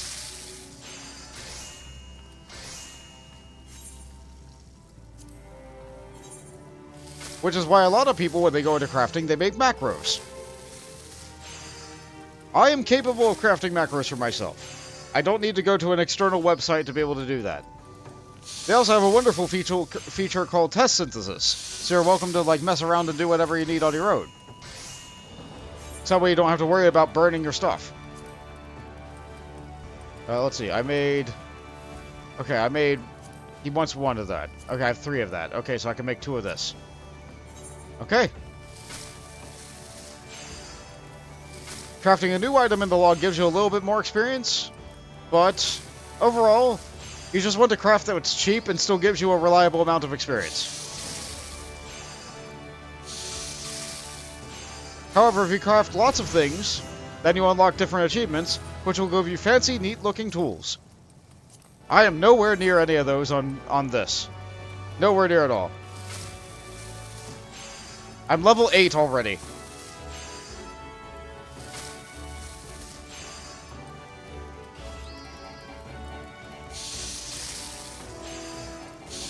All the gameplay is on those meters in the upper left. Are they big enough? Should I make them bigger?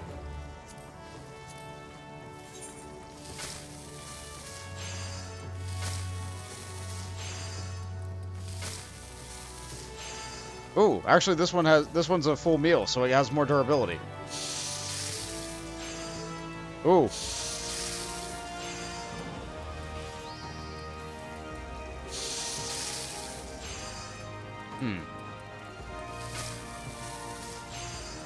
There we go. Eggs! Okay, Hasty Touch. I hate this action. Every other action that I've been using up until this point has 100% accuracy. Hasty Touch, on the other hand, only has 60% accuracy. If you have extra durability and no more CP left to use, this can be fine, but I hate this. The same deal with Rapid Synthesis. It has 200% effectiveness, but half the success rate. It's worthless! I don't want it! Get out of here!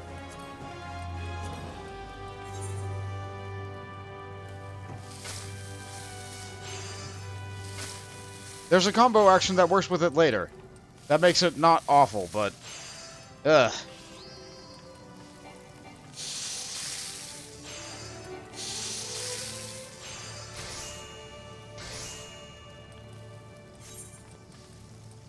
Not done crafting everything yet.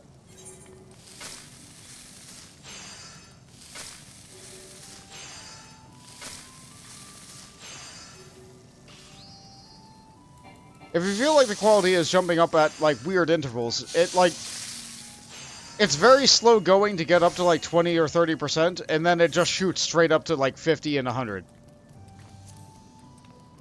What do you mean I don't have sunset wheat?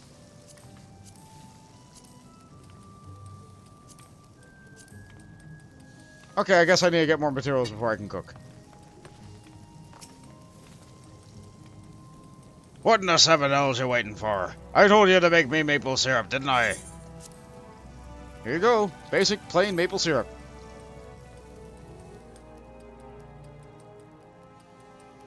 The maple syrup's ready, is it? About bloody time. Let's see how it tastes then. It's low quality. Oh, this ain't bad. Flavor's alright, consistency's nearly there. And sure, it's a damn sight better than a lot of novices manage. As you probably know, maple syrup is one of the most popular sweeteners around, and a key ingredient in all manner of cakes and treats. What you probably didn't know is that boiling the stuff down gets you maple sugar, and different sweeteners with different uses. Just goes to show, even the simplest ingredients can have hidden complexities. I said earlier that a culinarian lives and dies by his utensils. Well, that's just half of it. He also needs to know his ingredients, and that's something that only comes with experience. Keep your nose to the stove, and report back when you're ripe for another task. You get another quest every 5 levels. Okay, so in order to do all this crafting, I need lots of these shards. You need elemental shards to turn whatever you're crafting into a tiny little ball, so you can try to shape it into what you want it to be. Crafting sure is neat. Oh look, he gave me a lot more rock salt.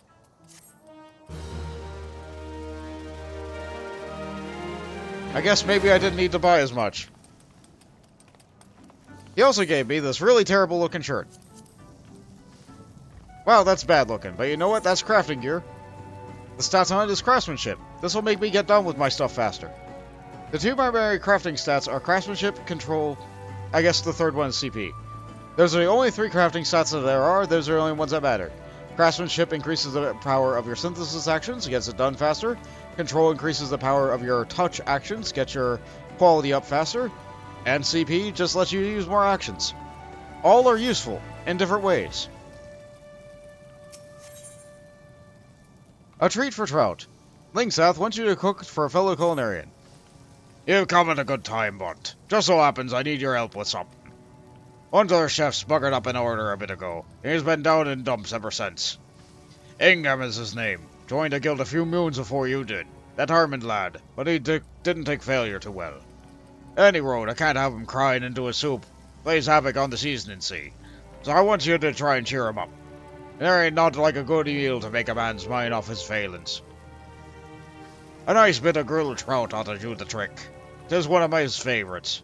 Aye, if you was to cook him up a plate of that, I reckon he'd find the experience highly motivated. The main ingredient, princess trout, can be found at the High Lane.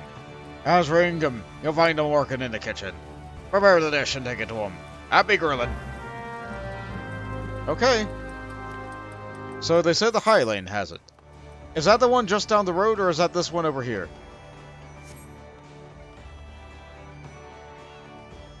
Gotta go shopping for ingredients again. Alternatively, you can also just, fish up your own. Go and gather your own. But, like, that takes more time. Okay, I don't need any of these. I went to the wrong store. It might have been faster to use the Aetherite.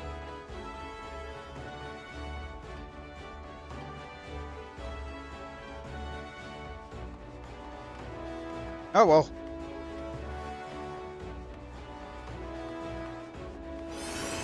Let's see, if I look at my log...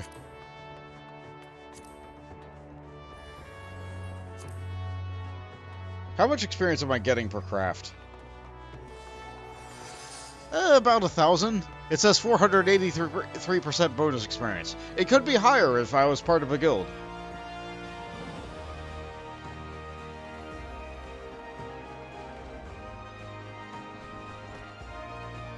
Okay, so...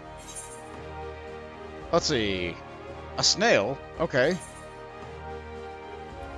Alright, what do I need here? As long as I'm here, I might as well do all my shopping at once. I'll get the wheat later. You want a lemons and anchovy? I'll get a lemons and anchovy.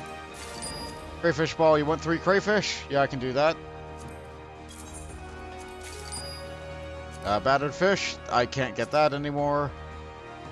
Flatbread, that's something else. A grilled trout, that's a princess trout. Yeah, I need one of those. Okay, and I have more recipes from higher levels accessed. Good. Let's see, that's an Alagon snail. I'll get one of those. Why not? Chanterelle sauce. Pipira. There's a pipira right in the store. Let's grab that.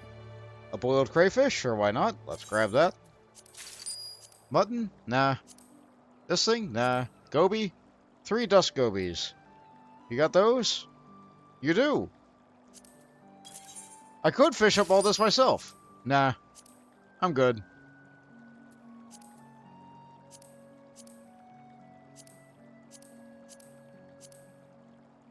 Any more things that need fish? Salt cod. You sell a tiger cod. You do. And a carp. A maiden carp, please. No, it appears that that is beyond your purview. This is fine. I'm pretty sure that every single one of these is going to have a use. Oh, no, here it is. And there was a haddock. Hold on. The problem is going to be getting that popadoe. It's not the haddock, it's the popadoe. Okay. Yes, you heard me right. Popadoe, not potato.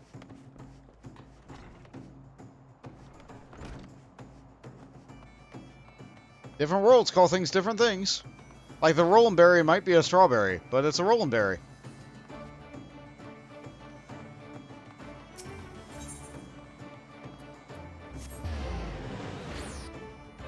Get back over here. I probably don't need my log.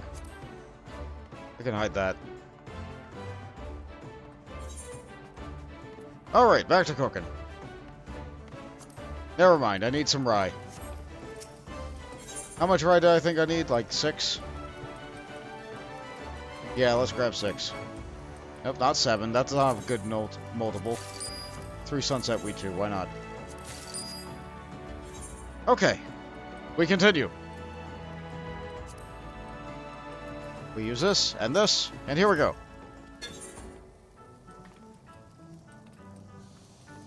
A trout is a trout. Yes.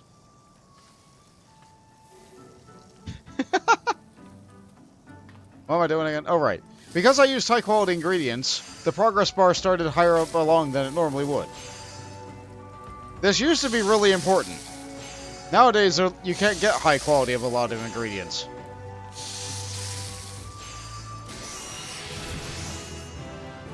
High quality.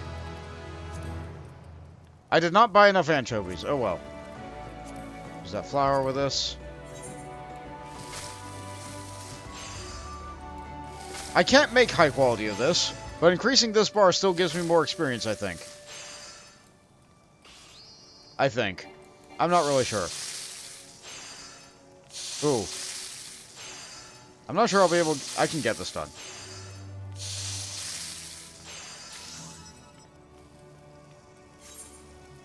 Okay. Yep, don't have a Popadoe. Don't have a Roland Berry. I still need some more mineral water.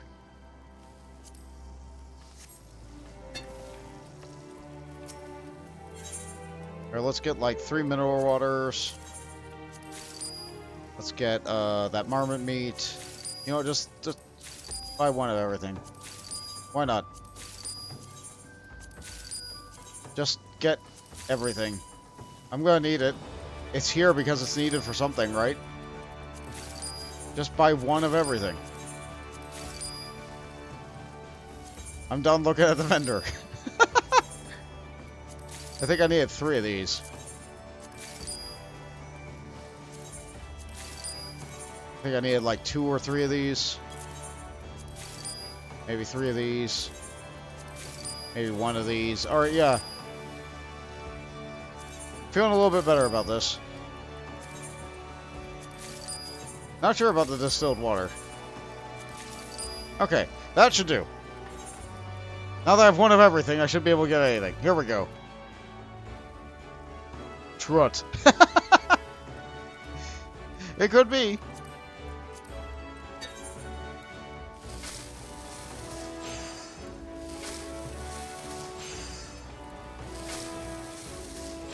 Am I wearing glasses? I sure am.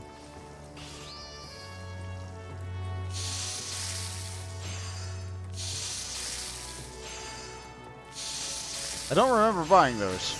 Oh right, I needed them for a fashion report one week. That sure is the thing I did.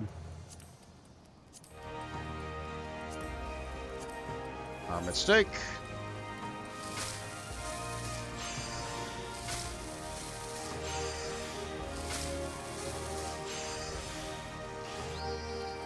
I might not be able to get this one done, actually.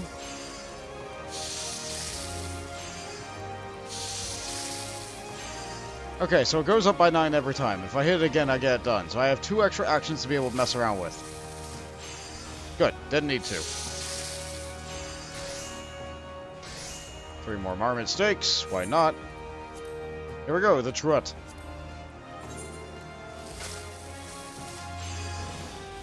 It doesn't need to be high quality, but you know what? This is me crafting it. It needs to be high quality. There we go. Take my tiny little skillet and make this thing shine.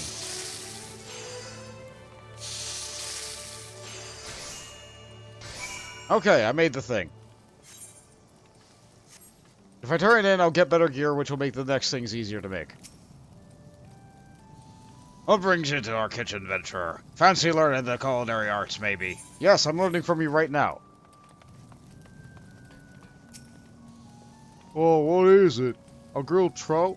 For me? Oh yes, I am quite fond of the dish. What have I done to deserve it? Grilled trout. Increases direct hit, vitality, and critical hit. A fresh princess trout sprinkled with salt and grilled over an open flame. Duration can be extended by eating too. Yes, I will give you a high quality trout.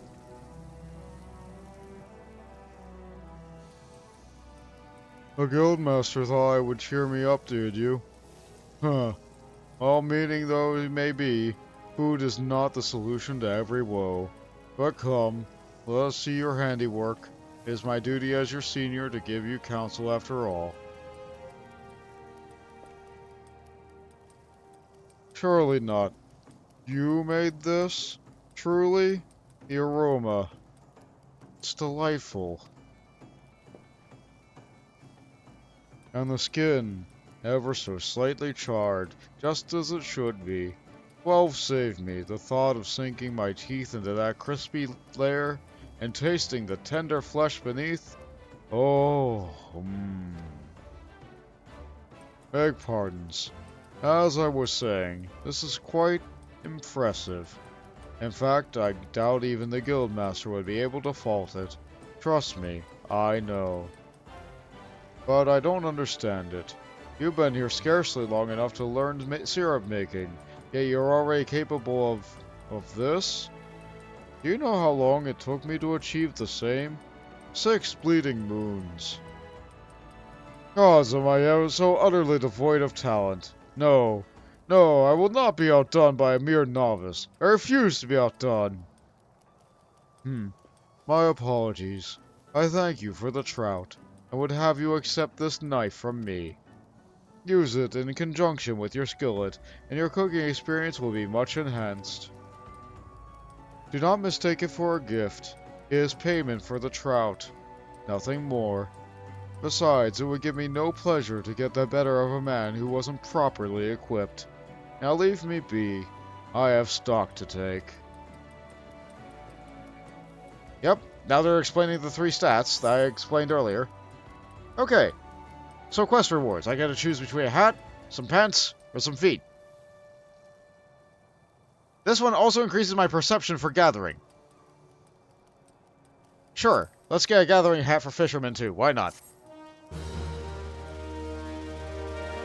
Not that I think it'll render on my character, but like, you know. Where did it go? It probably went wherever the trout went. There we go.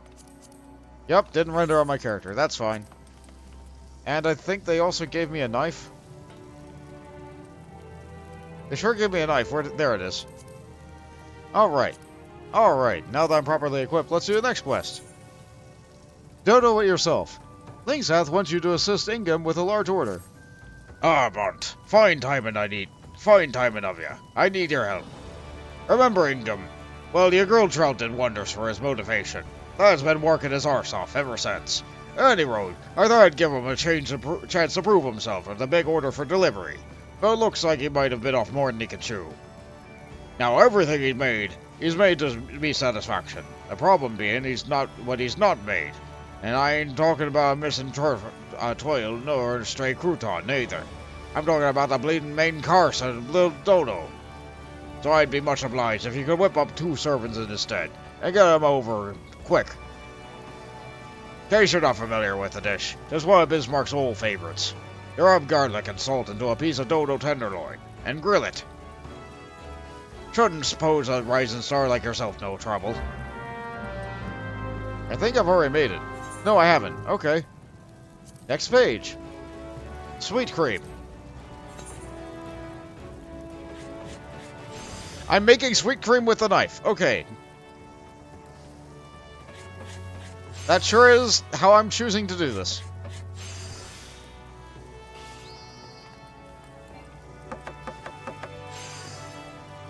I guess this is how you make sweet cream.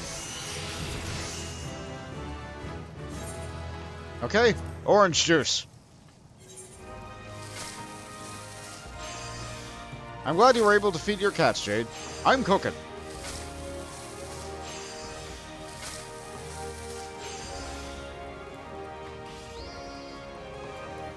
I just cut some milk into cream cheese.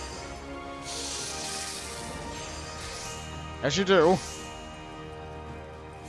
Going down the line. Wheat flour. I don't have enough of it. I need 2 more. I hate constantly going back to the shop, but you know what? It's how it is. 2 more of you. 10 steps this way. Give the vendor some room.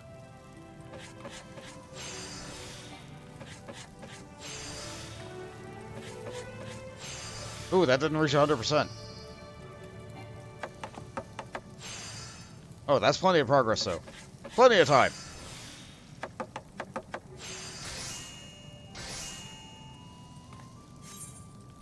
Okay. Butter. 2 buffalo milk. Can't do that yet. I need a tree frog and the butter.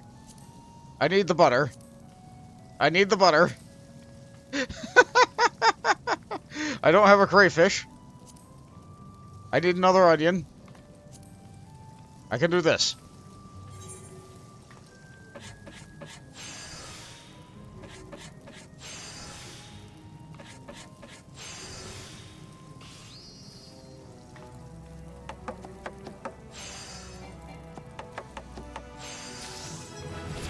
I didn't make it high quality. Oh well. I've learned Observe. And Tricks of the Trade. Okay, so if the condition is good, but I don't need that, I can use this to get more CP. When you have bad gear, this ability is great. I also got Observe. This wastes your CP and does nothing. This can be really good if the condition is currently bad, which happens right after an awesome. But I don't need this right now. I will need it later. I only have 1 rye flower left? Really? Okay. Oh, excellent. Good, now it's done.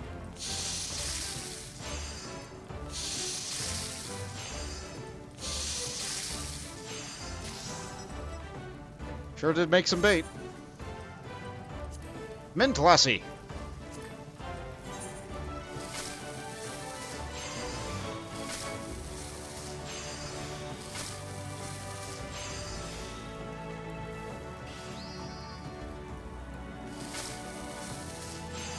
The method is the same every time.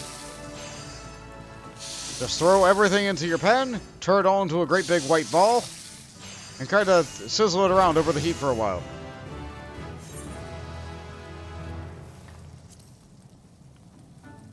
I have the beeswax for this? Okay.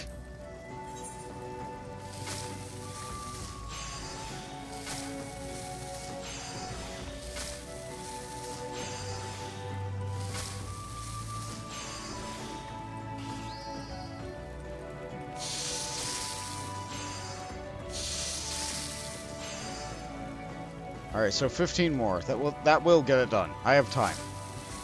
Make it good. An edible jack-o'-lantern. For perception. For gathering. Okay, I need onion, crayfish. I probably can't get the crayfish. And tree frog and 2 milk. Specifically buffalo milk. Okay, onion. Crayfish. Nope, can't get the crayfish. Dagnabbit. All I did was get the milk. Butter! I got the trout made. The trout is made.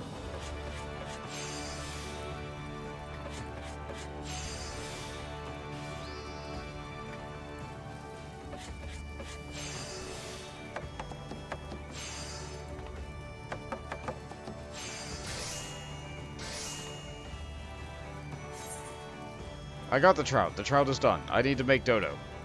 But I'm just going down the list and making everything now. Because you get the first time experience bonus the first time you make something. There's a different vendor for fish. Yes. I already walked down the road to them. I don't want to walk back down there again.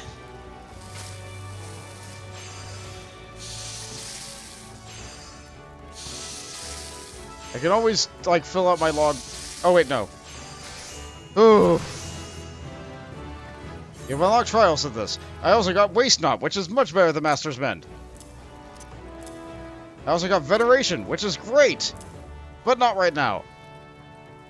I don't have the CP for that to be useful right now. Oh good, I can make this now. Okay, with Waste Not, my actions only cost half the thing. Yeah, they're only taking up 5 instead of the 10. That's a lot better. But only for 4 actions. But given that this costs like a whole 80, like 90 CP, and this only costs like 60, that's so much better. Much more efficient, especially for low-level crafting like this. I forgot to make myself busy, and that's why I got another free company invite. No. Decline. / busy. And hide. Okay. Olive oil. Cocoa powder. I made that, didn't I? No, I didn't. I made something else with kukuru beans. Here we go. Grilled dodo tenderloin. Okay, I need 1 Garlian garlic. Oh, I made cocoa butter, not cocoa powder. I'm sorry, kukuru. 1 more Garlian garlic. Another one. As soon as I can find it. It's in here somewhere. 2 more beans. Not just a wild onion, I need a Garlian garlic. There it is. Always going back to the vendor. Alright, where was I? I need 1 more olive too. Why not? Just get the olive.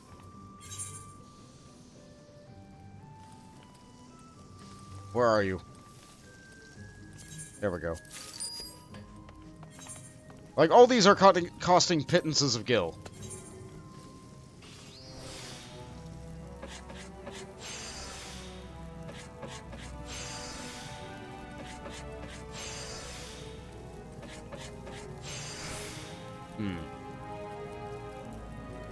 Will I be able to get this done?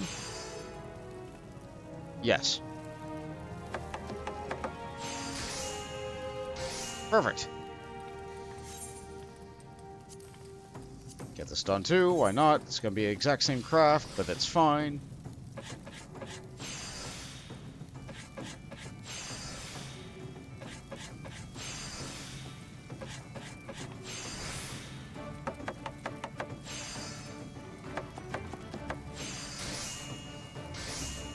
Three pinches of powder. Okay, I can make this. Let's use the good salt.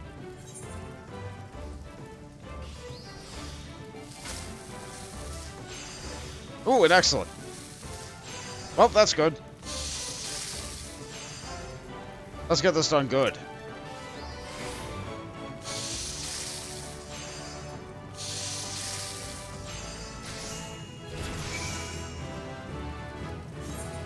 Oh, I sure am leveling up a crafter. Need more onions. Need more milk. Just make this.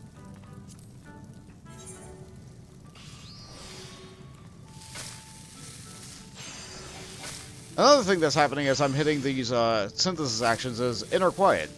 It makes all your touch actions even better. So that's why if you are really thinking about it, you might want to start with the cheap stuff and go to the heavy stuff later.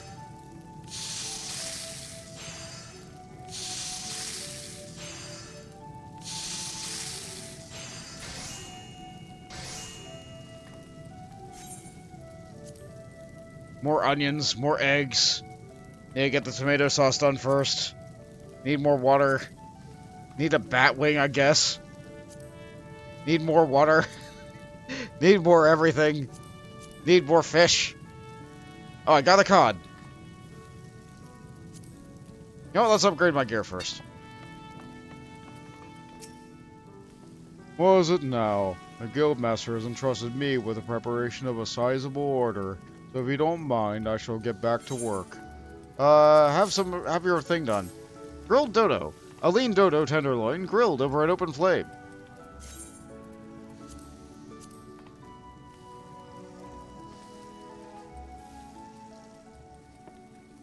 Huh? You brought me 2 servings of grilled dodo? And what precisely do you propose I do with... the main course! How could I have forgotten the main bloody course? And it's far too late to start preparing now. Damn it, your grilled dodo will have to do. I only hope the quality of the other courses are accompanied and the companies compensate for it. By the 12. You cooked these? The golden brown hue tantalizing the eyes from between a perfect diamond pattern of griddle lines. I made this in a frying pan. The surface is seared to perfection. Aye, over a hot fire to seal the juices, just as the Guildmaster teaches. And the irresistible aroma, just enough garlic to balance a dodo's gaming richness, but not so much as to overwhelm the palate. Beg pardons. As I was saying, this is impressive. Grilled dodo may seem a simple dish, but therein lies the rub. If one thing goes wrong, everything goes wrong. I could not have produced anything near this standard. God damn it. I practice day and night in order to improve my skills only to botch my largest ever order, and then you come along and save the day. You of all bloody people. Ah, what have I done to deserve this? Suffice it to say, I am not pleased with how things have turned out, but you've done me a kindness and I always repay my debts. Listen well, for I will share with you information that should prove to your profit. You know what a guild levy is, right? Well, there's a variety of it that calls for culinary experience. They're known as trade caste levies, and they provide an excellent opportunity to own your skill when earning coin. If such work is interesting to you, I recommend you speak with Tamaki at the Adventurers Guild, and on that note, away with you.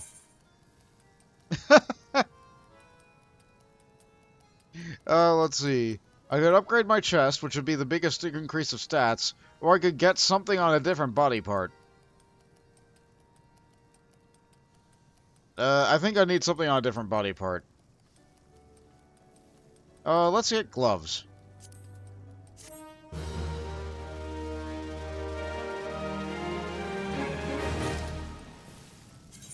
Okay, there's my new gloves. There's my new frying pan. That'll make things a lot easier to craft. And I already have a new quest. On a skewer trip. Lingsouth wants you to speak with Ingham, of which he suspects has botched another order. Oh, if it ain't young Bunt, and judging by the burns on your hands, you've been working hard at your cooking. Good on you. And your inspiration to your peers, lad, especially Ingham. Aye, he's been working like a man possessed ever since the business with the grilled dodo. Not that it's made much of a difference. Truth be told, I'm convinced he's made a pig eater of things again. He hasn't told me as much, mind, but it's writ plain on his face. I tried to prise the story out of him, see if there's aught I can do, but he bites his tongue when I'm around, stubborn sod.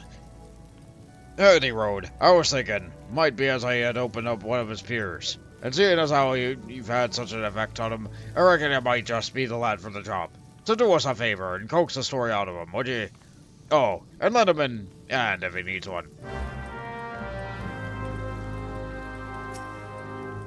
You again. What have you come for this time? Oh, I see. The Guildmaster has you spying on me now. He thinks that I'm incompetent and can't be trusted to do my own work. Who am I fooling? If Master Lingsouth thinks I'm incompetent, it's because I am. With me, it's one bungled order after another.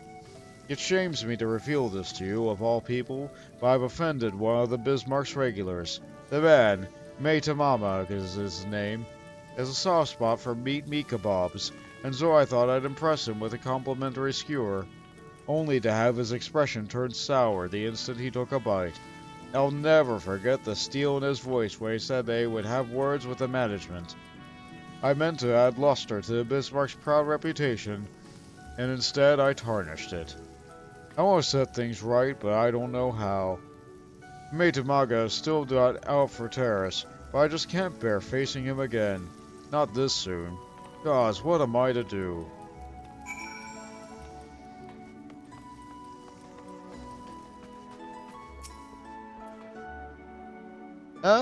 No, I shan't be doing anything else. I see you're still here. Let me guess. You come to apologize on behalf of the sorry excuse for a chef who made the god's awful meat kebab. Oh, I'm afraid the damage has been done. I have been served second-rate food at the Bismarck. If only right that the man responsible should be dismissed, and I mean to see that he is. Don't mistake my intention. I do not surely preserve the Bismarck's good name.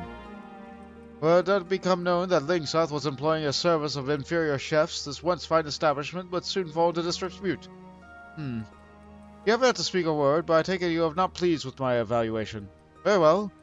If you would have me believe that this incident was an aberration, and not, in fact, indicative of the general decline in standards, I suggest that you convince me with your cooking. I will not have it said that I am an unreasonable man. Make me another meat kebab. One fit for consumption this time, and I'll reconsider my stance. Meat kebab. Okay, I think that's in the next tier. Where is you at? There it is. I just need another dodo tenderloin. How about that? If that's the way of it, okay. Open the crafting log back up again. Okay, so... I hate shopping, but here we are. I hate spending all my gil. I know this is like nothing. I need another chicken egg, I know that. I know I need another one of these. I know I need another one of these. Lavender oil. I need a lavender. Is there one of those at the bottom? No, I could get that at the other store over there. Cider vinegar, fairy apples. Don't think I can buy those off of any of the vendors. Back to the previous tier. Like I said, they sell you everything you need up to level 15. 1 Quarthan carrot. If I can find it on the dang list, there we are. 1 marmot meat. I bought a mole meat. That's not the right kind of meat. Another wild onion. The pie dough needed more mineral water. I think I needed like 2 of those. Gelatin needed the bat wing and the loach. Parsnip needed stuff I have now. Moloaf needed the sauce, which I didn't have. Needs another garlic and onion. I sure didn't buy enough of these.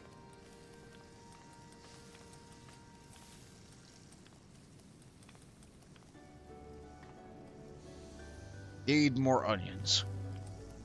Where are you? I've bought this onion like 5 times. There it is. Oh, it's garlic. It's not an onion. That's why I can't find it. Okay. With that, I think I'm good. No, I do need another onion. 2 things needed an onion. 2 things needed an onion. Where's that onion again? It's right there. Okay. I swear my eyesight's not that bad. Okay. Not selected all the materials, you say. Okay. Okay, with my new equipment, which I definitely equipped.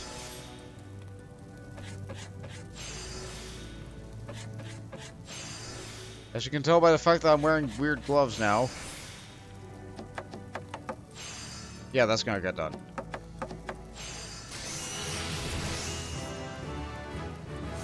Delightful. Bubble chocolate. Need more milk. I'm so bad at buying things from the grocery store, I swear.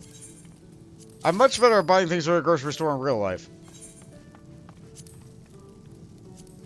Because that's because you make a list. You get what you need ahead of time. Give me all that.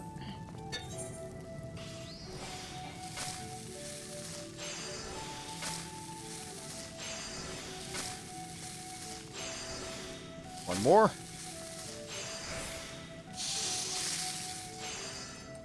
Oh no, am I not going to be able to get this done? Just.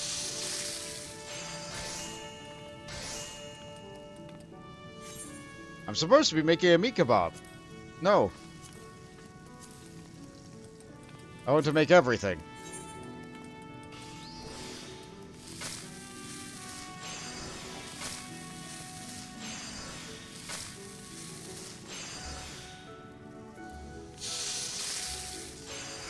Yeah, let's use veneration. That'll make this easier.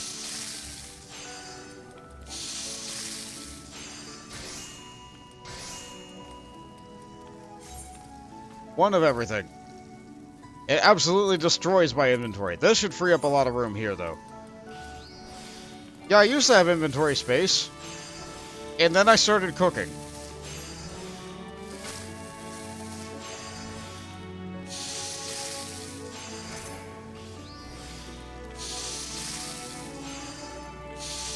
If you were to try and have one of every item in the game, I don't know how many retainers you would need. Can't make that. Can make that.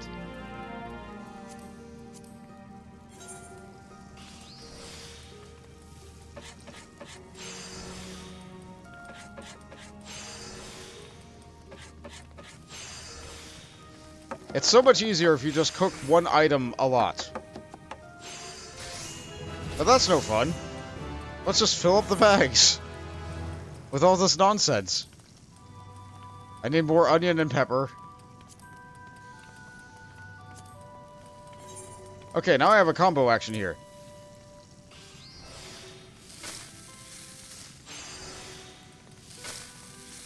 The second one's cheaper if you use the first one first.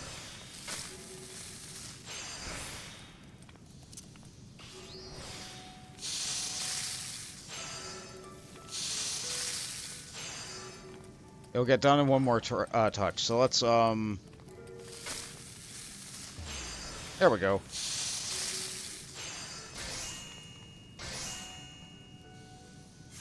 Very good.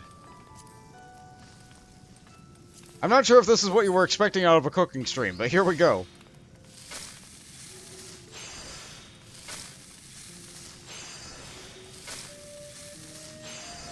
There's also better ways to level up this class. There's something that you unlock in Ishgard, in particular, that makes it really, really easy. But I'm not in Heavensward. I'm still in A Realm Reborn. So this is how you level up in A Realm Reborn. Hello, Flosted. Welcome to the stream. Earlier today I leveled up Dragoon, and I asked what to do next. Someone in the chat said, cooking stream. And so here we are. Cooking. I need another tomato.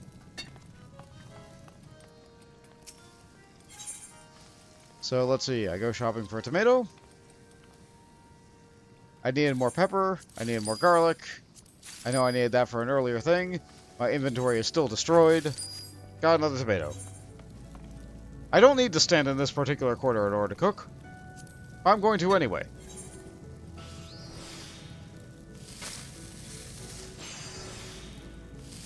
I'm the first Let's Player you ever watched. You were 8 years old at the time. Well, thanks for sharing. I'm glad that I could be someone that you found entertaining when you were younger. Smash 64. Yeah. I tried something there. Normally I don't really like fighting games that much, but there's just something about Smash. Especially the classic one on the Nintendo 64. It had plenty for you to do in the game, even if you weren't big into the competitive fighting scene. And when I played the game, like, online play for the Nintendo 64 really wasn't the thing.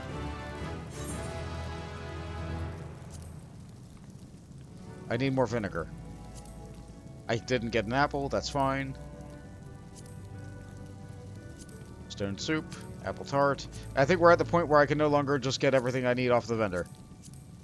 Yep, we are now at the point where I just cannot get everything I need off the vendor. Except maybe this plum. I might be able to get this pixie plum still. I'm gonna check one more time for that plum.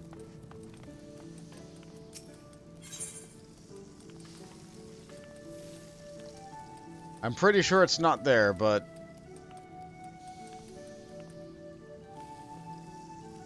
No.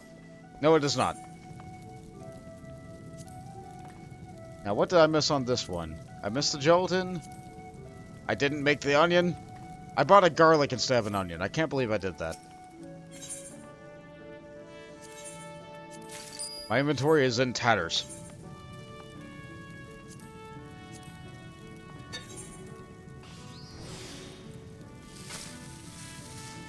Well, I'm glad that you really like my stuff. That's really...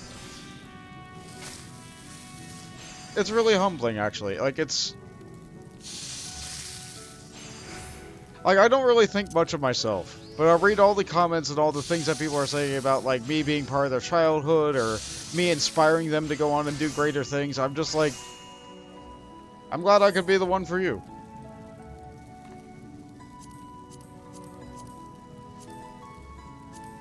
It brings a smile to this guy's face. Let's see, did I actually make what he wanted me to make? Yes, I did. Okay. Well, that's my meat kebab. The other fellow's attempt to have been unpalatable, but at least I did not have to wait for it. Meat kebab, a traditional keeper of the moon dish, consisting of tender dodo meat and ripe ruby tomatoes on a stick, roasted to perfection.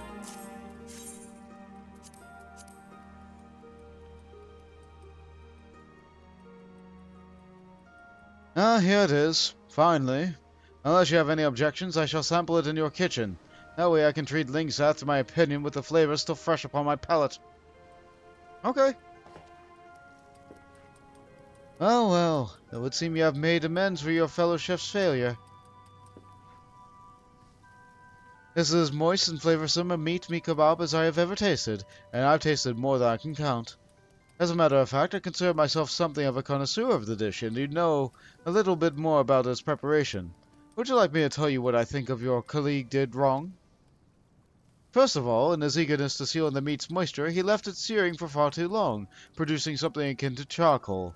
Not so with your dodo. Its surface is charred just as long enough to be aromatic, while the middle is still moist.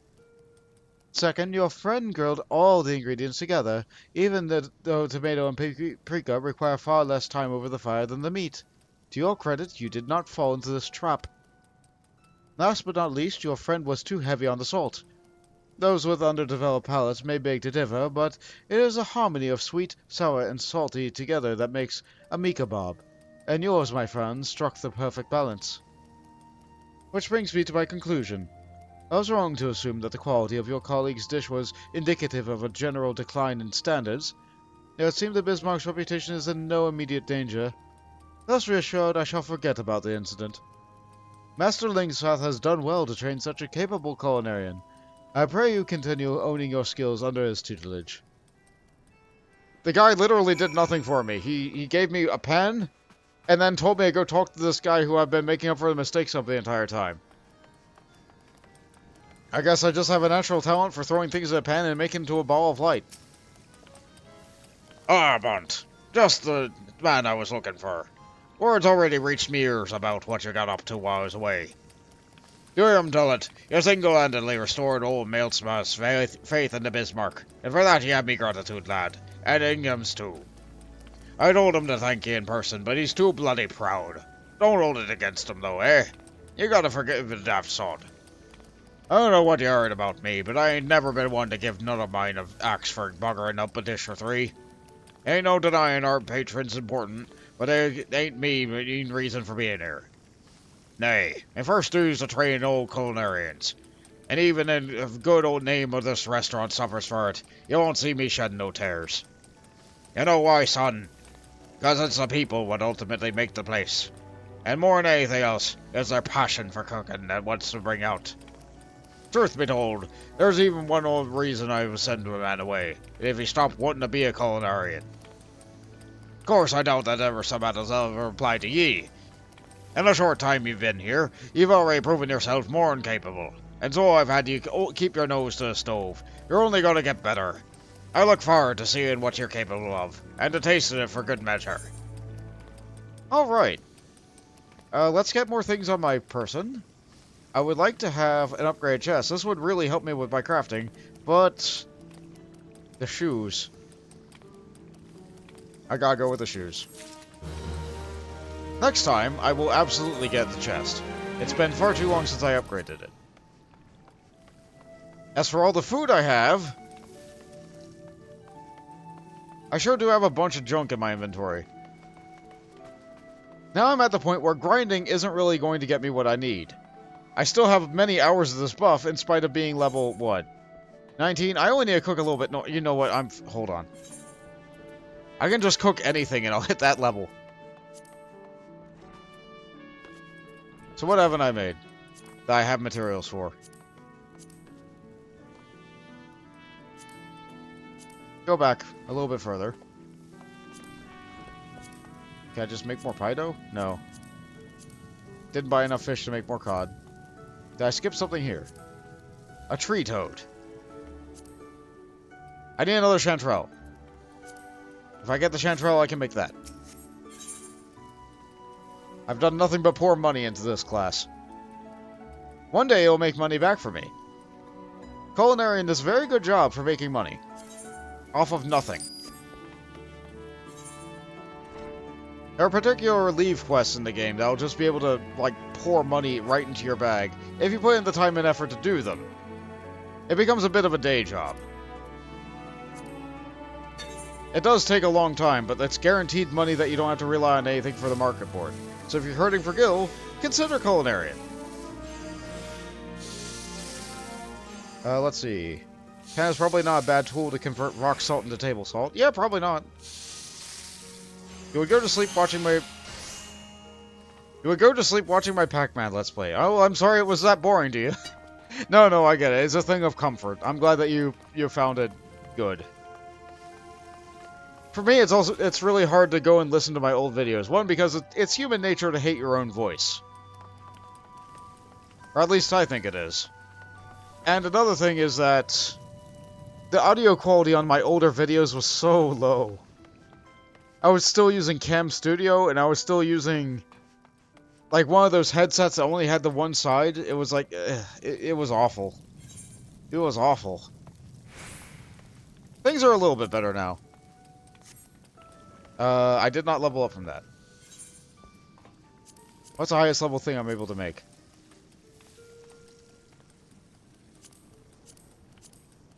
I don't think I can make any of these.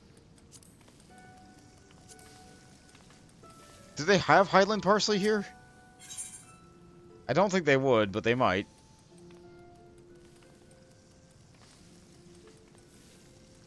No, they did not.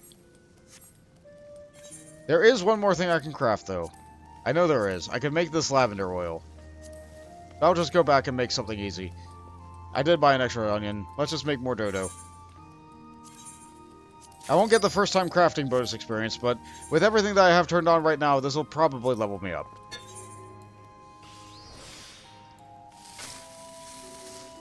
Currently watching my Fire Emblem Let's Play from back in the day. You know, that was one of my better ones. I did a lot of voice acting for it. Or voice-overing. I can't really call it acting. I do think I had a greater sense of variety for my voices back then. It would do me well to go back and just listen to it again. Just to try and see what I was capable of. To try and mimic for these days. Releasing a burden. Lingsouth is concerned about the health of a certain guild member. I'll do, Mont. Been taking care of yourself, son. Remember, if you ain't got your health, you ain't got nothing. Speaking of health, one of our own lot ain't been a normal self of late. Ivando's her name, and she's having a bit of trouble letting go, judging by the grimace she's been wearing.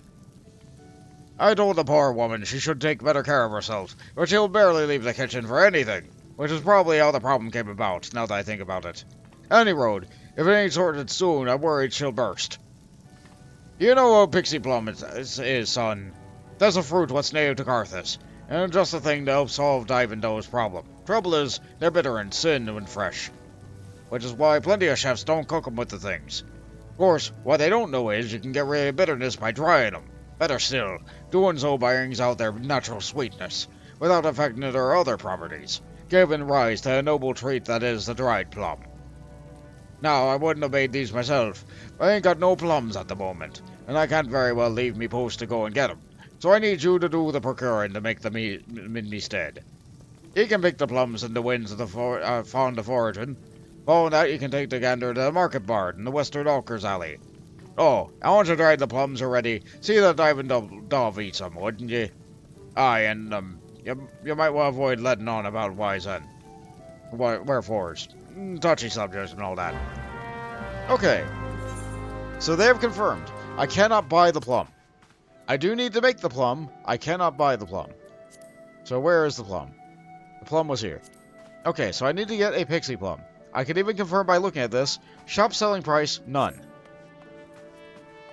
So your solution here is that you would either have to go and get a gathering class up to be able to go and gather that thing, specifically botanist, or you could just go to the market board.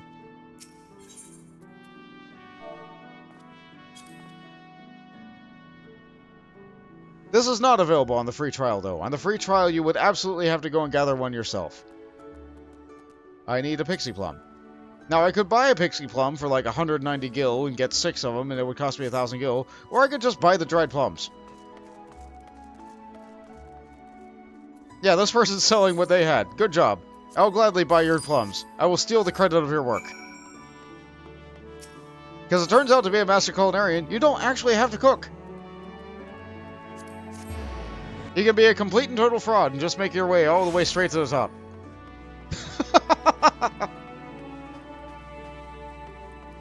Voice acted every character. You remember Super Mario RPG had a different voice for Mallow, Gino. Yeah, Gino. It's a shame he doesn't appear in more games, but he's stuck in the legal limbo between Square Enix and Nintendo. Oh right, I needed to give the plums to her. Huh? You want to give me my opinion on your handiwork? Dried plums. Dried pixie plums, sweetened in the sun. Or off the market board, I'm not sure how.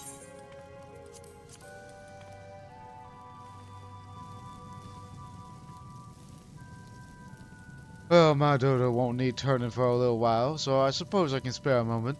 Let's go to the upper floor.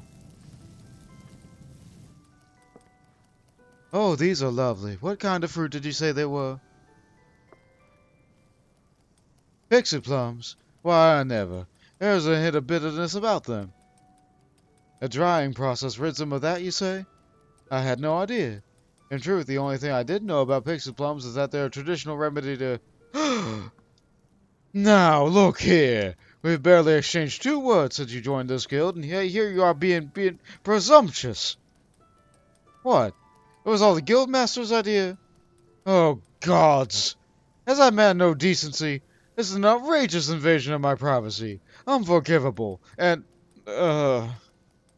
strangely moving.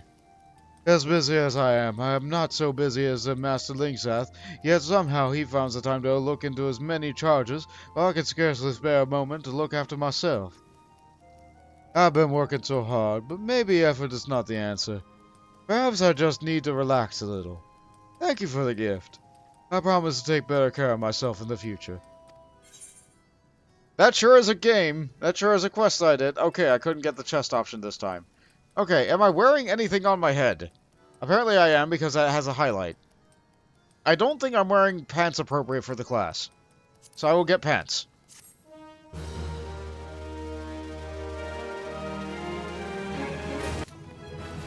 That sure was a quest. Okay, new skillet. New pants. And I sure do have a pixie plum left. Which, by the way, I can go to the market board right now. You know what? I'm going to be really cheeky. People do this all the time. People do this all the time, so this is not a bad thing for me to do. I bought those 2 pixie plums for 20 gil. So you know what I'm going to do? I'm going to pay it forward. Here's a pixie plum for 25 gil. Pass it down the line. Absolutely something that you can do. There's nothing stopping you from doing that, and mine's still the cheapest one. It could sell at any second. Ah, that's so cheesy.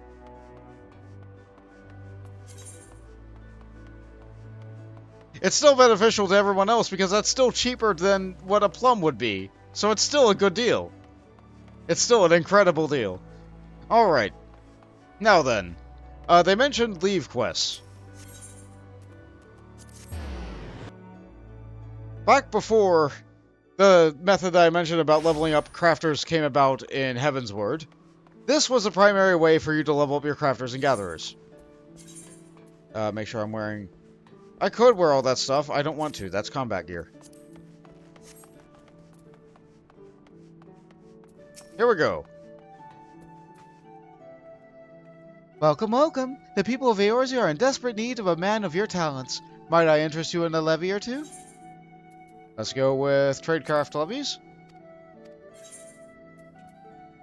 Okay, I am level 21, so these are two that they want me to do. They either want me to get grape juice, or they want me to get walnut bread. And back at level 15, the options were... Take that right down to Bango Zango. Dodo omelets. No, okay, that's not so good. You gotta go back to work. It's awesome to meet you. Streaming schedule or something? Currently, I stream Fridays and Sundays at 4 p.m. Eastern Time. That is subject to change. I've been doing Final Fantasy Fridays and whatever I feel like on Sundays. I'm still not really sure what I'm going to be doing. Now, I do want to try and expand to other days of the week, but I've not really set anything in stone. My life's kind of busy. I think I posted a streaming schedule in Twitch somewhere. I think there was a schedule button somewhere on the screen. But I don't know if I updated that. It might be broken. I might have to look into that if it's not there. Good luck with your work, and thanks for stopping in.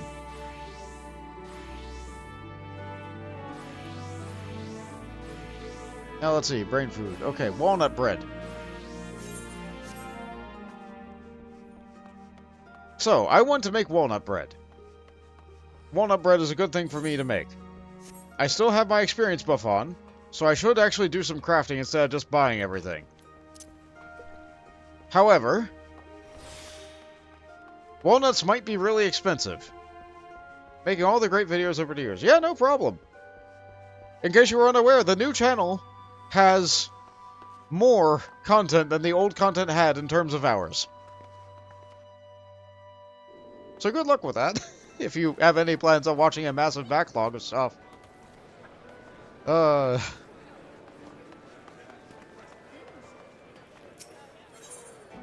Feel free to skip around content you don't feel like watching. You're not obliged to watch any of it at all. Just whatever you feel like. Let's see. Walnut.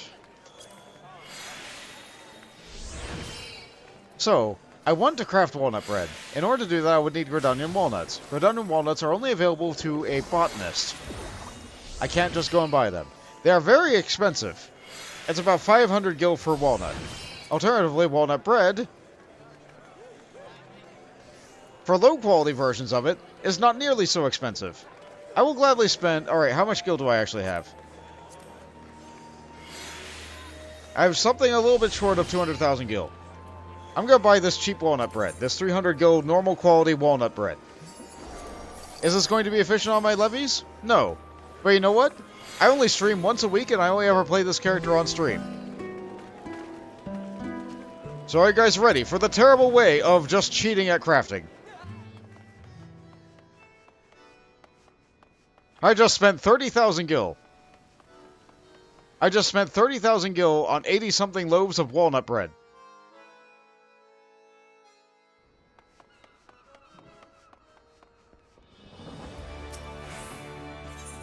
Will I make that money back? I'm not sure. Let's find out. Brain food. As you saw at the bottom of the screen there, I have 100 levy quests, or leave quests, or whatever they're called. I keep on calling them levy. I don't know why. All I do is take that quest there, go down the stairs, go on over to Bango Zango over here.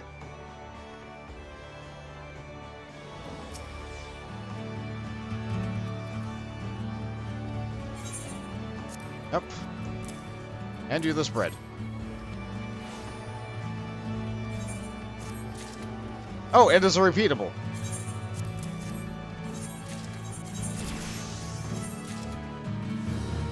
Okay. In doing that, I'm scared to open my chat. I'm in Limsa. I'm scared to open my chat. In doing that, every single time I turned in 3 bread, I got 100 gil. That's 1/3 of the price that I paid for the bread. However, I'm getting more experience by doing this. So I am losing money by doing it this way. The alternative here, however, was going out and getting my own walnuts.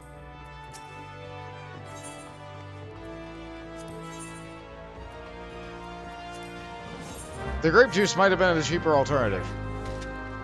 I think you can just buy grape juice off a vendor.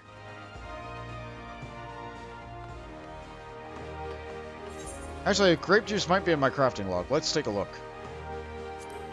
It would just need noble grapes. Noble grapes are not bought off a vendor.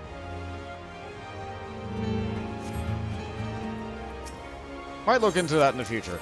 But for now, I have a lot of bread, so let's just turn in all this bread.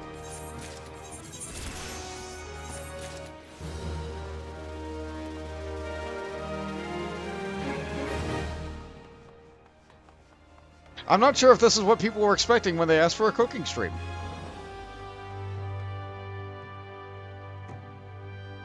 But here we are.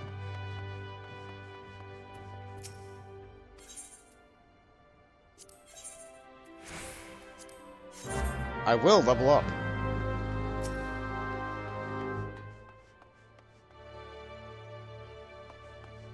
Note that my experience boosting earring does not boost the experience I gain from this. The earring was only helpful during that initial bit that I crafted. Furthermore, that paper that I bought was helping a lot more than the earring was.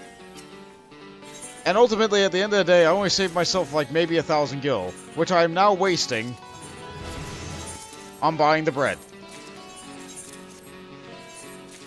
Yeah, mercantilism. Yeah. Actually, hold on. I might be getting another payout from this. If I open up my challenge log and I look at levy quests, by completing them, I will get paid.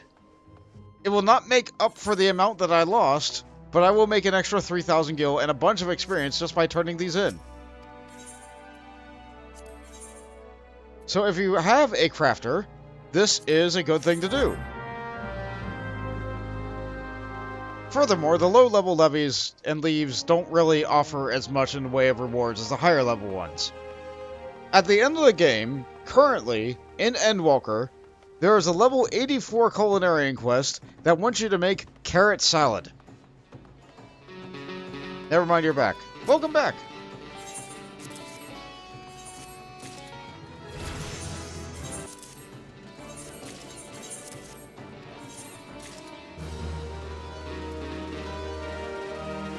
I'm really glad that there is a street performer right there. Seeing lots of people gathering in a place in an MMO makes it feel like it's active and alive and fun. However, having someone actively standing there playing music of their own volition and accord, it just feels nice. It makes the world seem even more alive for some reason. Not that I see a lot of performers. Hold on. What do you want? Okay, so you want ginger cookies, or chandrel tea, or chamomile tea. Never mind, I can't read. I still have bread, though. As long as I have the bread, I'm going to turn in the bread. Chamomile tea is very tempting, though.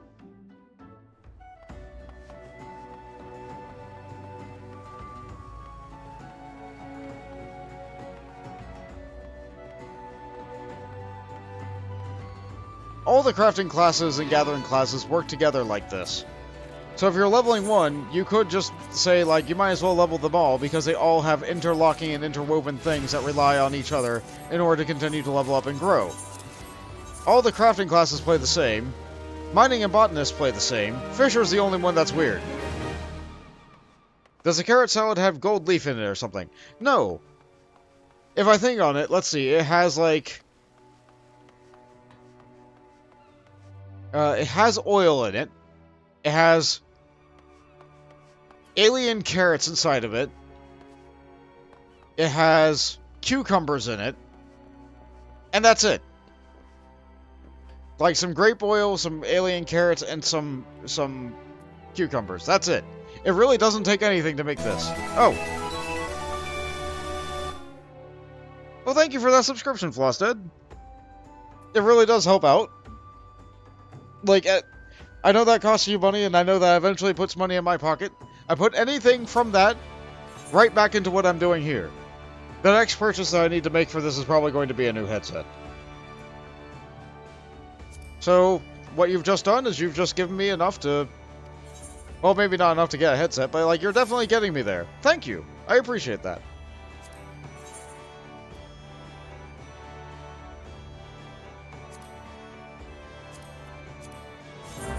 How many more bread do I have? 42 more bread, and I'm turning in 9 at a time.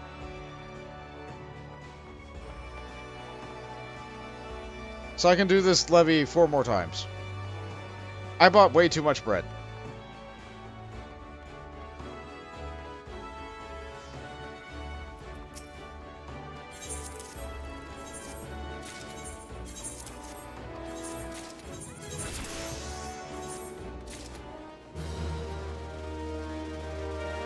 And for people who are listening on the VOD later, as always, like, this is not something that people have to do. People are subscribing because they want to do it, and I really appreciate that. It's so nice. Back in the day, like, if you made any money off of making any content on the internet, like, you were a sellout, and then suddenly nobody liked you at all. But nowadays, people realize that everybody has costs, and things are hard, and the world is what it is nowadays. It's hard to keep doing what I'm doing. But things like this helps. So thank you. Truly, genuinely.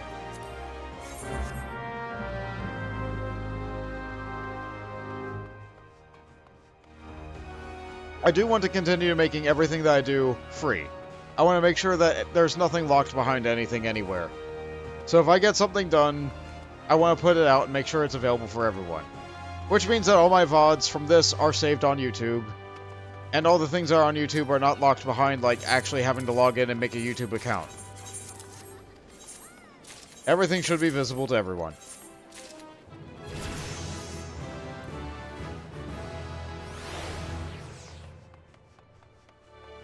And if it isn't, let me know.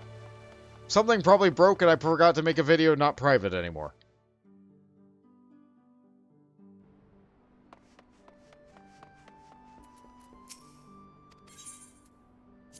That does happen sometimes. I still make plenty of mistakes. I think just the other day I uploaded the same Etrian Odyssey episode 3 times in a row. What am I doing?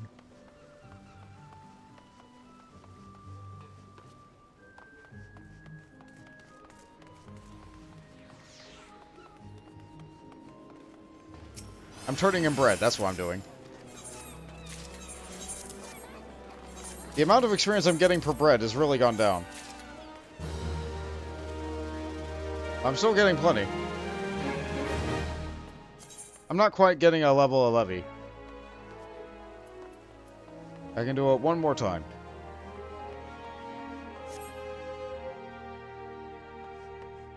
What level even am I? Not quite 30.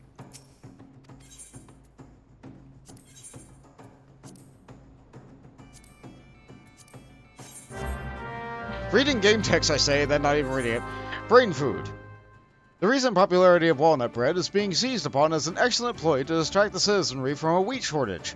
To fan the sparks of enjoyment into a rage, the consortium is ordering artisanal walnut bread to be resold by the most exclusive purveyors. So basically what I'm doing now. I bought the artisanal walnut bread to restock their supply of walnut bread. They're taking my money, but they're giving me experience of how the system works, I guess.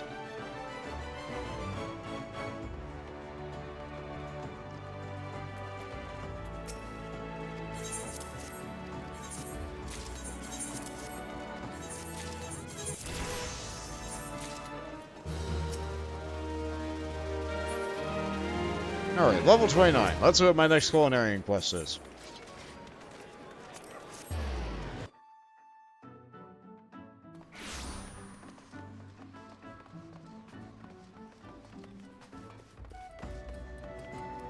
What do you need, guy?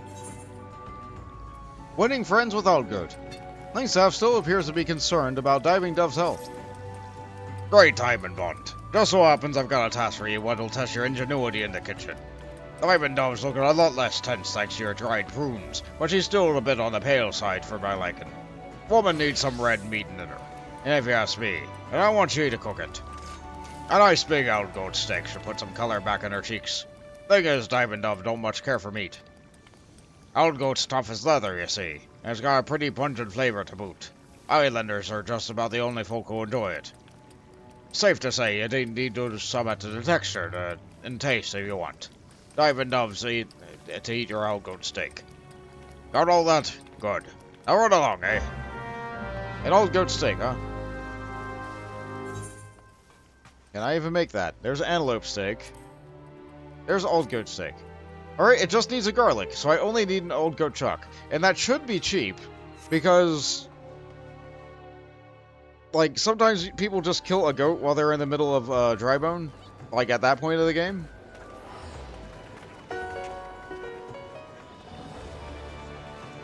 In fact, I'm pretty sure I've vendored an old goat meat before. So let's see. Old goat.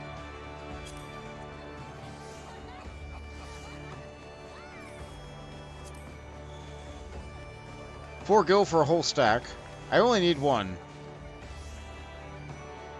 It's still cheaper to buy 38 of it than it is to buy 3 of it. That makes me mad. I'm doing it. Economy. The garlic was sold back at that place. I'm pretty sure I'll be able to cook it.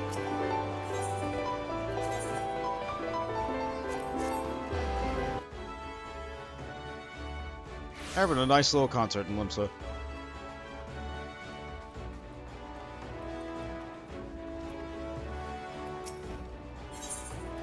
Well, let's see. What do I need again? Garlic? Why am I asking? Open the thing up. Garlic and garlic. Once again. Garlic and garlic.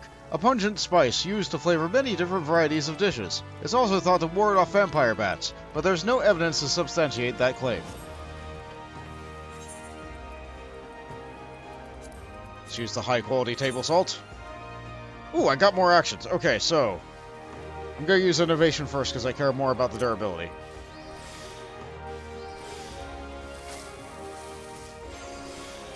I got some good actions.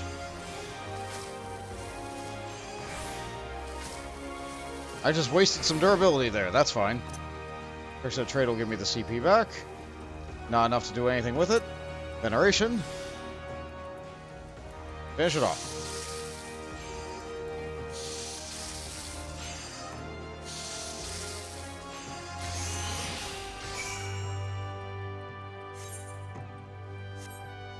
In fact, I bought so much of that steak, I might as well grind with it. Hold on, let's just buy a bunch of garlic. Why didn't I think of that? Hold on, hold on. How much salt do I have? I have like 50 salt. Yeah, I could grind with this. So I have 37 old goat chuck. You know what? Let's just make a lot of this. As long as this thing's still on, that's good experience. 37 garlic. That's not too expensive. Let's give her a thing first. You like my opinion on a dish? Very well. What do you have for me? Here's an old goat steak. A traditional dish of the Highlander Hure, consisting of a thick cut of old goat chuck. Whoa! Hey, Jade! Thanks for your subscription. I think you used your Prime sub on someone else this month, right? So, wow, you're really deciding to do that. Well, thank you ever so much. I appreciate that 4-month streak as well. That's something. I can't believe I've been doing this and I've been... Oh, time really does fly.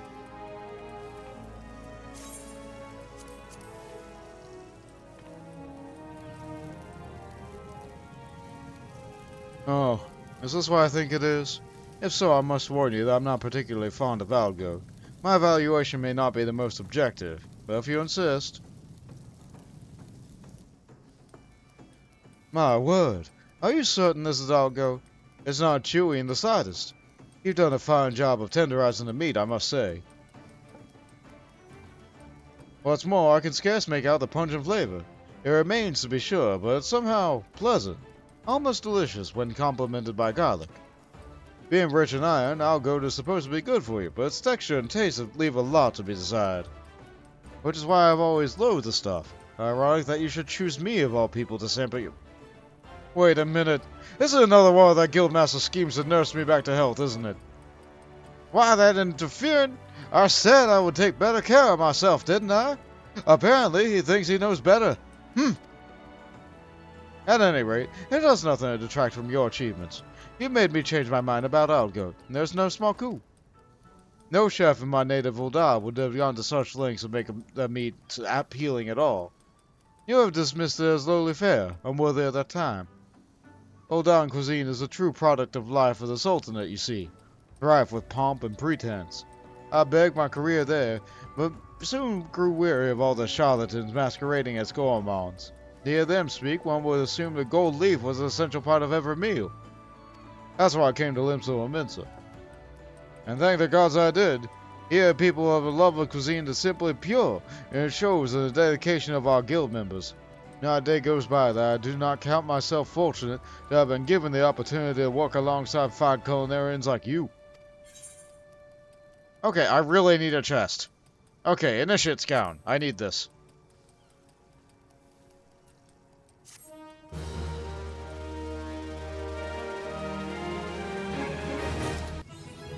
And that leveled me up again, so I get access to yet another quest.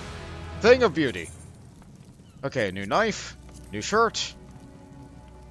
Not a bad looking shirt either. I sure am a mess of colors. Nothing to be done about that. What do you want from me now?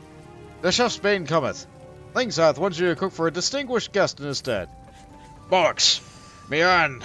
Oh, the seven hells, I meant to cook for one bloody hand. Ah, all the goddamn times I could have heard it. Why'd it have to be now? Forgive me language, son. Don't worry, it ain't serious. Though it is a bit serious, to tell the truth. I've got a knackered behind trying to catch a falling crate sea. And it's real and tall and it hurts like a bastard. Not so much as scratch me arse with it, never mind old in the skillet. Wouldn't be so bad, but I got ourselves a bigwig coming to do and dine today. One of the most powerful men in Ulda. Now, I've been in the business for a decade, and I ain't no stranger to cuddle dignitaries with whine about the color of their bloody cockery. No, there's too much parsley garnish on top of their soup. This ain't no ordinary cuddle dignitary we're dealing with. This one fancies himself a food critic, and he always out to find fault, real or not. And ain't the worst of it. Owing to his influence, he's driving more than a few respectable establishments into the ground. For this, he's earned himself a name as a chef's bane in culinary circles. Each time the man's dined in the Bismarck, I've personally done the cooking, so as to avert disaster. Don't get me wrong, I've got complete trust in me chefs, but as the Bismarck's going under, the guild goes with it, and with that the burden I can't put on just anyone's shoulders. But this time, someone else is gonna have to fill in for me, and I want that someone to be you, Bunt. You've proven yourself more than capable, and it's high-pressure situations besides. I'm confident you won't let me down. You do well to begin by talking with Ivan Dove. Being a native of Ulda, maybe she knows something of Lord Lolorito. Lord Lolorito? I know that guy. I am aware of your situation, but don't panic. Though the guildmaster is indisposed, all is not yet lost. In case you're unfamiliar with our distinguished guest, he is the head of the East Aldenar Trading Company. Though you may not have heard the name before, you will almost certainly have heard of the many famous brands it owns, such as Esrim's Lapidaries and Silk Tapestries. Lord Lolorito's countless successes have made him the wealthiest man in Ulda, a place where wealth and influence are synonymous. It goes without saying that he has had a seat on a syndicate and a cabal that rules the Sultanate. Unless you wonder, Ulda is only notionally a sultanate these days. Anyway, as is often the way with men of means, Lord Lolorito is a lover of fine cuisine, and a guildmaster doubtless mentioned he's made a name for himself as a ruthless food critic. The man is a penchant for making life miserable for us chefs. Indeed, he never places an order, but demands instead that you impress him. And therefore lies our first dilemma, what to serve. Lest you think the fates are unduly mischievous, I'm happy to report that odds are not wholly stacked against us. It just so happens that Lolorito's butler, a fellow by the name of Nonapeta, is dining at the Bismarck at this very moment. This is a golden chance to learn what manner of dish Lolorito craves. Go to Nonapesa in the terrace, and try to coax the information out of him. Good luck. Alright, thanks, girl.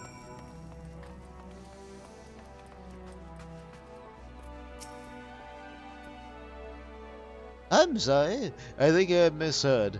Did you say that you would be preparing Lolorito's meal? Well, this is rather unexpected. But if Master Lingzath saw fit to entrust the task to you, then you must not be without skill. You wish to know what my master desires to eat?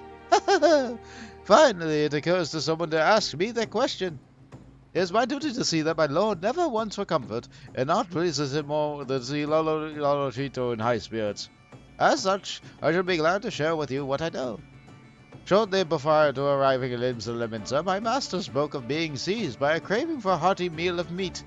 Though he did not mention a specific dish, I happen to know the smoked raptor is a particularly favorite of his.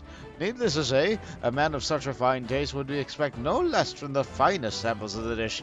I hope this information serves you well. Lord Lolorito is due to conclude his business negotiations presently, and will desire to take his meal at 4. Once the smoked raptor is ready, pray bring it to me. I shall see that it is delivered to my master. You need a high-quality item now. Okay, so raptor. I can make all sorts of things. Cornbread, forest meat kebabs, but I need to make a raptor. For that I need a lemon, the raptor shank, and I need to buy more pepper. Okay, the lemon is sold at a shop, but it's restricted. Okay. That restricted means it's probably sold by a member of a beast tribe.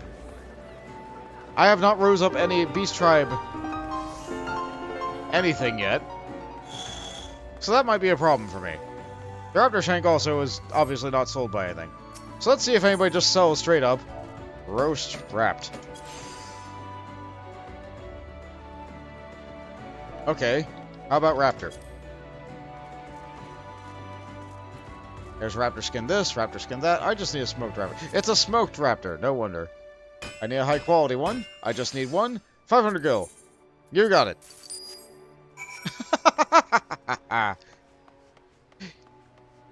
Ultimately, you just have to look at the cost of everything. If something's cheaper to just buy, then why bother, right? I teleported to the wrong place.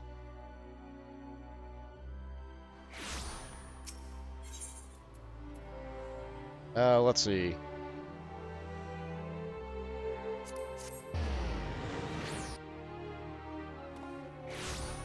How to cheat at cooking with Voltage McGammar. Step 1, go to the market board. I definitely did not cook this. Remember, Lolorito will accept nothing less than the best. Your smoked raptor must be the finest example of the dish, prepared with the utmost skill. Yep, good thing someone else made this. Smoked raptor. A traditional Hellsguard staple, consisting of a raptor leg smoked with aromatic wood chips.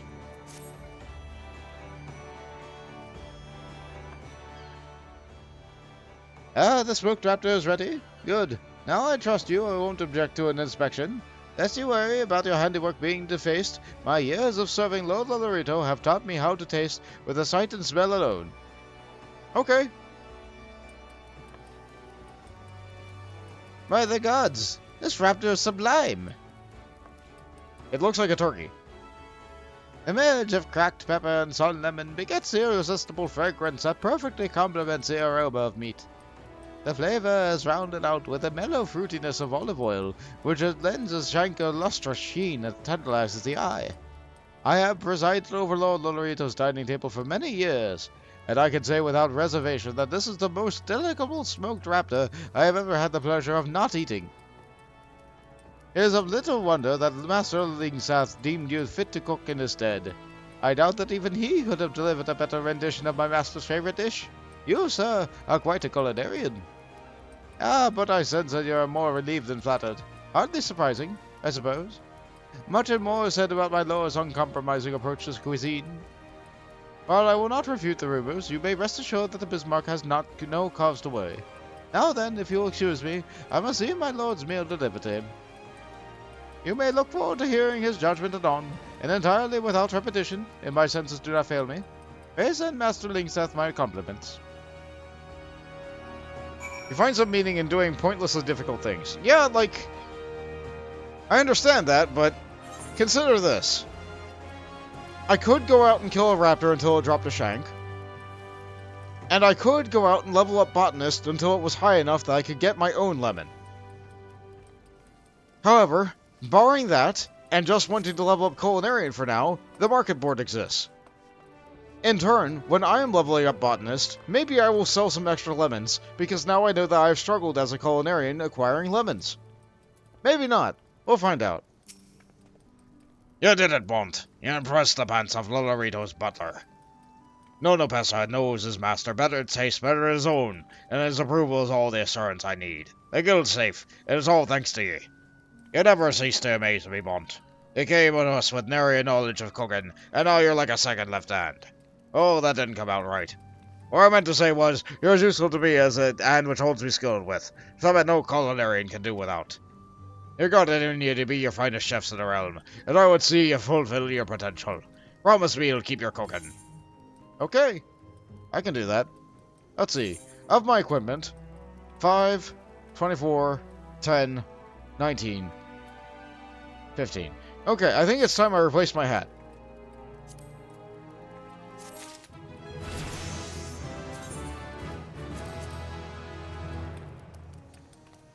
Which does not show on me because I'm a VR. Great.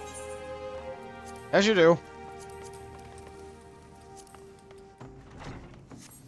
Now then. I need to get several levels. I can't cook the raptor. I can cook the steak. I have tons of materials to cook the steak.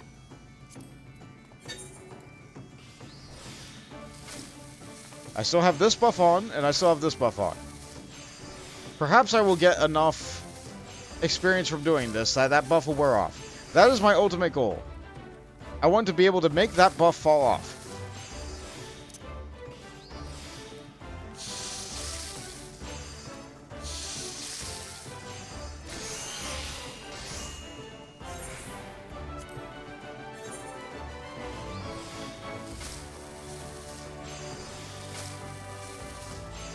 If it feels like I'm hitting the same buttons in the same order every single time, it is. I fell into a rhythm.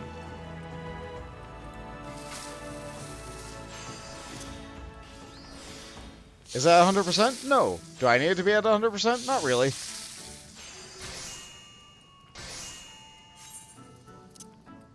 Okay, so here's what I'm going to do.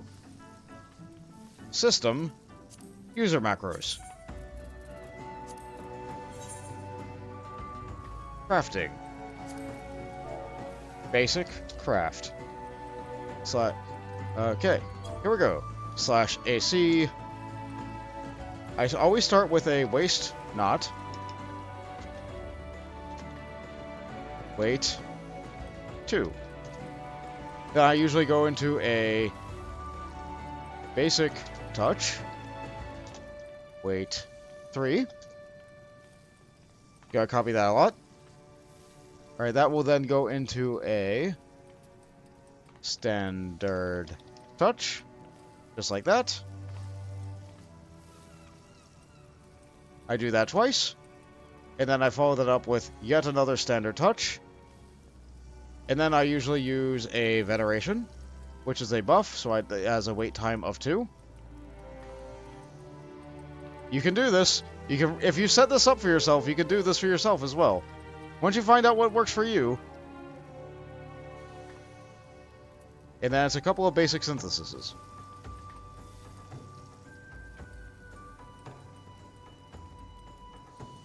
Basic synthesis. Alright, I think it takes 3 of them, but I might not be able to fit all that in here. Okay. Okay, now I have a macro. And as an extra precaution, stop. /echo stop. This is my failsafe button in case I accidentally hit the macro and it starts going off when I'm not in the middle of crafting. Okay, so with those sufficiently on my bar, craft. And I push 1 button.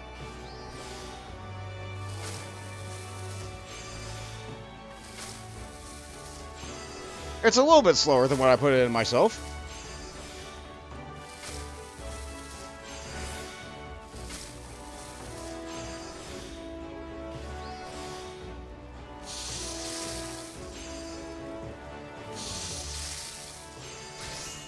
And it breaks a little bit at the end because it gets done early.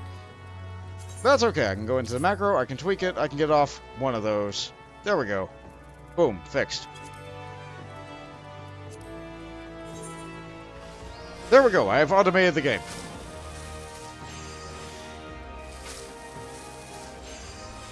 I know there are people who have mechanical mice and like special macros on their keyboard that are able to like just push that button every 30 seconds on loop.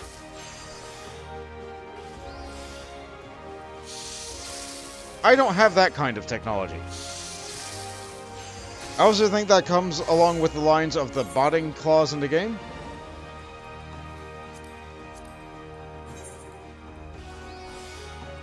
Like, this is still well within the means of the game. This is not botting. I'm still sitting right here looking at my character cooking without inputting anything beyond pushing a button at the beginning of every single craft cycle. This sure is gameplay. Once you find a thing that works for you, crafting is really, really easy.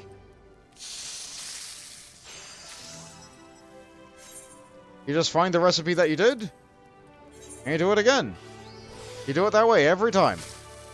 There's a little bit of randomness in this. Sometimes the condition changes right when you get to a turn where you're supposed to do one of your heavy-hitting buttons. And that feels really bad when one of your crafts doesn't turn out the way that you wanted. Because a pour happened to pop up right at that turn.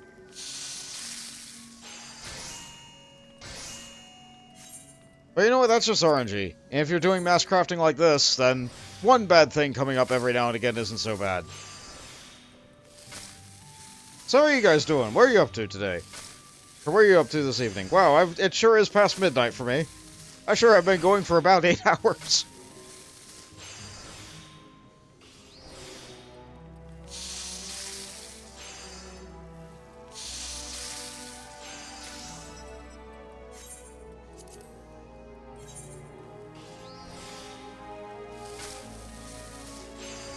One of the commands I set up in my keybinds when I first began this game was I set confirm action to numpad 0. As a result, the button that you're seeing when I'm doing this, whenever I'm turning in all the bread rapidly, whenever I'm like confirming going back into crafting after all this, I'm just pushing numpad 0 2 times.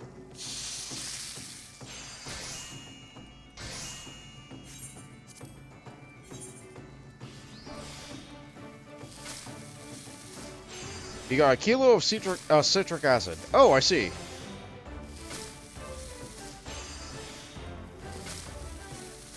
What you gonna do with it? I hope the answer is drink it.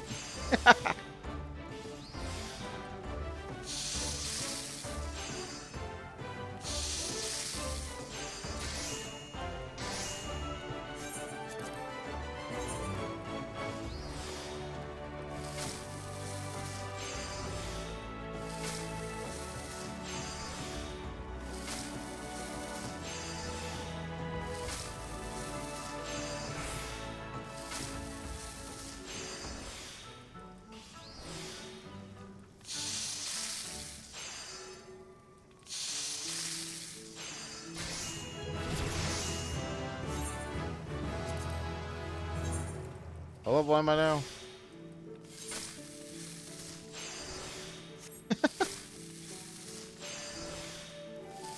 This buff still hasn't gone away. I wish I could tell how much of it was left. Let's see how much goes up from one craft.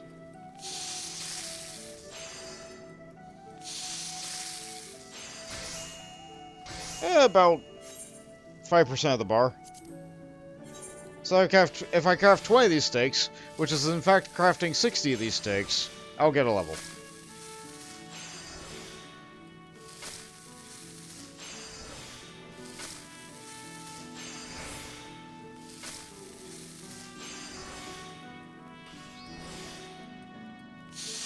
Kinda. The first thing was an imitation of Rose's lime cordial for cocktails. Oh!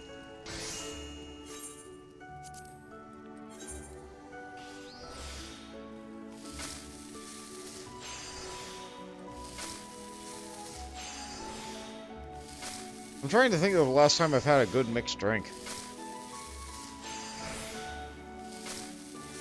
Like, aside from, like, you know, a little bit of, like, soft drink inside of some juice or something, like, really basic non-alcoholic stuff. I get those all the time because, like, you know, mixing flavors is nice. But I really don't drink alcohol that much.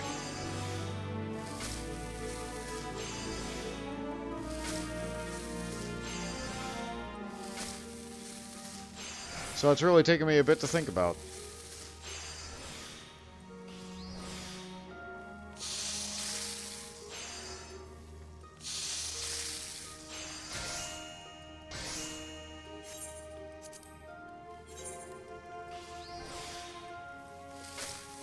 I think it was a leftover mixed drink. Something that someone paid for, but then left. It was someone at my table, so I didn't like take it from a nearby table. It was someone. It was like one of my uncles. I'm not even sure what he ordered, but it was free alcohol right there on the table.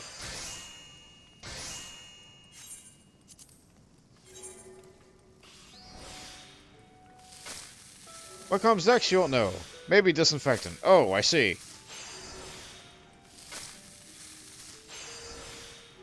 I wish you the best of luck with your concoction. And I hope that you are still well after you drink it.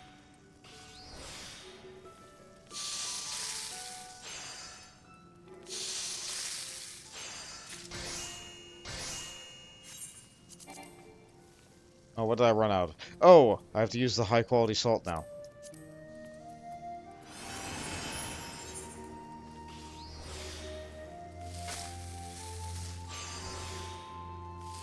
I'm not sure if I've mentioned this, but this game is entirely playable with a gamepad. That's what that cross-action hotbar is for. When doing it, the D-pad buttons and the face buttons are different, like, bindable buttons, just like I have on my bar here. And you can use the L and the R button. Like, I'm pretty sure it's the triggers, not the bumpers, to be able to change those over to different bars. Which gives you, in essence, 32 different buttons that you can have assigned to those buttons. Whether you're holding the left, the right, or both, or neither. Then using the L and R button to be able to change and cycle through your targets.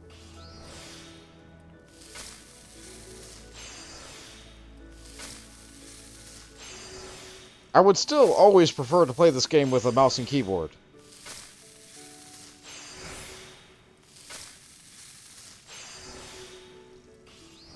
But there are some really good players who play the game with a gamepad.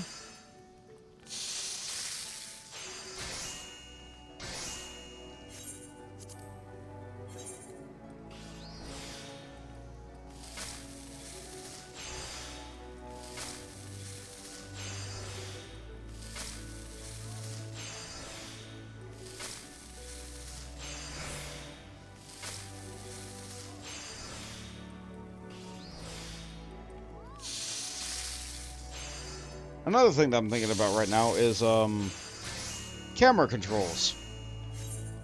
Some people would say that I'm a complete and total utter noob, because I'm using a bad camera control style.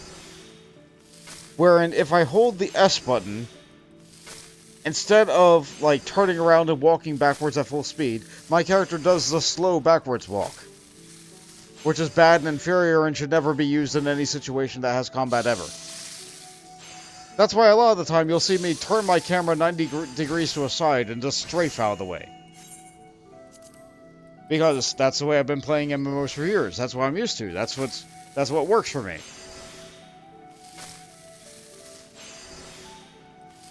I know that there is another camera option. However, I find that when I use that, while I'm moving away, my actions don't work. Because they say that I'm not facing the target.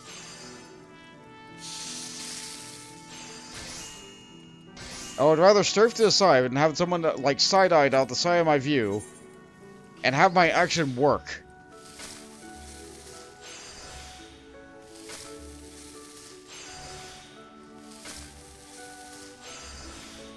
Then have my action be delayed because I'm moving. Which is all a total preference thing. If you can get the other camera option to work for you, good for you. I've never been happy with it.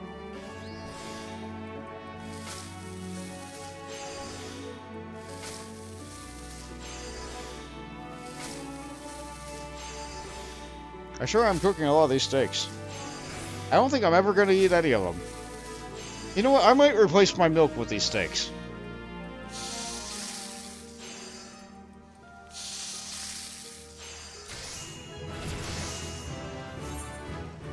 How many more of these can I make? 13. I can make 13 more. This sure is crafting. Just making steaks day in and day out. Looks like I messed up a few of them. I can't even rearrange my inventory when I'm like this.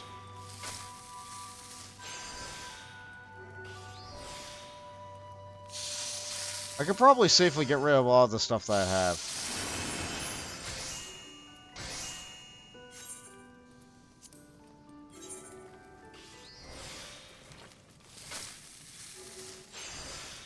Like, worst case scenario, I made all this stuff, I could just get more of it, right? Well, I made all this stuff, I say, as I look at my pile of walnut bread and my one smoked raptor. I still haven't gotten rid of this buff. I think maybe I bought too big of a scroll. Oh, well, it's working. I may not have cooked any of those other things, but boy, can I cook a mean steak.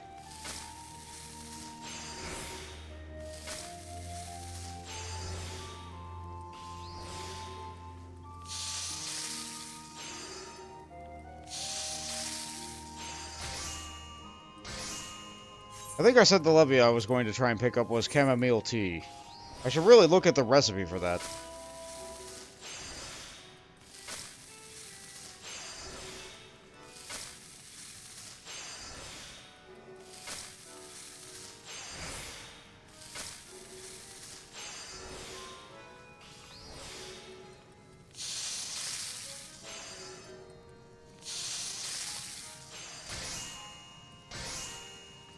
Now, let's take a look at the recipe for that.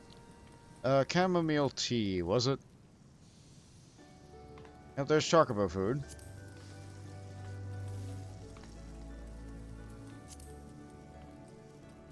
Am I not able to make it? Why would I be able to turn it in if I can't make it?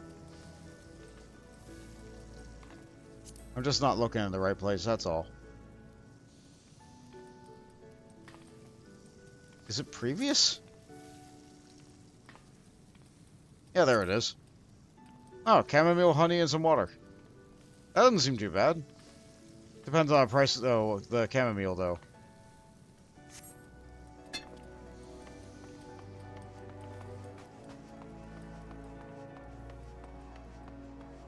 How's my level looking? 33. Still didn't get rid of that buff. Tired of cooking. Want my level to go up now. Let's go take a look at the levies. Leaves. I think the only one who's bothered by that is me. I don't think anyone else in the world cares I'm saying levy instead of leave.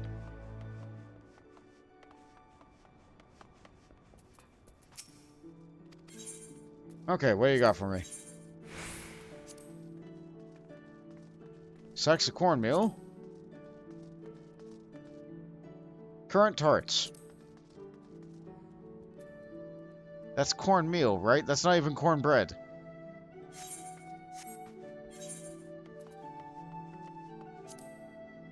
It's just cornmeal? It's just cornmeal? I guess it depends on the price of corn then.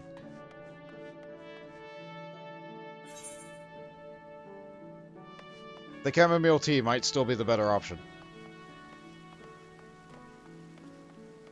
So I gotta look at either million corn or chamomile.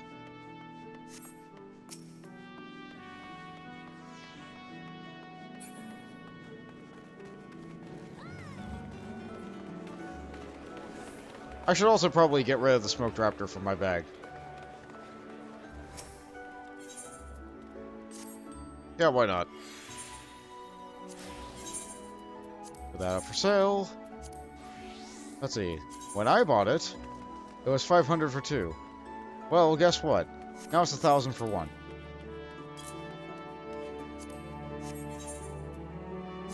It's still a better deal than anything else out there. Have fun with that. Now then, let's see. Chamomile. If I can type. The chamomile is 125 per. Chamomile tea is a lot cheaper if I just buy low quality. This is a steal. That's cheap, free, easy experience. You know what? I'm doing it.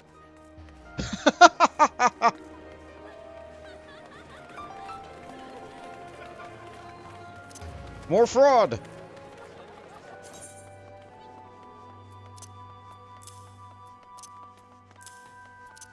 Now, these might sell. Everything else is might as well just go straight to a vendor. I don't think any of that's going to sell to anybody for anything.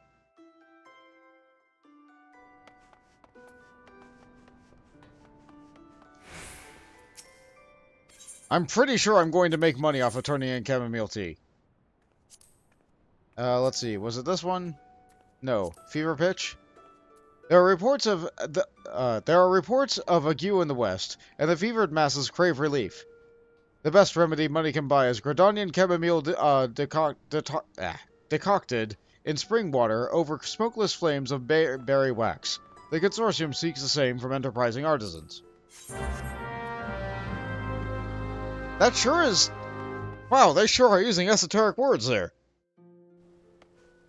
Don't see or read those very often.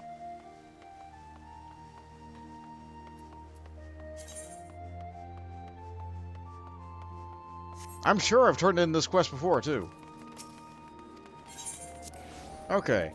So I have 89 tea. I bought all these tea for less than several hundred gil.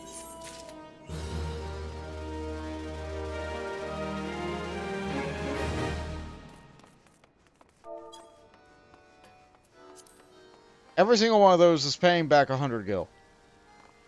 So I've already got 300 gil after paying, what? 500 gil for all that?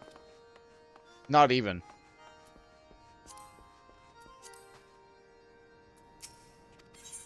So this quest is paying for itself, although not very much.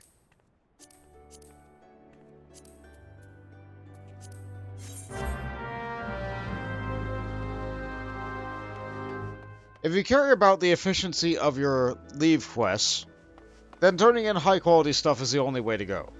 However, like I said, I'm going to be regenerating all these by the time I go to play again, so I don't mind actually burning these.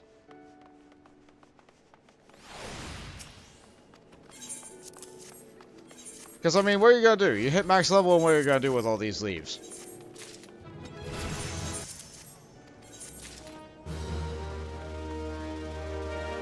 Use them to make money with carrots, I guess. There's another item that's a little bit better than the carrots for money. I think it's like a potion from alchemy. And what makes them so good compared to other crafting classes is that they're good stack.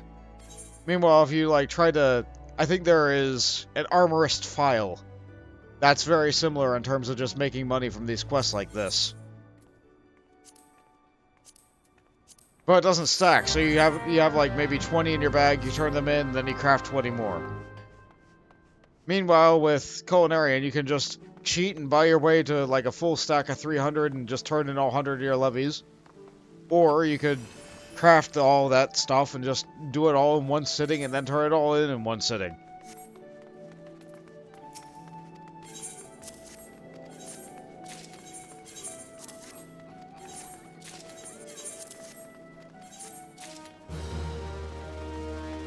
This actually isn't that much more experience than the steaks I was crafting. It's a little bit faster, though. Just a little bit.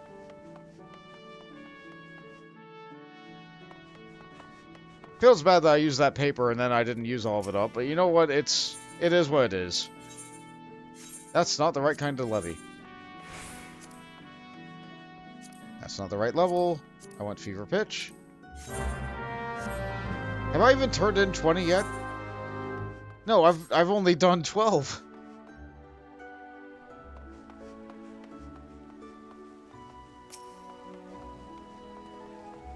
Getting real close to my next quest, too.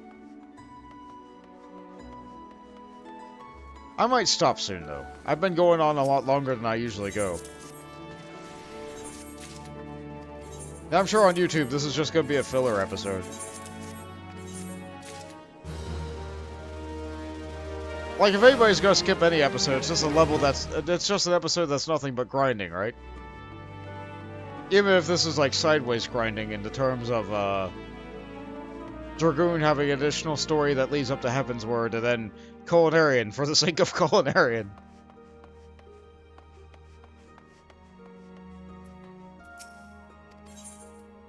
Yeah, leveling up a crafting class isn't the most fun.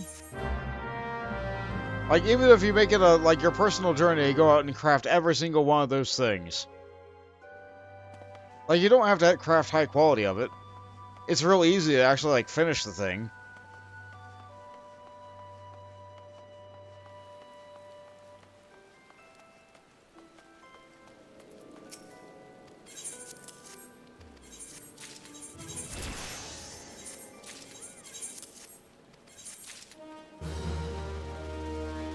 How many more of those do I have? 44. Still a good number. I could do my class quest. I've also just had a new 5 tier, so I might be able to turn in something new. For Reborn, every tier of crafting levy is 5. But during later expansions, every tier is like 2. Okay, so what do you got? You want acorn cookies? And you want sauerkraut. Those might not be good. I didn't even look at the cornmeal. The chamomile was so cheap, how could I not? Oh, it's raining now.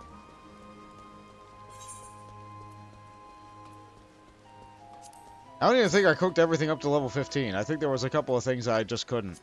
Yeah, like I didn't have that fish, and I didn't have that frog. I didn't have enough crayfish. I do think I'm going to purge my inventory now, though.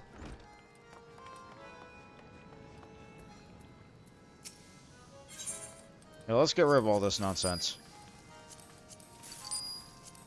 I can always make more of it if I really need it.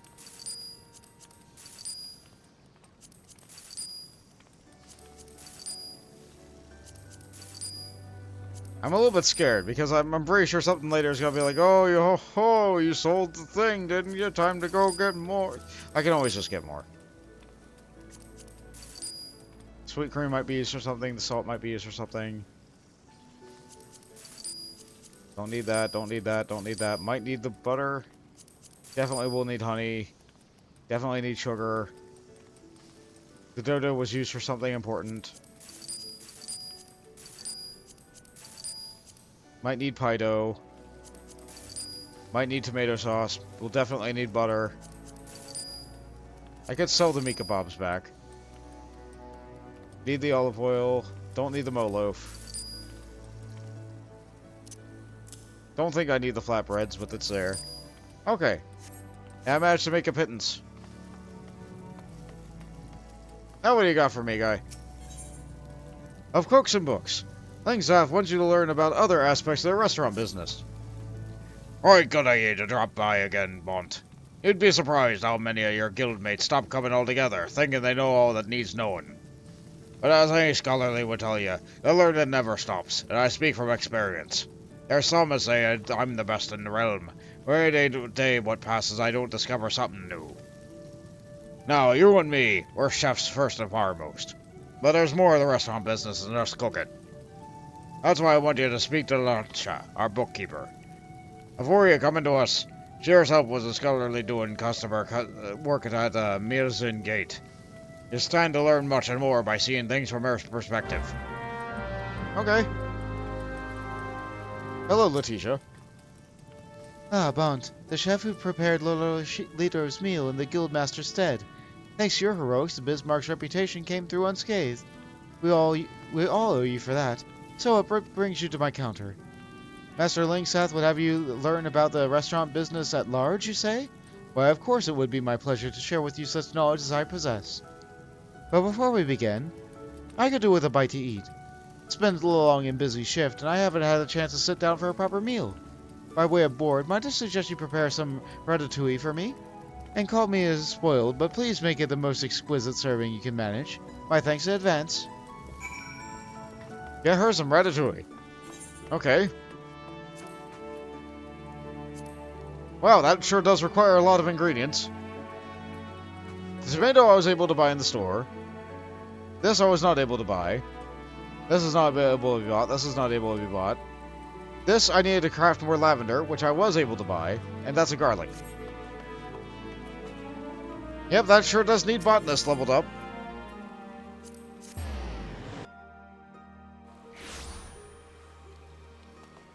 Oh, you know what that means. Time to cheat. If it's not available on your server, there's nothing stopping you from going and visiting other servers and buying from them too. Okay, I can pay 4,000 gil. No, I can pay 2,000 gil. Alright, good. That solves it. Easy. They just need one. Every time you cook up 3. So that means for one person who actually does the cooking for these quests, they can take their thing and sell it to 2 other people who don't feel like it. One person does the work, 2 lazy people succeed anyway. Thank you, whoever cooked this. Thank you to whoever cooked this meal. It just occurred to me that I can check who cooked the meal. However, I don't think I want to. I don't mean to rush you, but the ratatouille takes much longer. I fear I'm like to pass out from exhaustion.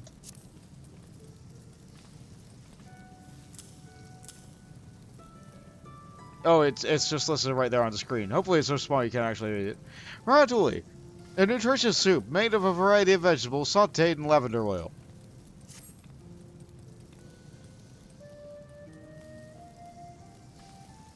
Ah, such an enticing aroma. I will enjoy this right away.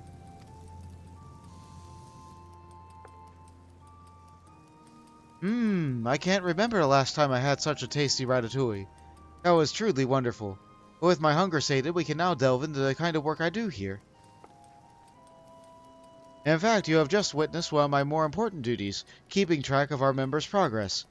I found that sampling each person's rendition of ratatouille gives a marvelous insight into their growth. You're offended. Ratatouille is too thick to be soup, it's stew.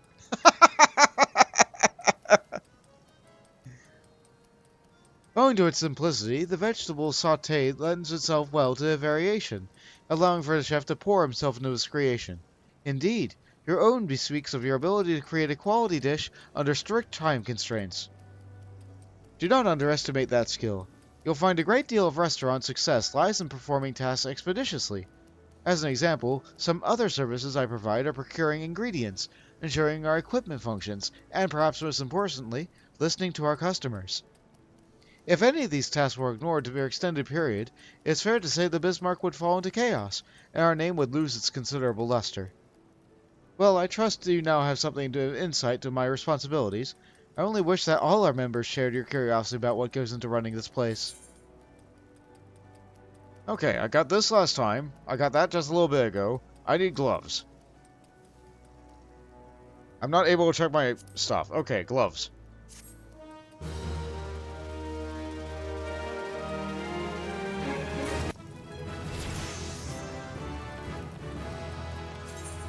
They also gave me a new frying pan to go with the new gloves. Now you may be wondering, Bolt, you sure have shoved a lot of frying pans in. I sure have. So let's take all of them out. These are all really bad frying pans now compared to the frying pan I have now. I've been getting a new frying pan roughly every 10 levels, so I don't need any of my old frying pans. Likewise, they're giving me a knife every 10 levels as well. So I don't need these knives. Make sure you get rid of your old equipment. There's another system in the game called desynthesis, but all this stuff requires me to be a blacksmith or an armorsmith to get rid of. So I'm just gonna vendor them. I don't need them. Okay. Now that that's done, I think I'm gonna call it there. Level 36 Culinarian in one day. I got more levels in Culinarian than I did as Dragoon. How about that nonsense? Well, sorry that today's only been grinding. I appreciate that you guys stuck it out and watched as much as you felt like watching. I want to thank everybody for being here. I have D&D tomorrow, so I'm looking forward to that. But I'll do something else on Sunday. Thank you all for watching. Thank you for my new, 2 new subscriptions today. From J-Dops and Flow's Dead. It really does help. I probably... You know what? I probably would do it even if I didn't get subscriptions. But it does help. So thank you. Hope you have a wonderful rest of your weekend and the rest of your night. Good night, everybody. That's the record button. That's not the stop streaming button.